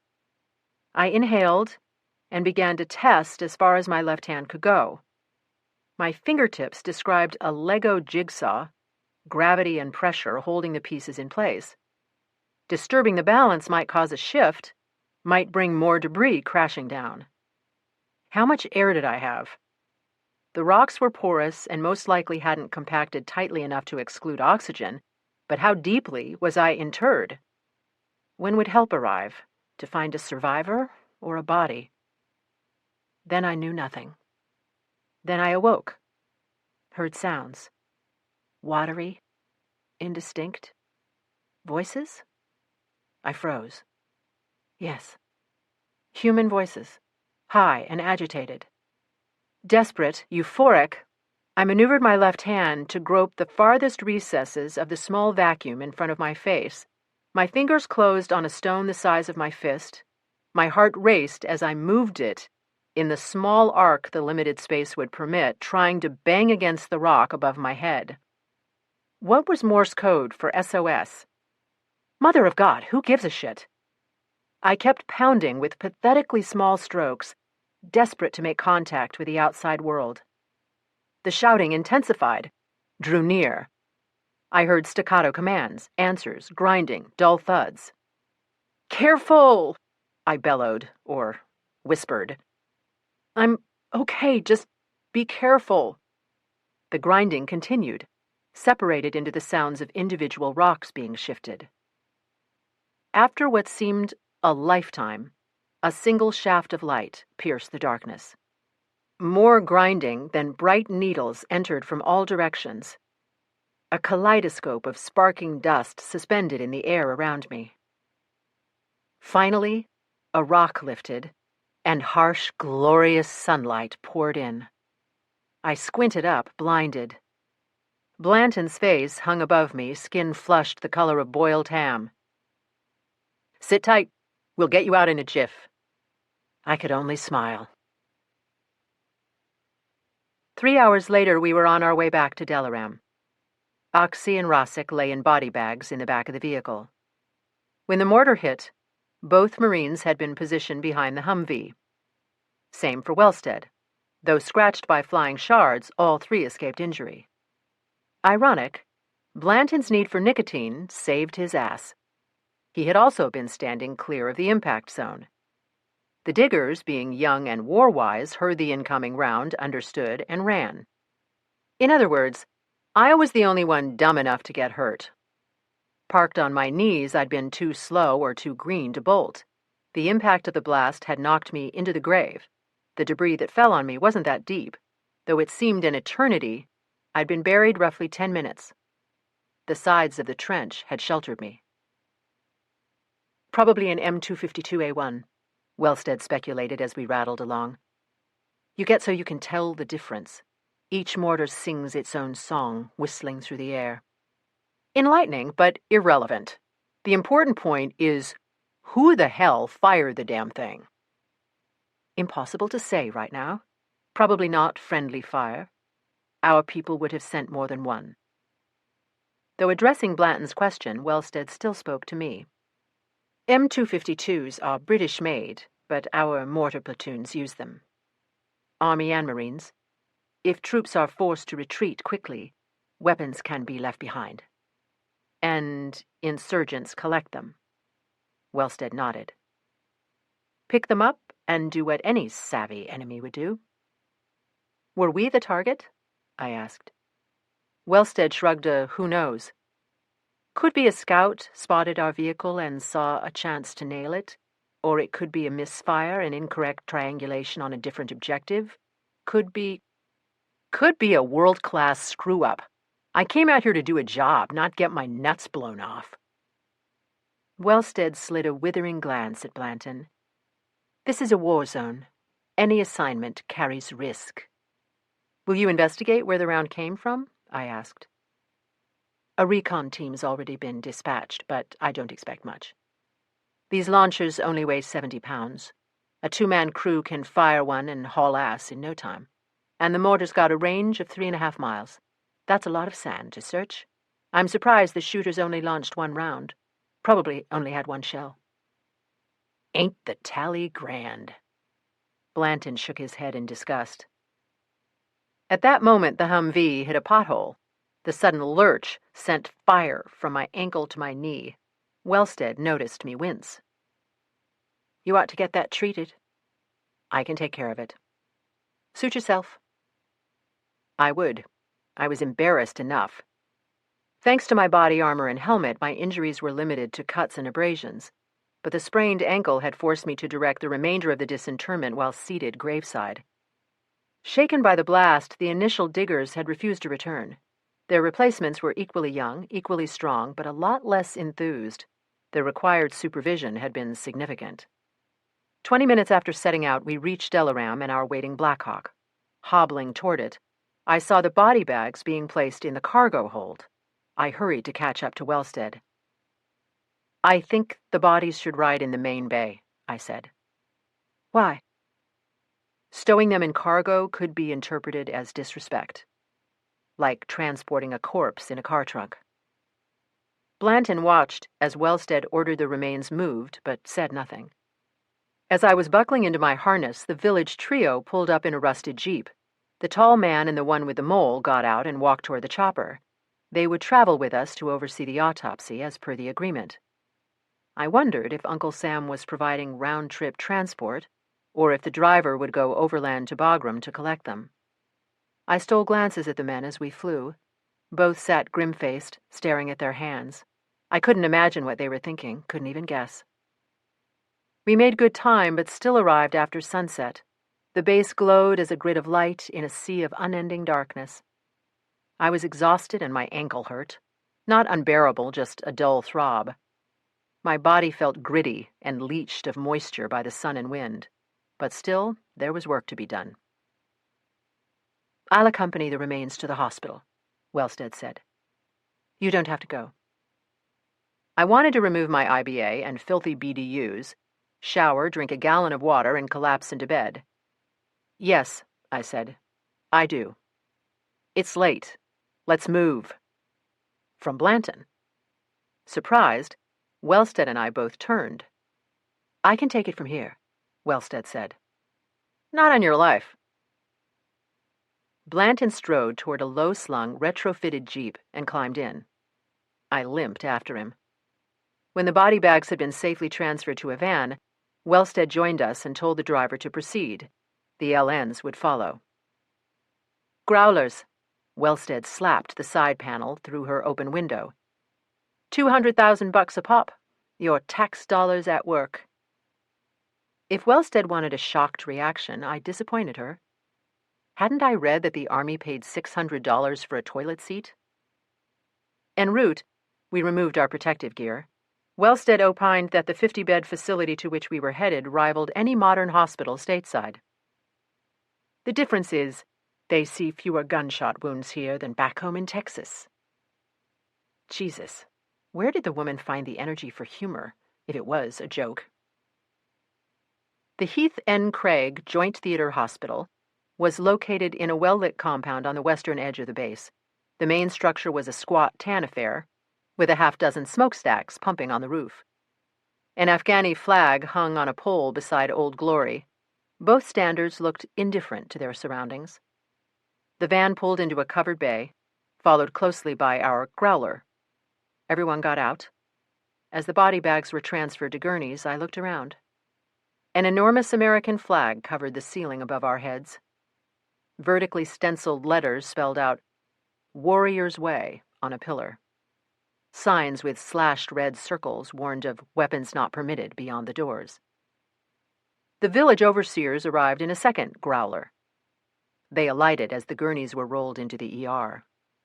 The hospital's interior was so cold I felt goosebumps pucker my flesh. The staff we passed watched with open curiosity, nurses and orderlies in fatigues or scrubs, doctors with surgical caps on their heads and masks half tied around their necks. Oxy and Rosek were wheeled down a long tiled hallway to a cooler not that different from the one back home at the MCME. They would remain there, awaiting my examination. I glanced at the village delegates, then turned to Wellstead. It would speed things up tomorrow if a series of x-rays was done on each individual tonight. I need to know what's inside before I unwrap the shrouds. You could use some serious rack time. We all could, I said. Wellstead looked at me a very long moment. If I'm present, do you trust a radiology tech to shoot your films? It was what I would do at home. Yes, I said. Wellstead crossed to the villagers, returned after a brief exchange. They're good with that, as long as we leave the bodies facing Mecca. I can stay, I said. Wellstead looked at her watch. You call it a day. To everyone. That's a wrap. We'll reconvene here at 0700 hours. Back at my bee hut, I dumped my IBA, removed my outerwear, and peeled off my sock. My ankle was a tequila sunrise of mottled flesh and abraded skin. I knew I should ice down the injury. Hadn't the time to worry about swelling. Telling myself it could have been a whole lot worse, I changed to jeans and a sweatshirt, tied my boot as tightly as I could bear, and headed out, hoping I wasn't too late. At 2200 hours, the base was as busy as during the day. The roads rumbled with Humvees, pickups, jeeps, and bikes. Pedestrians hurried to and from meals, USO centers, or showers. Radio towers and light stanchions flickered against the night sky. The air was cool, the wind fresh off the mountains. Insects swarmed the street lamps overhead. Asking directions, I made my way to a 2-story yellow structure with a banner saying, Lighthouse, above its front door. A few patrons lingered outside, cigarette tips glowing orange in the dark. Mom! Mom, here! I looked up. Katie was waving at me from the second-floor terrace. Come on up! Yes. Oh, yes. Ankle forgotten, I beelined through the door and up the stairs. The place was packed, only one free table. I was worming toward it when Katie swooped in, beaming, arms spread wide. As we hugged, I was astounded by my daughter's strength, by the new hardness of her biceps. Holy fuck, Mom, you really are here. I really am. I went by your bee hut, but you were out. Yeah, was all I said. A Marine Lance Corporal approached the empty table behind us, a look from Katie, and he reversed course. We both sat. Something wrong with your foot? Pulled a muscle. Wuss. Right. I got your note. Did Scott Blanton contact you? Who? Never mind. Katie had cut her hair very short. Not required, but my daughter has never been a fan of half measures. I got your emails. And didn't reply? Our unit's been outside the berm, just got back. Doing what? Casual as hell. Can't say. You're cool to that. Besides, we both know how you get. How I get? Katie bugged her eyes, opened her mouth, and slapped her cheeks with her palms. Crazoid! I do not get crazoid. Fine, but you worry too much. Or you don't worry enough. The fatigue, the ankle, I regretted the words as soon as they were out. Katie's jaw set. Sorry, I said. I've had a long day. I'm doing my job, Mom. Same as you do yours. You came here, I came here. We both knew we weren't heading to Club Med. You're right. Crazoid. I'm sorry. Katie's expression softened. Don't be sorry. I'd be crushed if you didn't worry. Who else will do it for me? We ordered snacks and coffee strong enough to give a pachyderm the shakes. Ongoing conversation was confined to safe subjects. Happenings back in Charlotte. Pete's upcoming wedding to Summer. Before long, Katie put her hand on mine. Early day tomorrow, and you look like you're flying on fumes. I am, and I also have to be up at dawn. I paid the bill. We rose. Katie turned to go, turned back, mischief in her eyes. And thanks. For what? I had no idea.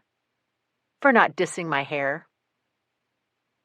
When Katie left, a good chunk of my heart went with her. But I would see her again soon. Walking through the dark, I debated. Shower? Hit the DFAC for more food and ice to pack my ankle? Screw it. Back at the bee hut, I set my iPhone alarm, removed my jeans, and slipped into bed. I drifted off to the sounds of engines screaming overhead. 23. I awoke to the sound of engines screaming overhead. My ankle was better, but my head throbbed, a combination of jet lag, lack of proper dinner, and thin desert air. I dressed hurriedly and checked email. Nothing from Larrabee. 8 days since the girl had been found. I feared my hit-and-run case was rapidly cooling. At the DFAC, I scored eggs and hash browns, poured coffee, and found an empty table. I'd barely started eating when Blanton slumped into the chair opposite, a dark crescent under each of his eyes. Another day in paradise. Bits of bacon clung to the stubble above Blanton's lip. I considered telling him. Didn't.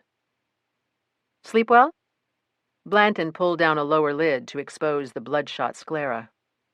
Like a baby. That going to be a problem, Mr. Blanton? Lots of detail work today. By you, not me. I'll need everything documented. This ain't my first rodeo, my dear. Blanton smiled, saluted, and headed off. As I finished my coffee, I considered, did this jerk actually make Slidell look good? My mug hit the tray. No, but the gap was closing. Wellstead and the village delegates were already at the hospital when I arrived. The remains have been x-rayed. Wellstead filled me in as we walked to the room we'd been assigned. Shall I have them brought here? Please. Where are the films? On one of the gurneys. When she'd gone, I looked around.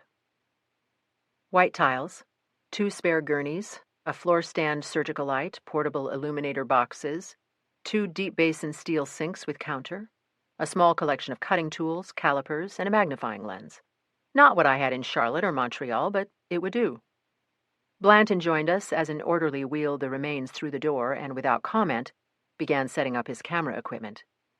The 2 villagers observed, bodies tense, eyes never resting. Each looked jumpy enough to need pharmaceuticals.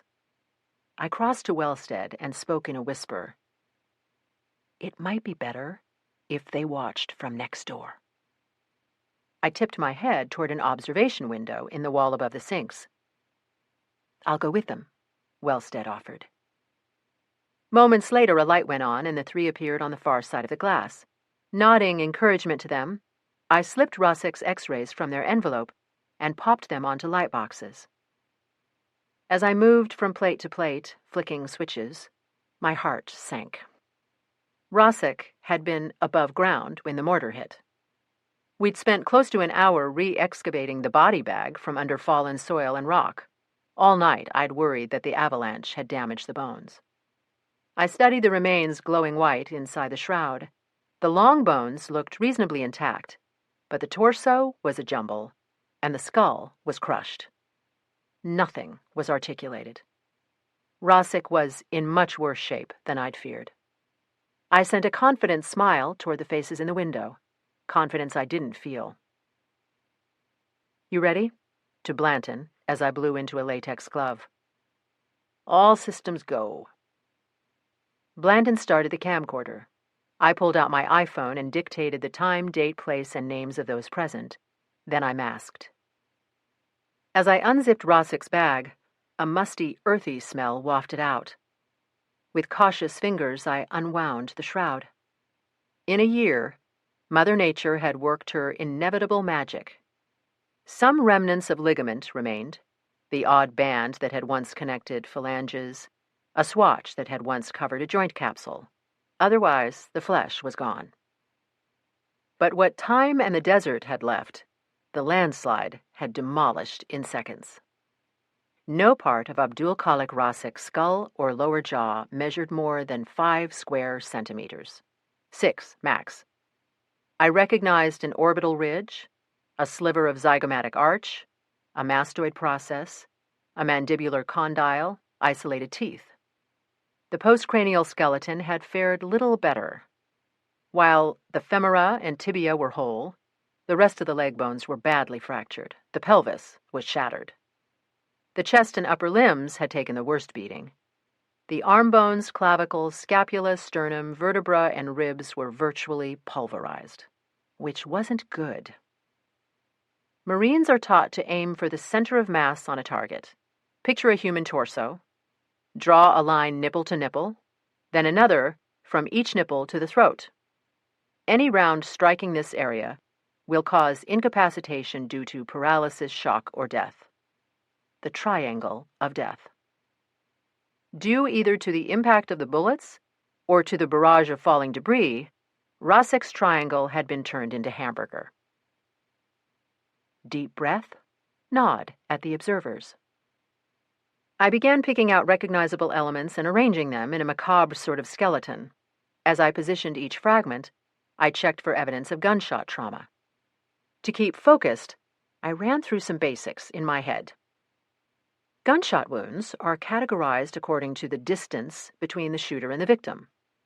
A contact GSW, in which the gun is pressed to the flesh, can leave soot, a muzzle imprint, or even a laceration due to the effect of the bullet's propulsive gases.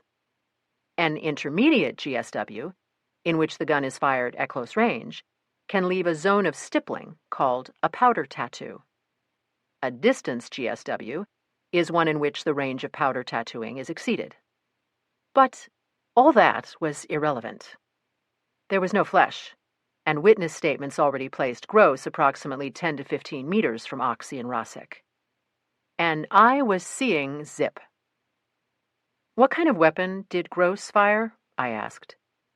I remembered the NCIS file, but was confirming essential facts. An M16, standard Marine artillery. How many shots? I was also talking to mask my anxiety. The M16's got a 30-round clip. Gross emptied his. That was overkill, even for 2 targets. What kind of rounds? NATO standard 5.56 millimeter. Velocity? 940 MPS, anything under 1,000, popcorn. In his not-so-graceful way, Blanton was referring to a sequence of events that occurs with certain types of projectiles. If the bullet tumbles or yaws, it can fragment, sending metal into the surrounding flesh. This type of wound can be much more damaging than a clean through-and-through shot. Do witness statements say anything about the sequence of fire? I asked. Blanton checked his notes. Witnesses reported hearing a burst, a pause, then another burst, but everyone says the same thing. The scene was chaos. I glanced up at the delegates. Their faces were still at the glass, grim and resolute.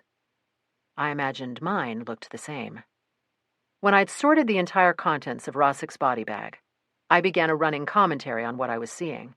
As was my habit, I worked from the head toward the feet. Identifiable cranial features indicate a middle-aged male. I listed them. Dentition fragmented and incomplete, but consistent in age and gender with the subject Abdul Khalik Rossek. That really necessary? Blanton sounded impatient. Things get confused. Memories fade. Identification is always a first step in any exhumation. I continued through the wreckage, noting features relevant to Rossek's biological profile. A fragment of pubic symphysis confirmed my age estimate. Pubic bone shapes said the remains were those of a male. But the slivers, bits, and chunks that represented the torso were too shattered and abraded to yield any information as to cause of death. Despite my resolve to stay calm, agitation crept into my voice. Blanton noticed. You okay, Doc? Peachy. Backhanding hair from my forehead, I rechecked every fragment from Rossek's midsection, this time using the magnifying lens. It was like viewing cookie crumbs smoothed by a tumbler. As I worked, the morning's headache crept back. A tight feeling built in my chest. I'd said bullet trajectory was easy to analyze. They'd brought me 7,000 miles to do that. So far, I was failing.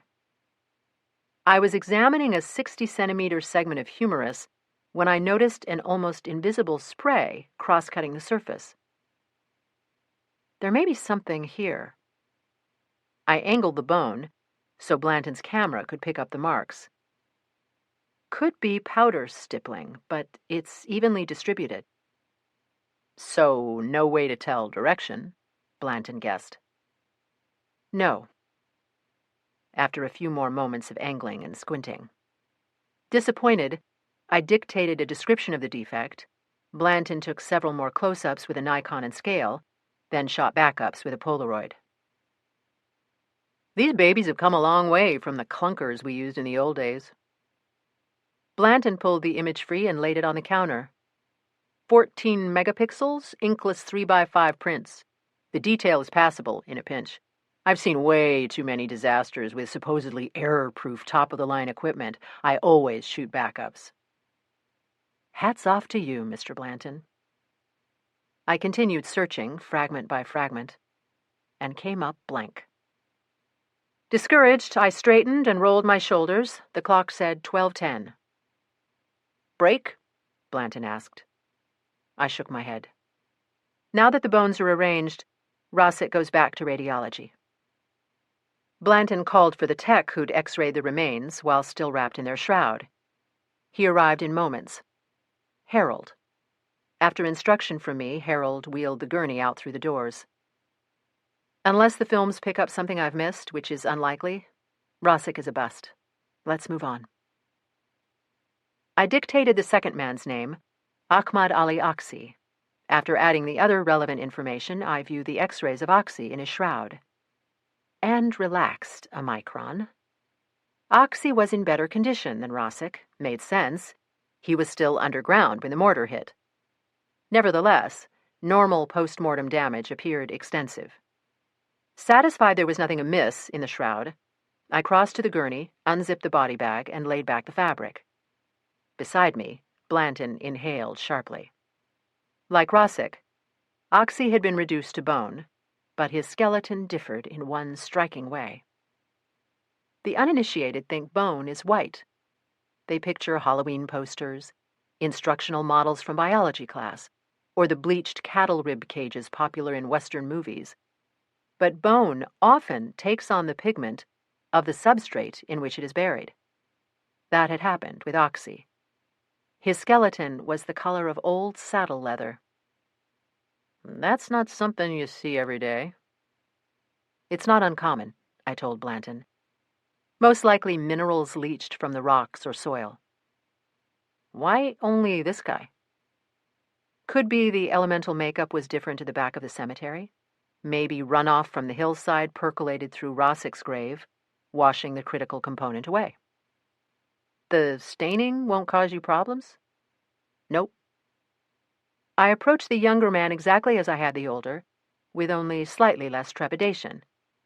I confirmed that all skeletal and dental features were consistent with Oxy's bio profile. Male, 17 years old. Doc? I looked at Blanton. The rest of the team needs lunch. Reluctantly, I agreed. 30 minutes later, we were back. I began my trauma analysis. The skull was pristine. No fractures, no bullet holes. Blanton shot close-ups from multiple angles. Though the mandible was broken at the midline, I suspected the damage was post-mortem and due to pressure from the overlying soil. More photos. The arms and legs showed no evidence of trauma. I moved on to the rib cage. Oxy's midsection was damaged almost as badly as Rossett's. Viewing the fragmented ribs, broken clavicles, and crushed and abraded vertebra, scapula, and sternum, I felt my chest tighten anew. Unbidden, my eyes rolled to the observation window. On the far side, I could see Wellstead and the delegates in heated discussion. The tall man was gesturing wildly. As I watched, he turned and stabbed a finger at the glass. Blanton saw the argument, too. I'll check it out. Pouring gasoline on a fire? Maybe, but I didn't try to stop him. My whole focus was on Oxy's thoracic region. One by one, I lifted and inspected each fragment. I'd been at it 10 minutes when I spotted a defect on a 2-centimeter segment of rib. Though incomplete, the circular shape was classic. I set the segment aside. 7 minutes later, I found another partial defect, then another. With growing excitement, I identified and oriented 4 roughly triangular shards that, in life, had made up the sternum. My heartbeat ratcheted up. Moving carefully, I flipped and reconnected the shards in order to observe the back of the bone, and had to restrain myself from raising the roof. Bang, bang! My head swiveled to the window. The tall man had struck it with his fist. Blanton was trying to talk him down. I could no longer see Wellstead. I was too pumped to care what their issue was. I'd send the bones for X-ray. Wouldn't matter. I knew what had happened. 24. An hour after finishing, I was at the blonde oak table in the conference room at Base Ops headquarters. The observers had been dispatched with a promise of a full report and permission to transport Oxy and Rossick back to Cheyne Bog for reburial. The others were in the exact same chairs they'd occupied on Tuesday. So was I. Weird how people do that. Large crescents darkened Blanton's pits, mimicking the bags hanging under his eyes. He'd disappeared after we left the hospital. I wondered where he'd gone, what he'd done to work up such a sweat. "You okay?" I asked, more to pass time than out of concern for Blanton's health. As before, we were waiting for Colonel Fisher. Blanton shrugged one shoulder. "I might be coming down with something." After that, we all sat in silence. Minutes passed. Blanton, Wellstead, and I knew what we'd found. Noonan did not. He was tense. Noonan and Wellstead half rose when Fisher appeared. Blanton and I remained seated. Fisher closed the door and took her place at the head of the table. "So," quick smile to me, "you finished?" "I have." "I understand you saw some action out there." "It wasn't dull." "Proceed." Fisher leaned back, hands folded in her lap. "It's the ever-popular good news and bad news," I said. "Hit us with the bad." Mr. Rossick's remains were far too damaged to allow any conclusion concerning bullet trajectory, concerning cause or manner of death at all. Fisher offered a tight nod. "And the good news?" Mr. Oxy was in better shape. Though post-mortem damage was extensive, gunshot trauma was evident in the thoracic region. I was able to observe, describe, and record partial entrance and exit wounds on 2 rib fragments, 1 vertebra, and on the anterior and posterior surfaces of the sternum. One of Fisher's brows arched slightly. "His breastbone." "Go on." "Do you want a full biomechanical description of the fracture patterning?" "Save that for the report. For our purposes, the bottom line will do. Second Lieutenant Gross did not shoot Ahmad Ali Oxy in the back." Though quiet before, the room now went deathly still. A beat, then Fisher said, "Maybe we could use a little more than that." I was able to identify 3 entrance wounds and 2 exit wounds. Together, these impact sites described at least 2 bullet paths. The trajectory in both cases was anterior to posterior. Same eyebrow. The bullet entered Mr. Oxy's chest and exited his back. A finding that corroborates Second Lieutenant Gross's account of the incident. "Yes." "How confident are you of your conclusion?" "Very." "Based on some little nicks in the bone?" In addition to the entrance and exit holes, metal fragments were visible on the X-ray. Their orientation supports a conclusion of front-to-back movement. I'd spotted this when viewing the films of Oxy's unwrapped and semi-rearticulated bones. Noonan leaned forward. "You're saying that the younger victim is 100%? "Nothing is ever 100%. "Within reasonable medical certainty?" "Yes," I said. Noonan ran a hand over his jaw, exhaled through his nose. Fisher still had questions. What about ricochets? Could a bullet go in from behind, bounce around the ribs or sternum or whatever, and double back? I shook my head. Bullets don't boomerang like that. If a round enters through a victim's... Can we stop calling them victims now? The sharpness of tone startled everyone. Fisher responded. What would you prefer, Mr. Blanton? Insurgents? Or how about shooters? There is no evidence that either Oxy or Rossick was armed. Blanton slumped back, shaking his head. Fisher had one more query. Could he have shot him, both in the chest and in the back? That is theoretically possible, if he'd been spun around by continued bullet strikes, but I found no indications of back entry or front exits. So, Gross may be innocent. Noonan's tone was flat, no surprise, relief, or skepticism. Please understand me, I cautioned. All I am saying is that Mr. Oxy was either facing or approaching Lieutenant Gross when shot. Gross's innocence or guilt was another matter, one involving variables not recorded in bone. Did the men behave in a threatening manner? Did Gross have a reasonable belief that he was in imminent danger? But that was for the lawyers, not for me.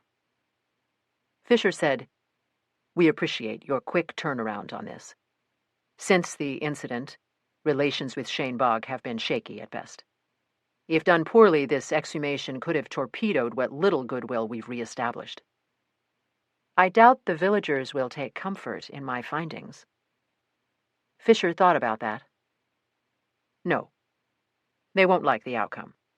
But sadly, the Afghan people know the price of war. They will accept that, under duress, a soldier was forced to make a life-and-death decision. That under threat, he acted to save himself and his men. Perhaps. But I wondered what spin she and her team would use. You've done remarkable work here, Dr. Brennan, and it is truly appreciated. But I've been asked to impose upon you further. As you may or may not know, Second Lieutenant Gross's Article 32 hearing was suspended to allow for this operation. Your presence at Lejeune is requested. I'd been anticipating this. When? Immediately. Crap. I'll be there. Arrangements for your transport have already been made. The Marine Corps thanks you, as do I. We all rose, shook hands, and went our separate ways. Katie couldn't join me for dinner, so we'd made plans the previous night for a shopping trip. As I walked the short distance from my bee hut to the PX, an exuberant sunset turned the snow-capped mountain peaks fiery red.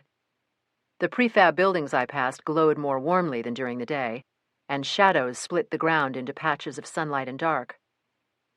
The store was packed. I scanned but didn't see my daughter in the sea of camouflage. Hoo boy! I felt a double tap on my backpack. You'd make a lousy surveillance officer. I turned. Katie was 2 feet behind me. Gotta watch your flank, Mom. Technically, you're not on my flank. Katie smiled. She wore fatigues and boots, and an M16 slung over one shoulder. So strange to see my daughter packing heat. Grab some caffeine?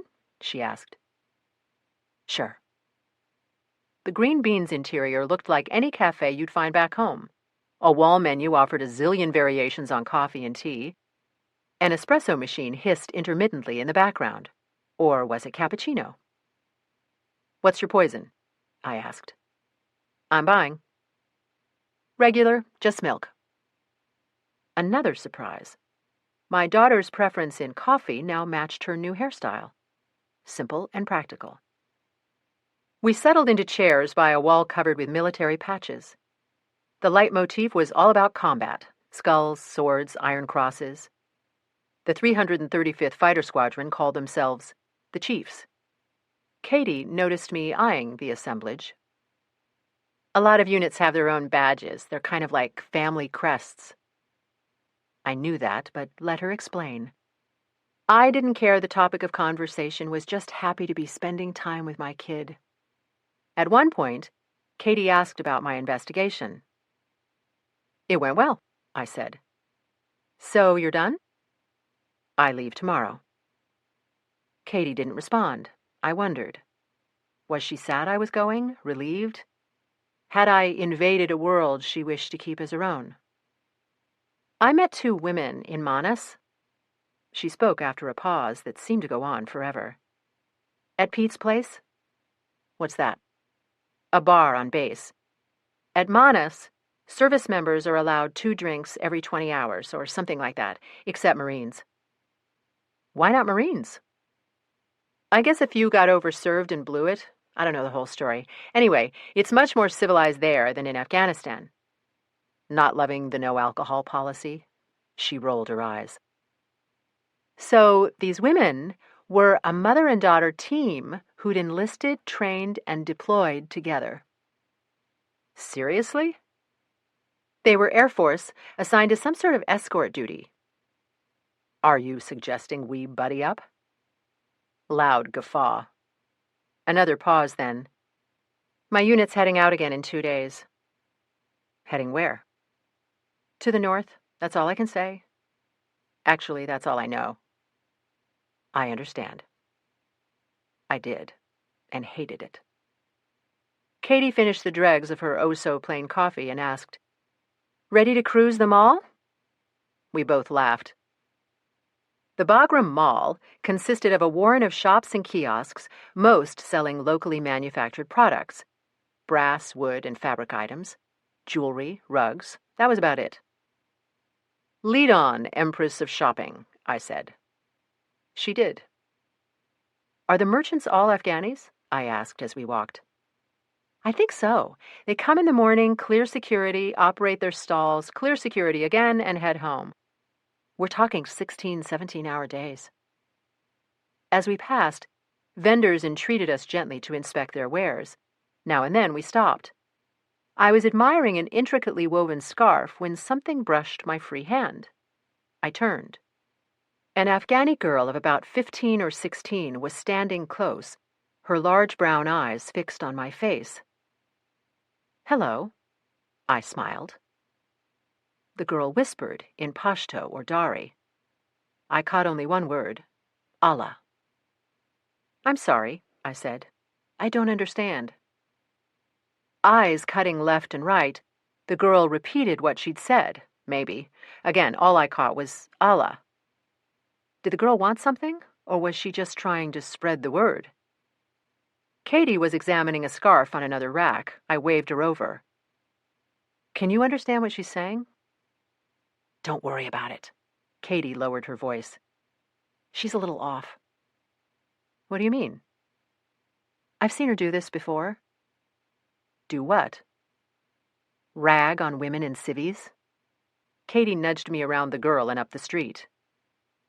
"One of my bunkmates says the kid's nuts." I allowed myself to be led, but when we stopped, I glanced over my shoulder.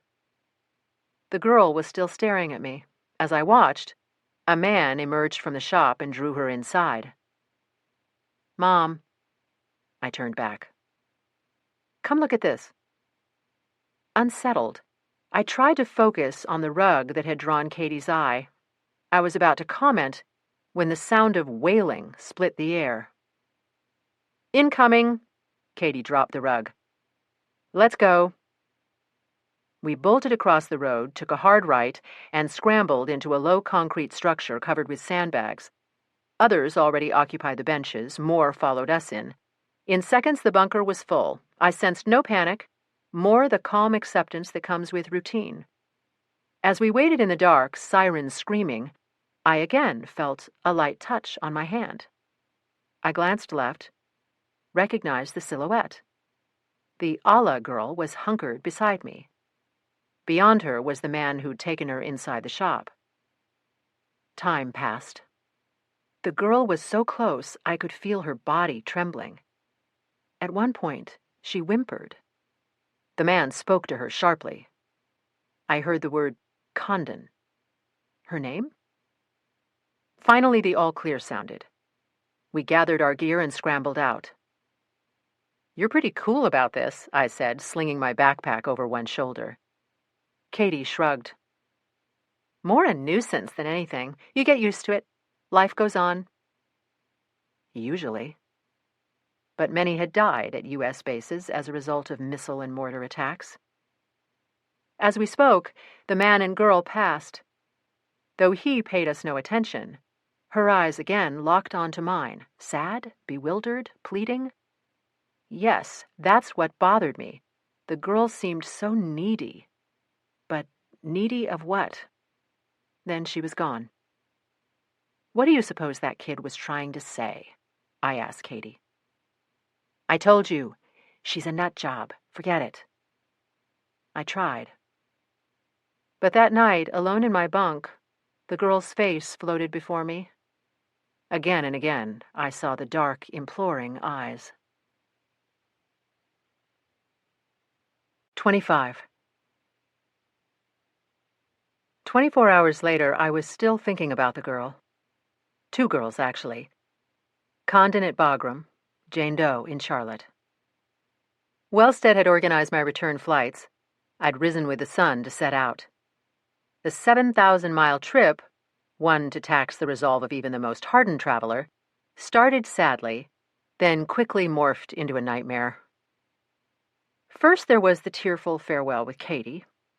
She met me at the flight line. We hugged tightly. She was so damn strong. "You gonna be okay?" "I'm the one leaving. Promise you'll be careful?" "Relax, Mom. I'll be fine." Her calm certainty filled me with an odd sort of dread. We'd hugged again. Then I'd made my way toward the lockdown hangar. That's when the true misery began. Our C-130J had a blown rotor on one engine. Mechanics had been summoned.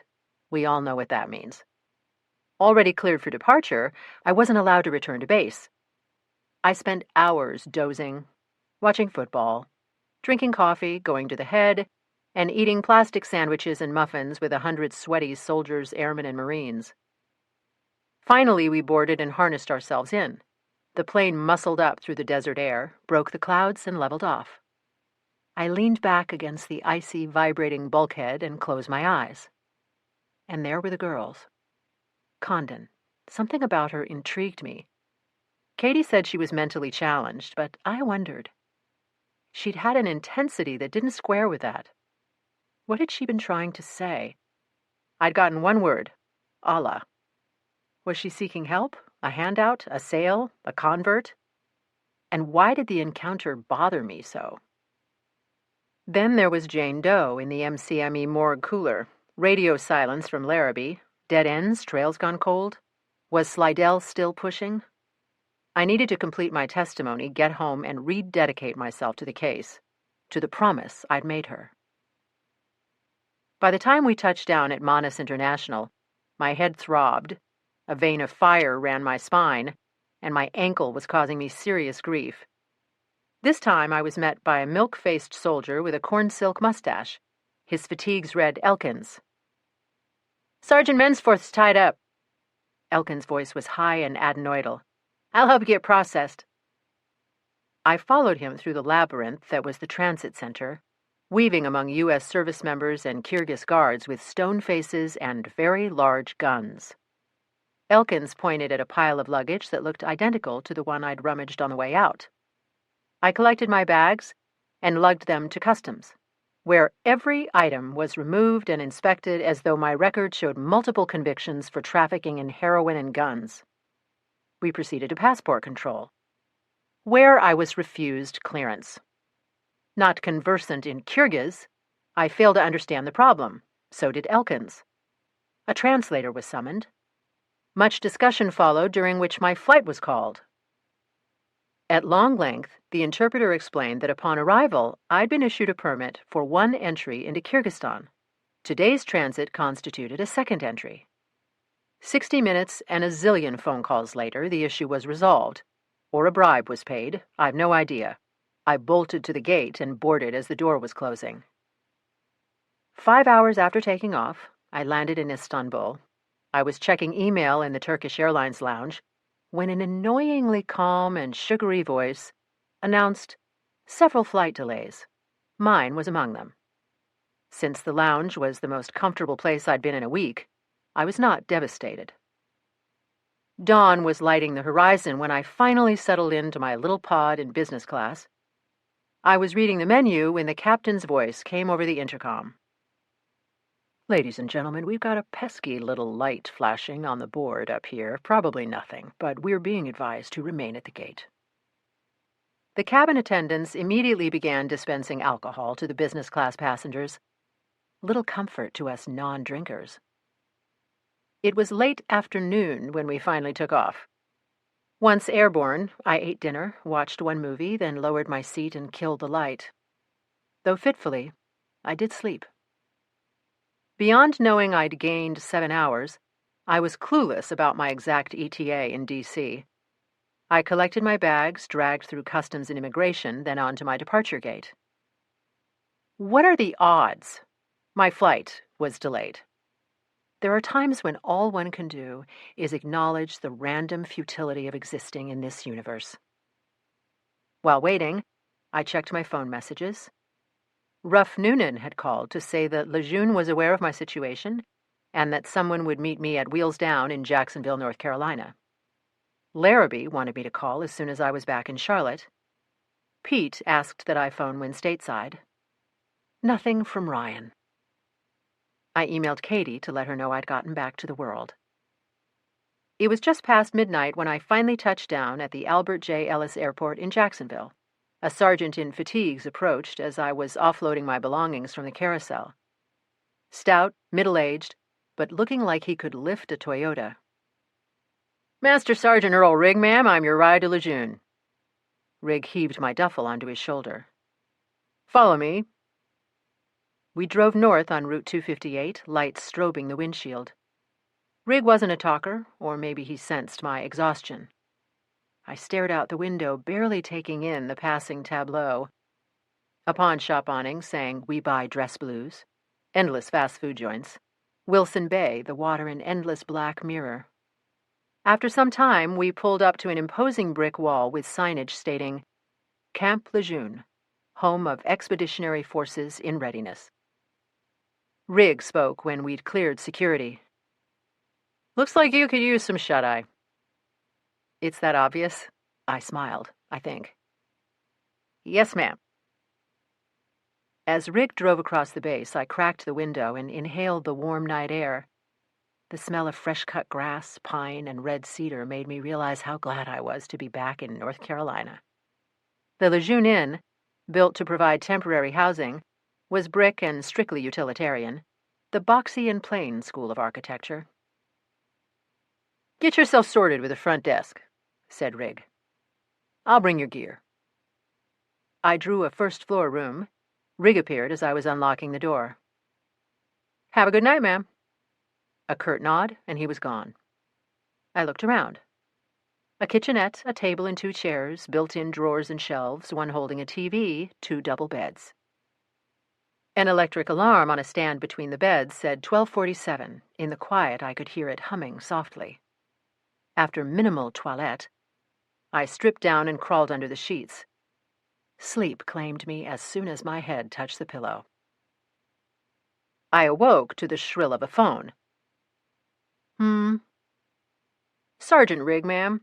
Major Hawthorne would like to meet with you at 1000 hours." I glanced at the clock. 9:24. "I'll be in the lobby in 20 minutes. Quick shower, shampoo, teeth, a dab of blusher, 1 ghastly instant coffee, and I was out the door. Rigg was waiting. He nodded, then turned quickly. I think he felt awkward, not being able to salute. The morning was warm, but overcast. Dozens of birds stood sentry on power lines and in overhead branches. As we drove along the beach, I noticed a Marine unit doing nautical maneuvers. 6-person crews humping Zodiacs into the surf. I could hear the drill sergeant barking orders over the sound of the waves. The legal services and JAG office was located a short distance up Holcomb Boulevard. Rigg dropped me at the front door. Ask for Major Joe Hawthorne. The receptionist had long legs, smooth skin, and amber hair piled high. Her drawl was thicker than Grand's cheese grits. Temperance Brennan for Joe Hawthorne, I said. I am so sorry, as though personally aggrieved. Major Hawthorne's running a smidge late. Would you care to wait in his office? Smidge? That would be fine. Please come with me. Smiling, she rose and turned right down a narrow hall, stilettos clicking on the shiny gray tile. We entered a door with a plaque bearing Hawthorne's name and rank. Can I get you anything? Coffee or tea? Perhaps a soda? Coffee, please. The office triggered a flash image of Mrs. Flowers. The blotter was positioned perfectly parallel to the edge of the desk. Everything on it was arranged with exactitude. A yellow tablet, a letter opener, 3 pens equidistant from each other, nibs perfectly aligned. A framed photo showed a blandly handsome man, his blandly pretty wife, and 2 well-groomed boys. I was imagining names when Ms. Southern Apple Pie returned and handed me a napkin and a steaming styrofoam cup. Hawthorne entered as she was leaving. I apologize for my tardiness. Hawthorne's appearance mimicked the state of his office. Shoes gleaming, uniform pressed and sharply creased, mustache squarely edged, hair parted with laser precision. I rose, we shook hands. Hawthorne's palm was dry, his nails and cuticles perfectly manicured. Thank you for coming. I know you must be tired. I'll catch a nap later. Please sit, gesturing to the spot I'd just vacated. I sat. Hawthorne moved to the chair behind his desk. As you know, the Article 32 hearing will resume tomorrow.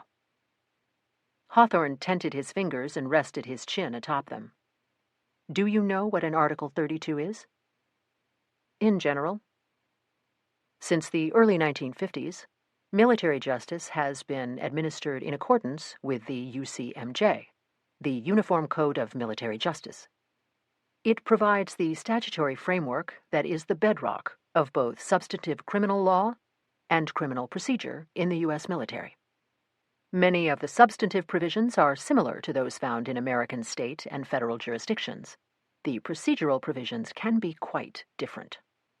Under Article 32 of the UCMJ, no charge may be referred to a general court-martial for trial until an impartial investigation of the truth of the matter has been made.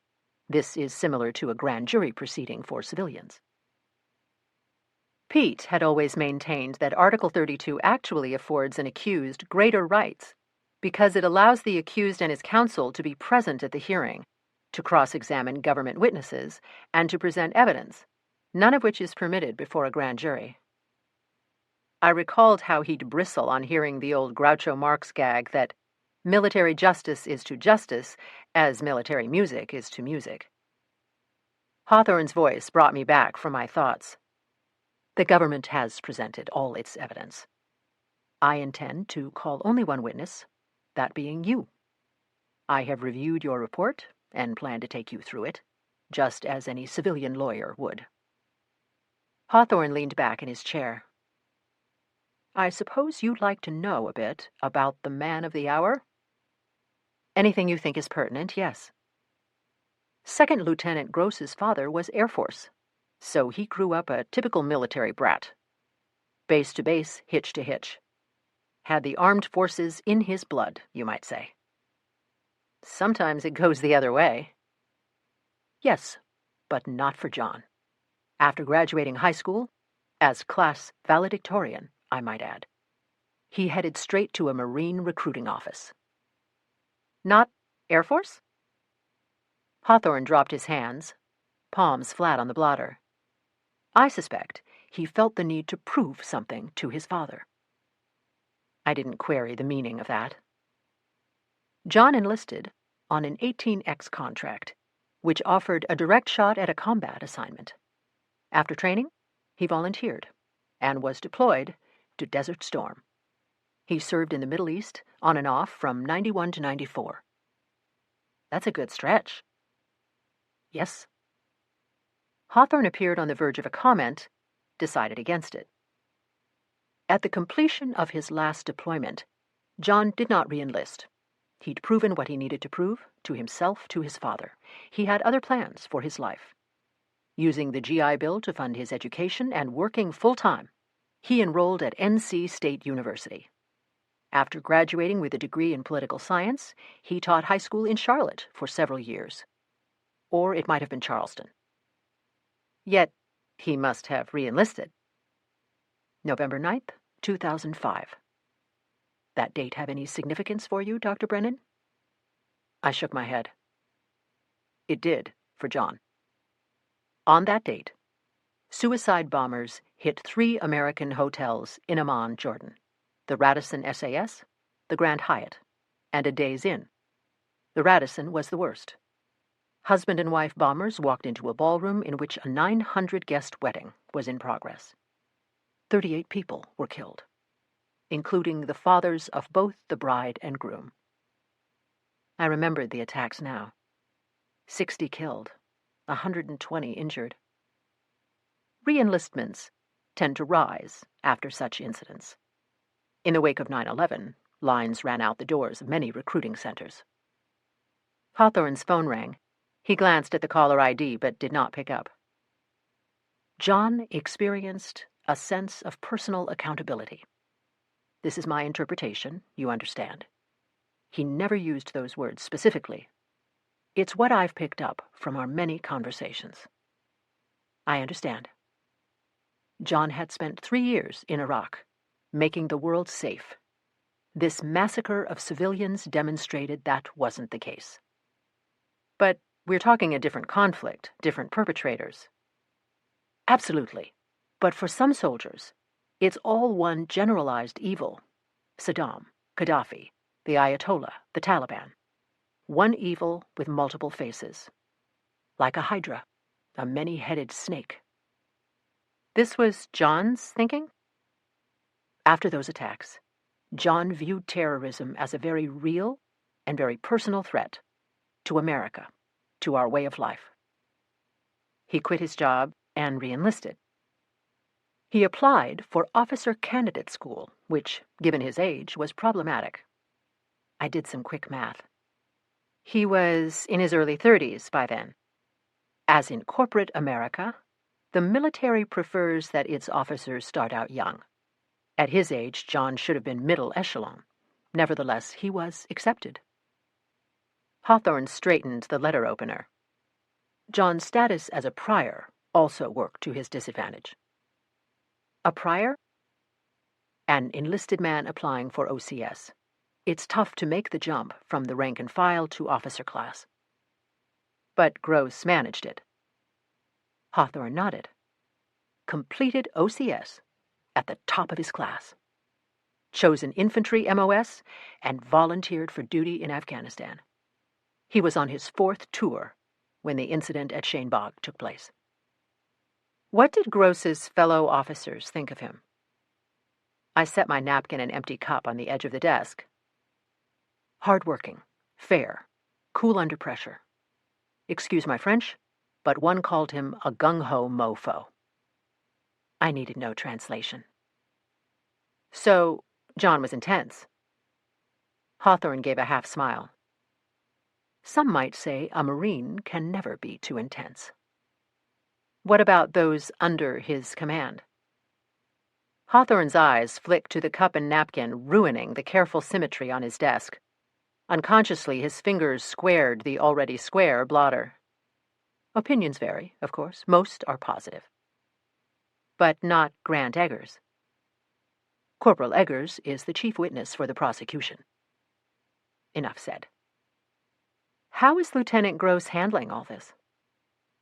John loves his country and loves the Corps.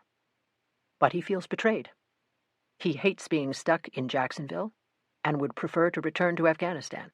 He is certain he will be vindicated, as am I." Hawthorne smiled and pointed a finger at my offending debris. "May I?" "Yes, thank you." He tossed the cup and napkin into something at his feet. "So," he said, straightening, "let's get into greater detail about your testimony." For the next hour, we went over the basics.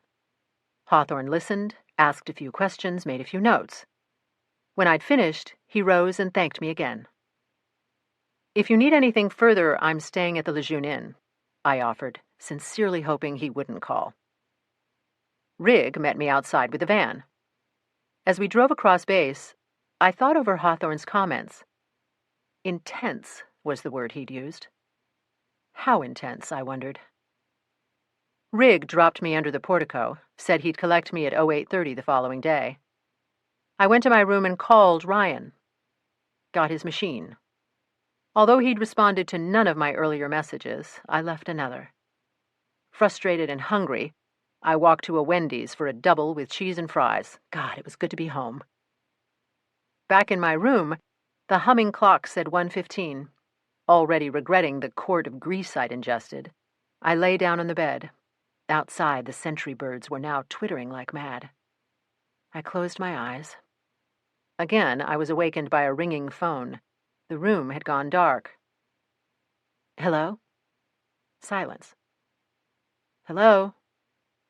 The silence sounded hollow, as though someone was listening or cupping the receiver. Click. "Apologies to you too, shithead." I walked down the hallway, bought a vending machine Diet Coke, returned and booted my laptop. As I moved images into a PowerPoint presentation, my thoughts kept veering to Gross. Would bones dug from the Afghan desert hold the key to his fate? 26. The courtroom was Spartan.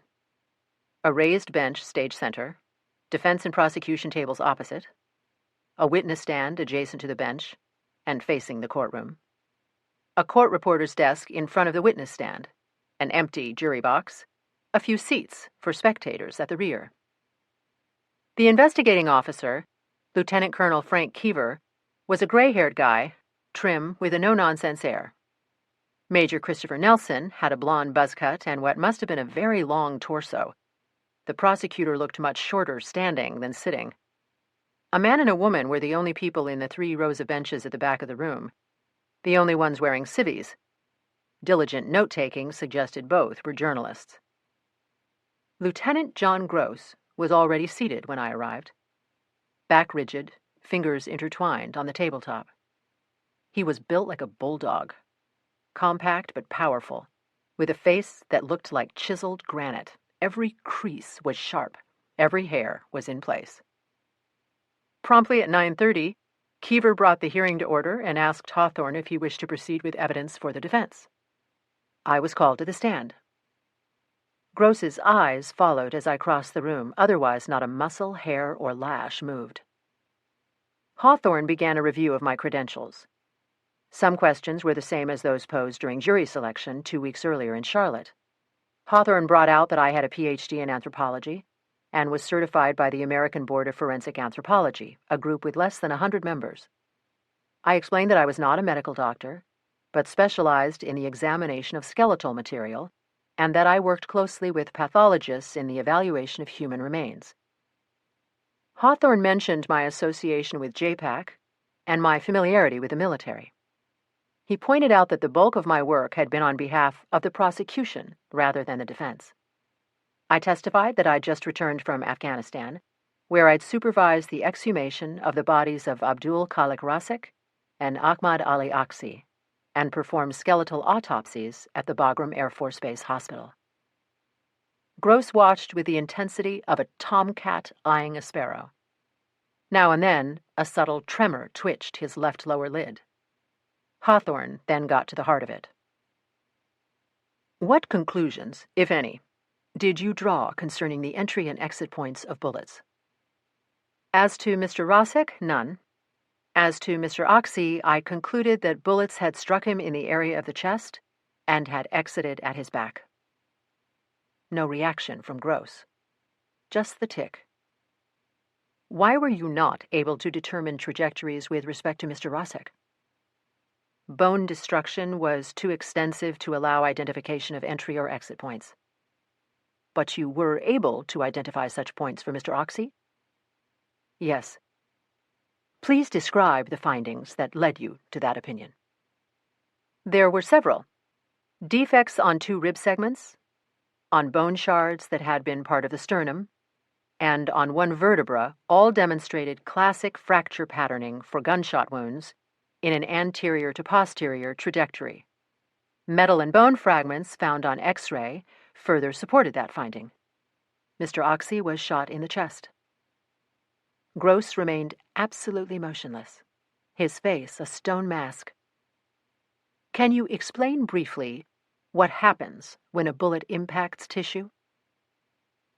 I provided a jargon-free overview of the biomechanics of gunshot wounding, including the effects of projectile tumbling, cavitation, and fragmentation. Tell us about bullet damage to bone. A projectile traveling at high speed subjects bone to sudden dynamic stress. Though bone is thought to be rigid, it actually has some elasticity. As with soft tissue, when a bullet penetrates bone, a temporary cavity is created. What velocity is required for penetration of bone? Studies suggest a minimum of 200 feet per second, much less than a bullet fired from an M16. Tell us about exit and entrance wounds. Typically, when a bullet penetrates bone, a circular to oval defect is created at the point of entrance. The defect's edges are sharp, and its diameter may roughly approximate that of the bullet's caliber. An exit defect tends to be larger and more irregular in shape. Why? A number of factors, including the potential for bullet deformation or fragmentation, and the potential loss of much of the bullet's kinetic energy. Larger size and irregular shape. Are those the only differences? No. As a bullet exits bone, fragments are broken off the edges of the exit surface and propelled forward, accompanying the bullet on its path. As a result, an exit defect is beveled out in a cone-like fashion. Schematic representations are included in my report. I also have photos and copies of X-rays. Have you transferred those to a computer imaging format which you can display on our screen? Yes. I booted my laptop, opened my PowerPoint presentation, and advanced to an image of a section of rib. This photo shows the anterior aspect of a piece of Mr. Oxy's right 5th rib, the part that faced front. Yes. I ran the cursor around the upper border of a partially preserved circular defect. Note the sharp, clean edges. This is a bullet entrance hole. I advanced to the next image. This shows the posterior aspect of that same rib, the part that faced Mr. Oxy's spine. Note the beveled edges of the defect. The beveling indicates that this is a bullet exit point. What does this fracture patterning tell you? The bullet trajectory was front to back. Gross remained impassive, but seemed to glance at the bench every so often to gauge how the lieutenant colonel was reacting. I moved to the next image. This defect is located on the anterior aspect of Mr. Oxy's right 7th rib, at a point close to its articulation with the sternum. His breastbone. Yes, note that the defect characteristics are almost identical to those in the previous shot. The next image showed a posterior view of that same rib. As with the exit defect on the 5th rib, spalling was evident around the edges. I moved on. This shows bullet damage on a segment of that same rib, the 7th, at a point close to its articulation with the spinal column, where it curves around to form the back of the rib cage. Yes, this is an anterior view. Note the clean edges on the defect. Next image. This is a posterior view of that same segment of rib. Note the beveling.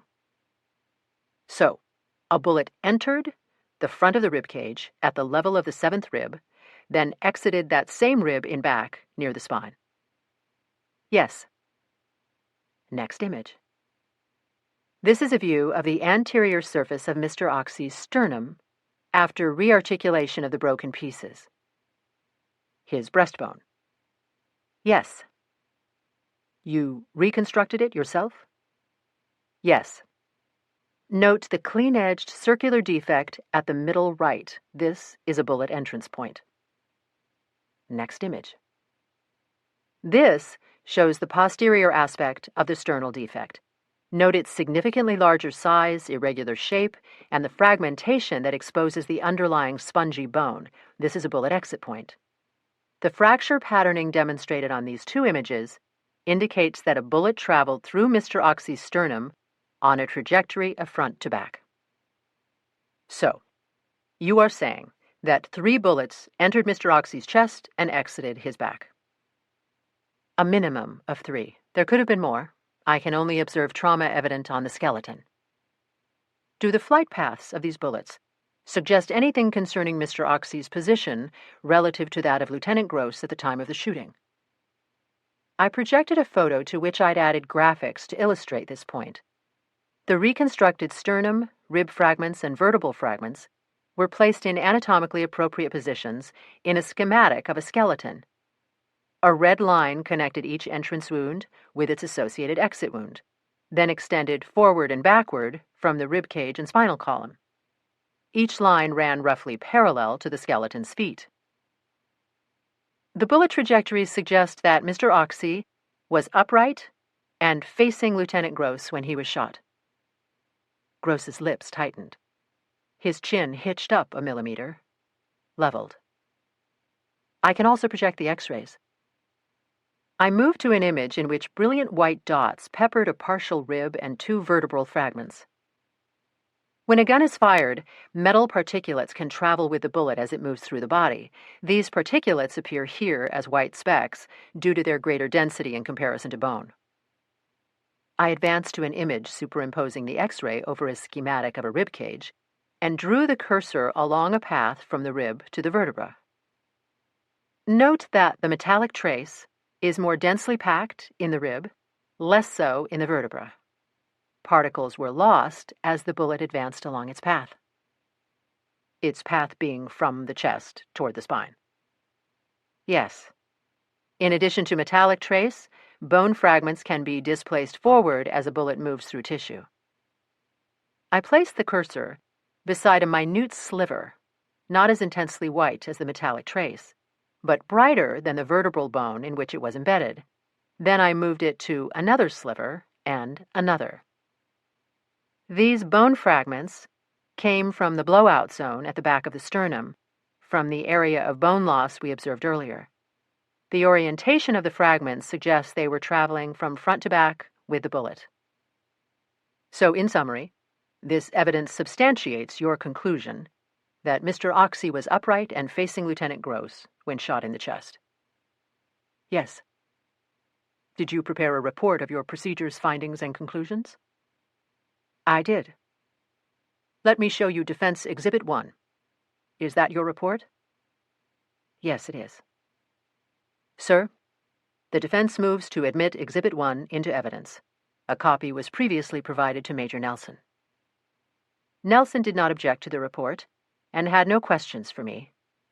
Keever advised that he would submit his conclusions and recommendations within a week, then adjourned the hearing. Even while the flow of testimony was running decidedly in his favor, Gross never relaxed or smiled.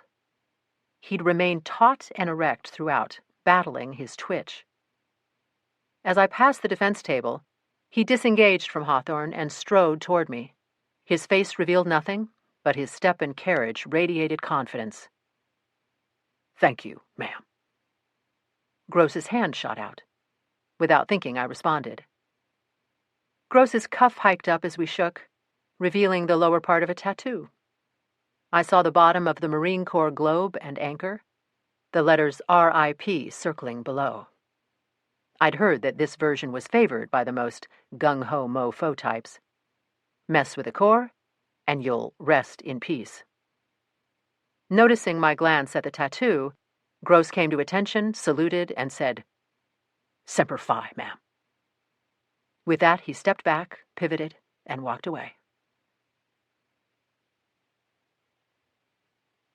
Part 3. 27. Tuesday morning, I woke before the alarm bells bonged. Early dawn was seeping through the window, turning my room into a study in shades of gray. Outside, the first few mockingbirds were sending out tentative trills. I ran sleepy eyes over the chair, the dresser, the antique wooden shelf with its collection of memorabilia. A conch shell from Maui, a silver Latvian bride's headband, framed photos whose images I couldn't see, didn't matter. I knew each like I knew my own features. Katie at her college graduation, Ryan and me in Guatemala City, Pete and Boyd on the beach at Isle of Palms, Birdie stretched full length in the sun. God, it was good to be home. I rolled over. The digits on the clock read 6:12. I tried to fall back asleep. Impossible. Would have helped to have Birdie there, snuggling and purring. At 6:45, I gave up. A long hot shower and shampoo scrubbed away the last piggybacking grime from Bagram. Though still tender, my ankle was on the mend. The swelling was down and the bruising looked less flamboyant. Down in the kitchen, I made coffee and popped bread into the toaster. Oddly, there was milk in the refrigerator, and cottage cheese, OJ, a plastic container of lasagna from Pasta and Provisions, fresh produce, lunch meat and cheese, and a number of other items I hadn't purchased, including a Heineken. More than a dozen observers had been dutifully brought inside during my absence. Making a mental note to thank my neighbor, I glanced through a few in a fast-forward manner, working from the oldest to the most recent. I got a general sense of what had happened in my absence, which was the usual. A student shot up a school in Montana claiming he'd been bullied, 4 dead. A couple was found with an arsenal of guns and explosives in their Trenton, New Jersey apartment. Both were under arrest. The NRA was defending the right of every American to pack a semi-automatic and load it with a 30-round clip. The video game industry was claiming innocence in the fostering of a culture of violence. On the local scene, a Gastonia plant closing was about to put hundreds out of work. Guns were found at 2 middle schools. Fraud was being alleged at a college. A kid reported missing from Mount Holly in 2004 was found living with his grandparents in northern Michigan. He was now 14. I was on my 6th paper when a small headline caught my eye, local section, 3 column inches. I checked the date. The story had appeared the previous Saturday. Search for suspect in fatal hit and run. The article started out by asking for the public's help in identifying a teenage hit and run victim. It provided a brief description of the girl and the date, approximate time, and Roundtree Old Pineville Road location of the accident. It stated that authorities were looking for witnesses or persons with information. My name was mentioned, as was Slidell's. Anyone with knowledge of the girl or the incident was urged to contact the CMPD. My more cooler face shot accompanied the text. So did a number for the homicide division at police headquarters. The byline was Allison Stallings. Second mental note, another thank you due. Though I could have done without personal mention. Seeing my name in the paper never thrills me, unless I finish the Charlotte 10K in under an hour.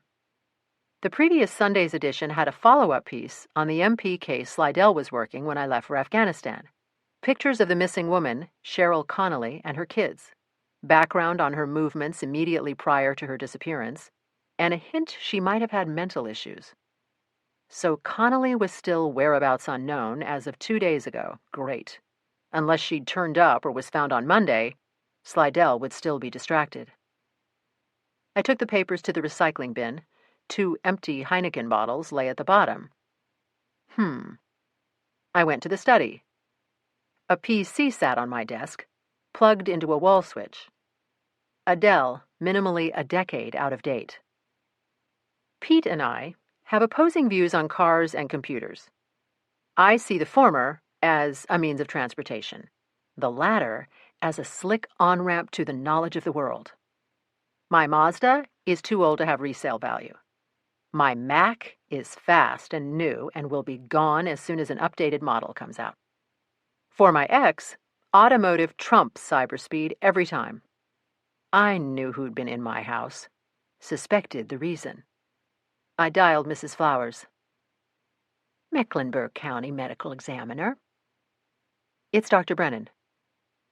My, bless your heart. I couldn't believe my ears when I heard you'd gone to that terrible place. How are you? I'm well, thank you. Did you see any of those dreadful Taliban? I was mostly on base. I prayed for you every day. Will you be coming into the office soon? Perhaps later. I just arrived home last night. Unpack, right off. If you let it go, who knows what creatures will crawl out and move in with you. Happened to a friend of mine. Mrs. Flowers' voice dropped to a whisper. I won't mention what took up residence in her house. I'll do that. You have several phone messages. I'll get to them first thing. And a new case.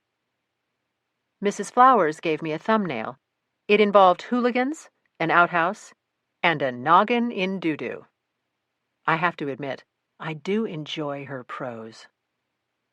Thank you. Could you transfer me to Dr. Larrabee? Certainly.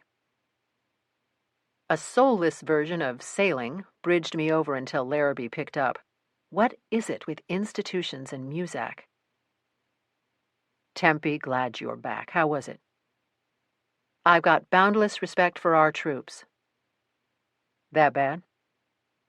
Just tiring. And bugs, and body armor, and burial alive. Were you able to see Katie? Yes, she's really something. The kid always was. Listen, I didn't respond to your messages because I didn't want to be a distraction. No problem. The DNA trace came up empty on our Jane Doe. She's not in the system. No big surprise. No, but you never know until you try. I asked if he'd seen Allison Stallings' article. He had. Still, no one's come forward. So we're no farther ahead than when I left. Au contraire. I got results back on the semen analysis. We were right. It came from more than one individual. I sat up straighter in my chair. This is where you tell me the DNA has names attached. The DNA has names attached. 2 cold hits right here in the North Carolina database. I'll leave the reports on your desk. I've already forwarded them to Slidell. This could be big. Could be. I found something else which may or may not be big. I waited. While going back over the x-rays, I spotted a small streak of radio opacity near the right parieto-occipital junction. Hematoma was pretty extensive in that part of the brain, and the cortical bone is very thick there. So I hadn't noticed it at first. I double-checked, and sure enough, something had gotten caught up when I retracted the scalp. What did you find? Looks like a sliver of bone. Pierced the scalp but didn't penetrate the ectocranial surface. I left that on your desk along with the 2 DNA reports. The line beeped. Hold on a sec. As Larrabee clicked over to answer the incoming call, I considered the implications of a bone fragment in a victim's scalp. A fall? A blow? Some sort of hair accessory? Before I got far, Larrabee was back. Gotta go. Double suicide. Myers Park, of all places. Thought the gentry were too well bred to off themselves with rat pellets. I'll be in shortly. Good. You've got a skull from a crapper. I hung up, totally pumped, about the DNA, not the latrine find. When I left Charlotte, the hit-and-run case was going cold fast. Now there were leads. The names of men who'd had sex with the victim. Forced, for love, for fun, for money, it didn't matter. These men knew her. I phoned Slidell, got a voicemail. Left a message telling him to call me as soon as possible. I called ICE, figuring this new information might gain some traction with Luther Dew. Voicemail. Another message. Irrational. But there are certain tasks I despise so much, I conjure endless excuses to avoid them. Grocery shopping, flossing, car servicing. Topping the list is unpacking luggage. Mrs. Flower's advice was dead on, though for different reasons, rational ones. But I knew I'd loathe myself later if I put it off. Despite being anxious to see what Larrabee had left on my desk, I went to the bedroom, dumped my duffel, and began to triage. Clothes to the laundry, toiletries to the bathroom, books, papers, and anthropology materials to the office. I turned the duffel inside out in the yard, then stowed it on a shelf in the downstairs closet. Pleased with myself, I took a break to check my email. Katie had written to say she was glad I'd come. Opined I would forever be the only mother in her unit to do so. She also assured me she'd be careful. Nothing from Ryan. Why did I even bother to look? Hurrying back to the bedroom, I turned my attention to the backpack. I'd barely begun when the phone rang. Thinking it was Slidell or Dew, I picked up without checking caller ID. Click. Dial tone. Lejeune, now here. Twice in 2 days.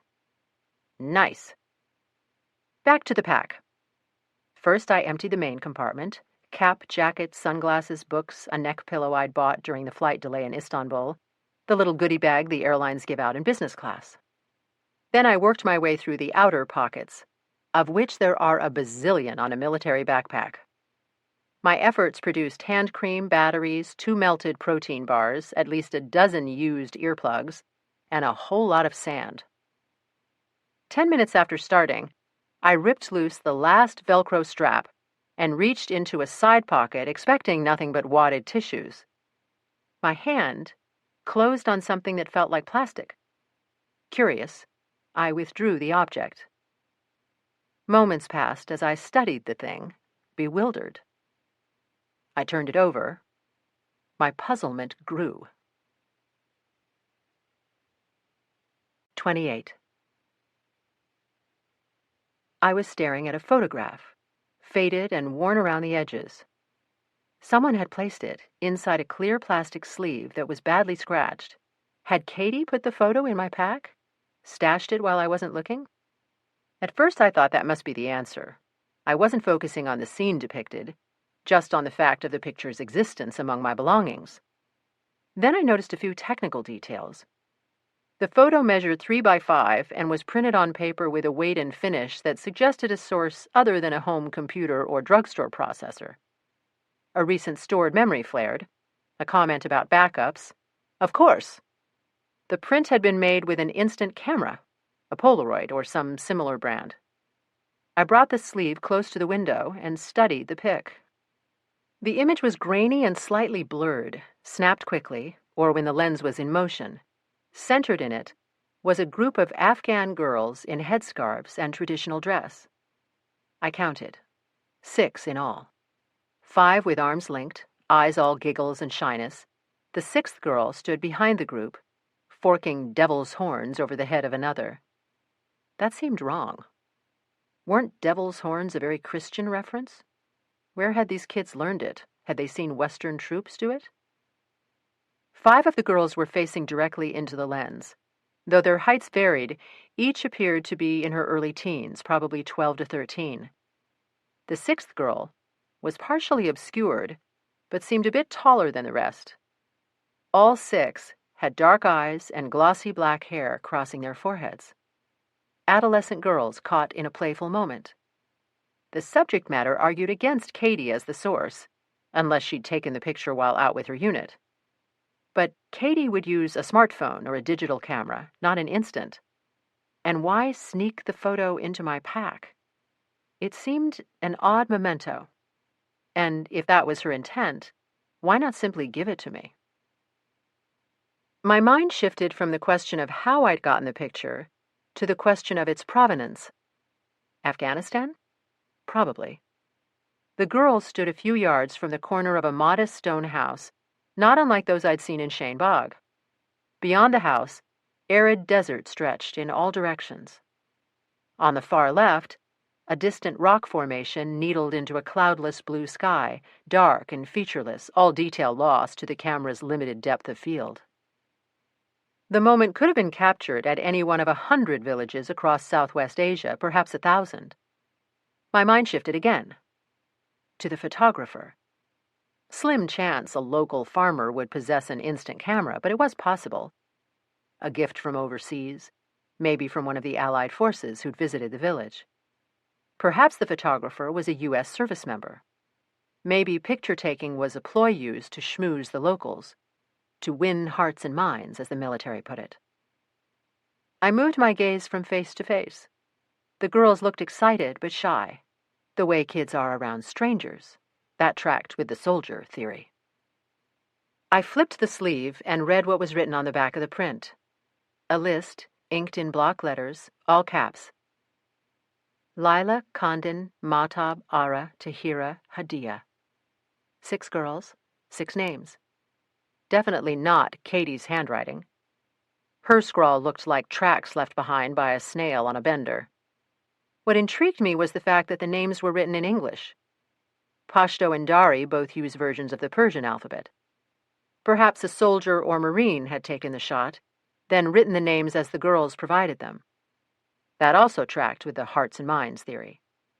I pictured the scene, wondered. Had adults looked on in silent disapproval? Had they enjoyed the smiles of their children? Had the girls agreed to a quick pic while off the parental radar? I flipped the photo back and forth, faces, names. Did the order of the names match the lineup in which the girls stood? Was that order meaningful? To which girl had the photo been given? Had she been allowed to keep it? Or had it been taken from her? Another possibility, had the soldier kept the photo, perhaps to mail to family back home, to give them a sense of the place, to assure a mother or a wife the locals were just ordinary people. Or perhaps photos were taken for record-keeping. More hearts and minds maneuvering. On the next sweep through the village, ask about the kids by name. Every parent loves that. But it was all speculation. And no theory explained how the photo had ended up in my pack. At least I could eliminate or confirm one suspect. Descending to the study, I slipped the print from its sleeve, photographed it with my iPhone, and attached it to an email. Then I wrote the following note to Katie. Found this in my backpack. Your work? If so, thanks. If you met these girls, I'd love to know the story. By the way, the print looks like a Polaroid. Are instant cameras common over there? In other words, I'm curious why you didn't send the image by email. Returning the 3x5 to its sleeve, I was struck by a realization. Whoever had taken the photo, and wherever, and for whatever reason, someone had cared enough to seal it in plastic, to preserve it. So why give it to me? Still puzzled, I placed the photo on my desk, stashed the empty backpack, dressed, and headed out. I arrived at the MCME just past noon. The public area was deserted, and there wasn't a pathologist, death investigator, or technician in sight. Mrs. Flowers was not at her post. I guessed she was downing her usual tuna or chicken salad sandwich, or tending her section of the staff container garden in the courtyard. Her specialty was lettuce and basil. I went straight to my office. The message light on my phone was flashing, and files and papers covered my desk. After stowing my purse, I started on the mound. A request for expertise in anthropology lay on top. Mrs. Flowers' outhouse was actually a porta-john, and the noggin was actually a partial cranium. Doo-doo needs no translation. Though the prospect was unappealing, I hoped Joe had left cleaning of the skull to me. One never knows what might be trapped in adhering material. Shit happens. I opened a file and placed the request in it. Then I dug out the reports on the semen. Each listed the case number under which the sample had been submitted, the name, age, last known address, and criminal history of the person whose genetic profile it matched. The first DNA hit, named Cecil Converse Cece Creech. Creech's adult priors included multiple bumps for distribution of meth and weed, 2 for vandalism, and 1 for B&E. Of his 42 years on the planet, Creech had spent 17 behind bars. His juvie record was sealed and would require a warrant to open. Creech's LKA was in an area of town known as Five Corners, near the Johnson C. Smith University campus. He was currently on parole, having served 2 of 5 years for hanging bad paper. The second semen donor was Ray Earl Majerick. Before I could read his list of priors, my email pinged. A reply from Katie. Already? Not guilty, but cute kids. Polaroids aren't uncommon here, or it could be a Photorama, a knockoff made by Fuji. Some missions are tasked with taking pictures of the LNs to jolly them up. Instant cameras are used because they spit out a snapshot you can hand over right away. For personal use, troops use digitals or smartphones. I went back to the printout on Majerick. His arrest history told a different story from that of Creech. Armed robbery, assault, false imprisonment, forcible rape. The guy sounded like seriously bad news. No current tale, but Majerick's last known address came from the state parole board. It was in Concord. I placed another call to Slidell. Voicemail. Didn't people answer their phones anymore? Easy, Brennan. He may already be talking to Creech and Majerick. I turned my attention to the bone Larrabee had found in Jane Doe's scalp. As promised, it sat on the blotter, sealed inside a small plastic vial. After gloving, I removed the vial's cap and slid the thing onto my palm. The fragment was off-white in color, triangular in shape, and measured approximately 2 centimeters long by a ½ centimeter across at the wider end. The narrow end tapered to a very sharp point. The color looked right. The weight was okay. I pressed the little triangle to my wrist. It felt cool against my skin. Good. Yet, something was off. Uneasy, I dug a hand lens, matches, and a safety pin from my desk drawer. Under magnification, the outer surface of bone should appear to have tiny pores, sometimes black or brown due to soil and other contaminants. Larrabee's sliver looked strangely homogeneous, like porcelain or china. Plastic? Resin? Placing the sliver on the blotter, I pulled out the business arm of the pin, lit a match, and heated the tip until it glowed red. Then I pressed the hot point to the sliver. Though a faintly organic smell tinged the air, the surface did not burn. The sliver was not plastic or resin. That left bone or ivory. But the material looked far too smooth and uniform for bone. Mind buzzing, I hurried to the stinky room and positioned the sliver under the dissecting scope, fractured edge up. Then I adjusted lighting and magnification. And there they were in the cross-section. Schrager lines. Tiny angled marks like stacked chevrons. Their presence meant that the material came from an elephant or mammoth tusk. The angle of the little V's could indicate which, but my memory failed me on that. I stared, bewildered.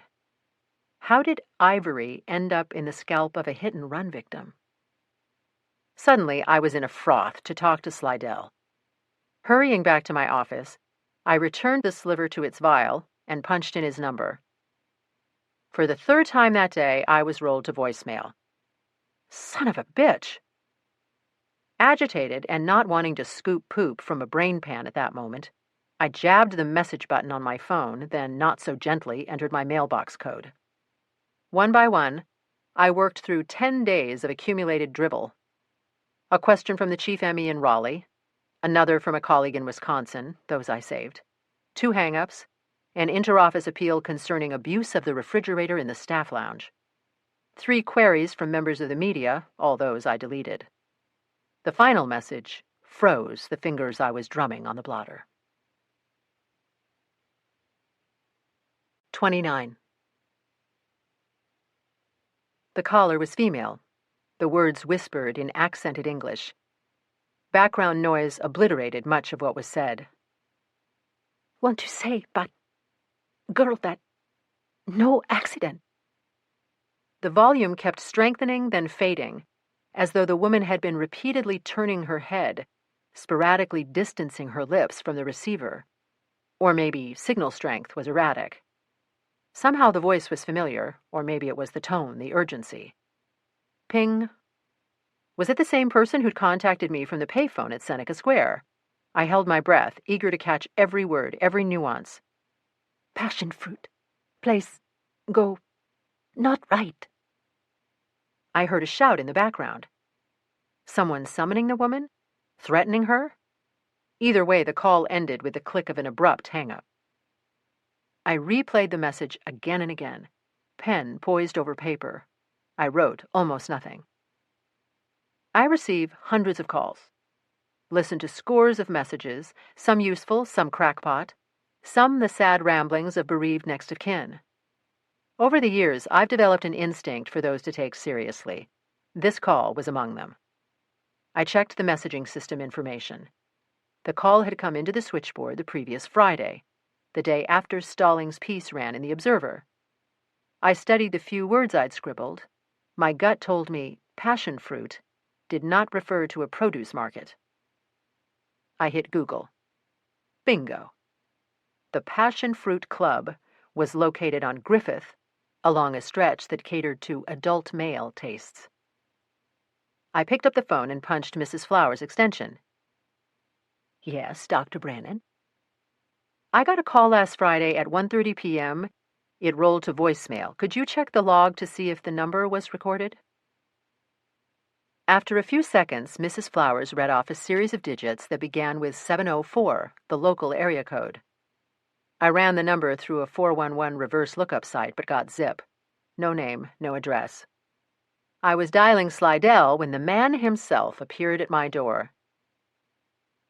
"Yo, Doc."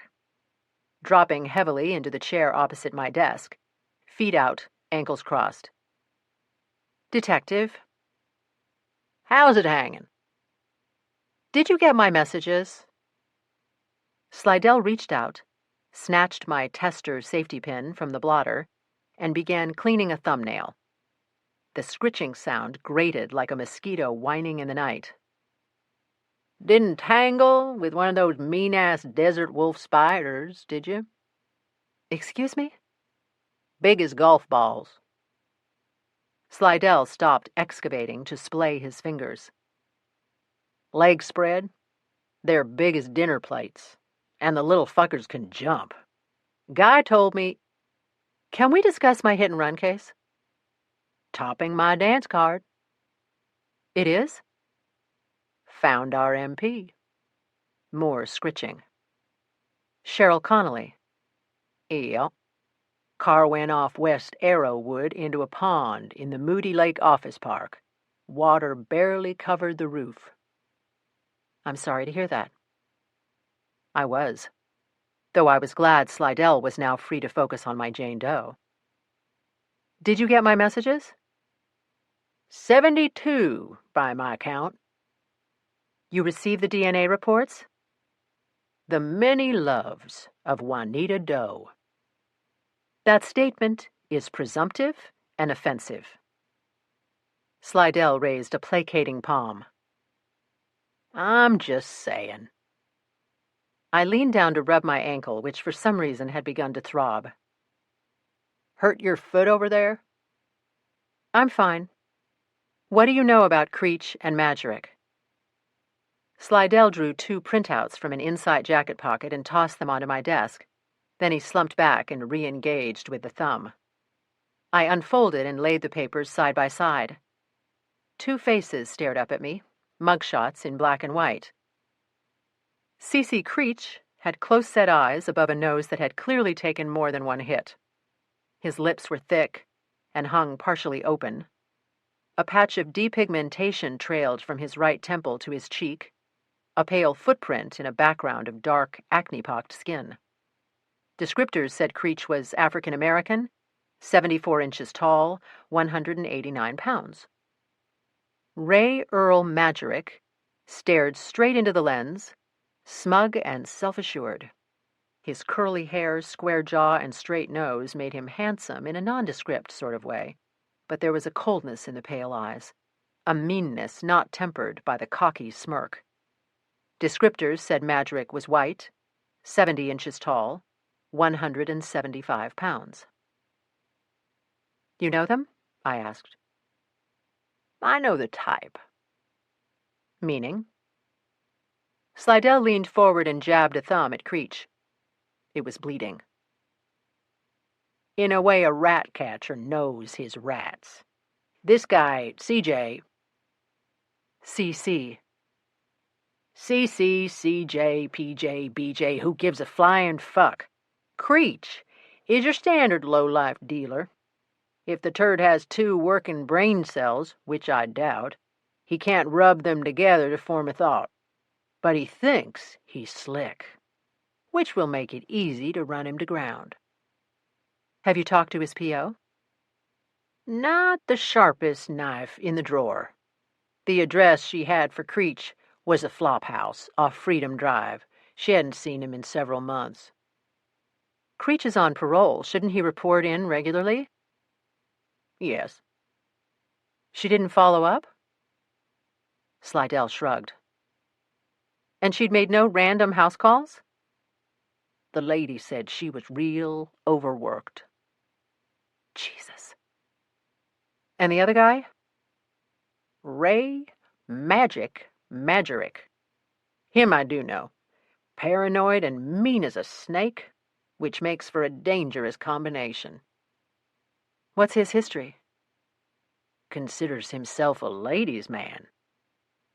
The scritching halted momentarily, resumed. He's a charmer, all right, like Charlie Manson or Al Bundy. Ted. What? Never mind. Go on. Madrick's jacket's as thick as a phone book. Starts out tame, but turns ugly real quick. Battery. Assault with a deadly. B&E. Slidell stopped to suck blood from his thumb. Could you stop that, please? Slidell rolled his eyes, but returned the pen to my desk. A few years back, Madrick busts into a home in Beverly Woods, slits the screen on a sliding glass door. Woman of the house is there alone, but gets lucky, manages to trip an alarm. We show up. Madrick's got her hog-tied in the basement. Inside a gym bag, we find rope, pliers, and enough knives to start a circus act. Sounds like a torture kit. Yup. Old Madrick had a nasty little party planned. Why is he not in jail? Suit got him off on straight B&E. Are you kidding me? Asshole argued that word on the street was the house had cash in a safe. Said the items in Madrick's kit were tools of the trade. Turned out there was a safe in a bedroom closet. The jury bought the story. Madrick served a nickel and walked. I assume you're looking for these 2? I gestured at the printouts. Issued bolos the minute I got the reports.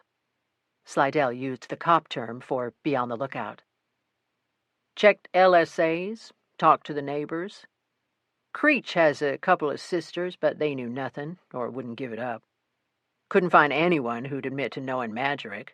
These scumbags probably change addresses more often than I change shorts. I refused that image entry into my mind. So Creech and Madrick are both in the wind? Yeah. Slidell raised the thumb to his mouth, saw my face, dropped the hand to his lap. But not for long. We may have another lead. I hit speakerphone and played the woman's message. As Slidell listened, I plucked a tissue and swept the bone tester turned manicure pin into the trash. When the message ended, Slidell raised a questioning brow. I think it's the same woman who called once before. Think she's legit? I do. Slidell twirled a finger, directing me to play the voicemail again. I did. When it ended, he said, Sounds scared shitless. Yes. Can you trace the number? Sliding him the sequence of digits I'd jotted. Slidell glanced at the paper, unclipped his mobile, and punched a series of buttons. A voice answered. Slidell asked for an extension, waited. Another voice answered. Slidell here, I need a trace. The voice said something. No, I was hoping for next Thanksgiving. The voice gave a decidedly clipped reply. Yeah, I'll see you get a medal. Moron, Slidell mouthed to me. I felt sympathy for the person on the other end of the line. A full minute passed before the voice sounded again. Slidell gestured for a pen. I handed him one. He shoulder-cupped the mobile as he wrote. Mix coat all? The voice responded. Spell it. The voice did. I owe you one. The voice had already gone silent. Call came from a Mexican joint off Old Pineville Road. Taqueria, mixed coat all. Holy shit. Ay, caramba. I was so jazzed I didn't bother to correct his Spanish. Old Pineville. The place my Jane Doe had died. I yanked my purse from the drawer and shot to my feet. Up for a taco, detective? Si, senorita. 30. Taqueria Mishkodal was located on a grotty little spur coming off Griffin Road, a two-lane winding west from Old Pineville to dead end at the Charlotte Marriott Executive Park. The restaurant sat between a tattoo parlor and an auto parts discounter. All three businesses had barred windows and grimy glass through which it was impossible to see. Slidell swung into the lot and parked 2 doors down from the taqueria. Only 3 other cars were present, a red Mini Cooper, a gray Lexus, and a jacked-up Chevy pickup with windows as dark as the glass in the shops. Mixed coat all. Slidell was shaking his head at the sign. What the hell's that supposed to mean? Mishkodal is the Aztec god of the hunt. The restaurant was small and smelled of grilled meat. Inside the entrance to the right was a board filled with flyers, announcements, and posters, all in Spanish. On the left was a cash register counter. The tables were wood, the chairs high-backed, carved, and painted primary colors. At mid-afternoon, the place was deserted. Slidell and I held a moment, then seated ourselves by the front window. In seconds, a woman stepped through beads strung from a door jamb to block the view into the kitchen. She wore a getup that looked vaguely Mexican. Puffy-sleeved white cotton blouse, brightly colored textile skirt. Buenos dias, I said. Sorry, you must wait, the woman replied. We're in no hurry. Big smile. The woman handed us menus. They were laminated and featured pictures of standard Mexican fare. I know exactly what I want. I aimed another friendly grin her way. Chicken enchiladas verdes and a Jarritos lime soda. The woman nodded. Slidell ordered a beef burrito and a Dr. Pepper. One brow formed a comma as the woman clacked through the beads. Buenos dias? I wanted to get her talking. Think she's our gal? I gestured. Who knows? Thought a moment. The call came into my voicemail around 1:30. This place doesn't look like a big operation. I scanned the restaurant, saw no landline or portable at the register. The phone must be in back. Meaning employee access only. Slidell got my meaning. Short list of possible callers. Our food arrived quickly. Though I was friendly as hell, the woman ignored my attempts to engage her in conversation, in either language. As she withdrew, I tried peering through the beads closing behind her. Caught a glimpse of an old man working the grill. His face looked bronzed by 1,000 hours in the sun. A white apron looped his neck and was tied at the small of his back. As we ate, my gaze drifted to the window, to the parking lot dimly visible on the far side. The Mini was gone. and the Lexus had been replaced by an SUV. The pickup hadn't budged. From this angle, I could see what looked like a silhouette behind the wheel. By the tracks, you've got the Bronco Club. Can't tell me those ladies don't do double duty. Slidell was still channeled on the idea that the hit-and-run victim was a hooker. There is no evidence the kid was turning tricks. Yeah?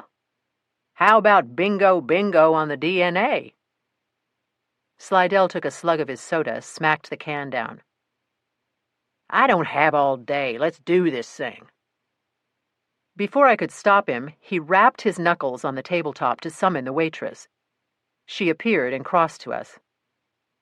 How about a check? The woman pulled a small tablet from her skirt pocket. As she totaled our bill, Slidell went straight for the kill. So, senorita, made any interesting phone calls lately?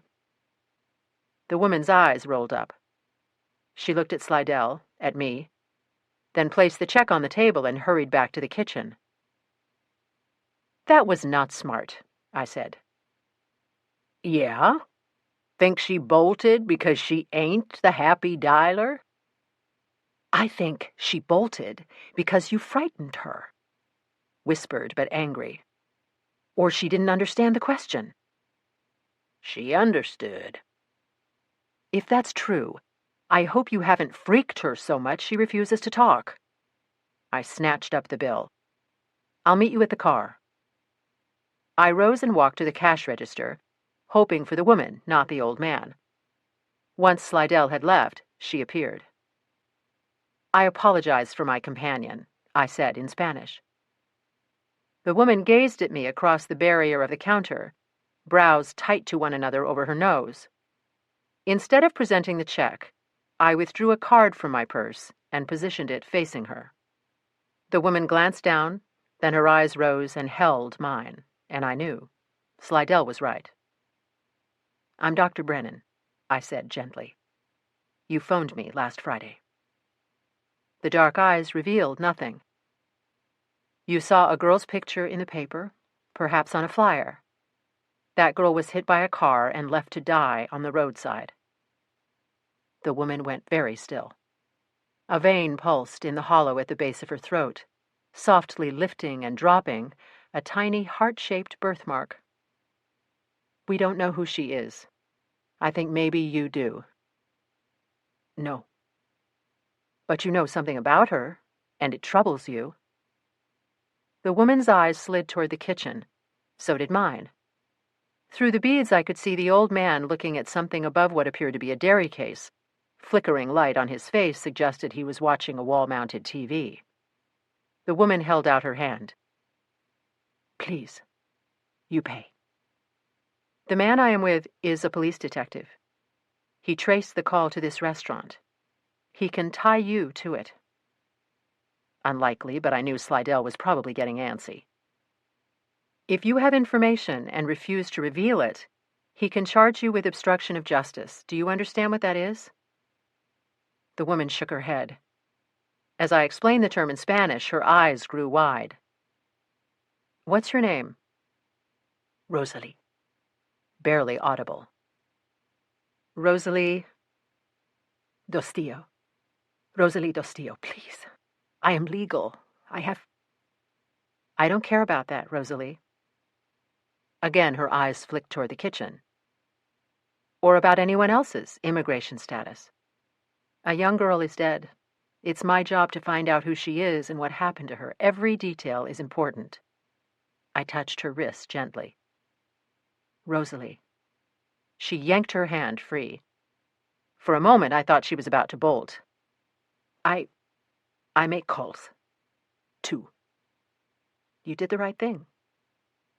She allowed the slightest dip of her chin. I didn't push, just allowed her to speak at her own pace. I saw her picture on a pole. I think to myself, Rosalie, you know this girl. Again, I waited. She was here. I remember because She touched her hair, miming a clipping motion. The pink thing. A barrette? I felt a fizz in my chest. Shaped like a cat? Si. I remember this cat when I see it in the photo. The face looked different, but it is this girl who was here. She eat a cheese enchilada. They all do. Did the girl also have a pink purse shaped like a cat? Fighting to keep my voice calm. A purse, yes. Pink like hair thing. When was this? Rosalie's eyes narrowed in thought. 2 semanas. 2 weeks, around the time of Jane Doe's death. Did she come here often? No. Just once. Was she with someone? Slidell chose that moment to stick his head through the door. Not getting any younger out here, Doc. Just a few more minutes. I gave him my squinty eye look. Slidell sighed, but didn't object. When the door closed, I urged Rosalie to continue. 3 girls, 1 man. They eat, they leave, he pay. What was the mood? Rosalie looked at me, not understanding. Did the girls seem happy? Rosalie shook her head. Nerviosa. Why do you say that? They look at table, not my eye. No smile, no talk. Did you speak to them? I say hola, they say nothing. I say buenos dias, they say nothing. Did they talk to the man? Did he talk to you? The man order cheese enchiladas, no friendly. Muy frio. What did he look like? She shook her head. Hat. She placed both hands level above her brows like a visor. I know secret. Was he tall, short, fat, skinny? She waggled a hand.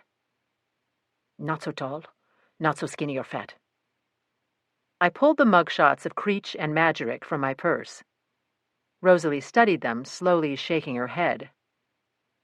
The hat and... She mimed pulling up a collar. And he no look into my eyes, she shrugged. No face. Great. A medium-sized guy in a hat. Slidell would love that description. Did the man and the girls come by car? Walking. Did you see where they went? Rosalie nodded. After they leave, I watch. From window. With another quick glance toward the kitchen, she came around the counter, pushed open the door, and pointed to a storefront a half a block up, on the opposite side of the street. There. They walk there. What is it? She struggled, then. Sala de mensaje. I had to think about that. Seeing my non-comprehension, Rosalie pantomimed rubbing her neck and shoulders. Massage parlor? Yes. Her lips went thin. Only men. Men go in, men come out. No women. But girls. The one with the pink barrette. Si. She let the door swing shut, returned to the counter, and held out a hand. I gave her a 20. May I ask one more question? She looked at me. Did you give the girl with the barrette a note about St. Vincent de Paul Church? Si. I think maybe these girls don't talk because they have no English, she shrugged. Maybe, I think, they need to talk to Jesus. That was very kind. They don't say gracias. They don't say nothing. She handed me change, slammed the register drawer, and drew in a breath. I sensed she had something further to say. I think those girls is scared. Then one is dead. I have to... A hand rose to the heart-shaped splotch of brown at her throat. I call you. Something is bad. Something is wrong. You did the right thing, Rosalie. Detective Slidell and I will find out who this poor girl is. Because of you, she will go home to her family, and we will discover who hurt her. If other girls are being hurt, we will help them, too. The door whipped open and 2 kids slouched through. Each wore an athletic jersey and jeans large enough for a party of 4. ¿Está abierto? Sí. To me. I go now. You have my number. Please call if you remember anything else or if you see the man in the hat again. I collected the printouts. Or either of these two men. Outside, Slidell was leaning against the Taurus. This better be good. He yanked open the door and slid behind the wheel. Drive past that building. I pointed to the massage parlor, then relayed what Rosalie had said about it. So, the kid was turning tricks. Was that it? Had Rosalie observed a meal shared by working girls and their pimp? I hated to admit it, but Slidell's theory was starting to have legs. The massage parlor stood between a tattoo shop and a liquor store. Like its neighbors, the building was dirty white brick with a glass door and large front window. Unlike its neighbors, every inch of glass was curtained. A small sign identified the place as the Passion Fruit Club. Slidell and I observed in silence. No one entered or left any of the businesses. After 10 minutes, I said, "We should check the place out." Because a waitress disliked the look of the clientele? She did see our Jane Doe enter the place. Testy. Skinny didn't favor that with a reply. Slidell was right. Still, it peeved me. We watched another 5 minutes, then, without asking, Slidell put the car in gear and turned toward Griffin. As we drove, I briefed him on everything I'd learned from Dostio. I'd barely finished when a phrase she'd used triggered a cerebral chain. No face. A hat pulled low, and a collar raised high. Who would hide their features? A person with a disfigured face? A vet with a disfigured face? A vet involved in smuggling? Dom Rocket? Why would Rocket be in a taqueria with a group of young girls, one of whom now lay dead in our cooler? 31. It was late afternoon when Slidell dropped me back at the MCME. My ankle was kicking up, so at 5 I gathered what correspondence I hadn't gotten through, along with my copies of the files on Creech and Madrick, and headed home. Pleasant surprise, Pete had returned Birdie. The cat met me at the door, wound my legs, then positioned himself for the stare-down bit. Though it was early, I fed him. What the hell? I hadn't seen him in almost 2 weeks. I watched the cat eat, then we both went to the study for some quality time on the sofa. I rubbed his ears. He purred. I scratched the base of his spine. He raised his tail and arched his back in approval. My eyelids grew heavy. I yawned, swung my feet up, and laid my head on the armrest. The cat curled on my chest. The landline rang. Softly. Too softly. I rose and got the handset from the desk. Not seated squarely in its charger, the thing was dead. Cursing, I positioned it properly, trudged up to the bedroom, and brought that handset down. The little screen identified the caller as Pete. Certain he'd try again, I lay back down. Birdie recurled on my chest. Moments later, the ring came again, this time at full volume. Welcome home, sugar britches. What do you need? Groggy, and fighting pulmonary compression caused by 15 pounds of cat. Well, that's a fine thank you. Thank you. You are graciously welcome. I mean it, Pete. Thanks. My pleasure. The little guy's not bad company. Are you napping, Princess? Jet lag. You claim to never get jet lag. I never get jet lag. Here's something to snap you awake. I just had a call from Hunter Gross. The Article 32 investigating officer has recommended that charges be dropped. That's great. Yawning. Did you hear what I said? John Gross is going to be cleared. I figured the hearing would go his way. You don't exactly sound over the moon. I'm happy for him. Of course, His career's probably in the toilet. Really? Hell, what do I know? Gross is one squared-away guy, I said. Imagine the stress he was feeling. Pete was right, on 2 levels. Yes, I wasn't exactly over the moon. Somehow Gross had rubbed me wrong, too cocky, too tightly wound. And yes, the pressure must have been dreadful, especially for someone with his psychological makeup. Glad I could do my part, I said. You know, you're famous. What? That got me upright, to Bertie's annoyance. Google your name and Stars and Stripes. The military newspaper? No, Old Glory. I put Pete on speaker and set the handset on the cushion. Then I dug out and booted my laptop, followed his suggestion, and clicked on the link that came up. Forensic expert testifies on behalf of accused Marine. The whole story was there. My name, as promised.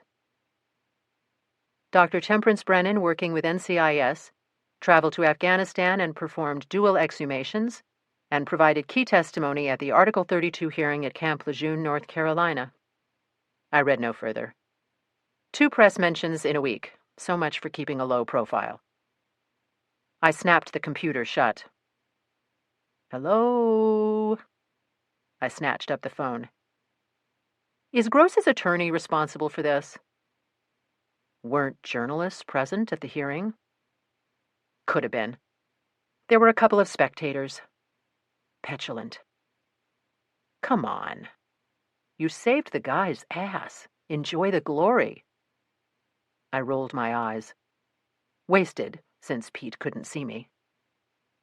A few beats then. Did you leave a PC on my desk? I did. It's acting sluggish, so I'm running a virus check. Have you considered the fact that the thing's an antique? I only use it for personal email. All my files are on the firm's system. Go crazy, Pete. Buy a new one. Maybe. Why here? Why can't you run your virus check at home? Summer has every outlet tied up. What? She cooking meth? That image brought a smile to my lips. She's charging some kind of weird little lights for the wedding reception. Must be $1 billion. Did you hang out at my place while I was gone? I may have watched a little football. Thanks for the provisions. My pleasure, Buttercup. How old is the lasagna? Purchased yesterday. Get some shut-eye. You sound like you need it. When we disconnected, I checked my email. Nothing from Katie. Nothing from Ryan. Of course not. Louder than I'd intended.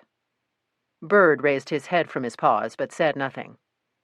The icon on my junk mail folder showed 74 items. I deleted them one by one, expelling pent-up frustration with each irritated jab, until a subject line stopped my finger in midair. You'll die too, fucking slut. What caused me to pause? Not the expletives. I just deleted several, at least as obscene. Die? Die too? Ignoring the warning voice in my head, I opened the thing. Blank. I checked the delivery date, yesterday. The Stars and Stripes piece had also been posted yesterday. The email sender was citizenjustice@hotmail.com. A political group? A crackpot? A kid with too much web access and too little parental supervision? Or was it personal? A threat specifically meant for me? I had messages from several accounts routed into one central mail program. The email had come through the ME system, not through my personal Gmail account. The address was easily obtainable. It was on my business cards. Hell, I'd posted it on flyers up and down Old Pineville Road and South Boulevard. Was Citizen Justice a disgruntled ex-con? Someone who'd served time because of my testimony? The reverse. A friend or family member unhappy that my findings had contributed to an acquittal, to loss of monetary recovery in a civil suit. I racked my brain for other possibilities. A student unhappy with a grade? A neighbor who doesn't like my cat? A psycho stranger I'd passed on the street? I stared at the crude message. Tell Slidell? Screw it. I didn't need his skepticism, or worse, his paternalistic hovering. It was probably nothing. I closed the computer, ate the lasagna, took an aspirin for my ankle, and crawled into bed. Sleep dropped like a curtain at the end of a play. Chunk. My lids flew up. I listened, unsure if I dreamed or actually heard the sound. Chunk. The noise was definitely real, and inside the house. My pulse kicked into high. I blinked, urged my eyes to adjust, held my breath. I searched the room, alert to the slightest movement, saw nothing but shadows, heard only stillness. The bedside clock read 2:38. Chunk. My pulse jackhammered harder. The noise was coming from downstairs, a sound like a typewriter carriage slamming home. I reached for the phone. Damn! I'd left the portable in the study, my iPhone in my purse.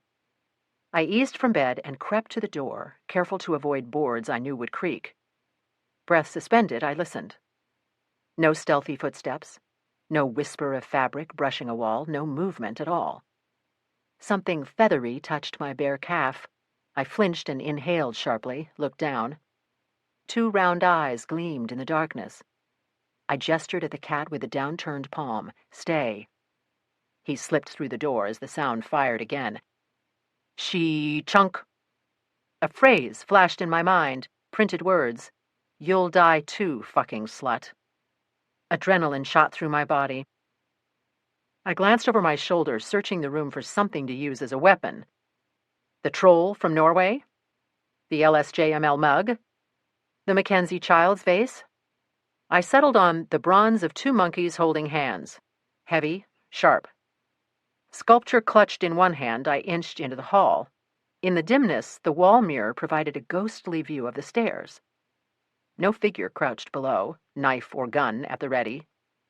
Birdie was poised on the first riser. Hearing me approach, he rose and started gliding down. Chunk. The cat froze. His tail flicked. Then he shot back up and disappeared into the bathroom. Barely breathing, I took the treads one by one. My ankle floated little warning twinges. At the bottom, I stopped to listen again. Chunk. Louder. Jesus, what the hell was it? I squinted into the parlor, the dining room beyond. Seeing nothing alarming, I moved toward the study. The sound seemed to come from that direction. I pushed open the door. Chunk. My eyes darted, searching for a phone. One handset lay on the sofa, the other stood upright on the desk. The charger's tiny red light cast a patch of radiance across the blotter. Something flicked in the glow, flicked again. My eyes flew to Pete's laptop. As I watched, the CD tray spit forward, then quickly withdrew. Chunk. What the hell? I lowered the bronze primate, crossed to the desk, and lifted the top of the Dell to its full open position. On screen, bright yellow script scrolled across a deep purple background. Punked, punked, punked, punked, punked. For once, my Luddite ex had been right. His computer had a virus. I shut down, rebooted, and waited out the whole annoying Windows startup performance. The script was gone. The CD tray stayed put. You owe me, big guy, I whispered under my breath. I was crossing the dining room when movement again caught my attention. A subtle alteration in shadows modeling the carpet. Below the window, on the far side of the table. I paused. Was the adrenaline rush playing tricks with my brain? The whacked-out computer? Nope. Like the sound of the tray, the shadowy ripple was real. Back to the wall, I slid to the drapes and peeked out. The night was moonless, the grounds of Sharon Hall dark as a tomb. But there, below the magnolia, a wink of paleness. A silhouette? I crouched a full minute, watching. That was it. I saw nothing more, if I'd seen anything at all. Sudden thought. Had I locked up properly? Engaged the alarm? I'd been surprised to see Bertie. Distracted and exhausted, had I forgotten? Wouldn't be the first time. Though I'm conscientious when leaving, I'm often lax about security when at home. My gaze fell on the files I dumped on the table, Creech and Madrick, both burglars, one a violent offender. I checked every door and window and set the alarm. As I grabbed a handset from the study, faint but distinct, I heard a car engine turn over. A little uneasy, I returned to bed. 32. Again, Ma Bell rang me awake. I think I was setting some sort of record. "We bagged Cecil Creech." Slidell sounded almost chirpy. Where? "Moosehead, over on Montfort." I'd been to the pub, knew the owner had a zero-tolerance policy. Creech wasn't dealing in that place, I said. "Dumbass was drinking and shooting the breeze. With himself. Freaked the other customers, so the bouncer tossed him. Creech sat in the parking lot wailing about the injustice of life. Bouncer called the cops. Creech had a belly full of booze, but wasn't holding." When was this? I heard paper rustle. "Booked in just past 1 a.m. If I'd had a nocturnal visitor, it hadn't been Creech. I debated telling Slidell about the previous night's incident. Tell him what? I'd been punked by a PC prankster? Did Creech resist? A snort from Slidell. What now? "I let him cook a while. Then I sweat him." I want to be there. "Show kicks off in an hour." Don't start without me. Slidell made a noise that might have been agreement. I fed Bertie, showered and dressed, 1 coffee and a dollop of cold lasagna, and I was good to go. Despite the interrupted sleep, I actually felt energized. We were making progress. I jammed the untouched files into my laptop case, grabbed my purse and keys, and opened the kitchen door, and stopped. A box sat on the mat. The kind you use for gifting a sweater or shirt. The top had no label, no printed or written name or address. There was nothing overtly threatening about the thing.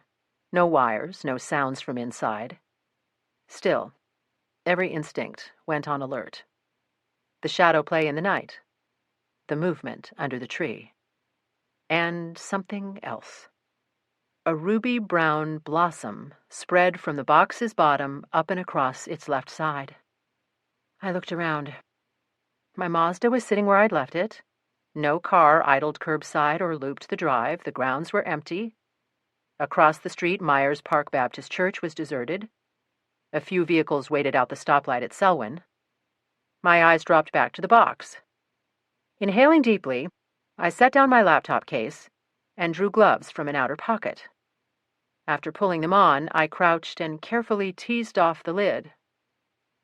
The box contained one single item.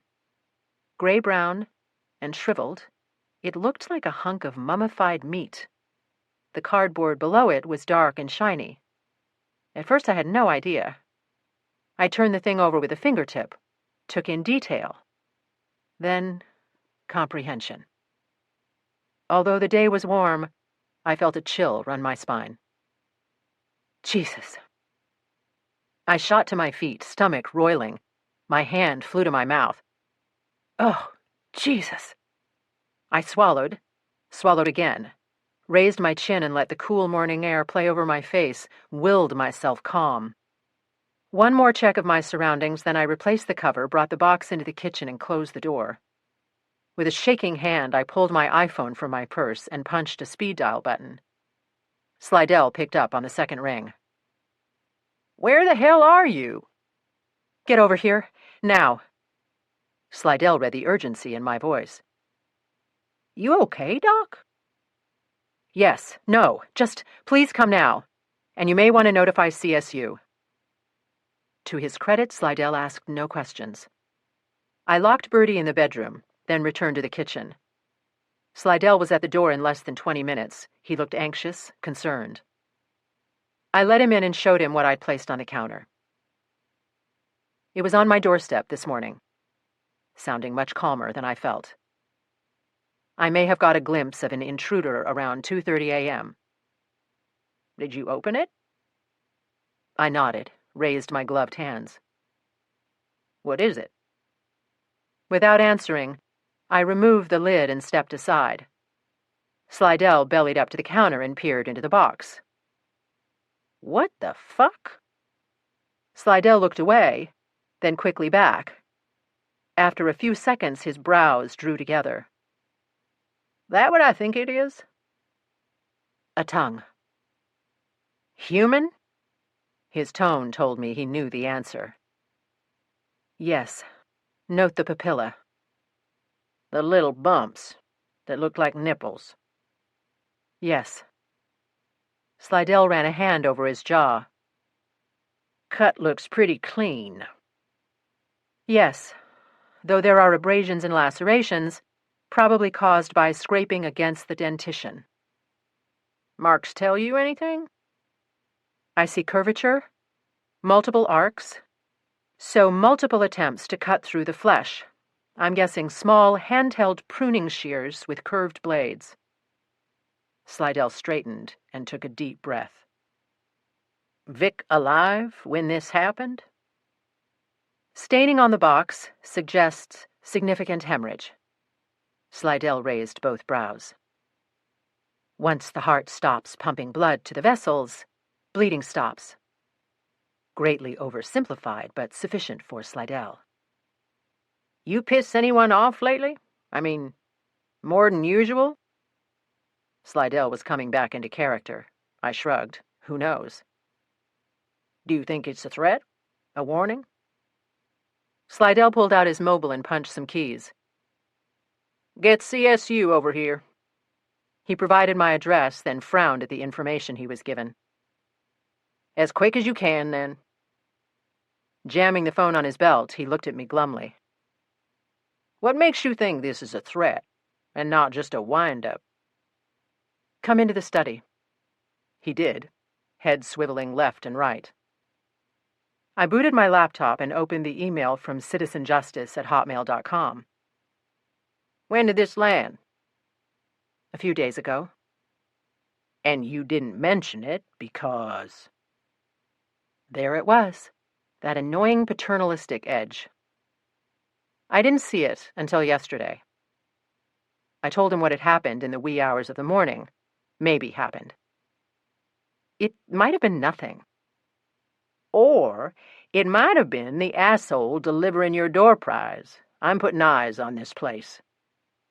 Is surveillance really necessary? Yeah, Slidell snapped. It's really necessary. In the meantime, don't touch the box, or the door, or the mat, or the stoop. I know how CSU works. Snippy, but Slidell's attitude was tripping that switch. Whoever did this was either angry or nuts. Which door you want, Doc? How about we go talk to Creech? Skinny gave me one of his dirty, hairy looks.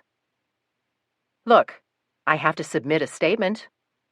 I gestured at the box. I might as well do it at headquarters. Slidell pooched out his lips, then sighed. I talked to Creech, jabbing at his phone. You listen. 33. When I first started working for the MCME, the Charlotte Police Department had not yet merged with its Mecklenburg County counterpart. CPD headquarters was an unremarkable beige building at the corner of 4th and McDowell. Today, the CMPD is located in a 4-story Dixie neoclassic at the intersection of East Trade and Davidson. 10 minutes after leaving my townhouse, Slidell and I were walking through the doors. After presenting ID, we rode an elevator to the 2nd floor. He led me past a row of interrogation rooms to one marked C. Creech is in A. Slidell popped the door. You watch from here. The small cubicle held the usual table and chairs, AV setup, and wall phone. As I sat, the small screen came to life in grainy black and white. Metallic sounds sputtered through the speakers. C.C. Creech sat on a metal and gray plastic chair similar to the one I occupied, elbows on the table, chin resting on his fists. His long dark hair was pulled into a braid, bound by elastic bands spaced inches apart. I heard a door open. Creech's head jerked up and spun toward the sound. Footsteps, then Slidell came into view. Creech followed his progress, lower arms upright like long skinny poles, eyes wide and skittish. Slidell tossed a file onto the table. It landed with a sharp click. Creech's hands dropped, allowing a better view of his face. The harsh fluorescent lighting turned the white patch on his cheek a pallid blue. "Hey, man." Creech flicked a nervous grin. "What's happening?" Slidell stared down at his subject, silent and unsmiling. "Guess I got a little worked up." Creech made an odd giggling sound. Slidell pulled out a chair. "Dude has no sense of humor. I'll apologize. No harm, no foul, right?" Slidell sat, opened the file, slowly sorted and organized the contents. Creech sat back, sat forward. Slidell checked that the AV equipment was on and working. "This interview will be recorded. For your protection and for mine. Do you have any objection to that?" Creech shook his head. Slidell hit a button. "Present at this interview are Detective Erskine Slidell, Charlotte Mecklenburg Police Department, Felony Investigative Bureau Homicide Unit, and Cecil Converse Creech." Slidell provided the date and time. As Creech watched nervously, Slidell drew a paper from his stack and pretended to read. I knew what he was doing, and why he'd left Creech waiting so long. He wanted Creech anxious, vulnerable, more likely to make mistakes. Slidell laid down the paper. "Class is now in session." "What's that mean?" "You ever go to school, CC? Maybe ride the special bus?" "School of Hard Knocks." Creech giggled in a way that made me think of Jack Nicholson in Easy Rider. "You think this is funny?" "I thought you was joking. You know, that shit about going to school." Slidell just stared. Creech's right foot started pumping, sending one bony knee bouncing like a piston. "I didn't do nothing." "That's what we call a double negative, CC. If you didn't do nothing, then you done something, which is why you're sitting here stinking up my interrogation room." Some interviewers like to put their subjects at ease, gain their trust, then take advantage. Not Slidell. He believed in going straight for the kill. "You're on parole, ain't that right?" Creech nodded. "A drunk and disorderly violates. Am I right again?" No reaction. "You don't cooperate, CC? Your skinny black ass is back in the joint. I hear you're a popular guy inside." Creech's eyes began jumping around the room. "Look at me, dipshit. You lose focus, I lose patience. You don't want that." "You got it wrong, man." "Do I? Let's try this. Passion Fruit Club." Creech looked genuinely confused. "Ever get your pipe cleaned at the Passion Fruit?" "What?" "You need I should spell it out real slow?" Creech opened his lips, but said nothing. "I asked a question, asshole. You get your joystick tuned up at the—" Slidell hooked quotation marks, "massage parlor?" Creech couldn't sit still. His fingers picked at the table edge. His sneaker went rat-tat-tat on the tile. Slidell sighed and began gathering his papers. Creech's hands flew up. "Fine, yeah. I've been there." "When?" "Couple times, maybe 3. "When?" Like a date? Yeah, dipshit. Like a date. I'm not so good with dates. Dig real deep, CC. Creech's eyes stilled as he thought about his recent timetable. A few weeks ago, maybe. Slidell tipped his head. Monday? Yeah. I remember. 2 weeks ago Monday, I was with this guy, Zeno. Zeno said they got fresh stuff dancing at the Bronco Club. I grabbed my iPhone and opened the calendar. 2 Mondays back, the day our Jane Doe died. What do you mean, fresh stuff? The owner brings new dancers in the first Monday of every month. When we're flush, Zeno and me go to check out the titties. How old are these titties? I don't know. Slidell drilled Creech with a look. The ones come those special Mondays. They're young. Kids? Look, man, I don't ask their IDs. And sometimes these young ladies rock your world? No way. Creech's head wagged too fast and too many times. One of them complained about something? It wasn't me. Or if they's underage or something. Uh-huh. Let me guess. You can't afford poontang at the Bronco, so you go down market to the passion fruit. What, the chick's a little older there? Maybe got all their molars? No. They's young, too. Creech was too thick to catch Slidell's sarcasm. I don't like old pussy. You're a real discriminating guy, CC. Slidell sounded as revolted as I felt. After pausing a moment, he pulled a photo of Jane Doe from his assortment and whipped it across the table. You know her? Creech scratched an ear as he eyed the image. Yeah. Slidell's eyes rolled up to the camera. I held my breath. What's her name? Candy. Tell me about her. You're kidding, right? Dead serious. The passion fruit's not a place for shooting the shit. Slidell crossed his arms. Creech shrugged. She didn't speak no English, man. None of them did. They talked Spanish or some shit. Slidell slid Ray Majerick's mugshot across the table. Creech studied the face, but said nothing. I'm going to say something here maybe I shouldn't. Slidell inhaled deeply, exhaled through his nose. I think you're trying, CC, but so far, it ain't enough. You give me something to work with, I'll do what I can to make the drunk and disorderly beef disappear. Yeah? Yeah. Creech tapped the photo. This guy was always there. At the passion fruit? Yeah. He worked there? I don't know. Honest to fuck, I don't.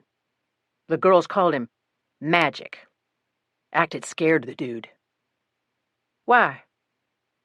No fucking clue. I hadn't noticed the pumping foot go quiet until it started again.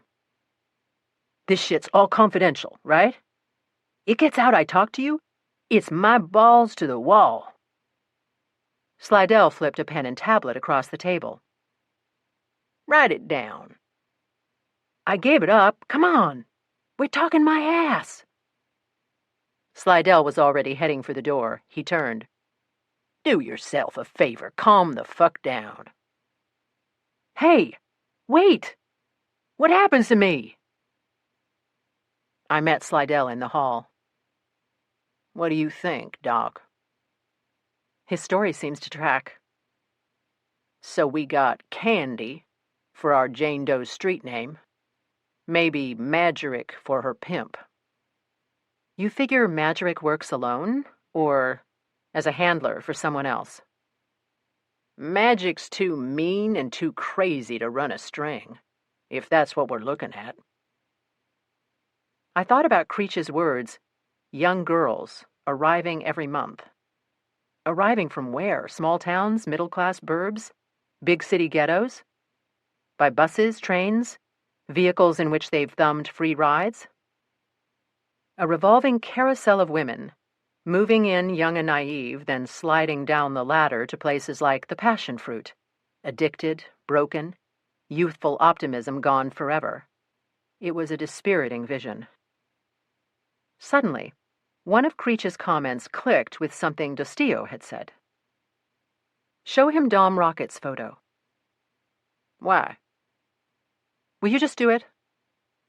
Why the hell not?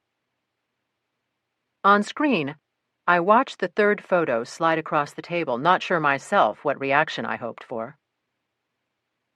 Yeah, he was there. At the Passion Fruit Club.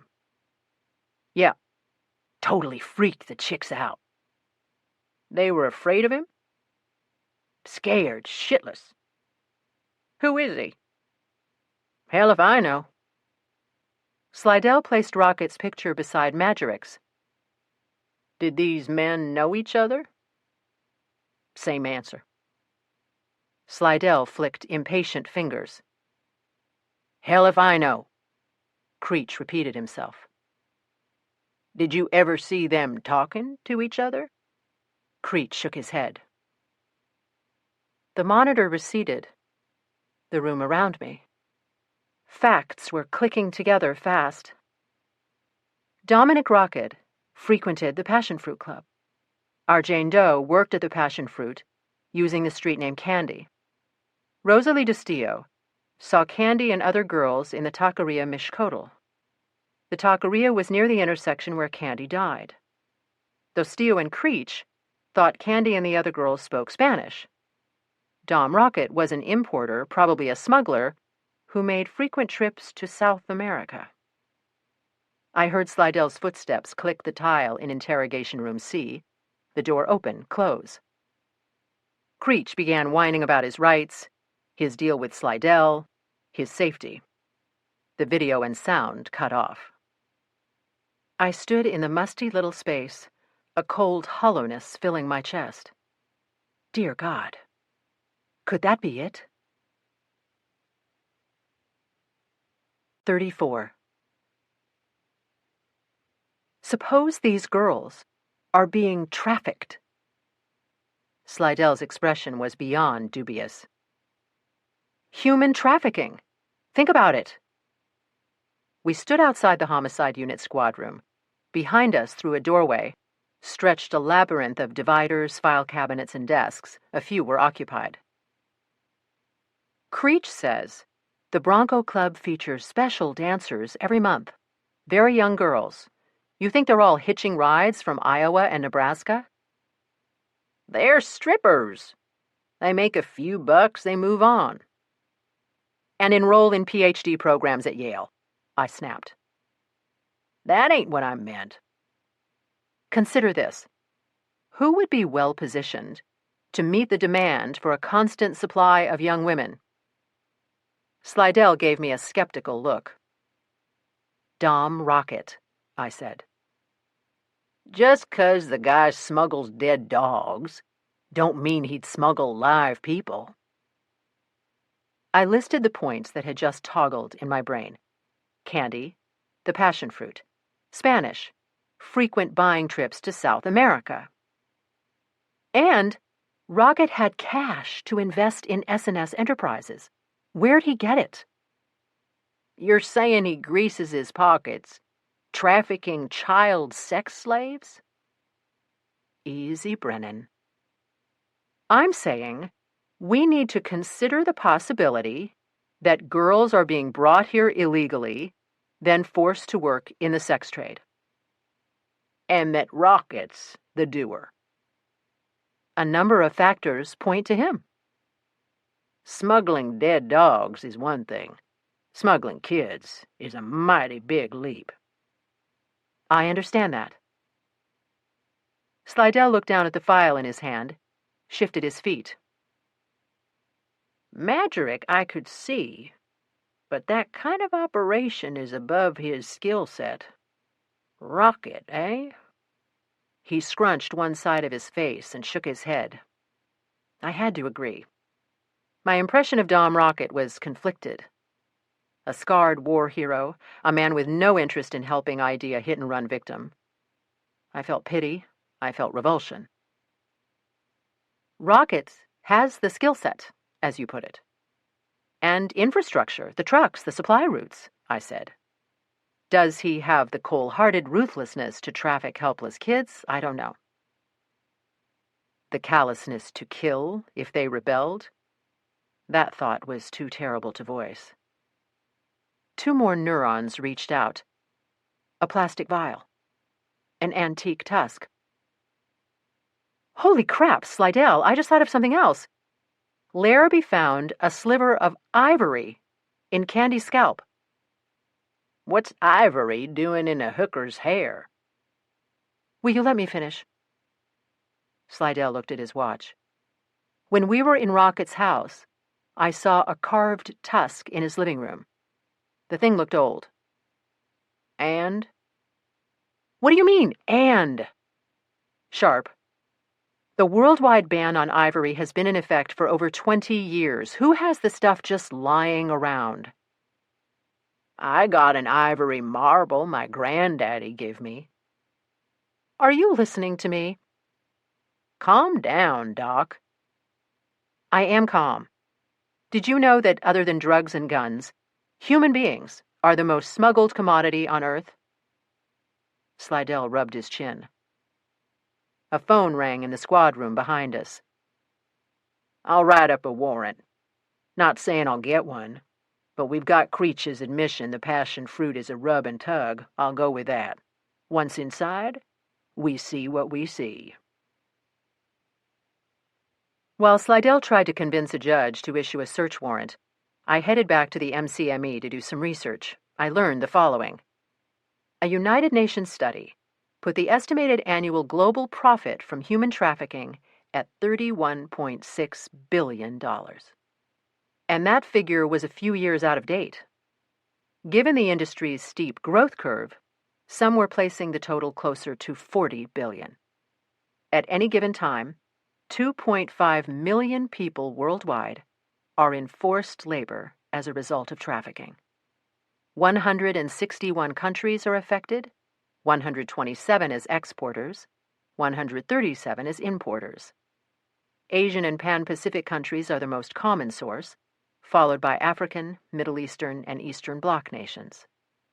The majority of victims are between 18 and 24 years of age. But roughly 1.2 million children are also trafficked annually. Trafficked individuals end up in bonded or forced labor or in sexual servitude. Bonded laborers work to pay off a loan or service, often for years. Forced laborers work against their will, usually in domestic, farm, or sweatshop settings. 43% of all trafficking victims end up in commercial sexual exploitation. 98% are women and girls. After an hour, I sat back, sickened. Runaways hoping for better lives as nannies, models, or maids. Teens meeting an exciting new date. An exotic stranger, an older man. Kids playing or walking to school, grabbed and thrown into the back of a van. All ending up in an inescapable hell of strip clubs, brothels, and pornographic films. I squeezed my eyes shut. The heartbreaking images remained. Children jammed in a pen. Hands clutching the wire, eyes begging for help. A girl with bound wrists, face devoid of hope. Young boys on mats in a filthy basement. I hovered at the edge of a deep well of helpless rage. An email pinged me back. I noted the sender, read the subject line. Felt needles of ice dance my skin. You're next, bitch. citizenjustice@hotmail.com. Bring it on, you bastard. I opened the vile thing. A single image filled my screen. A JPEG transmitted as an attachment. The picture showed a woman lying on her back, a dark puddle on the pavement below her head. The woman's eyes were open and fixed on nothing. Her face was swollen and discolored and streaked with blood. My breath caught in my throat. The woman's mouth gaped wide. Too wide. Oh, Jesus! Oh, no! Despite the blood, I could see that the woman's mouth was empty. I stared, shocked and sickened, knowing. The woman's tongue had been severed, packaged, and left on my doorstep. Had I met her? The woman's features were too distorted to allow recognition, if I even knew her. I ran my gaze down the supine body. The clothing was unremarkable, a jacket, dark pants, sensible shoes. I worked my way back up. The jacket was stained with what I assumed to be blood. My gaze fell on the woman's neck. 1 heartbeat. 2. A dozen. The icy needles burned hotter. I grabbed my hand lens, focused. Saw a heart-shaped mark in the hollow of the woman's throat. My fist slammed the desk. God damn it, God damn it, God damn it! Tears burned the backs of my lids. I got up, paced, furious, miserable. Culpable? When the phone rang, I nearly ignored it. What? More expletive than question. You okay, Doc? Slidell. Are you near a computer? Can be. I'm forwarding a photo to your email. Could take a minute. Call as soon as you get it. I prayed my voice didn't reveal how gutted I felt. I thought you wanted... Do it! More pacing. The phone rang 12 minutes later. Citizen Justice. Who is this dickwad? I listened to Slidell's breathing, knew he was studying the image. It's Dostio, I said. The waitress? At the Mishkodal? Yes. You sure? See the birthmark on her throat? Slidell grunted. It's Dostio. She talked to us and was killed. Now, don't go thinking this is your fault. Really? Whose is it? Whose idea was it to go to that restaurant? She's the one called you.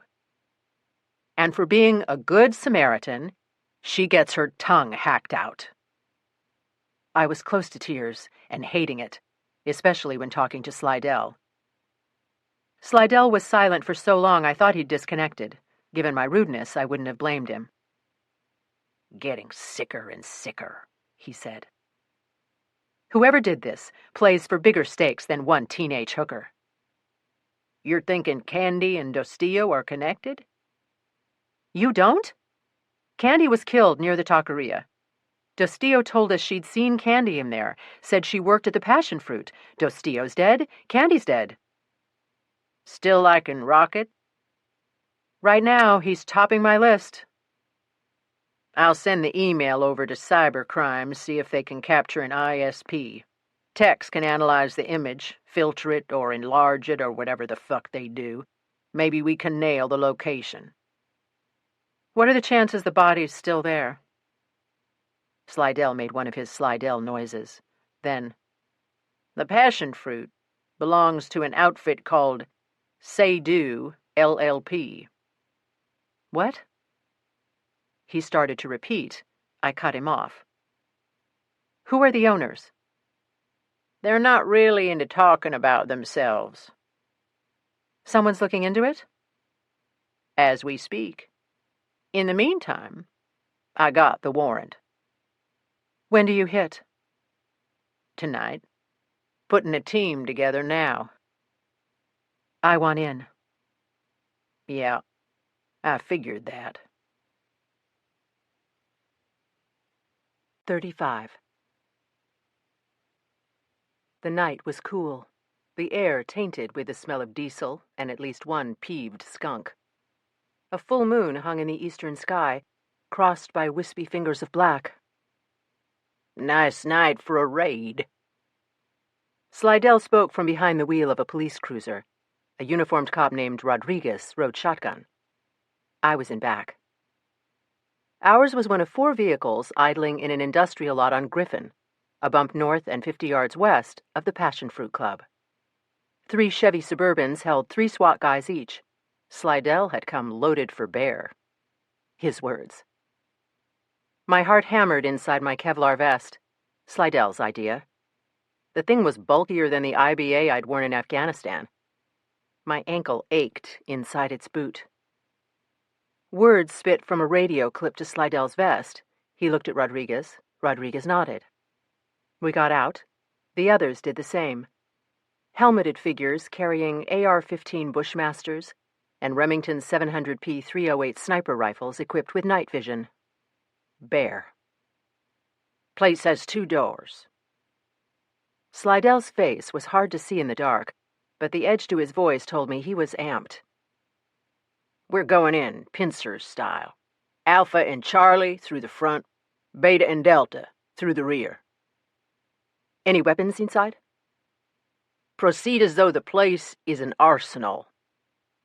We know how many are in there? Negatory. You've been briefed on persons of interest. If Ray Madrick or Dominic Rocket is on the premises, bag 'em. By the book. No rough stuff. We don't want some asshole pinstripe arguing brutality. We returned to our vehicles. Slidell cranked the engine, but not the lights. The Armada rolled forward, silent but for the low growl of 4 motors and the crunch of 16 tires on gravel. As planned, 2 units stopped outside the tattoo parlor. 2 others circled the buildings. A single car sat in front of the passion fruit. Slidell cocked his head and pressed the transmit button on his rover. Team Bravo, in advanced position? Affirmative. Charlie? Affirmative. Delta? Affirmative. Alpha says green light. Let's boogie. A million headlamps and cherries lit the night. Our car shot forward, stopped so fast the rear end lurched left. Slidell and Rodriguez fired from their seats. I opened my door. Slidell pivoted and jabbed a finger in my face. Your cheeks stay glued to that seat. Fine. That was the deal. Remain in the car or get left behind. Slidell and Rodriguez crouch-ran forward. Glocks double-gripped and pointed up at the sides of their helmets. Charlie team joined them outside the passion fruit, 1 to either side, 1 in front of the door. Slidell spoke into his rover, not so quietly now. Go! 1 Charlie guy booted the door. I heard metal bang an inside wall, glass shatter. Slidell and Rodriguez steamrolled in. Charlie team followed. Something boomed. A rear door? I heard Slidell's muffled bellow. Police! Everyone freeze! Someone screamed, high and shrill. Men shouted. Then nothing. No bullets. No cries from disgruntled patrons, no shrieks from terrified women. Seconds passed. A minute, a lifetime. The quiet was deafening. Screw this. I launched myself from the car and ran toward the building. Through the open door, I could see a waiting room with taupe walls, orange plastic chairs, fake ferns, coffee, and end tables scarred by cigarette burns.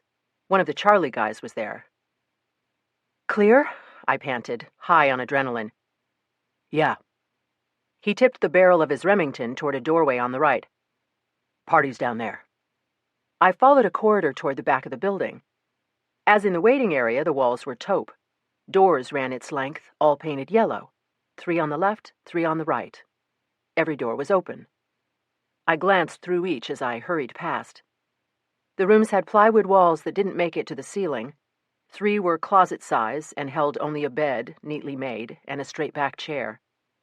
2 had your standard massage table and boombox setup. All were deserted. Muffled voices emanated from the 6th room, the last on the right. 1 belonged to Slidell. The pitch and tenor told me he was barely containing his anger. I entered. This room was also cubicle size. It held a desk, a ratty upholstered chair, and an ancient rabbit-eared TV. A door stood open in one corner.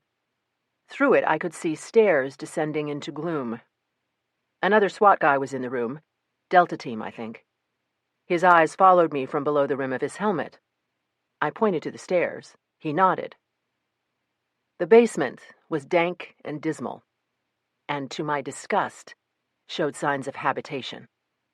4 cots, each with a tattered blanket, a mini-fridge, a hot plate, a sideboard with cabinets above and below, a table holding a lamp, a mug jammed with pens and pencils, empty ashtrays, a stack of magazines. A wheeled clothes rack butted up to the sideboard. Every hanger was empty. A door opened onto a bath at the cellar's far end. Slidell was glaring down at a woman who stood maybe 5 feet tall. She was returning the glare, clearly not backing off. In one hand she clutched a paper I guessed was the warrant. Rodriguez was also present, 2 more SWAT guys. I assumed the others were positioned outside the building or checking adjacent properties. "And you run this dump all by yourself?" Someone comes in to clean. "Where are they, Mrs. Tarzek?" Slidell was looming over the woman. The man is a spectacular loomer. "I told you. I don't know what you're talking about." Mrs. Tarzek sounded like decades of cigarettes. Her appearance matched her voice. Her hair was thin and fried, her skin sallow and wrinkled due to the diminished blood flow caused by smoking. "I think you do." Mrs. Tarzek shrugged. Slidell's eyes rolled to Rodriguez. Rodriguez gave an almost imperceptible shake of his head.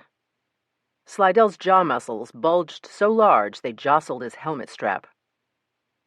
"Who dimed you?" "I have no idea what you're talking about." Slightly accented English.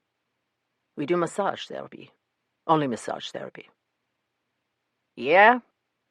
Slidell made a show of looking around. "Where are the masseurs?" "It's Wednesday. Business is slow. It's costing me more to keep the lights on than I'm taking in, so I give the girls the night off.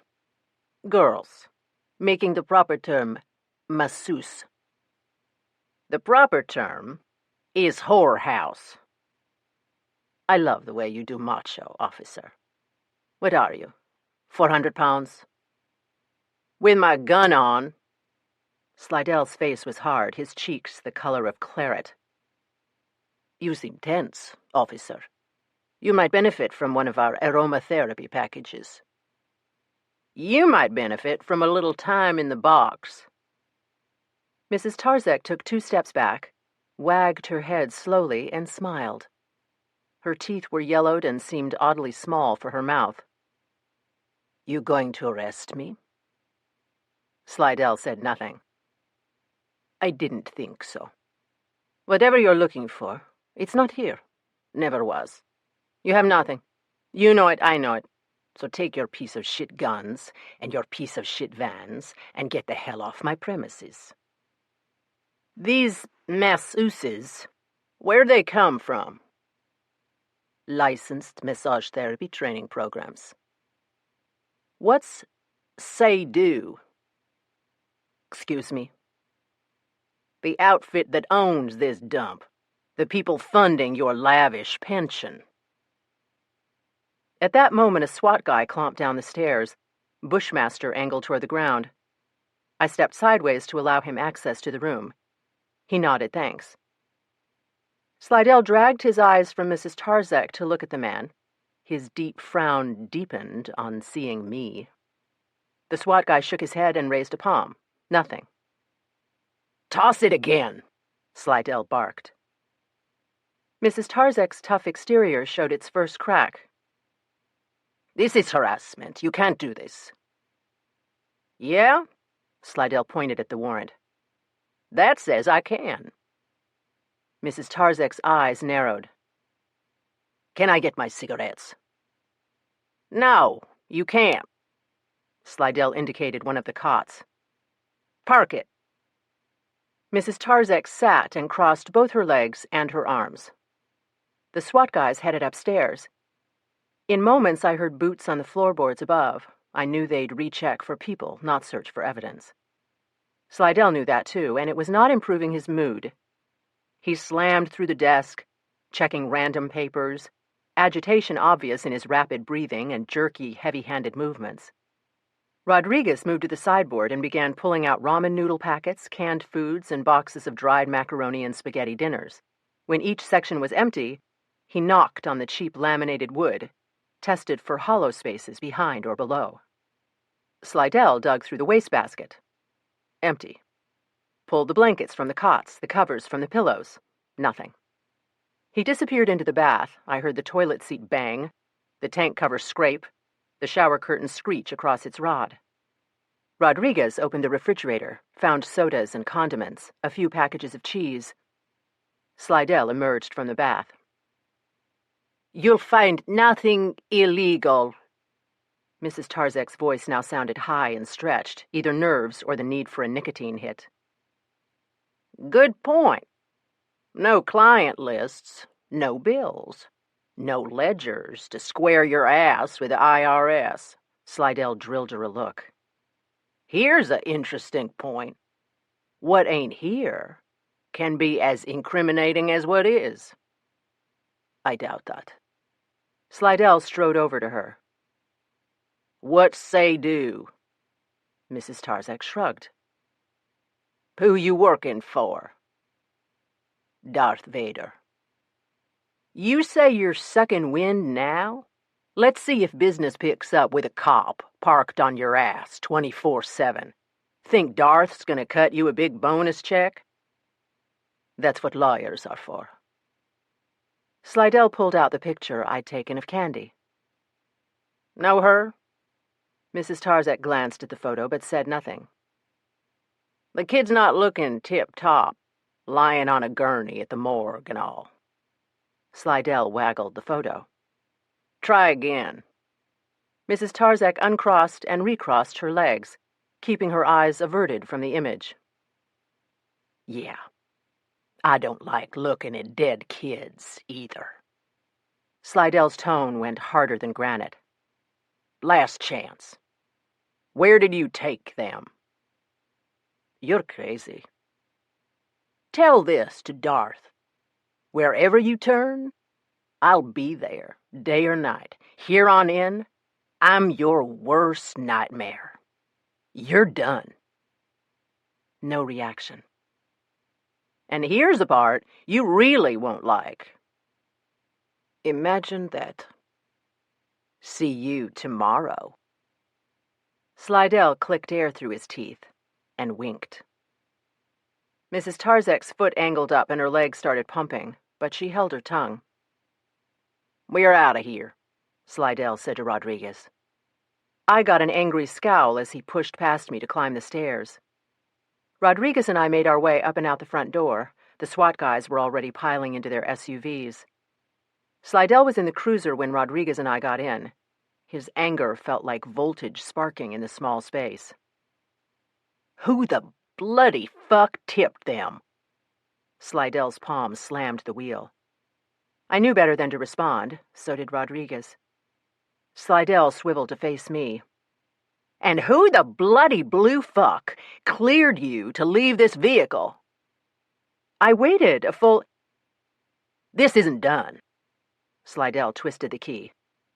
"I'll get every document ever filed on this joint, learn every penny ever earned or spent, the last time a fly was swatted or a toilet was flushed." Rodriguez and I let him vent. "And no more pussyfooting around with Rocket. That fuckwit's coming back in." Slidell threw the car into gear and gunned from the lot. I settled back, knowing my own castigation was far from over, but I understood. Slidell wasn't just frustrated at being outsmarted. Behind the bluster, he was feeling the same guilt he'd warned me to shake. We'd questioned Dostio, and now she was dead. And Slidell's anger wasn't all bad. An irate Skinny isn't a man you want on your trail. 36. The next morning I slept later than on any day since my return.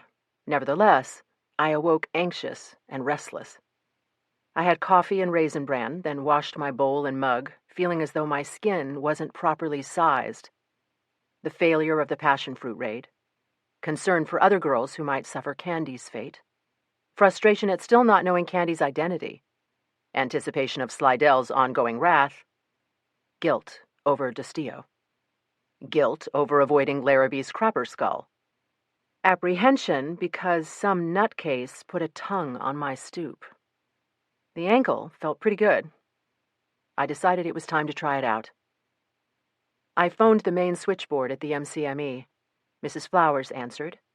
I told her I was going for a run and that I'd be in shortly. She asked if I planned to do the booty loop. Surprised that she knew of it, I said yes, though I hadn't really decided on routing. I donned my Nikes and usual spicy jogging attire, bike shorts and an oversized tee. The morning was cool but sunny. In tribute to Mrs. Flowers, I set off for the booty loop, a 5-mile stretch circling the Queen's University campus, named for, well, that needs no explanation. I hadn't run in weeks, and the first mile was a slog, but the ankle felt strong. By the second mile, lactic acid burned my leg muscles. I pumped on, determined to finish the circuit. Sweating and panting, I finally reached the clock tower. I was doubled over, breathing hard, when someone called my name. Straightening, I saw a man slide from a bench and walk toward me. He was tall and thin and wore a Tar Heels cap, jeans, and a black nylon jacket. A plastic bag dangled from one hand. What the hell? I called your office. The woman who answered said I might find you here. She was very helpful, with directions. Scott Blanton smiled, revealing the errant incisors. I hope this isn't a bad time. A bad time? I was perspiring, drained, and puzzled. I'd last seen the NCIS agent at Bagram. Why was he lying in wait on my jogging route? Blanton extended his free hand. I raised mine high and offered an apologetic grin. Sweaty.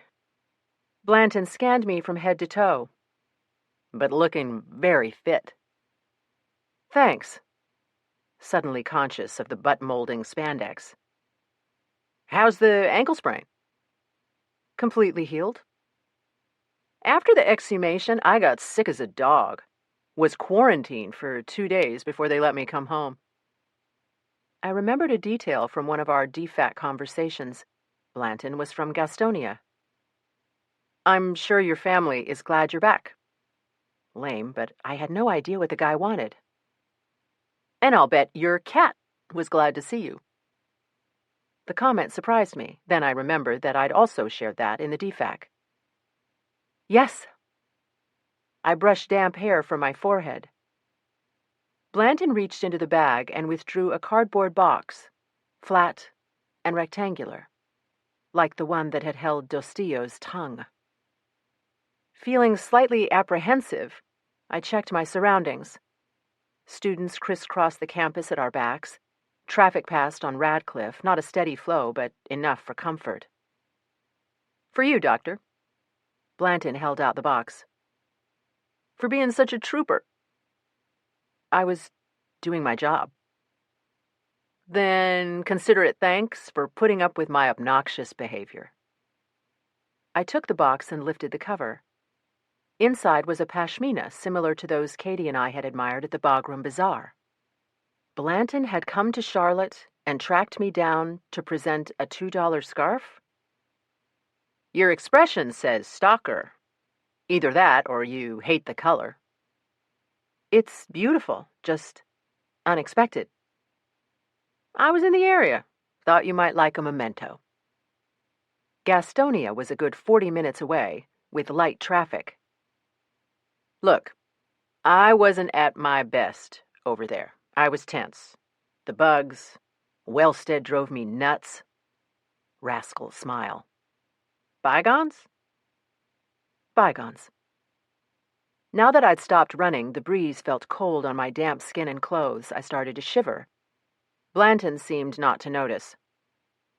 What we did was important, whatever the outcome. Shanebog was a bad situation, with no winners. We helped see justice done. Have you spoken to Lieutenant Gross? No, but I heard through the grapevine he's itchy to go back downrange. Blanton's look suggested he was trying to bore into my brain. So, how's business? As busy as over there? Bad people doing bad things to other people. Hopefully to other bad people. But that's not always how it goes, is it? Blanton leaned close, conspiratorial. He smelled of stale coffee and Old Spice. We see it, don't we? Evil. Day in, day out. After a while, it screws with your head. How does shit happen to good people? People like John Gross. I thought it a poor example, but held my tongue. I don't know about you, but I've come to believe evil exists in this world. Real, tangible evil. You never know when you're going to wake up and find it sitting on your doorstep. Blanton gave a self-deprecating grin. Listen to me, philosophizing. And look at you, you're freezing. Blanton lifted the scarf from the box in my hands, unfolded it, and draped it over my shoulders. As he leaned close, I noticed a tattoo low on his neck, a Chinese symbol of some sort. Was I the only person left on the planet without inked skin? You take care, Dr. Brennan. Before I could respond, Blanton turned and headed up the sidewalk. I watched until he vanished around the corner at Selwyn, feeling a sense of relief. Jesus, why did the guy creep me out so? Suddenly my ankle didn't feel so great. I did a slow jog home, showered, ate lunch, then headed to the MCME. By 4:30, I'd finished with the skull. The unpleasant part was scraping off the caca. The easy part was ruling out foul play. No pun intended. The skull was that of a young adult male, very possibly of Indian origin. The sutures and dentition gave me age.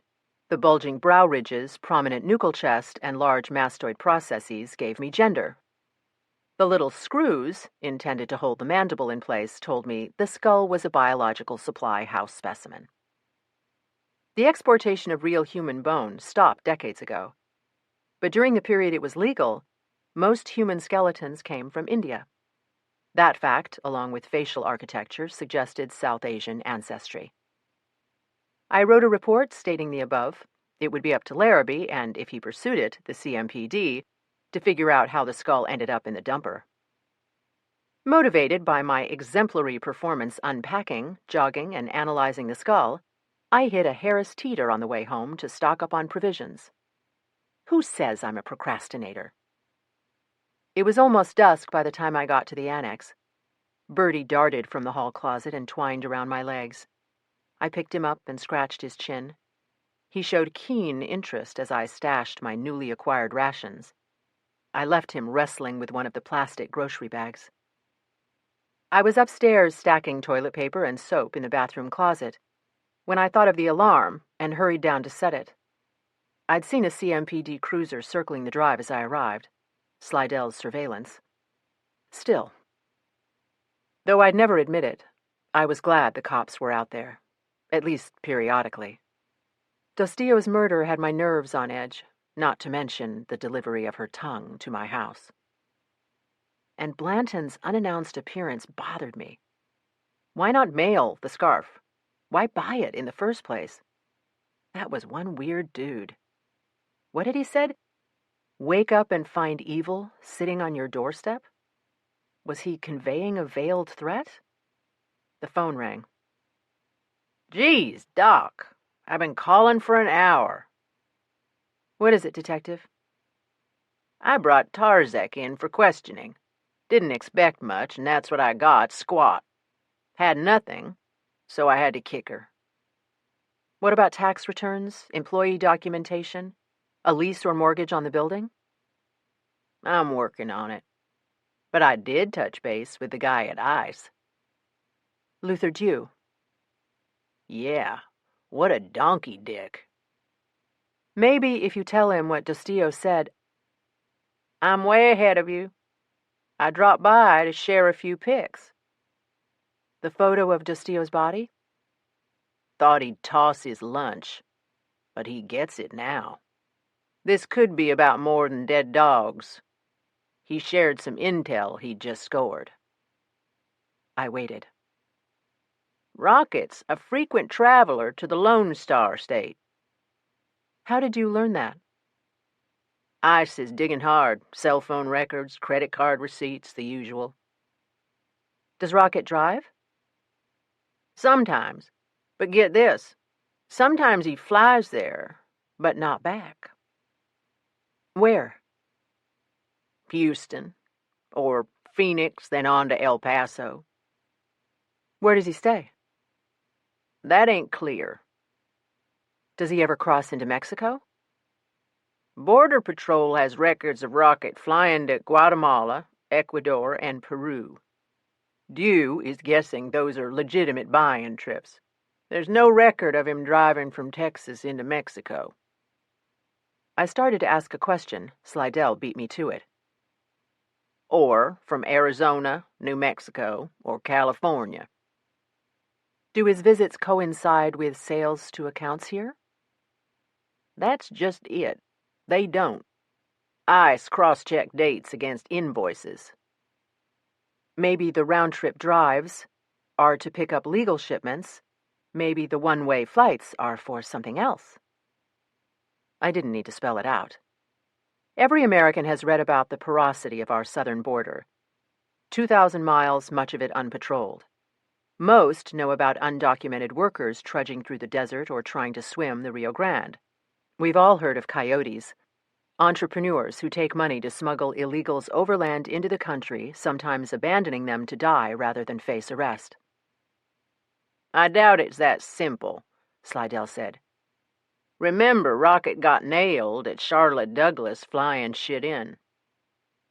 Cargo's simple. You pack it, you ship it. People present a much thornier problem. They have to eat, drink, breathe. For a few beats, we both thought about that. How's this play? Somehow, Rocket gets girls into Mexico. From South America, Eastern Europe, wherever.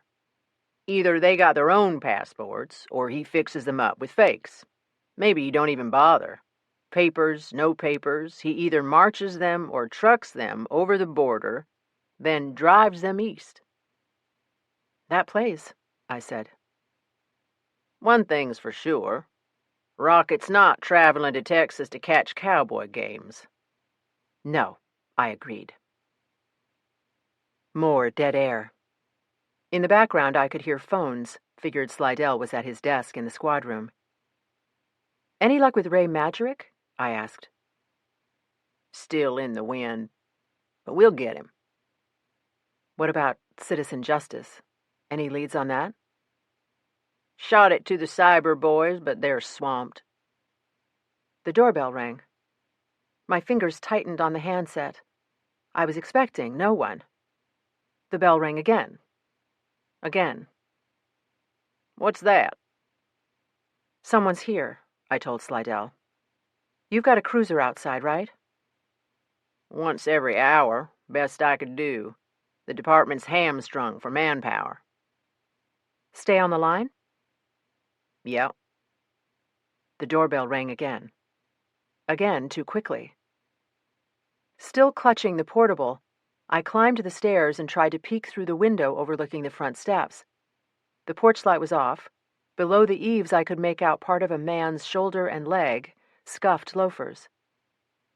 You want I should dispatch a car? Slidell asked. I put the phone to my ear. Wait. I ran downstairs, crept to the door, and pressed my eye to the peephole. Oh, my God. Yo, Doc. You okay? Shocked, I slid back the deadbolt and opened the door. 37. His face was a Halloween mask. Eyes shadowy recesses, cheeks hollow, jaws stubble dark. Talk to me! Slidell's barked demand spit from the phone. I raised the device to my ear, gaze locked with that of the man on my doorstep. I'm fine. What the? It's a friend. Level, camouflaging the emotion roiling inside me. I'm good. Thank you. I disconnected. Stood frozen, unsure how to play it. Joyful? Angry? Indifferent? I flipped on the porch light. In the soft yellow glow, I could see red, spiderwebbing the whites of his eyes. "You look like hell," opting for humor. "Thanks." Ryan's voice sounded gravelly and hoarse. "Should I try to reboot you?" "Doesn't work." "Come in." He didn't move. "If I leave you out there, you'll run down and terrify the villagers."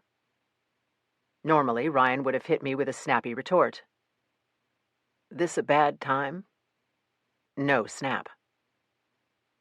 I was about to clean lint from the dryer, keeping it light.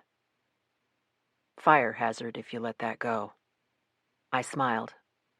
Ryan smiled, sort of. I stood back. Ryan reached down and grasped the handle of a draped cube at his feet.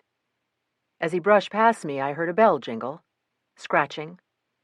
His clothes stank of sweat and cigarette smoke. I closed the door and turned. Ryan stood in the center of the room, unsure what to do. He'd lost weight and looked gaunt and haggard. He expressed a desire to go south. Pulling the cover from the cage. Charlie, our shared cockatiel, looked startled. But birds always look startled. I gestured to the dining room. Ryan set the bird on the table, replaced the cover, then returned to the parlor. I dropped into an armchair and drew my feet up. Ryan sat on the sofa but didn't lean back. "Place looks good." "Been a while," I said. "Yeah." "I'm glad to see both of you." Gran's clock ticked off a full 30 seconds. The silence felt strained and awkward. "How's the bird cat?" Ryan asked.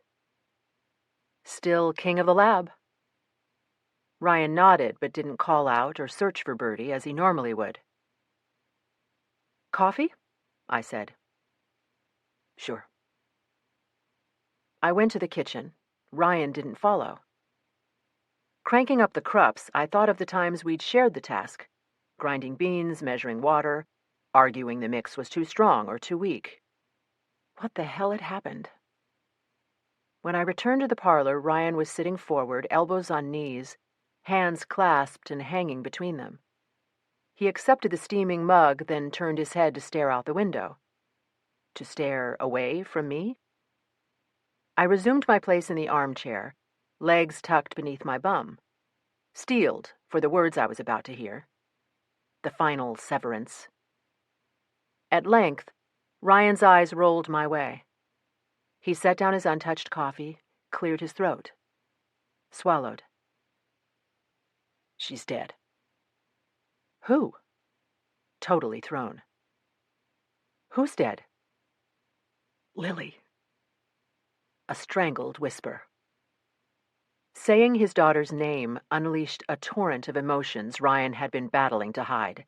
His nostrils blanched and his breathing turned ragged.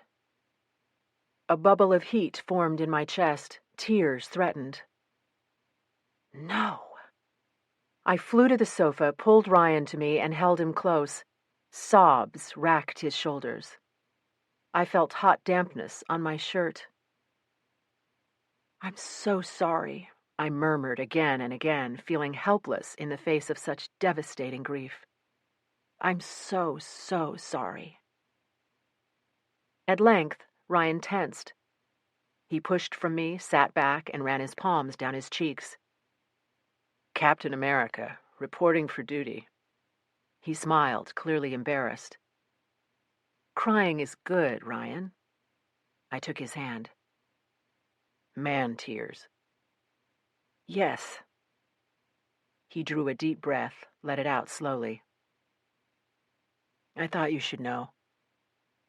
"Of course." Ryan yanked a hanky from a jeans pocket and blew his nose. "When?" I asked softly. 10 days ago." No wonder he'd returned none of my calls. Remorse overwhelmed me, but with undertones of pain. Why hadn't he reached out for my support? "What happened?" I asked. I was certain of the answer. Ryan had shared his daughter's recent history, the drug escalation culminating in heroin addiction, the dealer boyfriend, the arrest for shoplifting. I was one of the few in whom he'd confided. The past year, Lily had appeared to be turning a corner. She'd seemed happy, was attending rehab. What do we really know about others? Overdose. Ryan patted a pocket, remembered where he was, dropped his hand to his lap. "It's okay to smoke." It wasn't. I hated the smell, hate what cigarettes do to the carpets and drapes, to people. But Ryan needed a crutch to steady his nerves. I went to the kitchen for an ashtray, knowing I had none, returned with a saucer. Ryan took a Camel from its pack. As he lit up, I noticed a tremor in his hand. "Guess we each choose our own poison," he said. I watched Ryan inhale hard, hold the smoke deep in his lungs, let it out slowly through his nose. "They found her in an abandoned duplex, being used as a shooting gallery." I'd been to a heroin den once, as part of a team to collect a corpse. I could still picture the horror. Stained mattress, used needles, bugs, the reek of urine and feces. She was wearing a t-shirt we bought in Honolulu. She loved it. Made me memorize the proverb.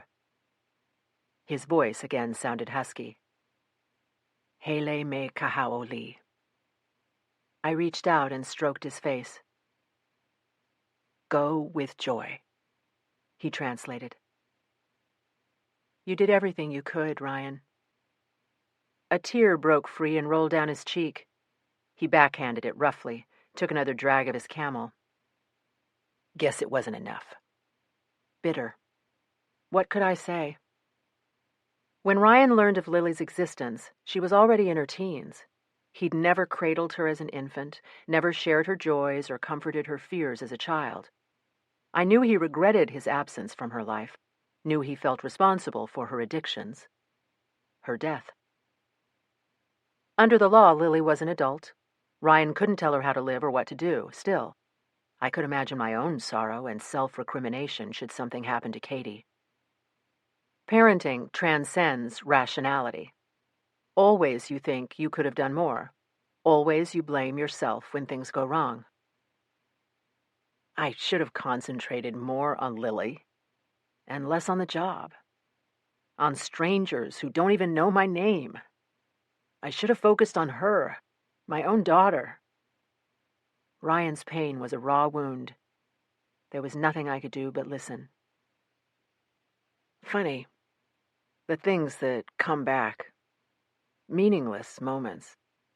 One night, she came to my bedroom to play a song she'd downloaded from iTunes. I remember exactly what it was.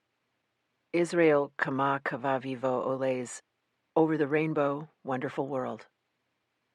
Ryan's haunted eyes searched my face. Is that all we had, Tempe? All I ever gave her? One lousy vacation in Hawaii? I placed my hand on his. Of course not. Then why is every memory tied to that trip? It's still too soon? He snorted softly, shook his head. You should stay here, I said. As long as you like. I have to go. He drew deeply, then stubbed out the Camel. Now? Disbelieving. I'm sorry. He shot a hand through his unwashed hair, a gesture so familiar it tore my heart. Go where? I asked. Away. I looked a question at him. I need to move. Move and keep moving. Ryan. I'm sorry.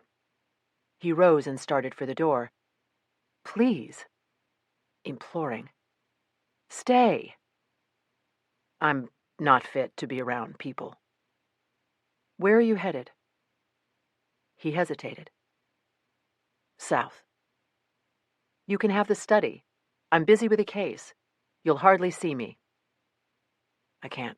I'm sorry. He read my expression to mean something it wasn't. You're right. This was a mistake. A mistake? Masking the anger and hurt. I didn't know where else to go. Stay, Andy. There's nothing you can do. There's nothing anyone can do. With that, he left. I hurried to the door and watched him recede into shadow, tears hot on my cheeks. Halfway down the walk, he paused, turned, and slowly walked back toward the porch. I'm so sorry. I wish you'd let me help. You have. He spread his arms. I ran into them. They closed around me. I molded my body to his. He hugged me hard.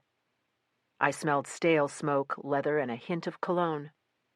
As we embraced, headlights curved the drive and lit our bodies. Blinded, I couldn't tell if the car belonged to Slidell's surveillance team. The vehicle accelerated, blew past us, and turned right onto Queens. Flashbulb images, a box, a severed tongue, a bloated, bloody face. Mistaking my sudden stiffness for dismissal, Ryan pulled away. I'll miss you. Kissing his fingertips and pressing them to my cheek. Don't go. I may have spoken the words, may only have thought them. Ryan strode down the walk and rounded the corner. A car door slammed, an engine kicked to life. I shut and bolted the door, leaned against it, struggling to process. He hadn't asked about Katie, about my travels.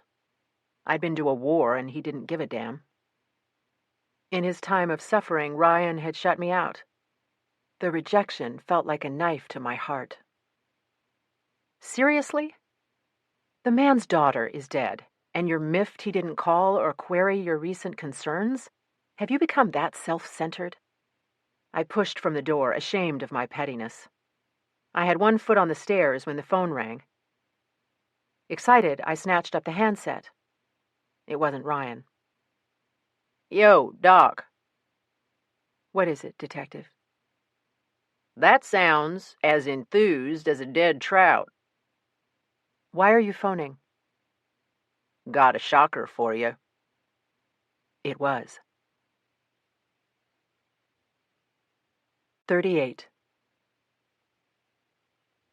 Remember Archer's story? The younger brother of John Henry, the man who died in the flea market fire. Maybe. What about him? Archer and John Henry were partners in S&S Enterprises. Right. Drawn out and ending high. A question. I had no idea where this was going. S&S. Story and story. They owned John Henry's Tavern, a string of convenience stores, a whack of storage centers, and a bunch of other shit. Nice little money machine. But they were tanking on other investments. The Saturn dealerships and the pizzerias. You got it. But the bros weren't exactly circling the drain. They diversified and buried their investments in layers and layers of umbrella LPs and LLPs and other legal bullshit. What does this have to do with Candy and Rosalie? Ryan's visit had left me drained. I wanted to curl up and sleep until the pain receded. No. What I wanted was a drink. Cabernet or Pinot Noir until euphoria, then oblivion. But I knew how a binge would end, knew the self-loathing that would follow. I'd been down that road. Wouldn't travel it again. Will you let me finish? Slidell snapped. My sigh conveyed impatience equal to his. Turns out, one of these little shelters is Say-Do. That got my attention. The Passion Fruit Club. The Passion Fruit and 4 other massage joints. Names are real magic. I'll spare you. Holy shit! Facts were winging. John Henry Story, the U.S. Airways Club card in Candy's purse, the passion fruit. Yeah. Holy shit. How did we miss that? It took time to untangle the mess. The guy I had working on it got diverted to another case, and I got sidelined with a damn MP. Now what? Now I figure out how to get to Archer's story. Just bring him in. I do that, he'll lawyer up tighter than a frog's nuts. I ignored the metaphor. You can't even question him? Based on what? He owns skin joints, and we think maybe the personnel director offed one of the hookers? What about a nasty habit called human trafficking? I felt like screaming. The raid turned up Dick. Of course it did. Someone tipped Tarzek, so she moved the girls and sanitized the place. Silence. Will you at least check out the other massage parlors? I got nothing to get a warrant. And needless to say, my credibility took a nosedive after the fiasco at the Passion Fruit. Jesus, Slidell. These people killed Candy. And Dostio. They'll kill again if they feel threatened. These girls mean nothing to them. Slidell was silent a moment. There's a say-do joint up in Noda. I'll swing by tonight, unofficial-like. Keep me looped in. If it makes you any happier, I dropped in on Rocket for a little more FaceTime. Slidell didn't seize the opportunity for humor on that. Good sign. And? He told me I could suck his dick. When we disconnected, I went upstairs for a long hot bath and realized I still hadn't seen Bertie. I'd been distracted by Slidell's call, then Ryan showed up, then Slidell phoned again. Had the scamp slipped through the open door while Ryan and I were on the sidewalk? Stupid not closing it. He loves to sneak out, I suspect mainly to get my attention. I always find him in the shrubbery within inches of the foundation. Cursing, I trudged back downstairs and out the front door, called his name. No cat. I circled the building, my annoyance increasing each time my summoning went unanswered. Eventually, I expanded my search onto the grounds. After 15 minutes, I gave up. Told myself to relax. He'd done this before. He'd come home when hungry. The bath was a bust. I lay in bubbles up to my chin, sadness and worry foreclosing any relaxation. Lily, dying before her 20th birthday. Ryan excluding me in his time of sorrow. Forever? Katie, fighting in Afghanistan. Pete, marrying a bimbo with a boob size exceeding her IQ.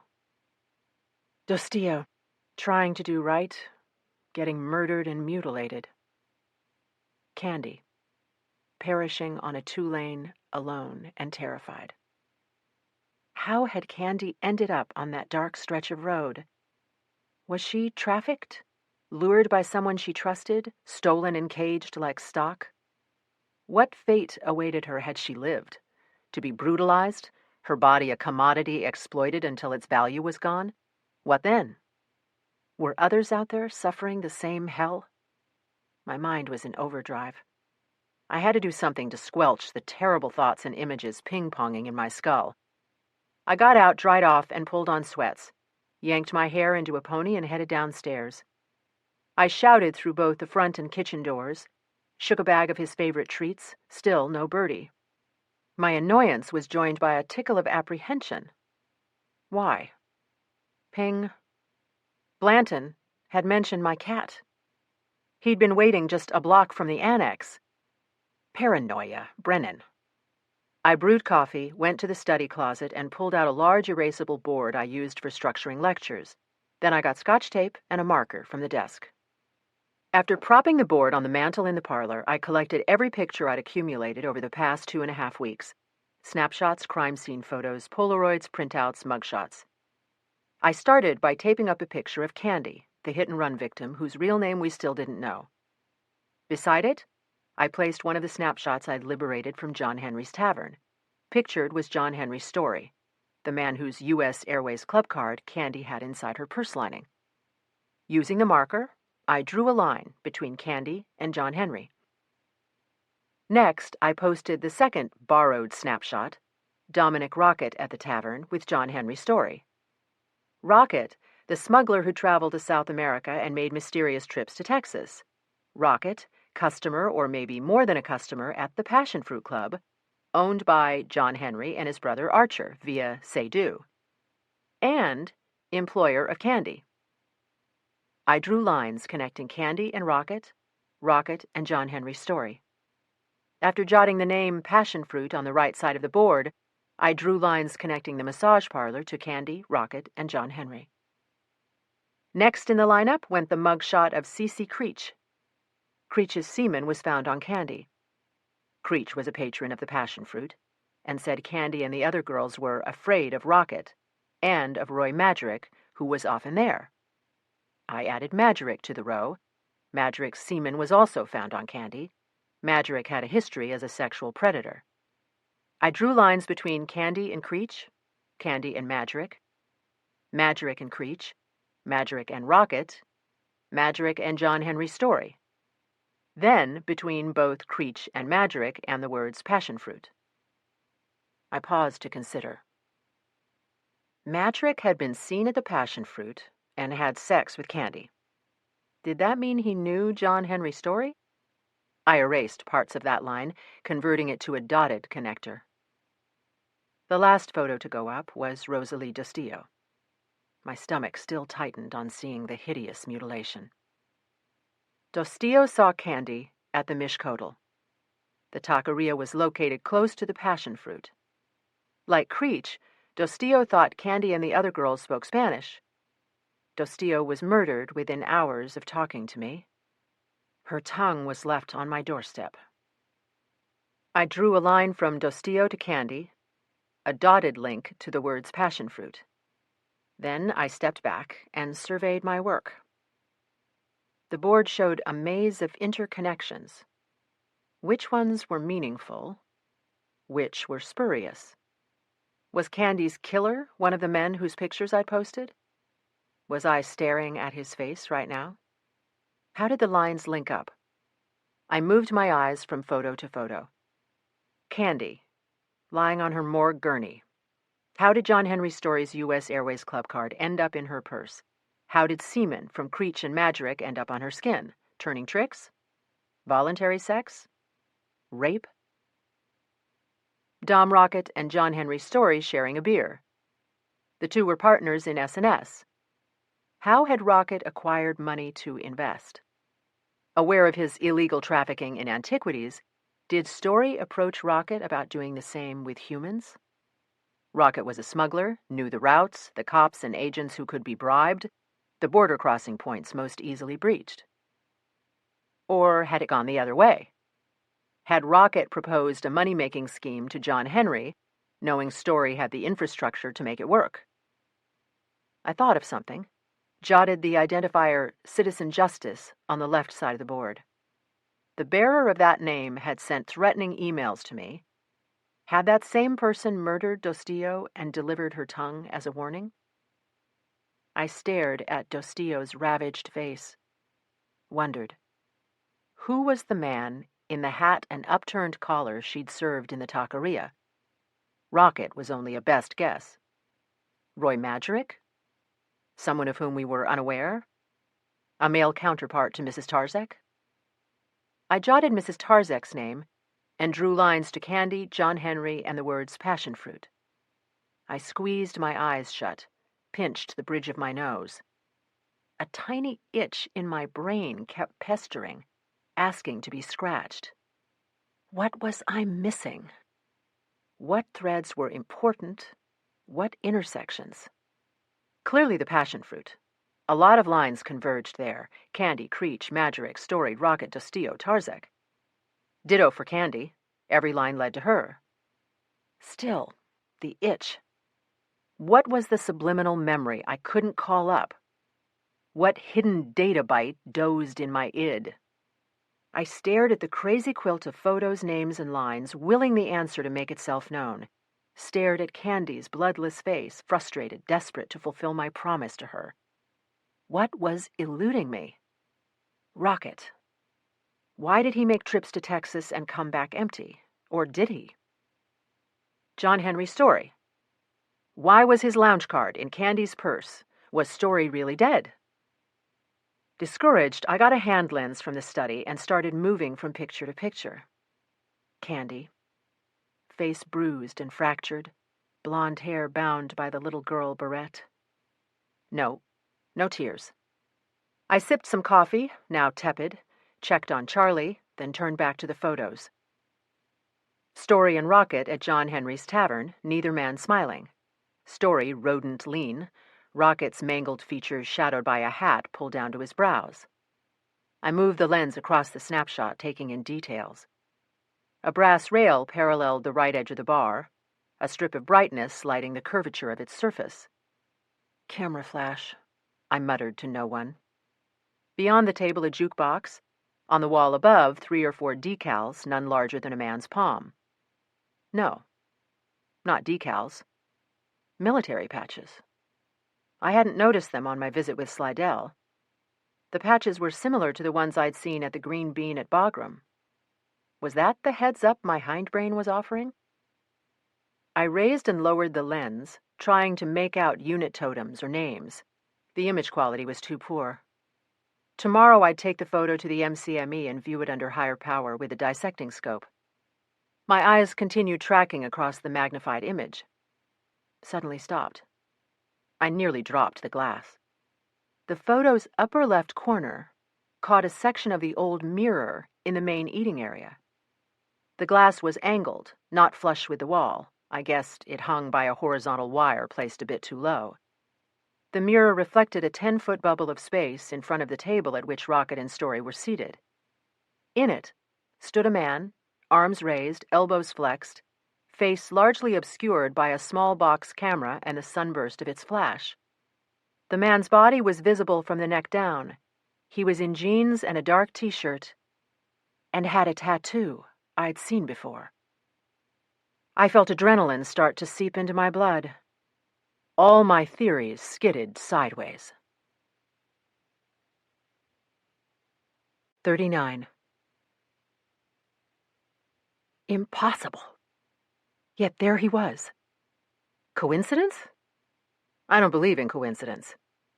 But how did he work it? Didn't matter. I retrieved a brown corrugated file from the study, emptied the contents onto the dining room table, and began reading every page. It didn't take long. How had I missed it? Oblivious to the possibility. Careless? Sudden realization. Another possibility overlooked? I went to the parlor, took Candy's photo from the lineup, and studied it again under magnification. The dusky skin. The dark-rooted blonde hair. Rosalie Dostio spoke Spanish to the girls, but got no response. Fear of their handler? Or another explanation? My mind was on fire now, spitting data forgotten since the time it was stored. I raced upstairs and snatched a photo from the bureau, sat on the bed. Placed the bureau photo on my knees beside the morgue shot of Candy, looked from one to the other, forcing the lens steady in my hand. Holy shit. I flipped the bureau photo, read the handwritten list on the back. Holy free-flying shit! I grabbed the phone and dialed. Got Slidell's voicemail. Jesus H. Christ! My eyes flew to the clock, 10:40. Slidell was probably at the massage parlor in Noda. I left a message. Call me ASAP, it's urgent. I disconnected, tossed the handset onto the bed, got up and paced. Everyone carries a mobile. Why couldn't Slidell keep his turned on? 10:45. Come on. More pacing. 10:50. Keep busy. I double-stepped down the stairs and made myself more coffee, knowing caffeine was the last thing I needed. To keep my mind occupied, I returned to the papers covering the dining room table. Verified. Thought about the implications. Of course. That had to be it. 11:05. Where the hell was Slidell? I ran to the study, punched speed dial on that handset. Low, Pete sounded groggy. "It's Tempe." "Yeah," Pete yawned. "I know that. I need a favor." A woman spoke in the background, words also sleepy thick. "You're up late, partying?" "Does it sound like there's a party here?" I snapped. "Whoa, bad day?" "I have a question for you." "Bring it on." I asked. "Maria. No. Mariana. Mariette? No. Definitely Mariana." "What was her maiden name?" "Is it important to know this now?" "Yes." "Hold on." I heard bed linen swish, a whiny protest from Summer. Then the ambient sound changed as though Pete had moved to another room.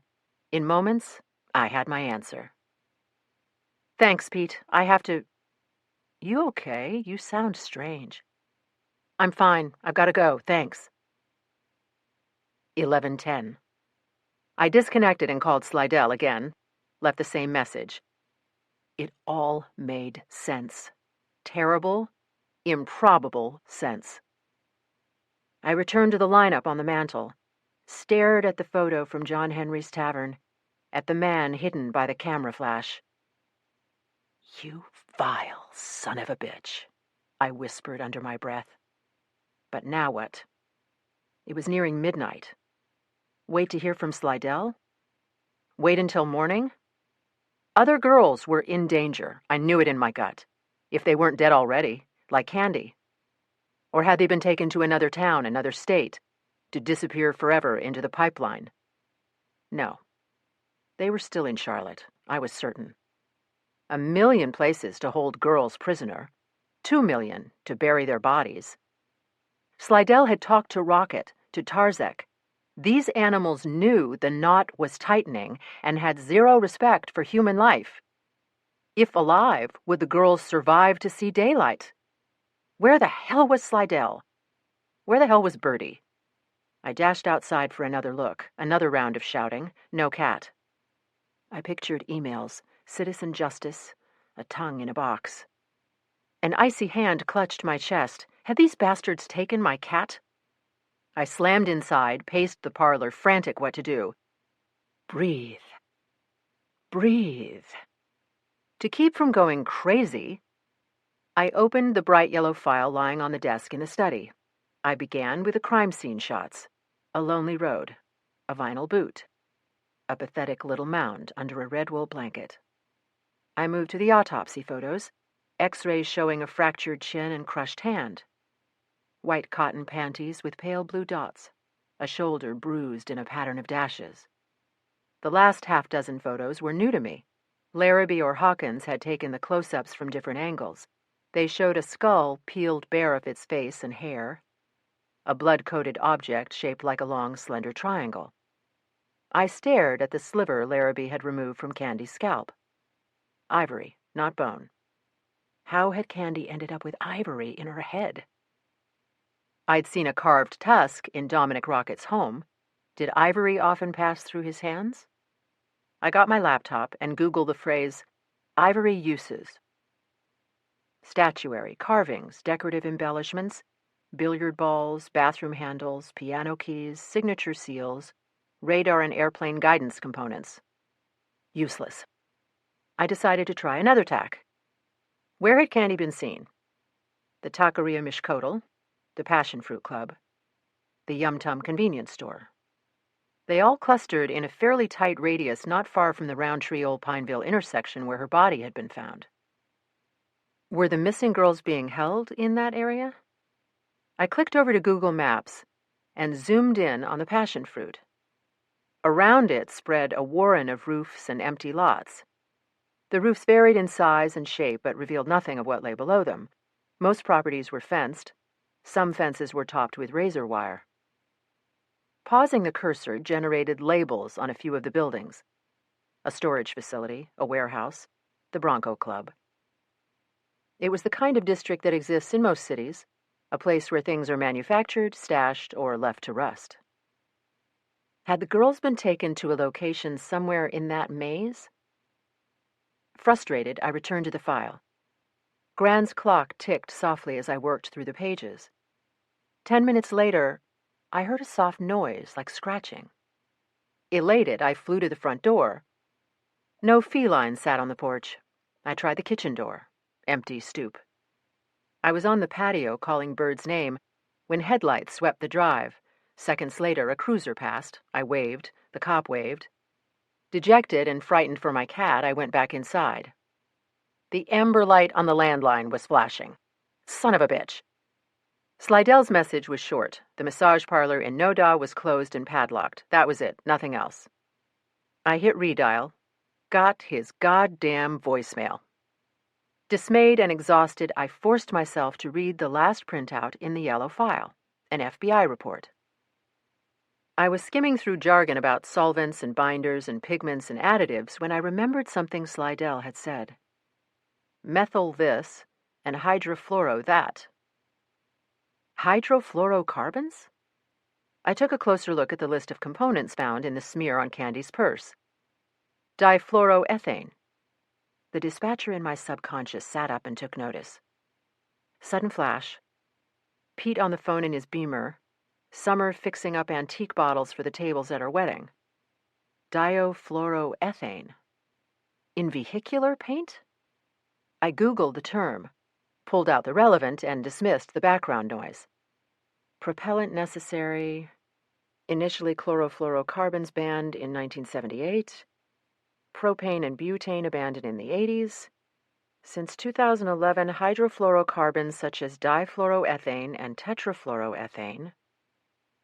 My pulse kicked up a notch. I closed my eyes. Saw a building. A no trespassing sign in the rain. Facts toggled. Images cascaded. My lids flew open. I shot to my feet, raced for the phone. Again, my call rolled to Slidell's voicemail. Mother of God. I know where the trafficked girls have been taken. I'm going there. I left the address and disconnected.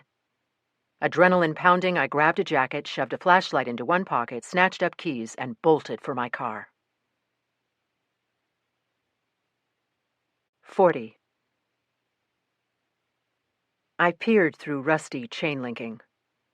A fingernail moon, crisscrossed by pewter tendrils, revealed the scene beyond the fence in charcoal and black. The warehouse loomed dark and menacing. Though shadowed, I recognized the loading dock and its motley collection of rusty kegs, rickety table, and defaced piano. A truck was parked at the base of the dock. At my back, across the street, the small bungalow brooded, silent and empty. Stepping gingerly, I worked my way around the perimeter of the property, searching for an opening in the fence. It didn't take long. Opposite the building's south side, the chain linking had been cut and bent inward. Thanking the vagrants so disparaged by Slidell, I slipped through the breach. 6 feet inside, a rusted sign kinked up from the ground on bent metal legs. Carefully shielding the bulb with my palm, I thumbed on my flashlight. The sign announced the coming of 36 luxury lofts. I crouched behind it to listen. The night was alive with sound. Leaves skittering across gravel-coated concrete. The muted whistle of a distant train. My own terrified breathing. No one shouted at me to show myself or get lost. I didn't really have a plan. In a fever to rescue the girls, I'd simply raced here. I stared at the building. It stared back, yielding none of its secrets. My breath caught. Had a shadow crossed one of the upper floor windows? I studied the broken, dirt-caked glass. Detected no movement. 10 yards of concrete yawned between the fence and the building. Here and there a puddle gleamed darkly iridescent. Rocks and objects of indeterminate function dotted the expanse. Nothing big enough to provide cover. I waited out a count of 30, then fired forward. Reaching the murky dimness below the dock, I pressed my back to the brick and listened again. Dripping water. The cooing of startled pigeons. I eyeballed the pickup. A Chevy with deeply tinted windows. like the one I'd seen outside the Mishkotel. Citizen Justice? The man who'd left a severed tongue at my home? Was he here? Had he been at the taqueria watching? Already planning Dostio's murder? I tiptoed up the rusty metal stairs. A door stood open at the far end of the dock. I crossed to it and slipped inside. The smell hit me like a roundhouse punch. Stagnant water, urine, mold, pigeon droppings. I desperately wanted to relight the flash, decided it was too risky until I'd established who was present. Heart yammering, I crept forward. Liquid sloshed beneath my sneakers. Between the pooled water, bird shit crunched.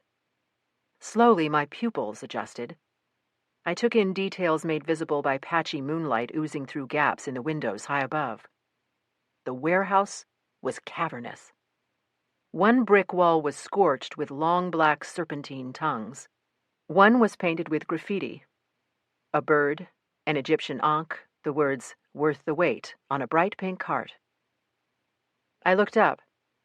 Nests lined the rafters, some topped by billed silhouettes. I sensed 1,000 avian eyes on my back. Something rustled by my right foot, claws skittered. I fought the impulse to scream, imagined more eyes, beady and red, yellowed teeth and long naked tails. Palms slick, I moved deeper into the gloom. Dust coated my tongue, or atomized guano. I swallowed, immediately regretting it. I'd gone maybe 30 feet when an unmistakable sound touched my ears. I froze. The first footfall was followed by another. From above? Behind? Outside? Echoes distorted the soft scraping, making it impossible to pinpoint the source.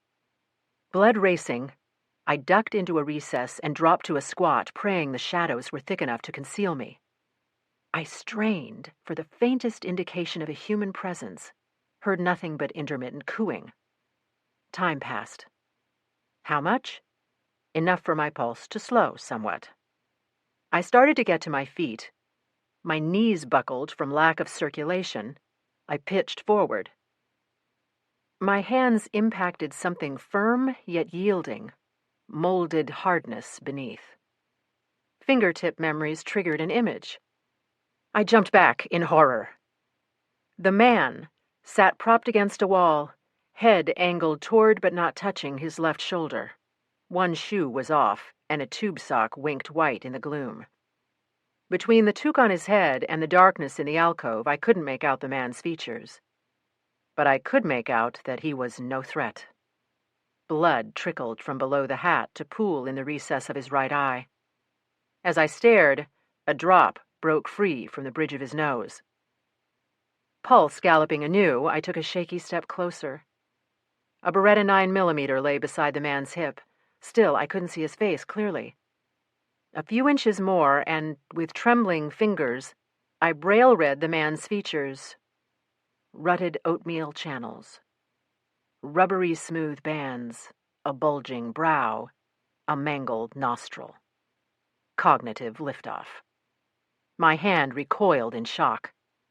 Without thinking, I plucked the man's cap from his head and shined my light on his face. Dom Rocket's good eye stared into a future he would never enjoy.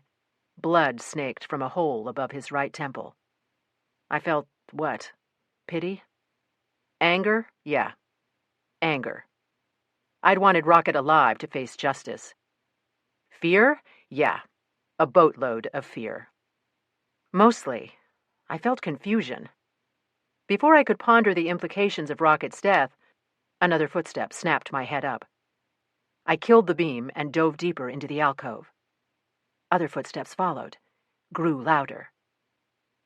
Heart pounding, I crawled toward the brick angling down to form the edge of the recess, craned out. More footfalls. Then boots appeared at the top of the stairs. Beside them, a pair of small feet, one bare, the other in a platform pump. The feet started to descend. The small ones wobbly, their owner somehow impaired. The lower legs angled oddly, suggesting the knees bore little weight. Anger burned hot in my chest. The woman was drugged. The bastard was dragging her. 4 treads lower, the man and woman crossed an arrow of moonlight. Not a woman. A girl. Her hair was long, her arms and legs refugee thin. I could see a triangle of white tea below the man's chin, a pistol grip jutting from his waistband. The pair again passed into darkness. Their tightly pressed bodies formed a 2-headed black silhouette. Stepping from the bottom tread, the man started muscling the girl toward the loading dock door, pushing her with a one-handed neck hold. She stumbled. He yanked her up. Her head flopped like a bobblehead doll's. The girl took a few more staggering steps, then her chin lifted and her body bucked. A cry broke the stillness. The man's free arm shot out. The silhouette recongealed. I heard a scream of pain, then the girl pitched forward onto the concrete. The man dropped to one knee, his elbow pumped as he pummeled the inert little body. "Fight me, you little bitch!" The man punched and punched until his breath grew ragged. Rage flamed white-hot in my brain, overriding any instinct for personal safety. I scuttled over and grabbed the gun, checked the safety, thankful for the practice I'd put in at the range. Satisfied, I reached for my phone. It wasn't with the flashlight. I searched my other pocket. No phone. Had I dropped it? In my frenzied dash, had I left it at home? The panic was almost overwhelming. I was off the grid. What to do? A tiny voice advised, "Caution, remain hidden, wait. Slidell knows where you are." "You are so dead," the voice boomed, cruel and malicious. I whipped around. The man was wrenching the girl up by her hair. Holding the Beretta 2-handed in front of me, I darted from the alcove. The man froze at the sound of movement. I stopped 5 yards from him. Using a pillar for cover, I spread my feet and leveled the gun. "Let her go!" My shout reverberated off brick and concrete. The man maintained his grasp on the girl's hair. His back was to me. "Hands up!" The man let go and straightened. His palms rose to the level of his ears. "Turn around." As the man rotated, another fragment of light caught him. For a second, I saw his face with total clarity. The face in the mugshot. Ray Majerick. On spotting his foe, Majerick's hands dipped slightly. Sensing he could see me better than I could see him, I squeezed further behind the pillar. The fucking slut lives. You'll die too, fucking slut. Lose the gun. Majerick didn't move. Now! I racked back the slide on the Beretta. Majerick pulled the gun from his waistband and tossed it. I heard it hit somewhere near the loading dock door. Takes balls to send threats by email. My voice sounded much more confident than I felt. To bully defenseless little girls. Debt to pay? You know the rules. Your debt-collecting days are over, you sick son of a bitch. Says who? Says a dozen cops racing here now. Majerick cupped an upraised hand to one ear. I don't hear no sirens. Move away from the girl, I ordered. He took a token step. Move! I snarled. Majerick's fuck you attitude was making me want to smash the Beretta across his skull. Or what? You're gonna shoot me? Yeah. Cold steel. I'm gonna shoot you. Would I? I'd never fired at a human being. Where the hell was Slidell? I knew my bluff was being sustained by coffee and adrenaline, knew both would eventually wear off. The girl groaned. In that split second, I lost the advantage that might have allowed Majerick to live. I looked down. He lunged. Fresh adrenaline blasted through me. I raised the gun. Majerick closed in. I sighted on the white triangle. Fired. The explosion echoed brutally loud. The concussion knocked my hands up, but I held position. Majerick dropped. In the dimness, I saw the triangle go dark. New crimson was spreading across it. A perfect hit. The triangle of death. Silence but for my own rasping breath. Then my higher centers caught up with my brainstem. I'd killed a man. My hands shook. Bile filled my throat. I swallowed, steadied the gun, and stole forward. The girl lay motionless. I squatted and placed trembling fingers on her throat, felt a pulse, faint but steady. I swiveled, gazed at Magiric's mute, malevolent eyes, did nothing. Suddenly I was exhausted, revolted by what I'd just done. I wondered, in my state, could I make good decisions? Carry through? My phone was back at the house. I wanted to sit, hold my head in my hands, and let the tears flow. Instead, I drew a few steadying breaths, rose, and crossed what seemed 1,000 miles of darkness, climbed the stairs on rubbery legs. A single passage cut right at the top. I followed it to the only closed door. Gun tight in one clammy hand, I reached out and turned the knob with the other. The door swung in. I stared into pure horror. 41.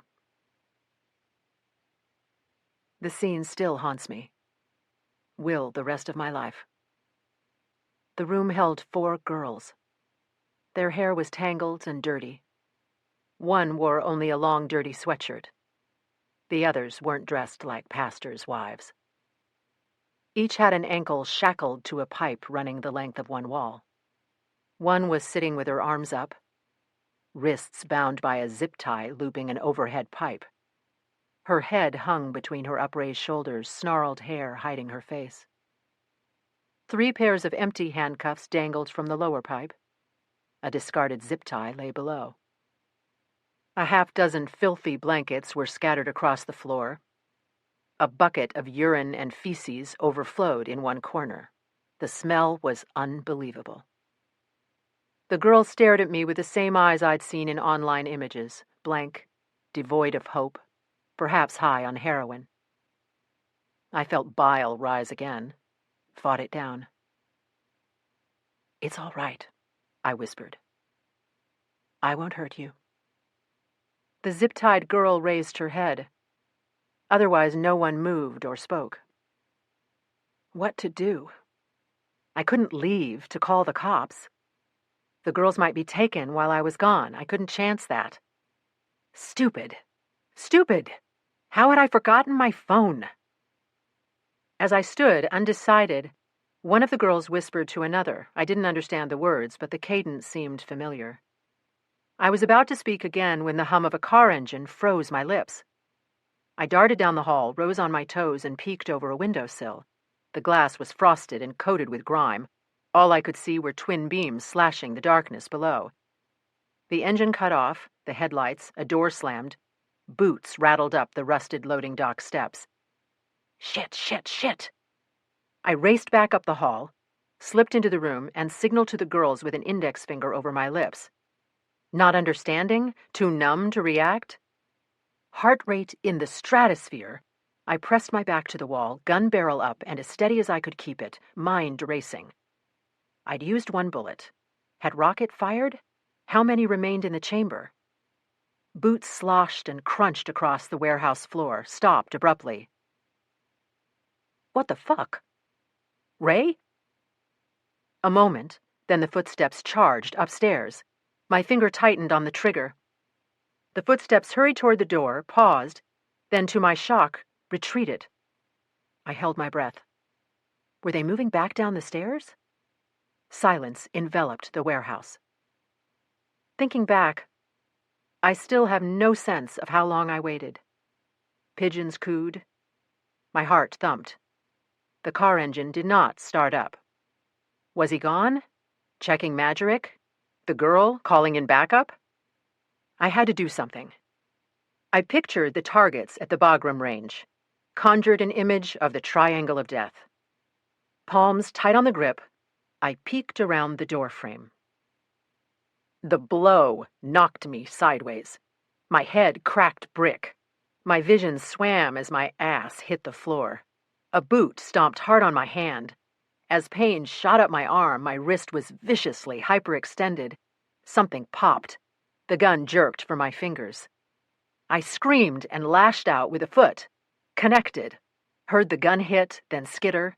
An echoing clink marked its impact with the floor below. Scrabbling on all fours, I circled to the top of the stairs. Either my opponent was armed or he wasn't. I had no choice. Bent low, I pelted down, taking 2 treads at a time. My pursuer thundered behind. I ran past Majerick, out the door, and down the loading dock steps. The Chevy pickup had been joined by a Porsche 911.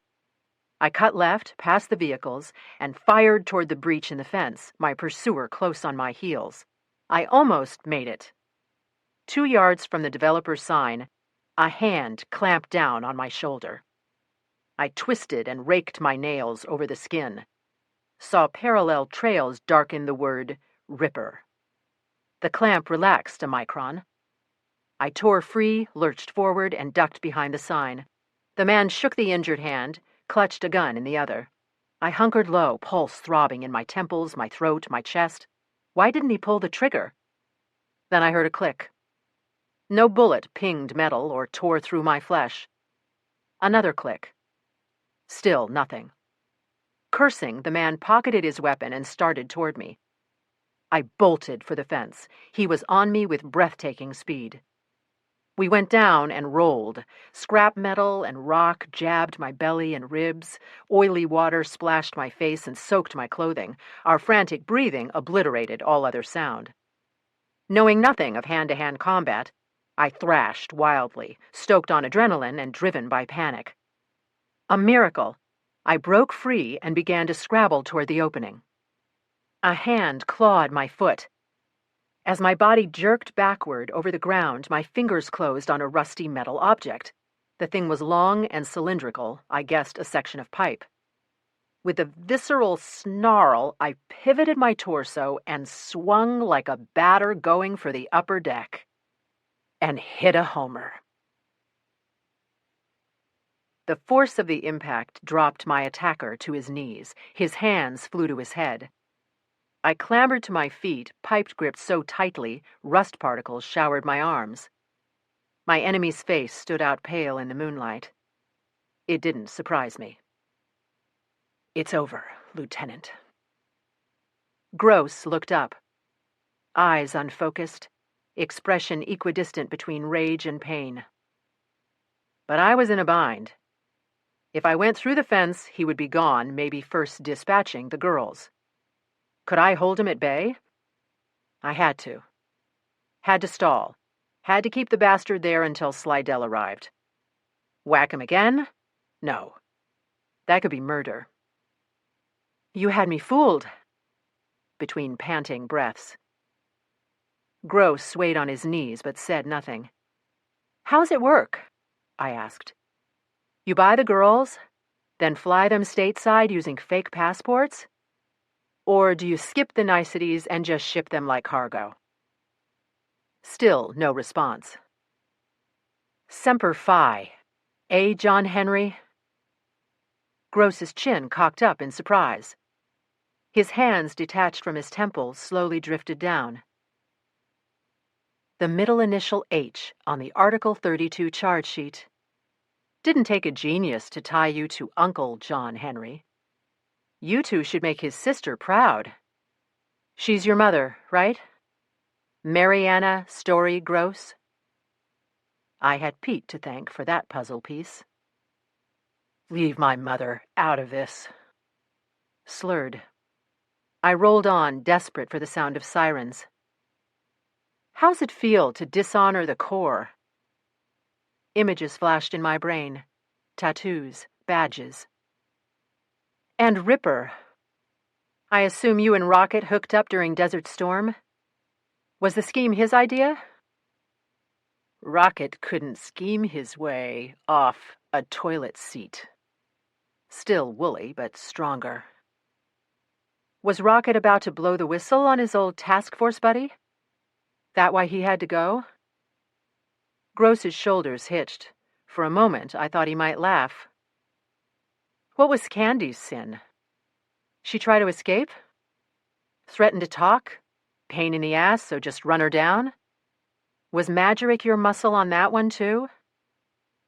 Aren't you the fucking hotshot? Got all the answers. I kept talking, and though my wrist was on fire, tightened my grip on the pipe. That why you killed the kid at Shanebog? Collateral damage. Oxy came at you, all right, but not as an insurgent. He wanted to confront you about Ara. That's what he yelled, right? Ara, not Allah. I guess Eggers hearing it wrong helped you with your story. Eggers is a jackass. Oxy identified you as the man who stole Ara. He would have told the village elders. Remembering the Polaroid in my backpack, my loathing burned more fiercely. Why Ara? Why not Condon? Or Mahtab? Or Lila? Or Tahira? Or were they in the crosshairs too, you miserable son of a bitch? Girls have shit going for them over there. Cold now. Controlled. I again tightened my grip. And you were going to make the world their dance floor.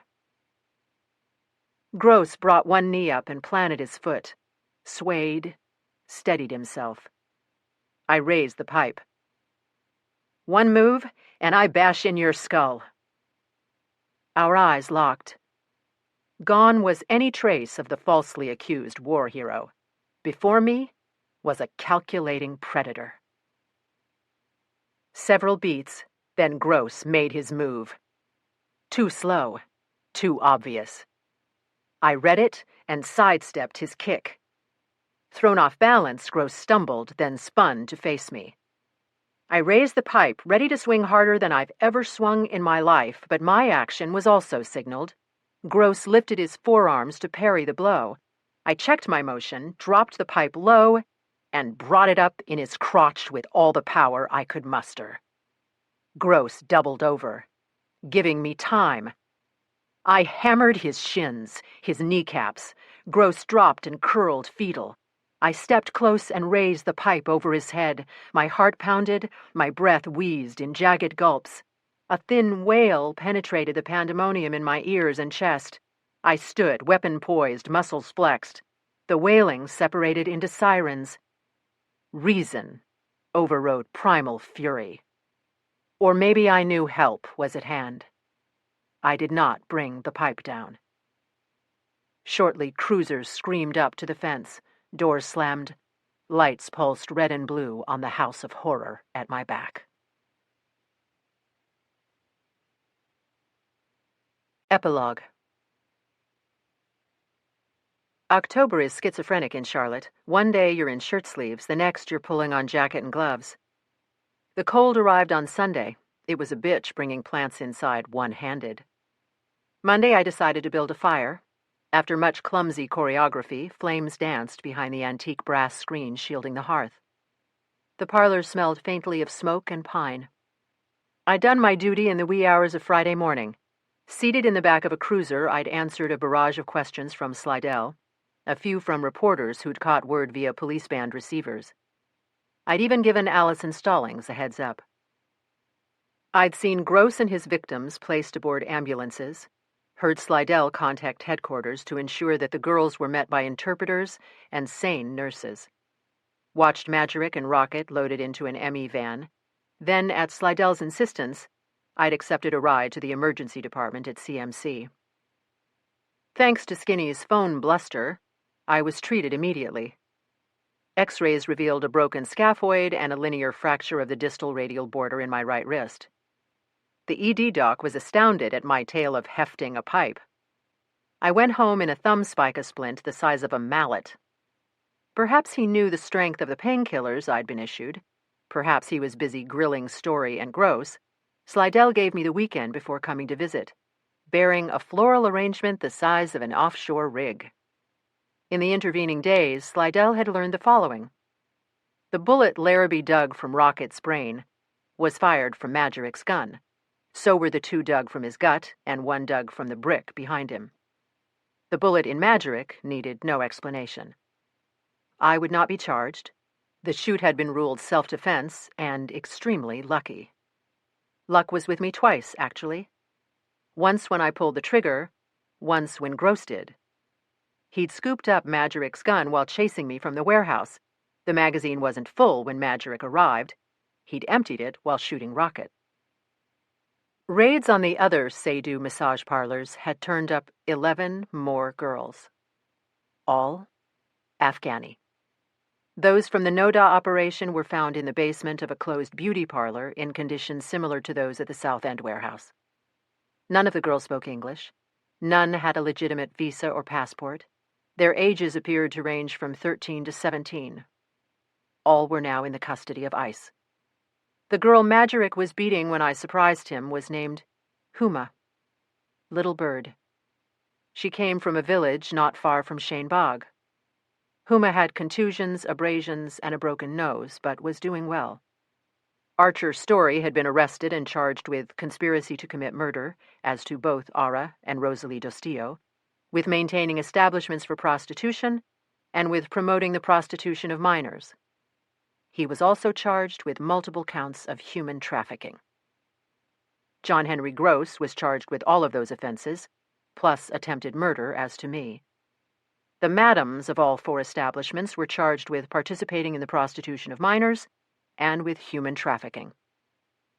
North Carolina statutes state that an individual commits the offense of human trafficking by knowingly recruiting, enticing, harboring, transporting, providing, or obtaining by any means a person to be held in involuntary or sexual servitude. If the person is a minor, that constitutes a Class C felony. At 40 years per offense, times at least 16 victims, the defendants were looking at 640 years just on the trafficking counts. No wonder they were all scrambling to make deals. Story and the madams were singing like canaries on crack. Story was claiming ignorance of any knowledge of trafficking or prostitution. His lawyers were proposing full cooperation in return for a sentence not to exceed 15 years. Mrs. Tarzak and the other madams were offering guilty pleas in exchange for maximum sentences of 8 years. Gross's attorney had approached the DA about a plea to reduce charges. The DA wasn't biting. "Will any of the girls testify?" I asked. Slidell snorted. "They're so freaked they won't even raise their eyeballs when I'm talking to them." "But Magic is dead, and Gross is behind bars." "The pig fucks kept them cowed by threatening harm to their families. Magic made the rounds with your morgue shot of Ara, and Magic's pick of Dostio, said if anyone tried to run or slack off, they'd get the same." Magic was citizen justice? Yep. Smarmy little bastard was watching from a truck outside the taqueria. He dimed Gross to report that Dostio was talking to us. Gross ordered her taken out in a way that would impress. Dostio saw Magic with Ara and the other girls. Slidell nodded glumly. "More coffee?" "You able to pour with that sledgehammer you got for a mitt?" "Funny. 3 sugars, right?" I went to the kitchen, returned, and handed Slidell his refill. "Did that bird just tell me to kiss its ass?" Charlie was raised in a brothel, rescued by Ryan and gifted to me following the raid. His was not your standard pretty bird repertoire. I didn't feel up to explaining that to Slidell. "Why kill Ara?" I asked, resuming my seat.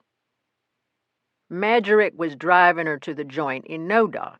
The version he gave Story was that she jumped from the truck. Archer was shocked when he learned about the accident. After the fact, of course." "Of course." "Magic was violent and had a hair-trigger temper. When the kid rebelled, he probably lost it and ran her down." I pictured an imp in a group of 6, holding mischievous fingers above her friend's head. Knew it was true. Knew Ara had possessed the spirit to resist. And the monster just left her there. Madrick told Story there was too much traffic to collect the body without being seen, and no chance he'd take her to a hospital anyway. I recalled the empty stretch on which Ara had died. Felt tears start to form. Slidell's question brought me back from the brink. How'd you finger Gross for the doer? He was never on our radar. His tattoo.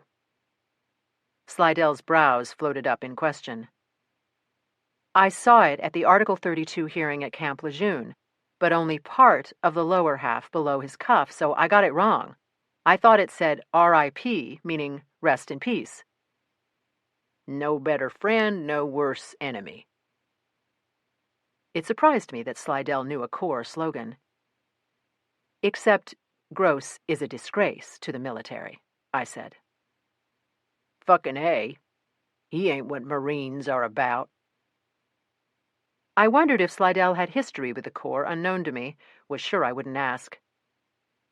Anyway, I saw the tattoo again in the tavern snapshot of John Henry Story and Dom Rocket, but it didn't register. The image was reflected in a mirror, so everything was reversed. When I was going over photos Thursday night, it suddenly clicked. I'd seen the Task Force Ripper patch hanging in Rocket's living room. Rip. Ripper. Gross was the guy shooting the pic. That connected him to Rocket and Story. I hear you. I checked the Article 32 charge sheet, saw that Gross's middle initial was H. Henry. Then I confirmed that his mother was born Mariana Story. John Henry Gross was the nephew of John Henry and Archer Story. After that, it all started tumbling. Gross was on his 4th deployment to Afghanistan. I compared the photo I'd found in my backpack to the one I'd taken of the hit-and-run victim. Our Jane Doe's hair had been bleached, but it was definitely the same kid. Also in the shot was Condon, the girl who spoke to me at Bagram. When I looked carefully, I could identify a distinct rock formation behind the village of Shainbag. The place you dug up the bones. Yes. That's when it all made terrible sense. The man I had helped at Camp Lejeune had in fact murdered Oxy and Rasek. Oxy had seen Gross take Ara away. When Oxy recognized Gross at the cordon and knock, he ran toward them yelling Ara, not Allah. Gross panicked and used the firefight to gun him down, Rasek as well. You think this kid Condon slipped the Polaroid into your backpack? I nodded. Shortly after she approached me, we spent time sitting side by side in a bunker. Who snapped it? We may never know that. How'd Condon come to have it? No idea, but she must have treasured that photo. She'd put the thing in a plastic sleeve. I was about to ask a question when Slidell beat me to it. How'd Ara come to have John Henry Story's U.S. Airways club card? Has Archer commented on his brother's involvement with the massage parlors? He claims to know shit. Dripping with disgust. But Mrs. Tarzek said John Henry had been a regular customer. Maybe John Henry dropped the card? Maybe Ara lifted it from him? For whatever reason, she kept it. Good thing. That hunk of plastic was our first leg up. For a beat, we both nod on that. Then, you sure Story died in that fire? Larrabee reviewed the entire file, I said. He still feels confident about the ID. For several moments, we watched orange tendrils twist and curl behind the filigreed brass. Charlie used the interlude to squawk one of his favorites. I want your sex. Slidell's eyes stayed on the flames. I felt compelled to explain. It's a line from an old George Michael song. Tell me this. Slidell looked my way. How do you know to go to that warehouse? An inspired guess, really. Larrabee found a sliver of ivory embedded in Ara's scalp. Not many uses of ivory these days, but it was once common on piano keys. Impact against a keyboard explained the patterned injury on Ara's shoulder. Slidell hitched his shoulders. And?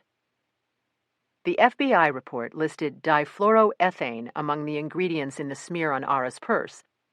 Difluoroethane is a propellant added to aerosol paints. Again, the shoulders. The warehouse across from John Henry's Tavern was supposed to be converted into lofts, but the project never went forward, so it was empty. The day we talked to Sam Poland, I saw an old piano on the loading dock. Spray painted with graffiti. Slidell snapped a finger and pointed it at me. Not bad, Doc. And by the way, that's the last time you go swanning off after one of your hunches without me. I'm the detective. You're the anthropologist. Noted. Slidell nodded sharply as though he'd scored a point. Ara must have been at the warehouse the night she died, I continued.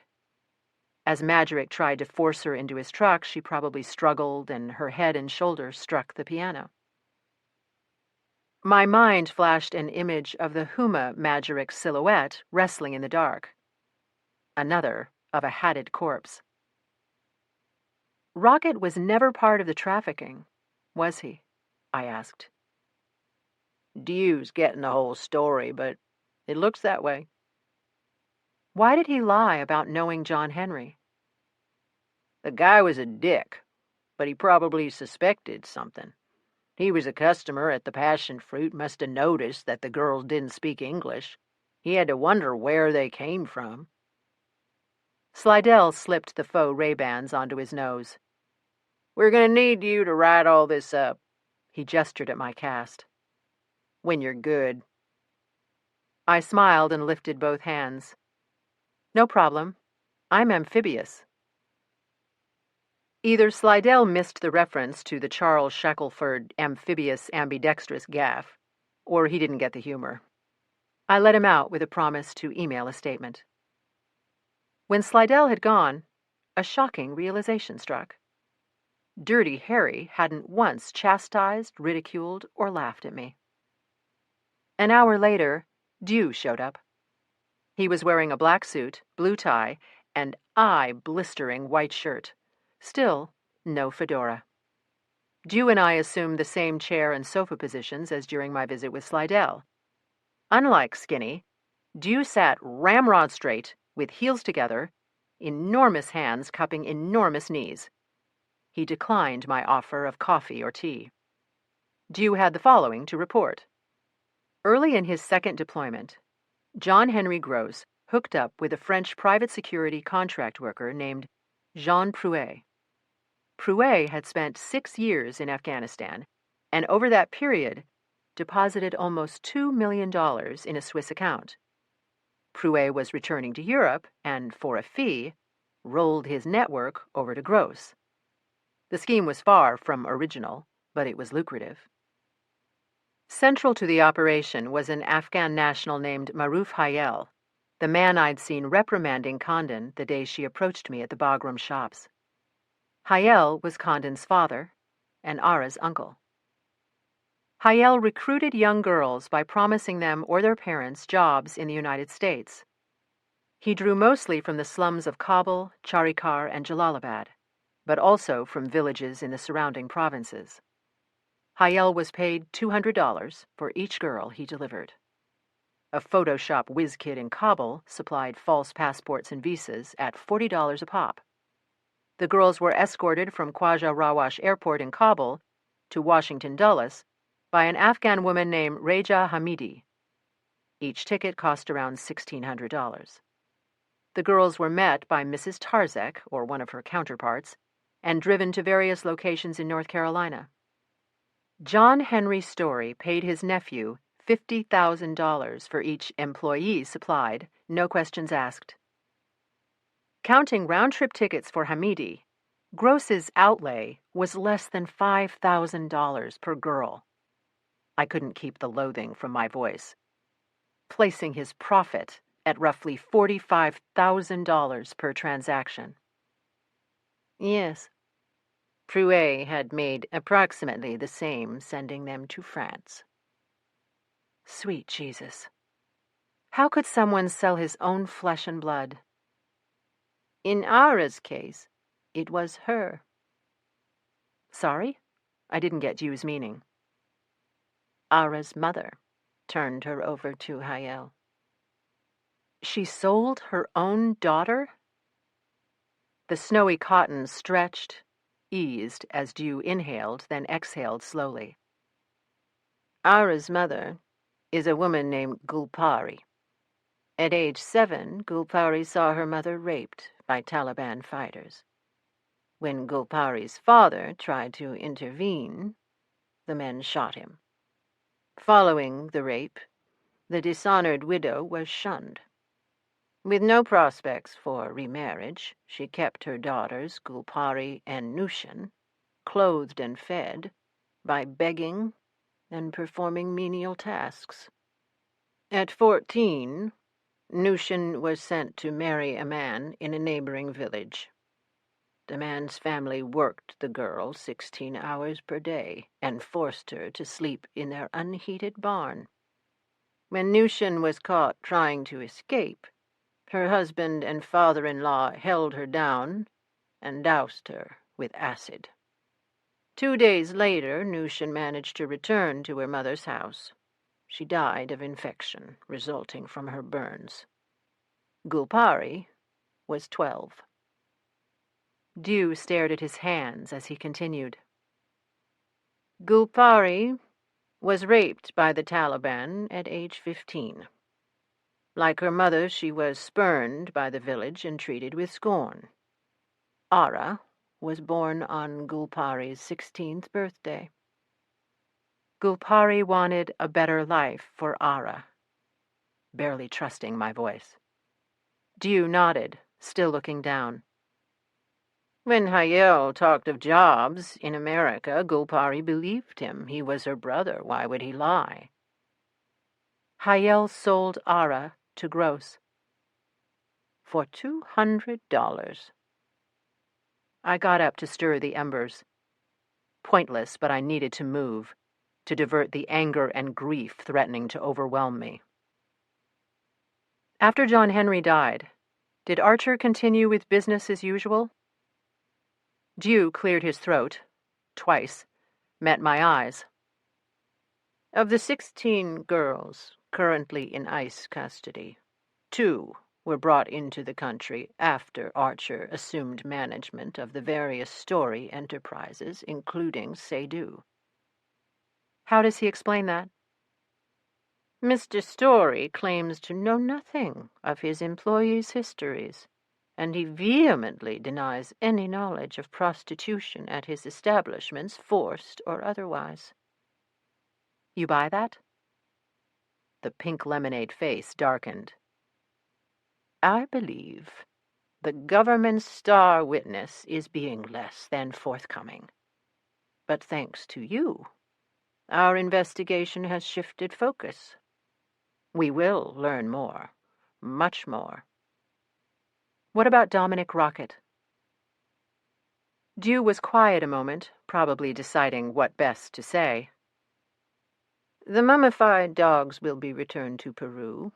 Mr. Rocket's files have been confiscated to check for information on other illegally trafficked antiquities.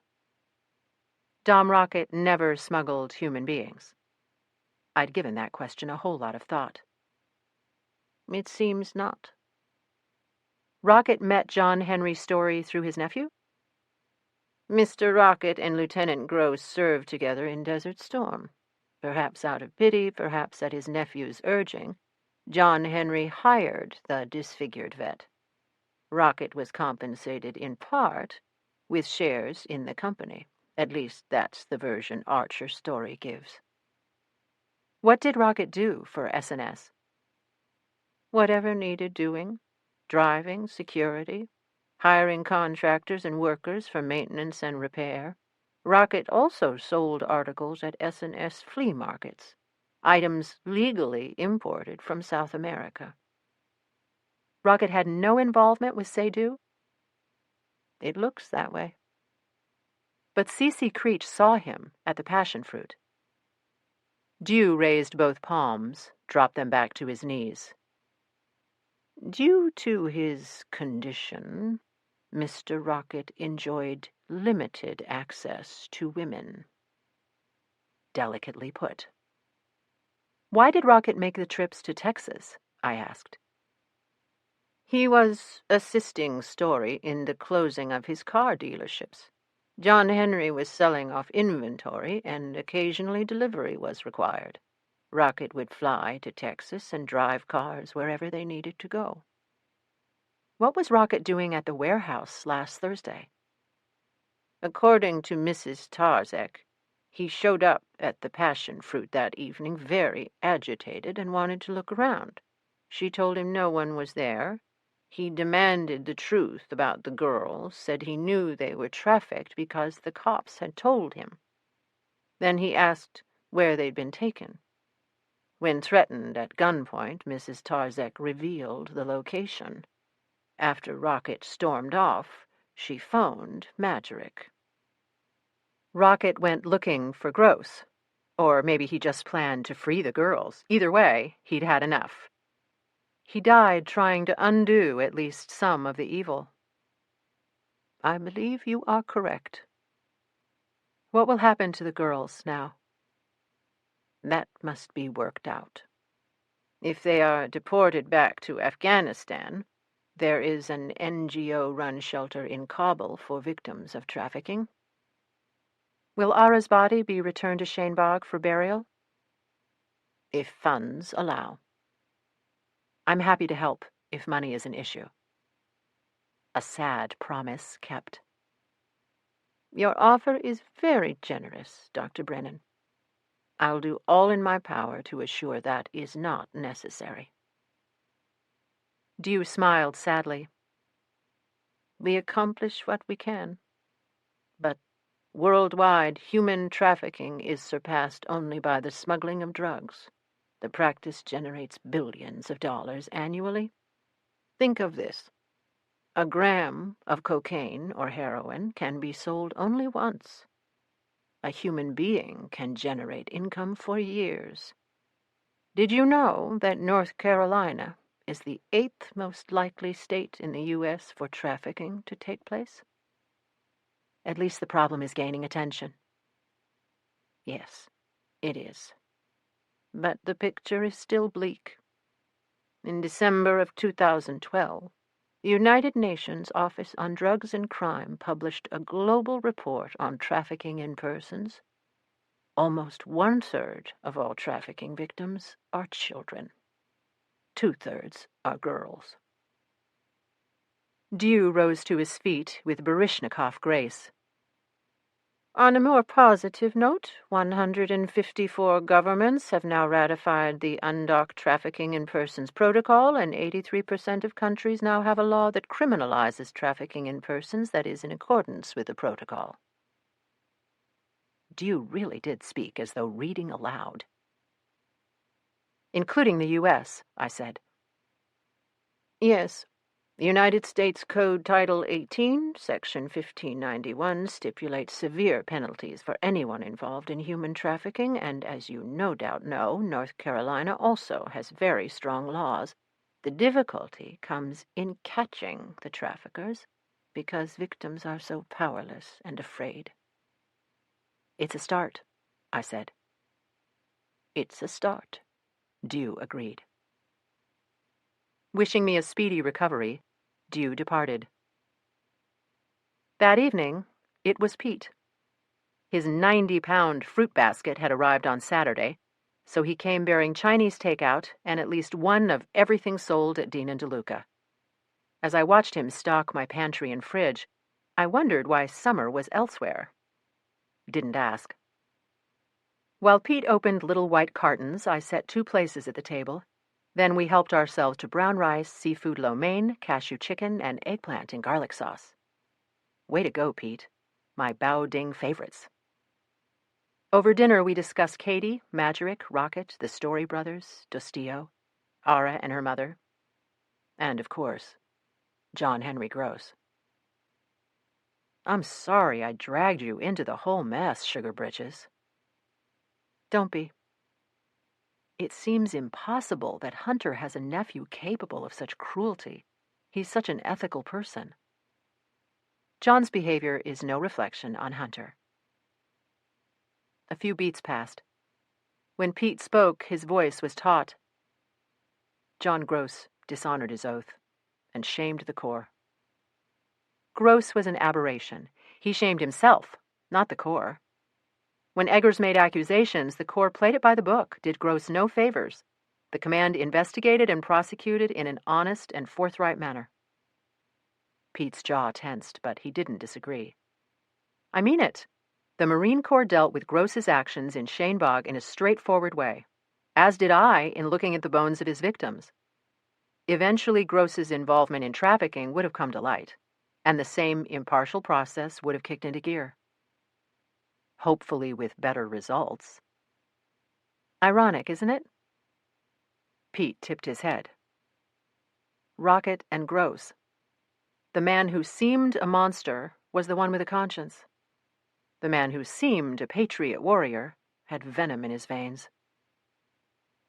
We talked about Katie, about the fact that the military had reversed its traditional stance and was now opening frontline combat positions to women.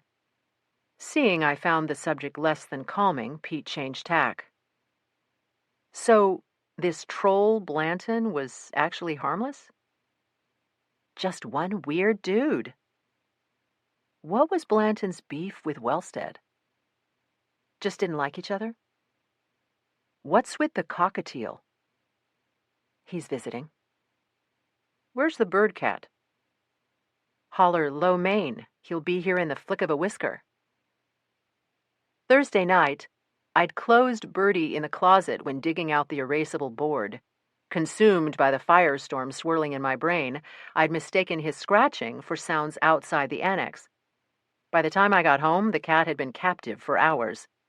Since that distressing misadventure, he'd ventured downstairs only to eat. Or maybe it was Charlie. The two had never really bonded. Pete shouted. In seconds, Bird padded through the door. Pete placed noodles and shrimp on a saucer, smiled as he watched the feline scarf it up. Then the smile faded. When Pete spoke again, his voice carried a tone I hadn't heard before. That night, Pete stopped to regroup. I came here, Thursday night. You were outside on the walk. Ryan, the embrace. Headlights sweeping the drive, continuing past. That was you? Pete nodded. Why didn't you stop? You were with someone. I said nothing. Pete studied his napkin as though he'd never seen one before. Then his eyes rolled up to mine. I've called off the wedding. I chuckled. As I predicted, wait a few. I've broken our engagement. What? I hadn't expected that. The marriage wouldn't have worked. I've known that for a while. When I saw you with... Pete raised a hand. It wouldn't have worked. Where's Summer? Gone back to her place. How is she? Not happy. Oh, Pete, I'm so sorry. It's better this way. Pete dropped the upraised hand onto my good one. Our eyes locked. His thumb began stroking my skin. The moment became embarrassingly long. Is there anything I can do to help? Slipping free of Pete's grasp. You already have. Pete left me sitting in my chair, staring at half-empty cartons of my Chinese favorites. As I got up to clear the table, a sudden thought struck me. Had Pete filed the divorce papers? Was he, at long last, officially my ex? When finished with the dishes, I went up to my room. Lying in bed with Birdie, I thought about loss. Oxy and Rosik. Ara and Rosalie. Lily. ICE agents would care for Gross's victims, find out who they are, where they came from, what happened to them. They would return the girls to their homes or set them on the road to better lives. La Police Nationale would track Jean Prouet and the girls he had trafficked into France. Canadian authorities would probe Lily's death. They would shut down the shooting gallery where she died, arrest the dealers who led her to that time and place. All three investigations would involve grim, gut-wrenching tasks. Cuddling with my cat, I resolved one thing. The world is rife with evil and misfortune, but it is also full of good people determined to right wrongs. I would not sink into sadness. I would celebrate those who refuse to give up, those who battle to make things better. But who, I wondered, would battle for Ryan in his agony? Ryan. Pete. I needed to be alone. Needed time to consider and digest all that had happened.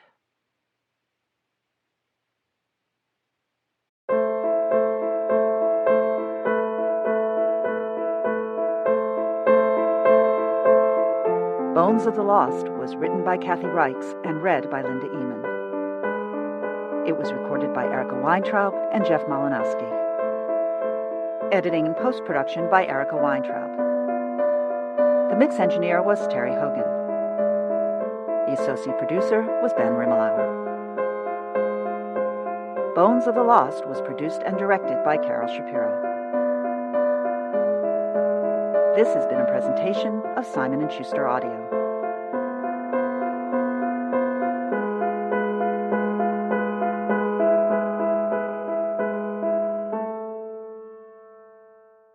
Bones of the Lost is available in hardcover from Simon & Schuster.